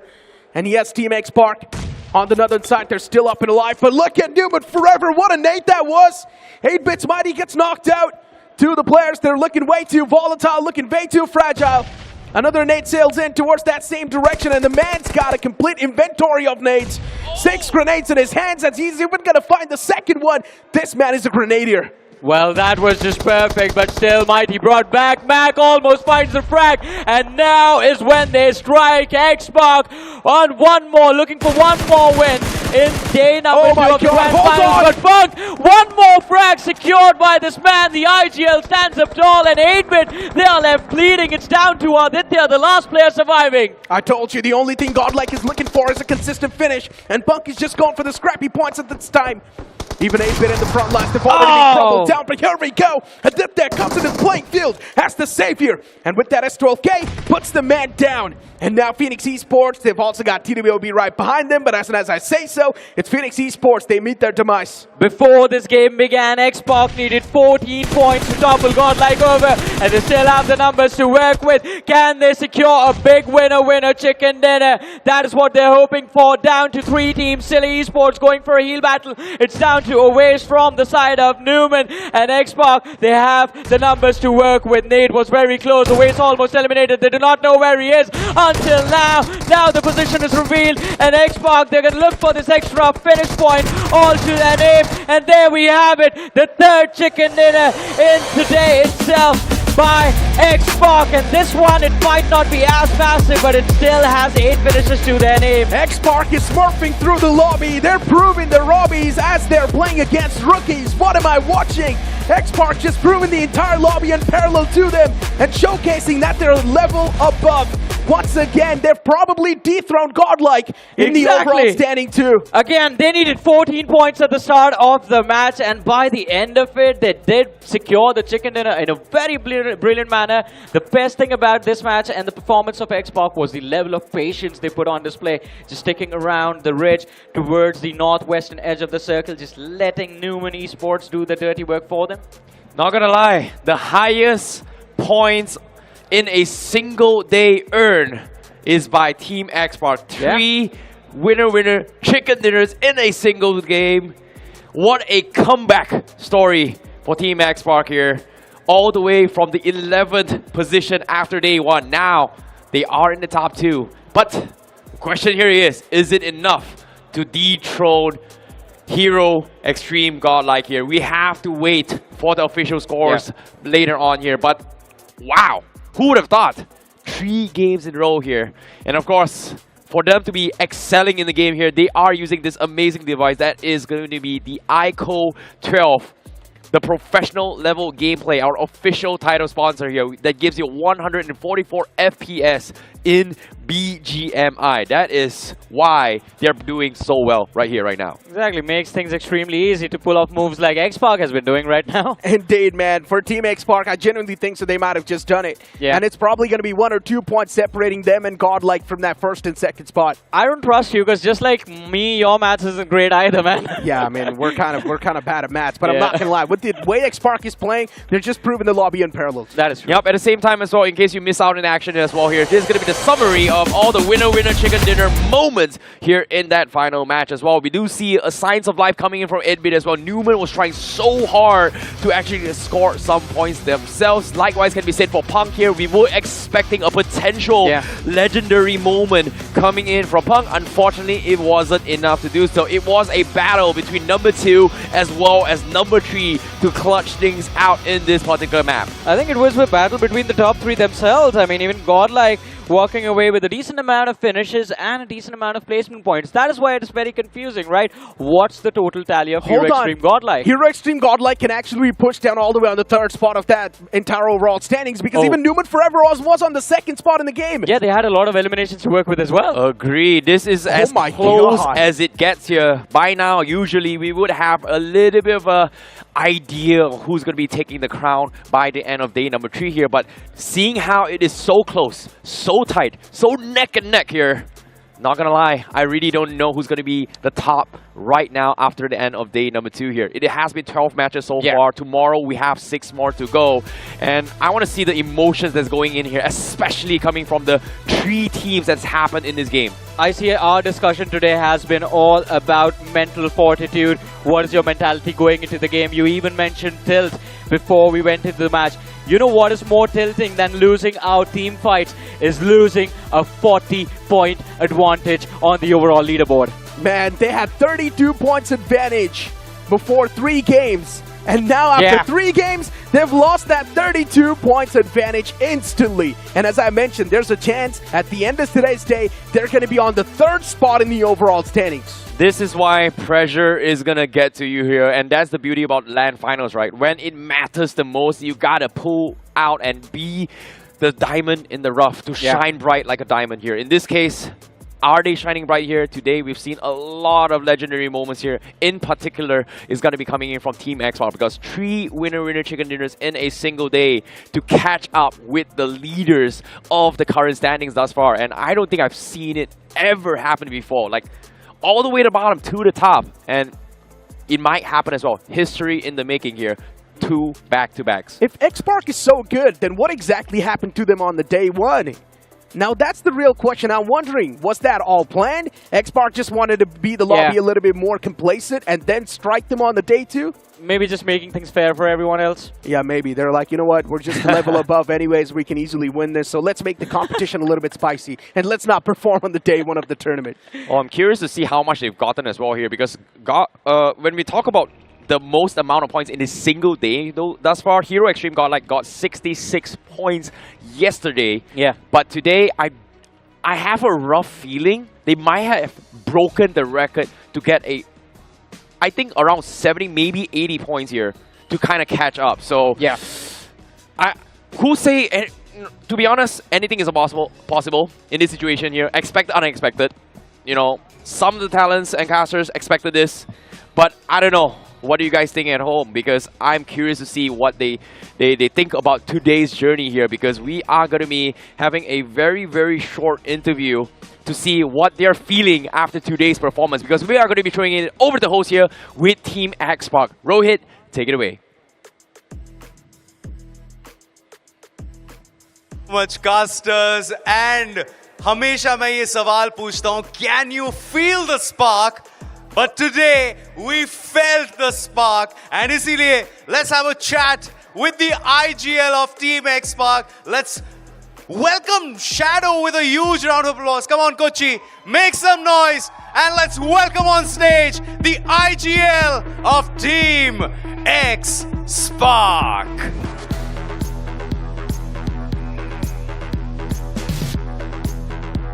Shadow, what a day. On a hat-trick थे, लेकिन eventually आज के दिन जो 50% of the matches हैं वो आपके खाते में गए हैं with this amazing chicken dinners, 3 chicken dinners in 1 day. अगर हम लोग बात करें कल की तो उतना आइडियल नहीं रहा, लेकिन आज के दिन पूरा डोमिनेशन रहा टीम एक्सपार्क का. एंड ऑफ कोर्स जोकर के उस चिकन डिनर की तो बात करनी ही पड़ेगी. उन्होंने बोला कि 3 अलग अलग कमांड्स मिल रहे थे, लेकिन इवेंचुअली उन्होंने आपकी सुनी एंड इवेंचुअली वही किया जो आईजीएल ने बोला. तो इस समय बताइए मूड कैसा है? मूड तो बहुत अच्छा है अभी, बाकी क्या ही बोलूँ, कल इतना अच्छा नहीं किया हमारे मैचेस, तो बातचीत हुई कि क्या गलती हो रही थी, तो आज हम उस चीज़ को रिपीट नहीं किए, तो आज अच्छा रिजल्ट आया. एंड कंट्रोल्ड एग्रेशन के बारे में सारंग ने बात की, आपके कोच ने भी बात की, तो मैं इसके बारे में जानना चाहता हूँ. ये जो कंट्रोल्ड एग्रेशन है, इसको कैसे आप गेज करते हैं? ये एग्रेशन तो एक तरह होता है गेम प्ले में, लेकिन इसको कंट्रोल कैसे करते हैं? आप कैसे समझ पाते हैं कि यार ये अब एग्रेशन ज़्यादा हो गया, ये अब कंट्रोल में है? जैसे मतलब कल बहुत ओवर एग्रेस कर रहे थे हम लोग, तो वही प्लान था कि आज कंट्रोल एग्रेशन के साथ खेलेंगे. वही है कि एक टीम को मारने के बाद हम ओवर एग्रेस कर जाते हैं कि चलो और मारते हैं, तो 1-2 प्लेयर ऐसा होना चाहिए कि वो रोक दे सही टाइम पे कि गलत जा रहे हैं अपन. तो वही है कंट्रोल एग्रेशन, कि 1-2 बंदे समझ जाए कि कैसे पुश करना है कि नहीं. अब डे 2 तो समाप्त हो चुका है. अगर गेम प्ले की बात करें तो अब day 3 the crucial day, and हम लोग शुरुआत से कह रहे हैं कि डे 2 वही बहुत इंपॉर्टेंट दिन होता है जहां पर टीम्स अपना मोमेंटम लेती हैं ग्रैंड फिनाले के लिए. तो यहां पर एज एन आईजीएल, अब एज अ टीम आपकी क्या प्रिपरेशन होने वाली है? क्योंकि मोमेंटम आज के दिन तो आपने पकड़ लिया है, अब इसी को कंटिन्यू करने के लिए क्या बातें होंगी टीम के साथ? वही है कि जैसे आज खेले, कल भी ट्राई करेंगे वैसे ही खेलने का, और प्रिपेयर करेंगे कि आज क्या चेंजेस हुई टीम्स बाकी टीम्स में, वो सब देखेंगे, जाके डिस्कस करेंगे आपस में, देखते हैं कल क्या होता है. और कहीं ना कहीं क्या ये दिमाग में बात चल रही है कि अगर BMPS की ये ट्रॉफी भी अगर आप उठाते हैं तो इतिहास में पहली बार ऐसा होगा जहां पर ऐसा हो रहा है कि बैक टू बैक ऐसे टूर्नामेंट्स एक टीम उठा रही है, ये दिमाग में चलता है? हाँ, मतलब दिमाग में तो रहता है कि बैक टू बैक अभी तक किसी टीम ने नहीं जीता है ऑफिशियल, तो पूरा ट्राई करेंगे कि हम जीते और हिस्ट्री बनाएं बैक टू बैक जीत के। तो कल पूरा ट्राई रहेगा उसको मतलब मुमकिन करने के लिए। All right, that's Shadow from Team X-Park. Thank you so much, Shadow, and all the best for the grand finale. That is day 3. That's Shadow, ladies and gentlemen, from Team X-Park. And Sparks तो यहाँ पर उड़ रही हैं, लेकिन अभी माहौल एकदम सेट हो चुका है डे 3 के लिए। एंड इस माहौल के लिए अब हमारे कास्टर्स क्या कहना चाहते हैं, so let's find that out. So over to our amazing casters. Wow, thank you so much, Rohit, for that amazing interview here. And one step at a time, they were controlling themselves. And guess what? They came out on top in day number 2 here. Who would have thought this was actually possible? But again, now, their hopes and dreams of going for a back-to-back isn't impossible now. They've done it with the winner chicken dinner, but a back-to-back trophy. Ooh. Let's summarize the entire day, right? TWOB, they were quite consistent. Hero Extreme Godlike started things off with a chicken dinner, but then even Team X-Park, they were there with a lot of elimination points. And as Rohit himself mentioned, 50% of the games were in the favor of Team X-Park. Yeah, I mean, 6 matches, they got 3. Yep, and then of course here, let's talk a little bit more on the point standings that has been garnered in map number 12 in particular in this map as well. X-Park, of course, taking the winner chicken dinner, will get themselves a total of 18 points in that map. Newman Forever on 2nd place with 12 points. Silly and 3rd place with 11 points. 8-Bit on 4th place with 7 points. As we go down, we have TWOB 6, Phoenix 6, Reckoning 6, Godlike with 5 points. And Versatile, 5 points. Okay. Yeah, I think... okay. I think X-Park has taken the first spot. Newman is going to be 3rd. Godlike is going to be 2nd. But the difference, it's going to be negligible. It's going to be 1 or 2 points separating these 3 teams from each other. I mentioned this, my predictions, somehow they're actually right on today's day. But hey, latter half on the board. And this is where the real concerns rise. You talked about the consistent bunch, Inferno Squad and Team Limra. They have not been able to perform today. Yep, and of course, when it comes to the second half as well here, we do see Team Limra kind of dropping the ball a little bit more. Inferno Squad as well, you mentioned, Metal, Blizz, everyone is kind of shaking by, I would say, X-Park's overall performance in all 6 games just to date itself here. So, I don't know, like, these are pretty much the points out there here. We can kind of calculate it in a little bit for the overall score, but I'm more curious to see who the iQOO MVP is as of yet, because the iQOO MVP for that match is going to be none other than Sarang from X-Park with total of 3 finishes. Yeah, ladies and gentlemen, the king is back himself. 3 finishes in this game. Too much pressure being put on Joker, I guess, throughout the day. And this match, he was like, all right, guys, you are the frontliners. Get those frags. And Sarang definitely delivered quite nicely in this particular game as well. X-Park, they needed this match. Quite desperate. Joker is still there, man. That smile always gets me. 3 finishes in this game as well. You want to hear a fun fact? What?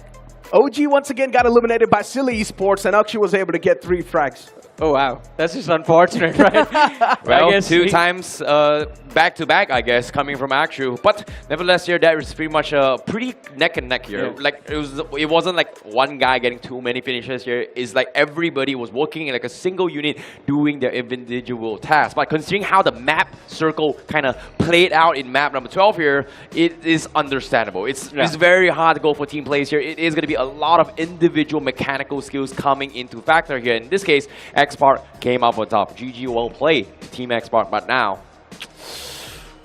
the moment of truth. I want to see who's going to be the top 3 right now, because it is going to be very, very close. Like, you guys have thrown out some names there, but I'm curious to see how many points Team X-Park has gotten themselves in a single day. Official score from yesterday, Hero Extreme Godlike was 66 points. And now, after the end of day 2 here, they had a total of 25 points yesterday. Now, let's take a look at the overall standings here for day number 2. How is it going to go? Because this is going to be very, very interesting. It might be a shocker. It is going to be record-breaking for day number 2 in a single day. Without further ado, Team X-Park, hold on. Is on 2nd place. They're still at the top, but just 1 point separating that first and the second spot. Man, to be fair, I did say my maths isn't that great. Yeah, me too. But I mean, we both are pretty bad at maths. maths. One big change has happened. Now, for the first time, Godlike isn't the team with the most eliminations on the overall leaderboard. It's Xbox with 70. And of course, just a single point separating the two sides. Congratulations to Newman. They've also caught up, by the way. They are going neck and neck here. The top three fighting for the #1 spot. But again, the official score for Team Xbox in a single day that they have gotten here is 86 points in a day. Oh my God, now that's pretty much a record, I guess. Yeah. We haven't really seen any team pull off 86 points in just the span of 6 games, right? Maybe it was Silly Esports themselves at the round 1 that they were able to pull off 89 points. But then after that, it is pretty much Team Xpark getting 86. Can I just point out one thing that I find hilarious? I don't know if everyone else will relate to that. There was not a single change in terms of position within the top 8. Everyone just stayed to where they are. Well, of course, as the game goes as well, day #2 is about the game of comebacks. We did see our comeback story as well here, but we also see teams start to get a little bit more consistent in adapting to how the LAN Finals is going to be looking like as well. Day 1, it was a complete chaos everywhere actually, and now day #2 we do see a little bit more of patterns emerging here, especially coming from the top teams. But all in all, that pretty much sums up day #2 thus far. Yeah, I mean, it was an exciting one. Man, I love the action, and especially a lot of clutches on Vacant Day. I can't wait to see how things get heated up on that map tomorrow, man. Exactly, man. The grand finals of the iQOO BMPS, they're just getting warmed up. Imagine what's going to happen tomorrow. Tomorrow is supposed to be the final day of the grand finals. So many close calls are being made, I see. Tomorrow, it's going to be a big boom. Agreed. Of course, for these guys at home as well, if you guys want to come down to the venue here in Kochi here, there are feeder buses from Aluva metro station to the venue every half an hour from 10:30 in the morning until 3:30 to come to the venue here in Kochi. And of course, the return bus starts at 7:30 p.m. So be sure, if you guys want to come down here, plan accordingly for tomorrow. And be sure to bring your ID cards and be safe. Most importantly, be safe. Protect yourself when you're coming over here. Exactly. I mean, once again, knowing the fact that tomorrow there's a high chance the stadium's going to be packed up, and knowing the fact that even the audience presence can sometimes actually make the teams panic a little bit. But keep this thing in mind, the top 3 now, they're starting to get a little bit too much of a bigger lead. Yep, all in all here, that pretty much sums up day 2 here on the English broadcast here. But guess what? On the host, there's something up as well. Rohit, take it away. Thank you so much, casters. And who would have thought कि इस तरह से ये tournament open हो जाएगा हमारे top teams के लिए. अब आएगा मजा. एंड इस समय अगर मजे की बात करें तो एक और चीज है जो बहुत ही ज्यादा मजेदार है. And we are keeping a tab on the amount of finishes our players are creating. And इस समय अगर iQOO MVP की बात करें, ये ओवरऑल फिनिशेस की बात है जो राउंड 1 से हम लोग कैलकुलेट करते आ रहे हैं. Let's have a look at the top 5 contenders for the iQOO MVP.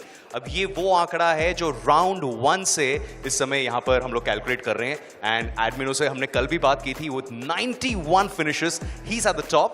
Jonathan is a close second with 87 finishes. And यहां पर डे 2 के एंड के बाद का ये कैलकुलेशन है. Mafia is at number 3 with 86. Again, Legit is also at 86 and Spray God is at 83. तो ये आखिरी दिन बहुत ही ज्यादा क्रूशल होने वाला है, even for this title of being called the iQOO MVP. And लेकिन अभी डे 2 के बाद with 91 finishes जो इस कंटेंडर लिस्ट में टॉप पर हैं, उनसे एक बार बात कर लेते हैं. So ladies and gentlemen, with a huge round of applause, let's welcome Admino from Team Hero Extreme Godlike.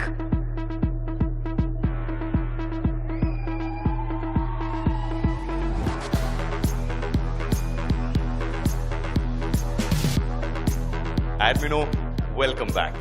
कल हम लोग इसी मंच पर इसी टाइटल के लिए आपसे बात कर रहे थे, लेकिन अब ये जो कंपटीशन है even for the iQOO MVP of the tournament, ये भी अब काफ़ी ज़्यादा क्लोज होते जा रहा है.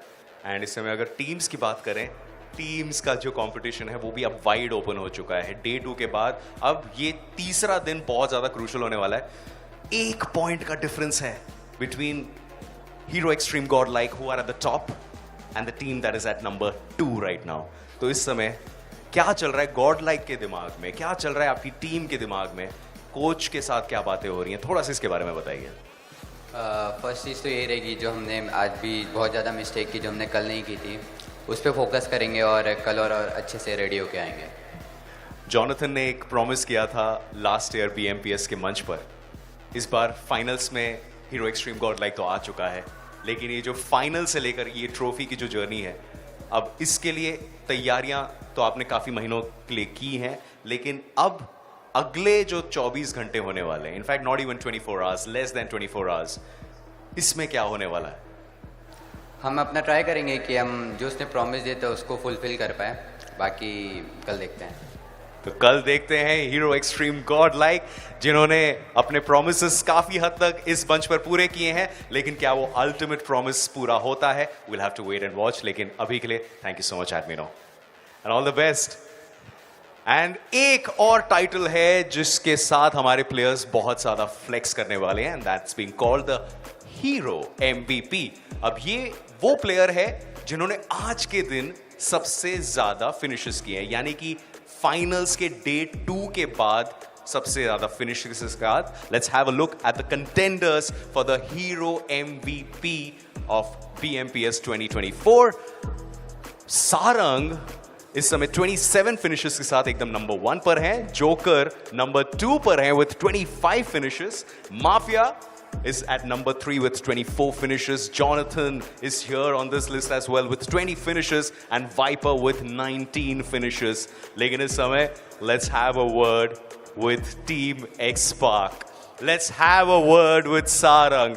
Let's talk about so many moments that Team X-Spark ने जो हमें दिया है.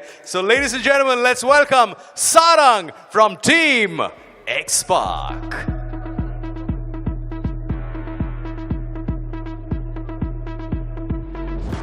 Sarang, what a day! Of course, जब इसी स्टेज पर कुछ टाइम पहले आपसे बात हो रही थी, तब इतनी मुस्कुराहट नहीं थी। A sigh of relief, थोड़ा सा अच्छा फील हो रहा है, क्योंकि अब ये इंटेंसिटी जो है ये कंपटीशन की बहुत ज़्यादा बढ़ चुकी है। कल के दिन में जो पहले 3 मैचेस होने वाले हैं बहुत ज़्यादा क्रूशल होने वाले हैं। क्या चल रहा है दिमाग में? टीम का माहौल, आप अपने कोच के साथ थे, एनालिस्ट के साथ थे बैक स्टेज, क्या डिस्कशंस चल रही हैं इस समय? डिस्कशंस तो वही चल रही थी कि मतलब जॉब अभी तक फिनिश नहीं हुआ है, तो कल हमें आना है और फिनिश करना है, तो वही मेंटालिटी से अभी हम खेलेंगे कल, और बातचीत तो वही उसी बारे में चल रही थी। इतिहास बनाने से आप बहुत नज़दीक हैं, you are this close of creating history. ये कहीं ना कहीं माइंड में गेम खेलता है, या आपको लगता है कि यार ये तो फ्लेक्स करने वाली बात है? हाँ, मतलब फ्लेक्स करने वाली बात है, और इतना सोचते नहीं हम। मेन मतलब जो भी टूर्नामेंट आ रहा है उसमें बेस्ट देना है, और बेस्ट देंगे तो ऑब्वियसली हम जीत जाएंगे, तो वही मतलब माइंडसेट है अभी के लिए। All right. एंड सारंग, इस समय ऑफ कोर्स बहुत सारे आपके फैंस हैं, टीम एक्स-स्पार्क के फैंस हैं। डे 3 से पहले आप क्या कहना चाहते हैं to all those who love team XSpark? Fans को वही बोलूँगा कि आप लोग सपोर्ट कर रहे हो बहुत ज़्यादा, और वैसे ही करते रहो, हम लोग अपना बेस्ट देते रहेंगे और तुम्हें निराश नहीं करेंगे। निराश नहीं करेंगे, एंड आज तो डेफिनेटली निराश नहीं किया है टीम एक्स-स्पार्क ने। So we'll have to wait and watch what happens on day 3. So that's going to be very exciting, and thank you so much for giving us such amazing moments, Team X-Spark, and congratulations, Sarang. All right, that's Sarang from Team X-Spark, ladies and gentlemen. And देखिए, day 2 तो इसी के साथ समाप्त हो चुका है, and इतिहास रहा है कि डे 2 में आपको कमबैक्स देखने को मिलते हैं, डे 2 में आपको सरप्राइजेस देखने को मिलती हैं, लेकिन कमबैक्स भी मिली, सरप्राइजेस भी मिली। लेकिन अब अगर डे 3 की बात करें तो डे 3 में इतिहास क्रिएट होता है, ये हमने देखा है। तो क्या इसी मोमेंटम में डे 3 में इतिहास क्रिएट होगा? We'll have to wait and watch. But if you are in Kochi and if you want to come witness epicness right here live in front of your eyes, well, we've got you covered that way as well, because Alua metro station से venue तक we've got feeder buses starting at 10:30 AM tomorrow, free of cost, so that you just reach Alua metro station and from there you can reach the venue. So 10:30 AM से 3:30 PM तक आपके लिए feeder buses हैं, and अगर आप 18 साल से कम की एज में हैं, if you are younger than 18 years of age, then you need to be accompanied by an adult, and do remember to carry your ID cards and take this free feeder bus service from Alua metro station. My name is Rohit Varghese, and that's it from BMPS 2024 Day 2, and we will see you very soon with the finale. That is day 3 of BMPS 2024. See you soon.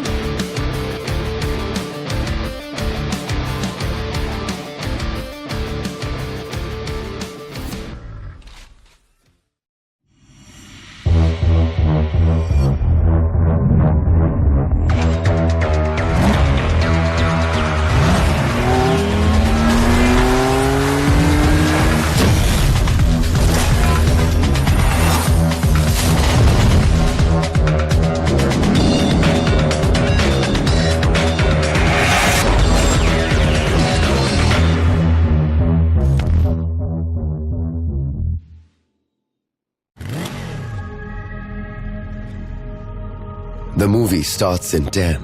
You can miss the beginning, or you can go ahead and challenge the clock. With an all-new Sprint EBT engine that goes 0 to 60 in 5.9 seconds. Presenting Hero Extreme 125R. Challenge the extreme.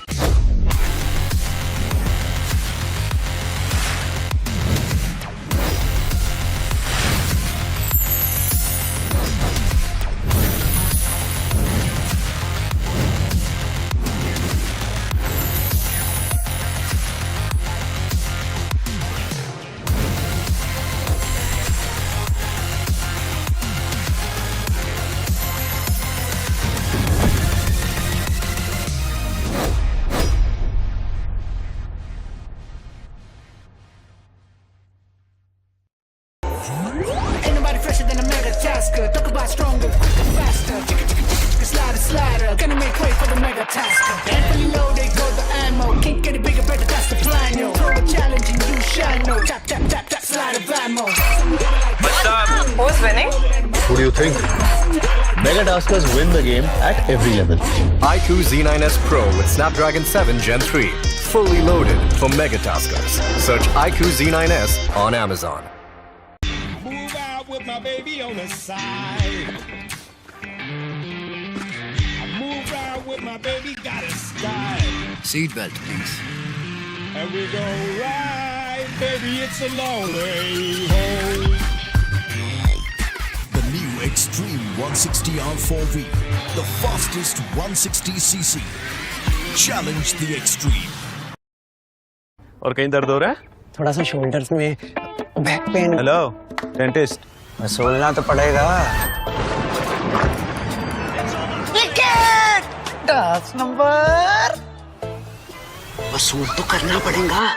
Full वसूल करने का है शौक तो do it like a boss. BGMI royal pass, यहाँ मिलते रहेंगे amazing emotes, cool skins और बहुत सारे रिवॉर्ड्स और साथ में फुल कैशबैक यूसी में। तो अब सोचना क्या, गेट फुल वसूल with BGMI। Have you seen my phone? Yes, I have. It's so gorgeous. Yeah, bro. Really? Hey, but have you all seen it? Mega Taskers win at every level. iQOO Z9S Pro with 3D curved AMOLED display. Fully loaded for Mega Taskers. Search iQOO Z9S on Amazon. ഞാനിപ്പോ ആ player അല്ല. I moved on in life. ശരി പറയടാ, നിനക്ക് കൂട്ടുകാരത്തുള്ള chicken dinner miss ചെയ്യാനാവില്ലെന്ന് പറയടാ. എന്റെ ആ സ്ക്വാഡിൽ തിരിച്ചെടുക്കൂ. ഞങ്ങൾ നിങ്ങളുടെ സ്ക്വാഡുമായി ഒന്നിക്കുകയും ന്യൂ സ്കിൻസ്, വെപ്പൺസ്, ആവേശകരമായ അപ്ഡേറ്റ്സ് എന്നിവ ആസ്വദിക്കുകയും ചെയ്യുന്നു. Download BGMI today. It's in my muscle memory, I'm pretty sure. I recognize you, there is something in your eyes. Won't let you get away tonight. You leave me in the dark. I'm stumbling around like I'm a question mark. Wondering if you're around to catch me if I fall. If I come crashing to the wall, will you lay me up, jumpstart my heart? I need someone before the sun goes down. Who's gonna save me now?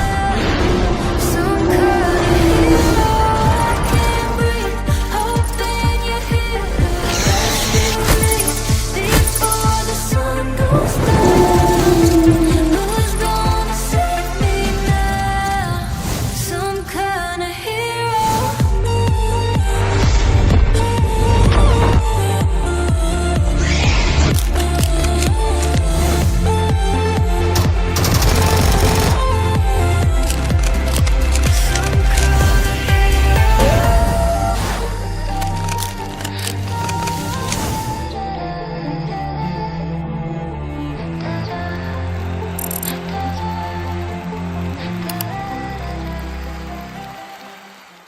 Scopes? Check. Weapons? Check. Equipment? Check. Good news, gamers. I have landed in the world of BGMI. मेरे in-game items, outfits और exclusive के लिए हो जाओ तैयार। Download BGMI now because it's time to slay the game.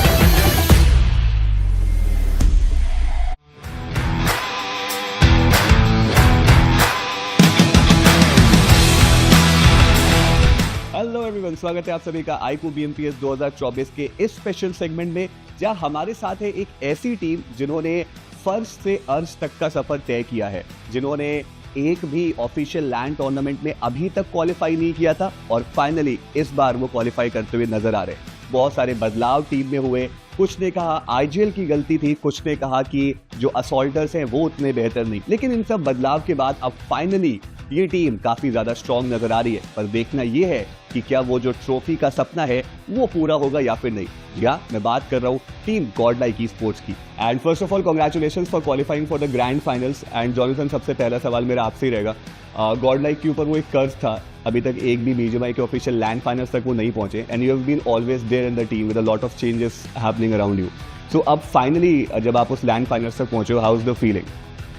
यार feeling तो like बोल सकते कि ग्रेट है। लाइक बहुत टाइम बाद क्वालिफाई कर रहे हैं हम। लाइक बहुत सारे चीज़ें लाइक वर्क नहीं कर रही थी पास्ट में, फिर भी लाइक ट्राई करते हार नहीं माने, एंड अभी फ़िलहाल चीज़ें बैठ रही है, चीज़ें ऑन जगह, and we are here and this बार कॉन्कर कर रहा है। Let's go. तो मतलब एम जो है वो क्लियर है कि इस बार ट्रॉफी लेकर के जा रही है। बट पंक, अभी तक के अगर हम पूरे सफर की बात करें iQOO BMPS 2024 की, आपने भी बहुत ज़्यादा वक्त नहीं हुआ कि आपने असॉल्टर छोड़ के आईजिलिंग करना स्टार्ट किया है, आप वो कर रहे हो और इस ऑफिशियल टूर्नामेंट में फाइनली वो बढ़िया परफॉर्मेंस आया आपकी टीम का। मैं आपसे समझना चाह रहा हूँ कि पूरे टूर्नामेंट डोमिनेट करने के बाद सेमीफाइनल्स में आखिर ऐसा क्या हुआ कि सेमीफाइनल्स में लास्ट मैच तक का इंतजार करना पड़ा क्वालिफाई होने के लिए? लाइक सेमीज में कुछ नई चीज़ें ट्राई करने का मतलब हमने स्टार्ट किया था, लेकिन वो वर्क नहीं करी, तो लास्ट में हम लोग को सीख मिली है सेमीज से। अभी वो फाइनल में वो गलती रिपीट नहीं करेंगे। कुछ एक्सपेरिमेंट करने की आप कोशिश करते हैं बेसिकली टीम, मतलब आप बहुत श्योर थे कि क्वालिफाई तो हो ही जाएंगे। हाँ। तो एंडिनो, अभी अगर आप iQOO MVP कंटेंडर्स की बात करो, वहाँ पे आपका और जॉनी का दोनों का ही नाम हमें देखने को मिल रहा है। आपका नाम अभी फर्स्ट पोजीशन पे है और साथ ही साथ ट्रॉफी इज ऑब्वियसली इंपॉर्टेंट। तो आप ये दोनों ही चीज़ों को बैलेंस आउट करके कैसे चल रहे हो, and what is more important to you right now? अच्छा, मेरे को एक चीज़ बताओ, 75 लाख ज़्यादा इंपॉर्टेंट है 4 लाख? है तो 75 लाख, बस वही हमारा एम है।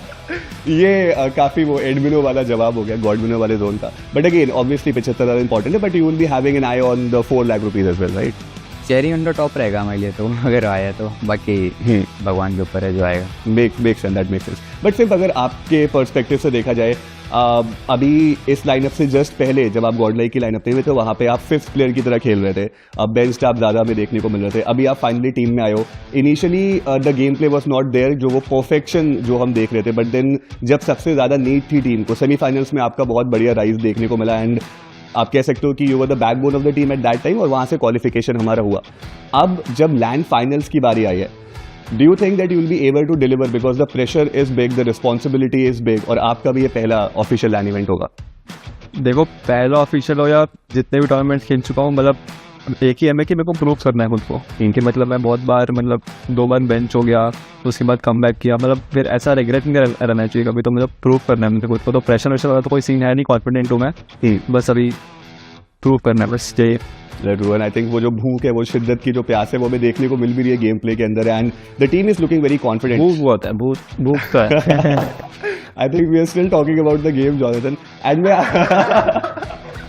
बट टॉकिंग अबाउट बेहतरीन गेम प्ले, जॉनी, मैं आपसे समझना चाहूंगा कि राइट फ्रॉम द बिगनिंग, जब से आपका करियर स्टार्ट हुआ है, आपको हमेशा किसी न किसी प्लेयर से कंपेयर किया जाता है। उन प्लेयर्स के करियर स्टार्ट हुए, खत्म हुए, या फिर एक पॉज पे आए, बट आप अभी भी वो रेलेवेंसी के साथ आगे जा रहे हो। So what is the reason behind that? Because the people of India really want to know that what drives you towards your passion and towards your goal, because इतना सब कुछ होने के बाद, इतने टाइम के बाद भी आप हर एक नए मेटा को अडेप्ट कर रहे हो, अभी भी रेलेवेंट हो। So what is the reason behind that? बोल सकते हैं कि लाइक बहुत सारी चीज़ें वर्क लाइक नहीं हो रही थी, लाइक चीज़ें जो भी थे पहले, बट मैं हार नहीं माना उस चीज़ को। लाइक मेरा एक ही गोल था कि ऑफिशियल ट्रॉफी उठाना, एंड मेहनत करते रहिया, बहुत वर्क नहीं हो रही थी, बाहर हो रहे थे, एलिमिनेट हो रहे थे, बट अभी आ गया वो स्टेज, एंड मेरे से बेटर मेरे फैंस जानते हैं मुझे कि क्या कैपेबिलिटी लेके चलता हूँ मैं, एंड मैं वो रिस्पेक्ट करता हूँ, एंड मुझे भी पता है कि उससे और बेटर कर सकता हूँ मैं। सो ये वो स्टेज है दिख जाएगा। चलिए, आई एम होपिंग कि इस बार वो ट्रॉफी है। बट एक फाइनल जो मेरा सवाल है वो रहेगा, कोई भी जवाब दे सकता है, कि अभी के लिए अगर आप लॉबी को देखो, 15 और भी टीम्स है, this is the pro series और हमने देखा कि कंपटीशन बहुत फियर्स है। आप लोग को क्या लगता है एज अ टीम की कौन सी वो एक टीम है जो आपको हरा सकती है या फिर जो आपके लिए सबसे बड़ा थ्रेट रहने वाली है?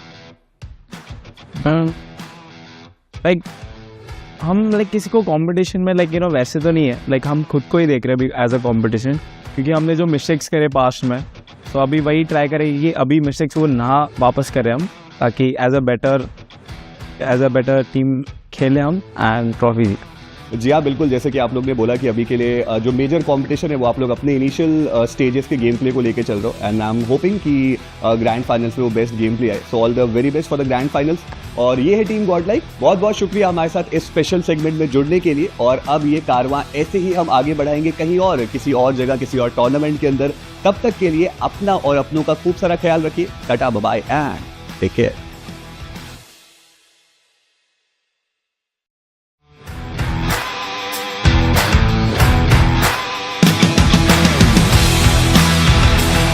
हेलो एवरीवन, स्वागत है आप सभी का iQOO BMPS 2024 के इस स्पेशल सेगमेंट में, जहां हमारे साथ जुड़ी है वो टीम जो BGI 2024 में जुगनू थे और उसके बाद अब वो सितारे बनते हुए नजर आए हैं, जहां पर वो लैंड फाइनल्स तक पहुंचे। BGI 2024 के वहां पे छठा पायदान प्राप्त किया।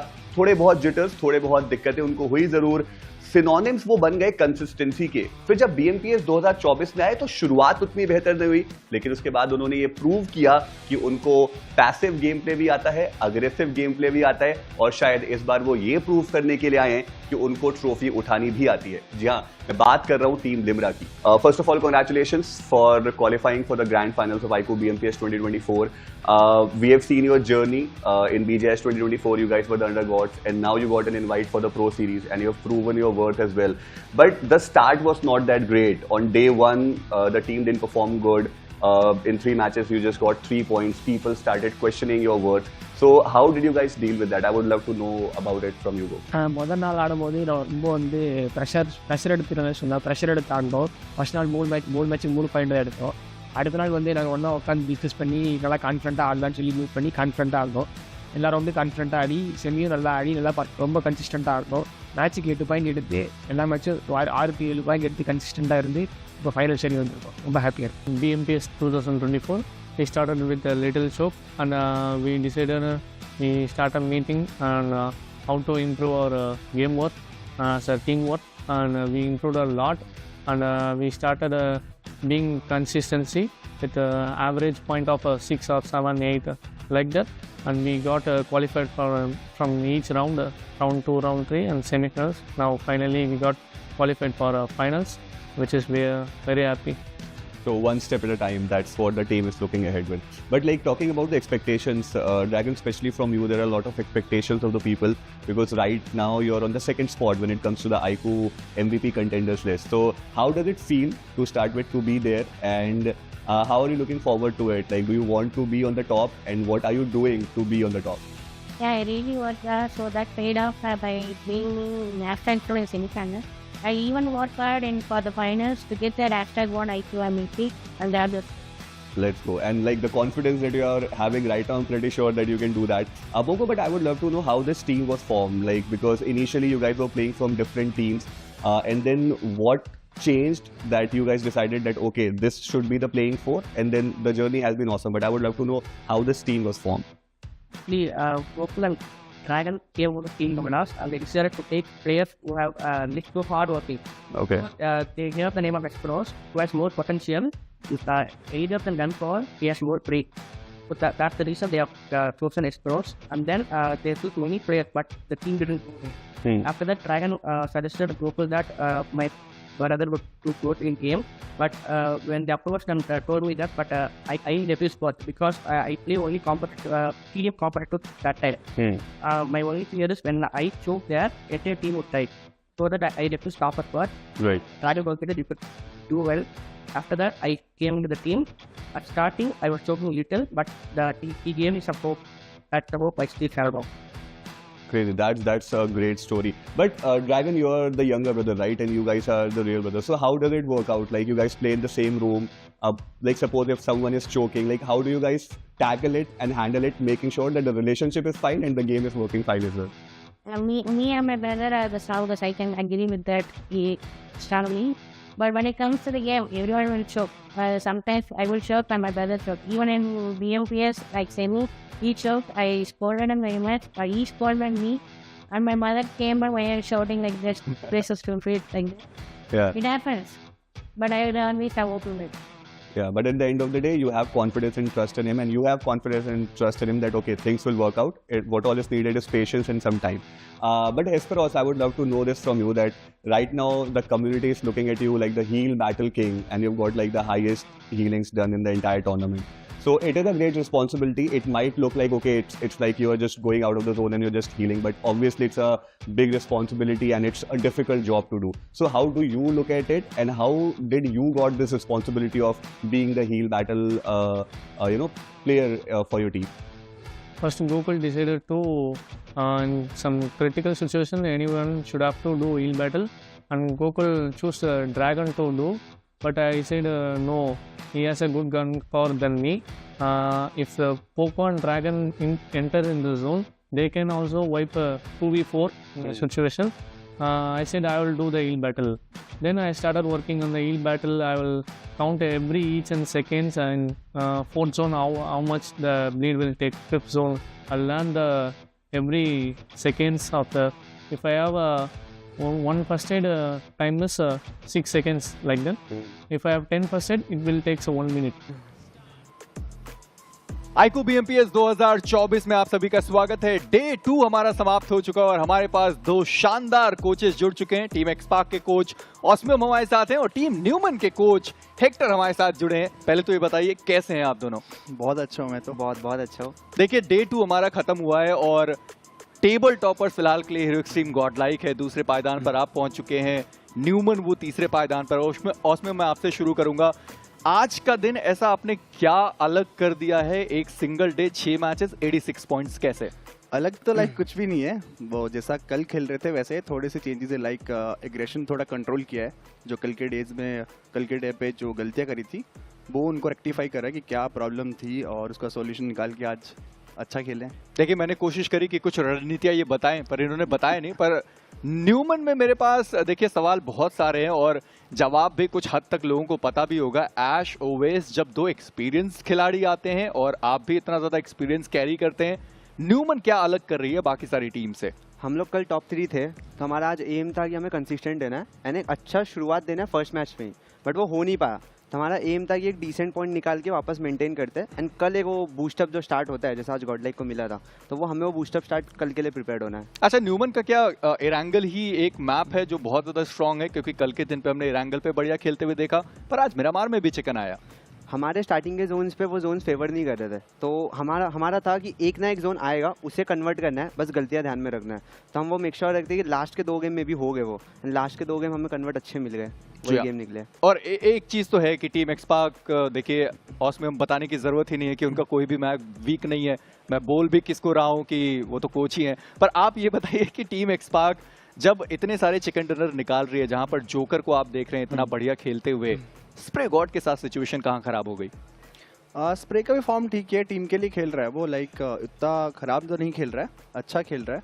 तो ऐसा मुझे कुछ ऐसा फील नहीं हुआ कि बस ऐसा है कि उसके फ्रैग्स कम आ रहे हैं, वो कोई इशू नहीं है। बस टीम सपोर्ट मिलनी चाहिए, टीम जीतनी चाहिए, वही हमारा मोटिव रहता है। आप इनको कंपटीशन में मानते हैं? हाँ ऑब्वियसली मानते हैं।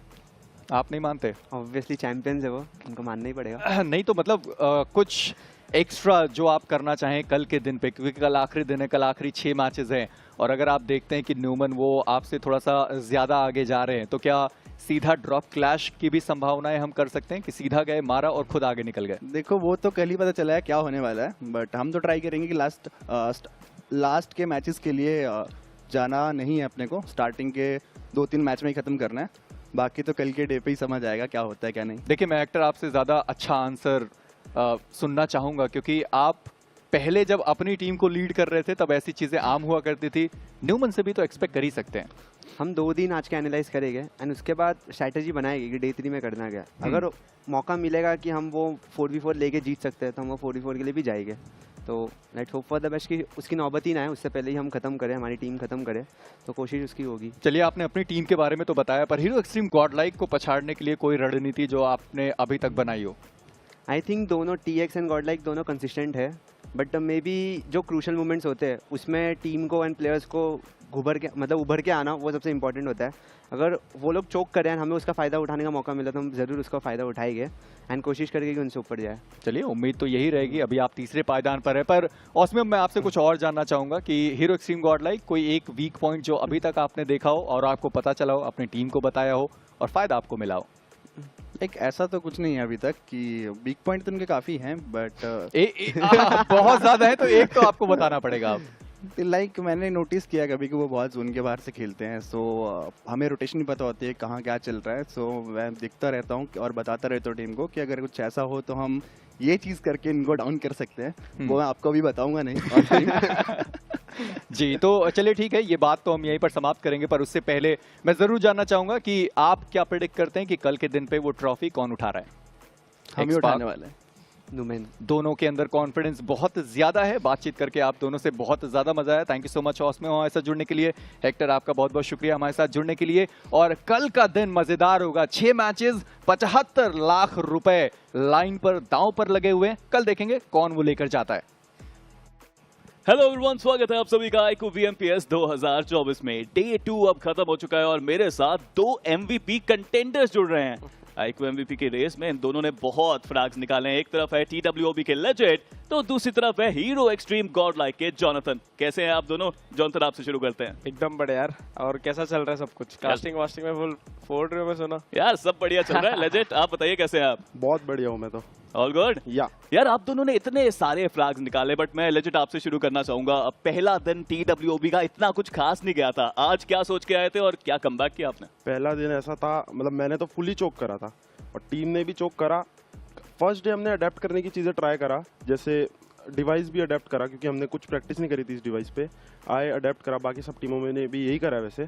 आए और फर्स्ट डे हमने समझा कि क्या कर सकते क्या नहीं कर सकते, और सेकंड डे पे उसको इम्प्लीमेंट करा, सारी गलतियों को ठीक करा।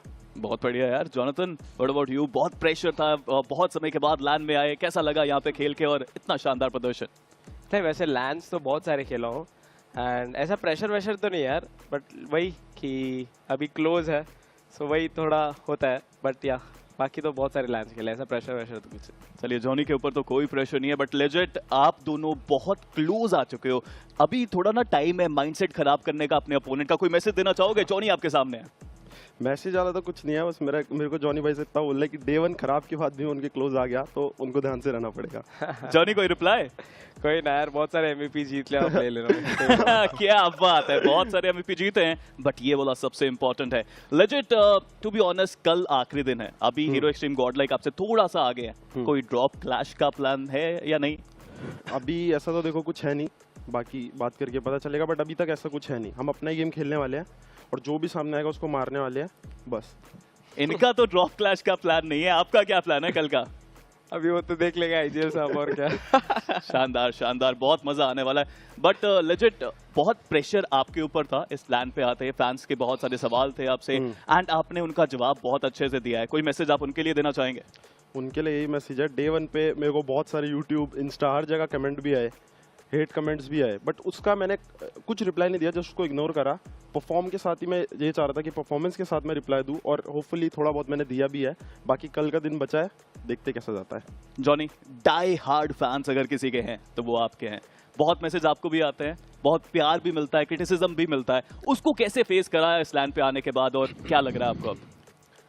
देखो, प्यार और हेट तो एक पार्टी है, लेकिन शॉर्ट अगर आप थोड़ा खराब खेलोगे तो हेट तो मिलना ही है, और अगर आप कुछ बहुत बढ़िया खेलोगे तो प्यार मिलना है। सो यूज्ड टू हो गया अभी वो सब चीज़ को, एंड ज़्यादा ध्यान नहीं देता हूँ, खुद पे फोकस करता हूँ, टीम के साथ चिल करता हूँ एंड वही ठोक देता हूँ, और क्या ठोक देता हूँ और क्या। बहुत मजा आ रहा है मुझे तो उन दोनों से बात करने में। But legend, really want to know कि ये MVP टाइटल इंडिविजुअली आपके लिए कितना इंपॉर्टेंट है?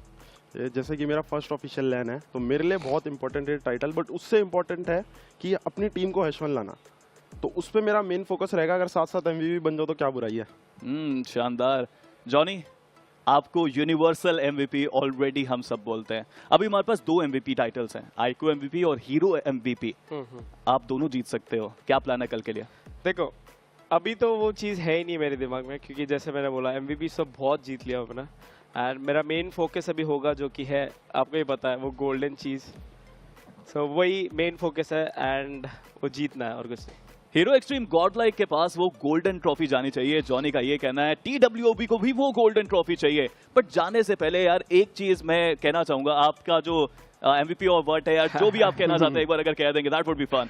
इस बार MVP और वर्ट नहीं गाइस, ट्रॉफी और वर्ट होनी चाहिए। ट्रॉफी और वर्ट, लेट्स गो। जॉनी ने तो कह दिया है, आप भी कुछ बोलना चाहेंगे यहाँ पे जाने से पहले? मैं तो यही बोलना चाहूंगा, वीकल हैकर अवार्ड। अरे क्या बात है, मजेदार। हाथ मिला लो यार इसी बात पे दोनों, शाबाश। Let's go. इसी के साथ इस सेगमेंट को खत्म करते हैं। आप देखते रहिए, कल का दिन होगा बहुत शानदार।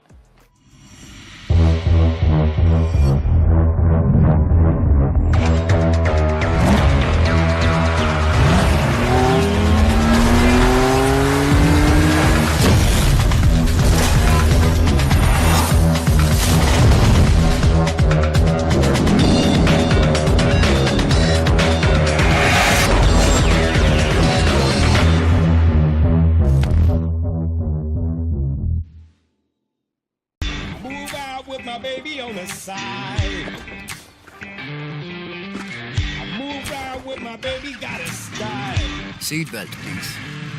And we go right, baby, it's a long way home.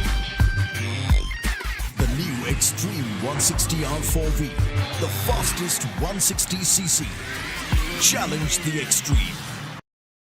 Ain't nobody fresher than a mega tasker. Talk about stronger, quicker, faster. Chicka, chicka, chicka, chicka, slider, slider. Gonna make way for the mega tasker. Heavily loaded, go the ammo. Can't get it bigger, better, that's the plan, yo. Throw a challenge and you shall know. Tap, tap, tap, tap, slide of ammo. Who's winning? Who do you think? Mega Taskers win the game at every level. iQOO Z9S Pro with Snapdragon 7 Gen 3.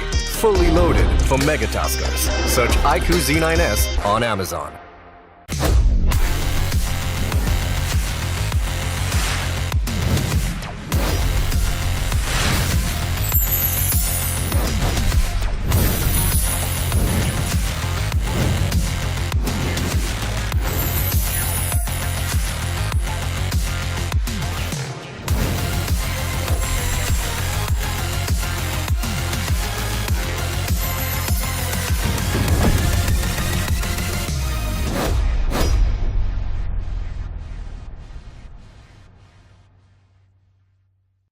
Scopes? Check. Weapons? Check. Equipment? Check. Good news gamers, I have landed in the world of BGMI.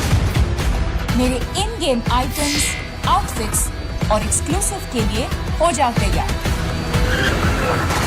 Download BGMI now because it's time to slay the game.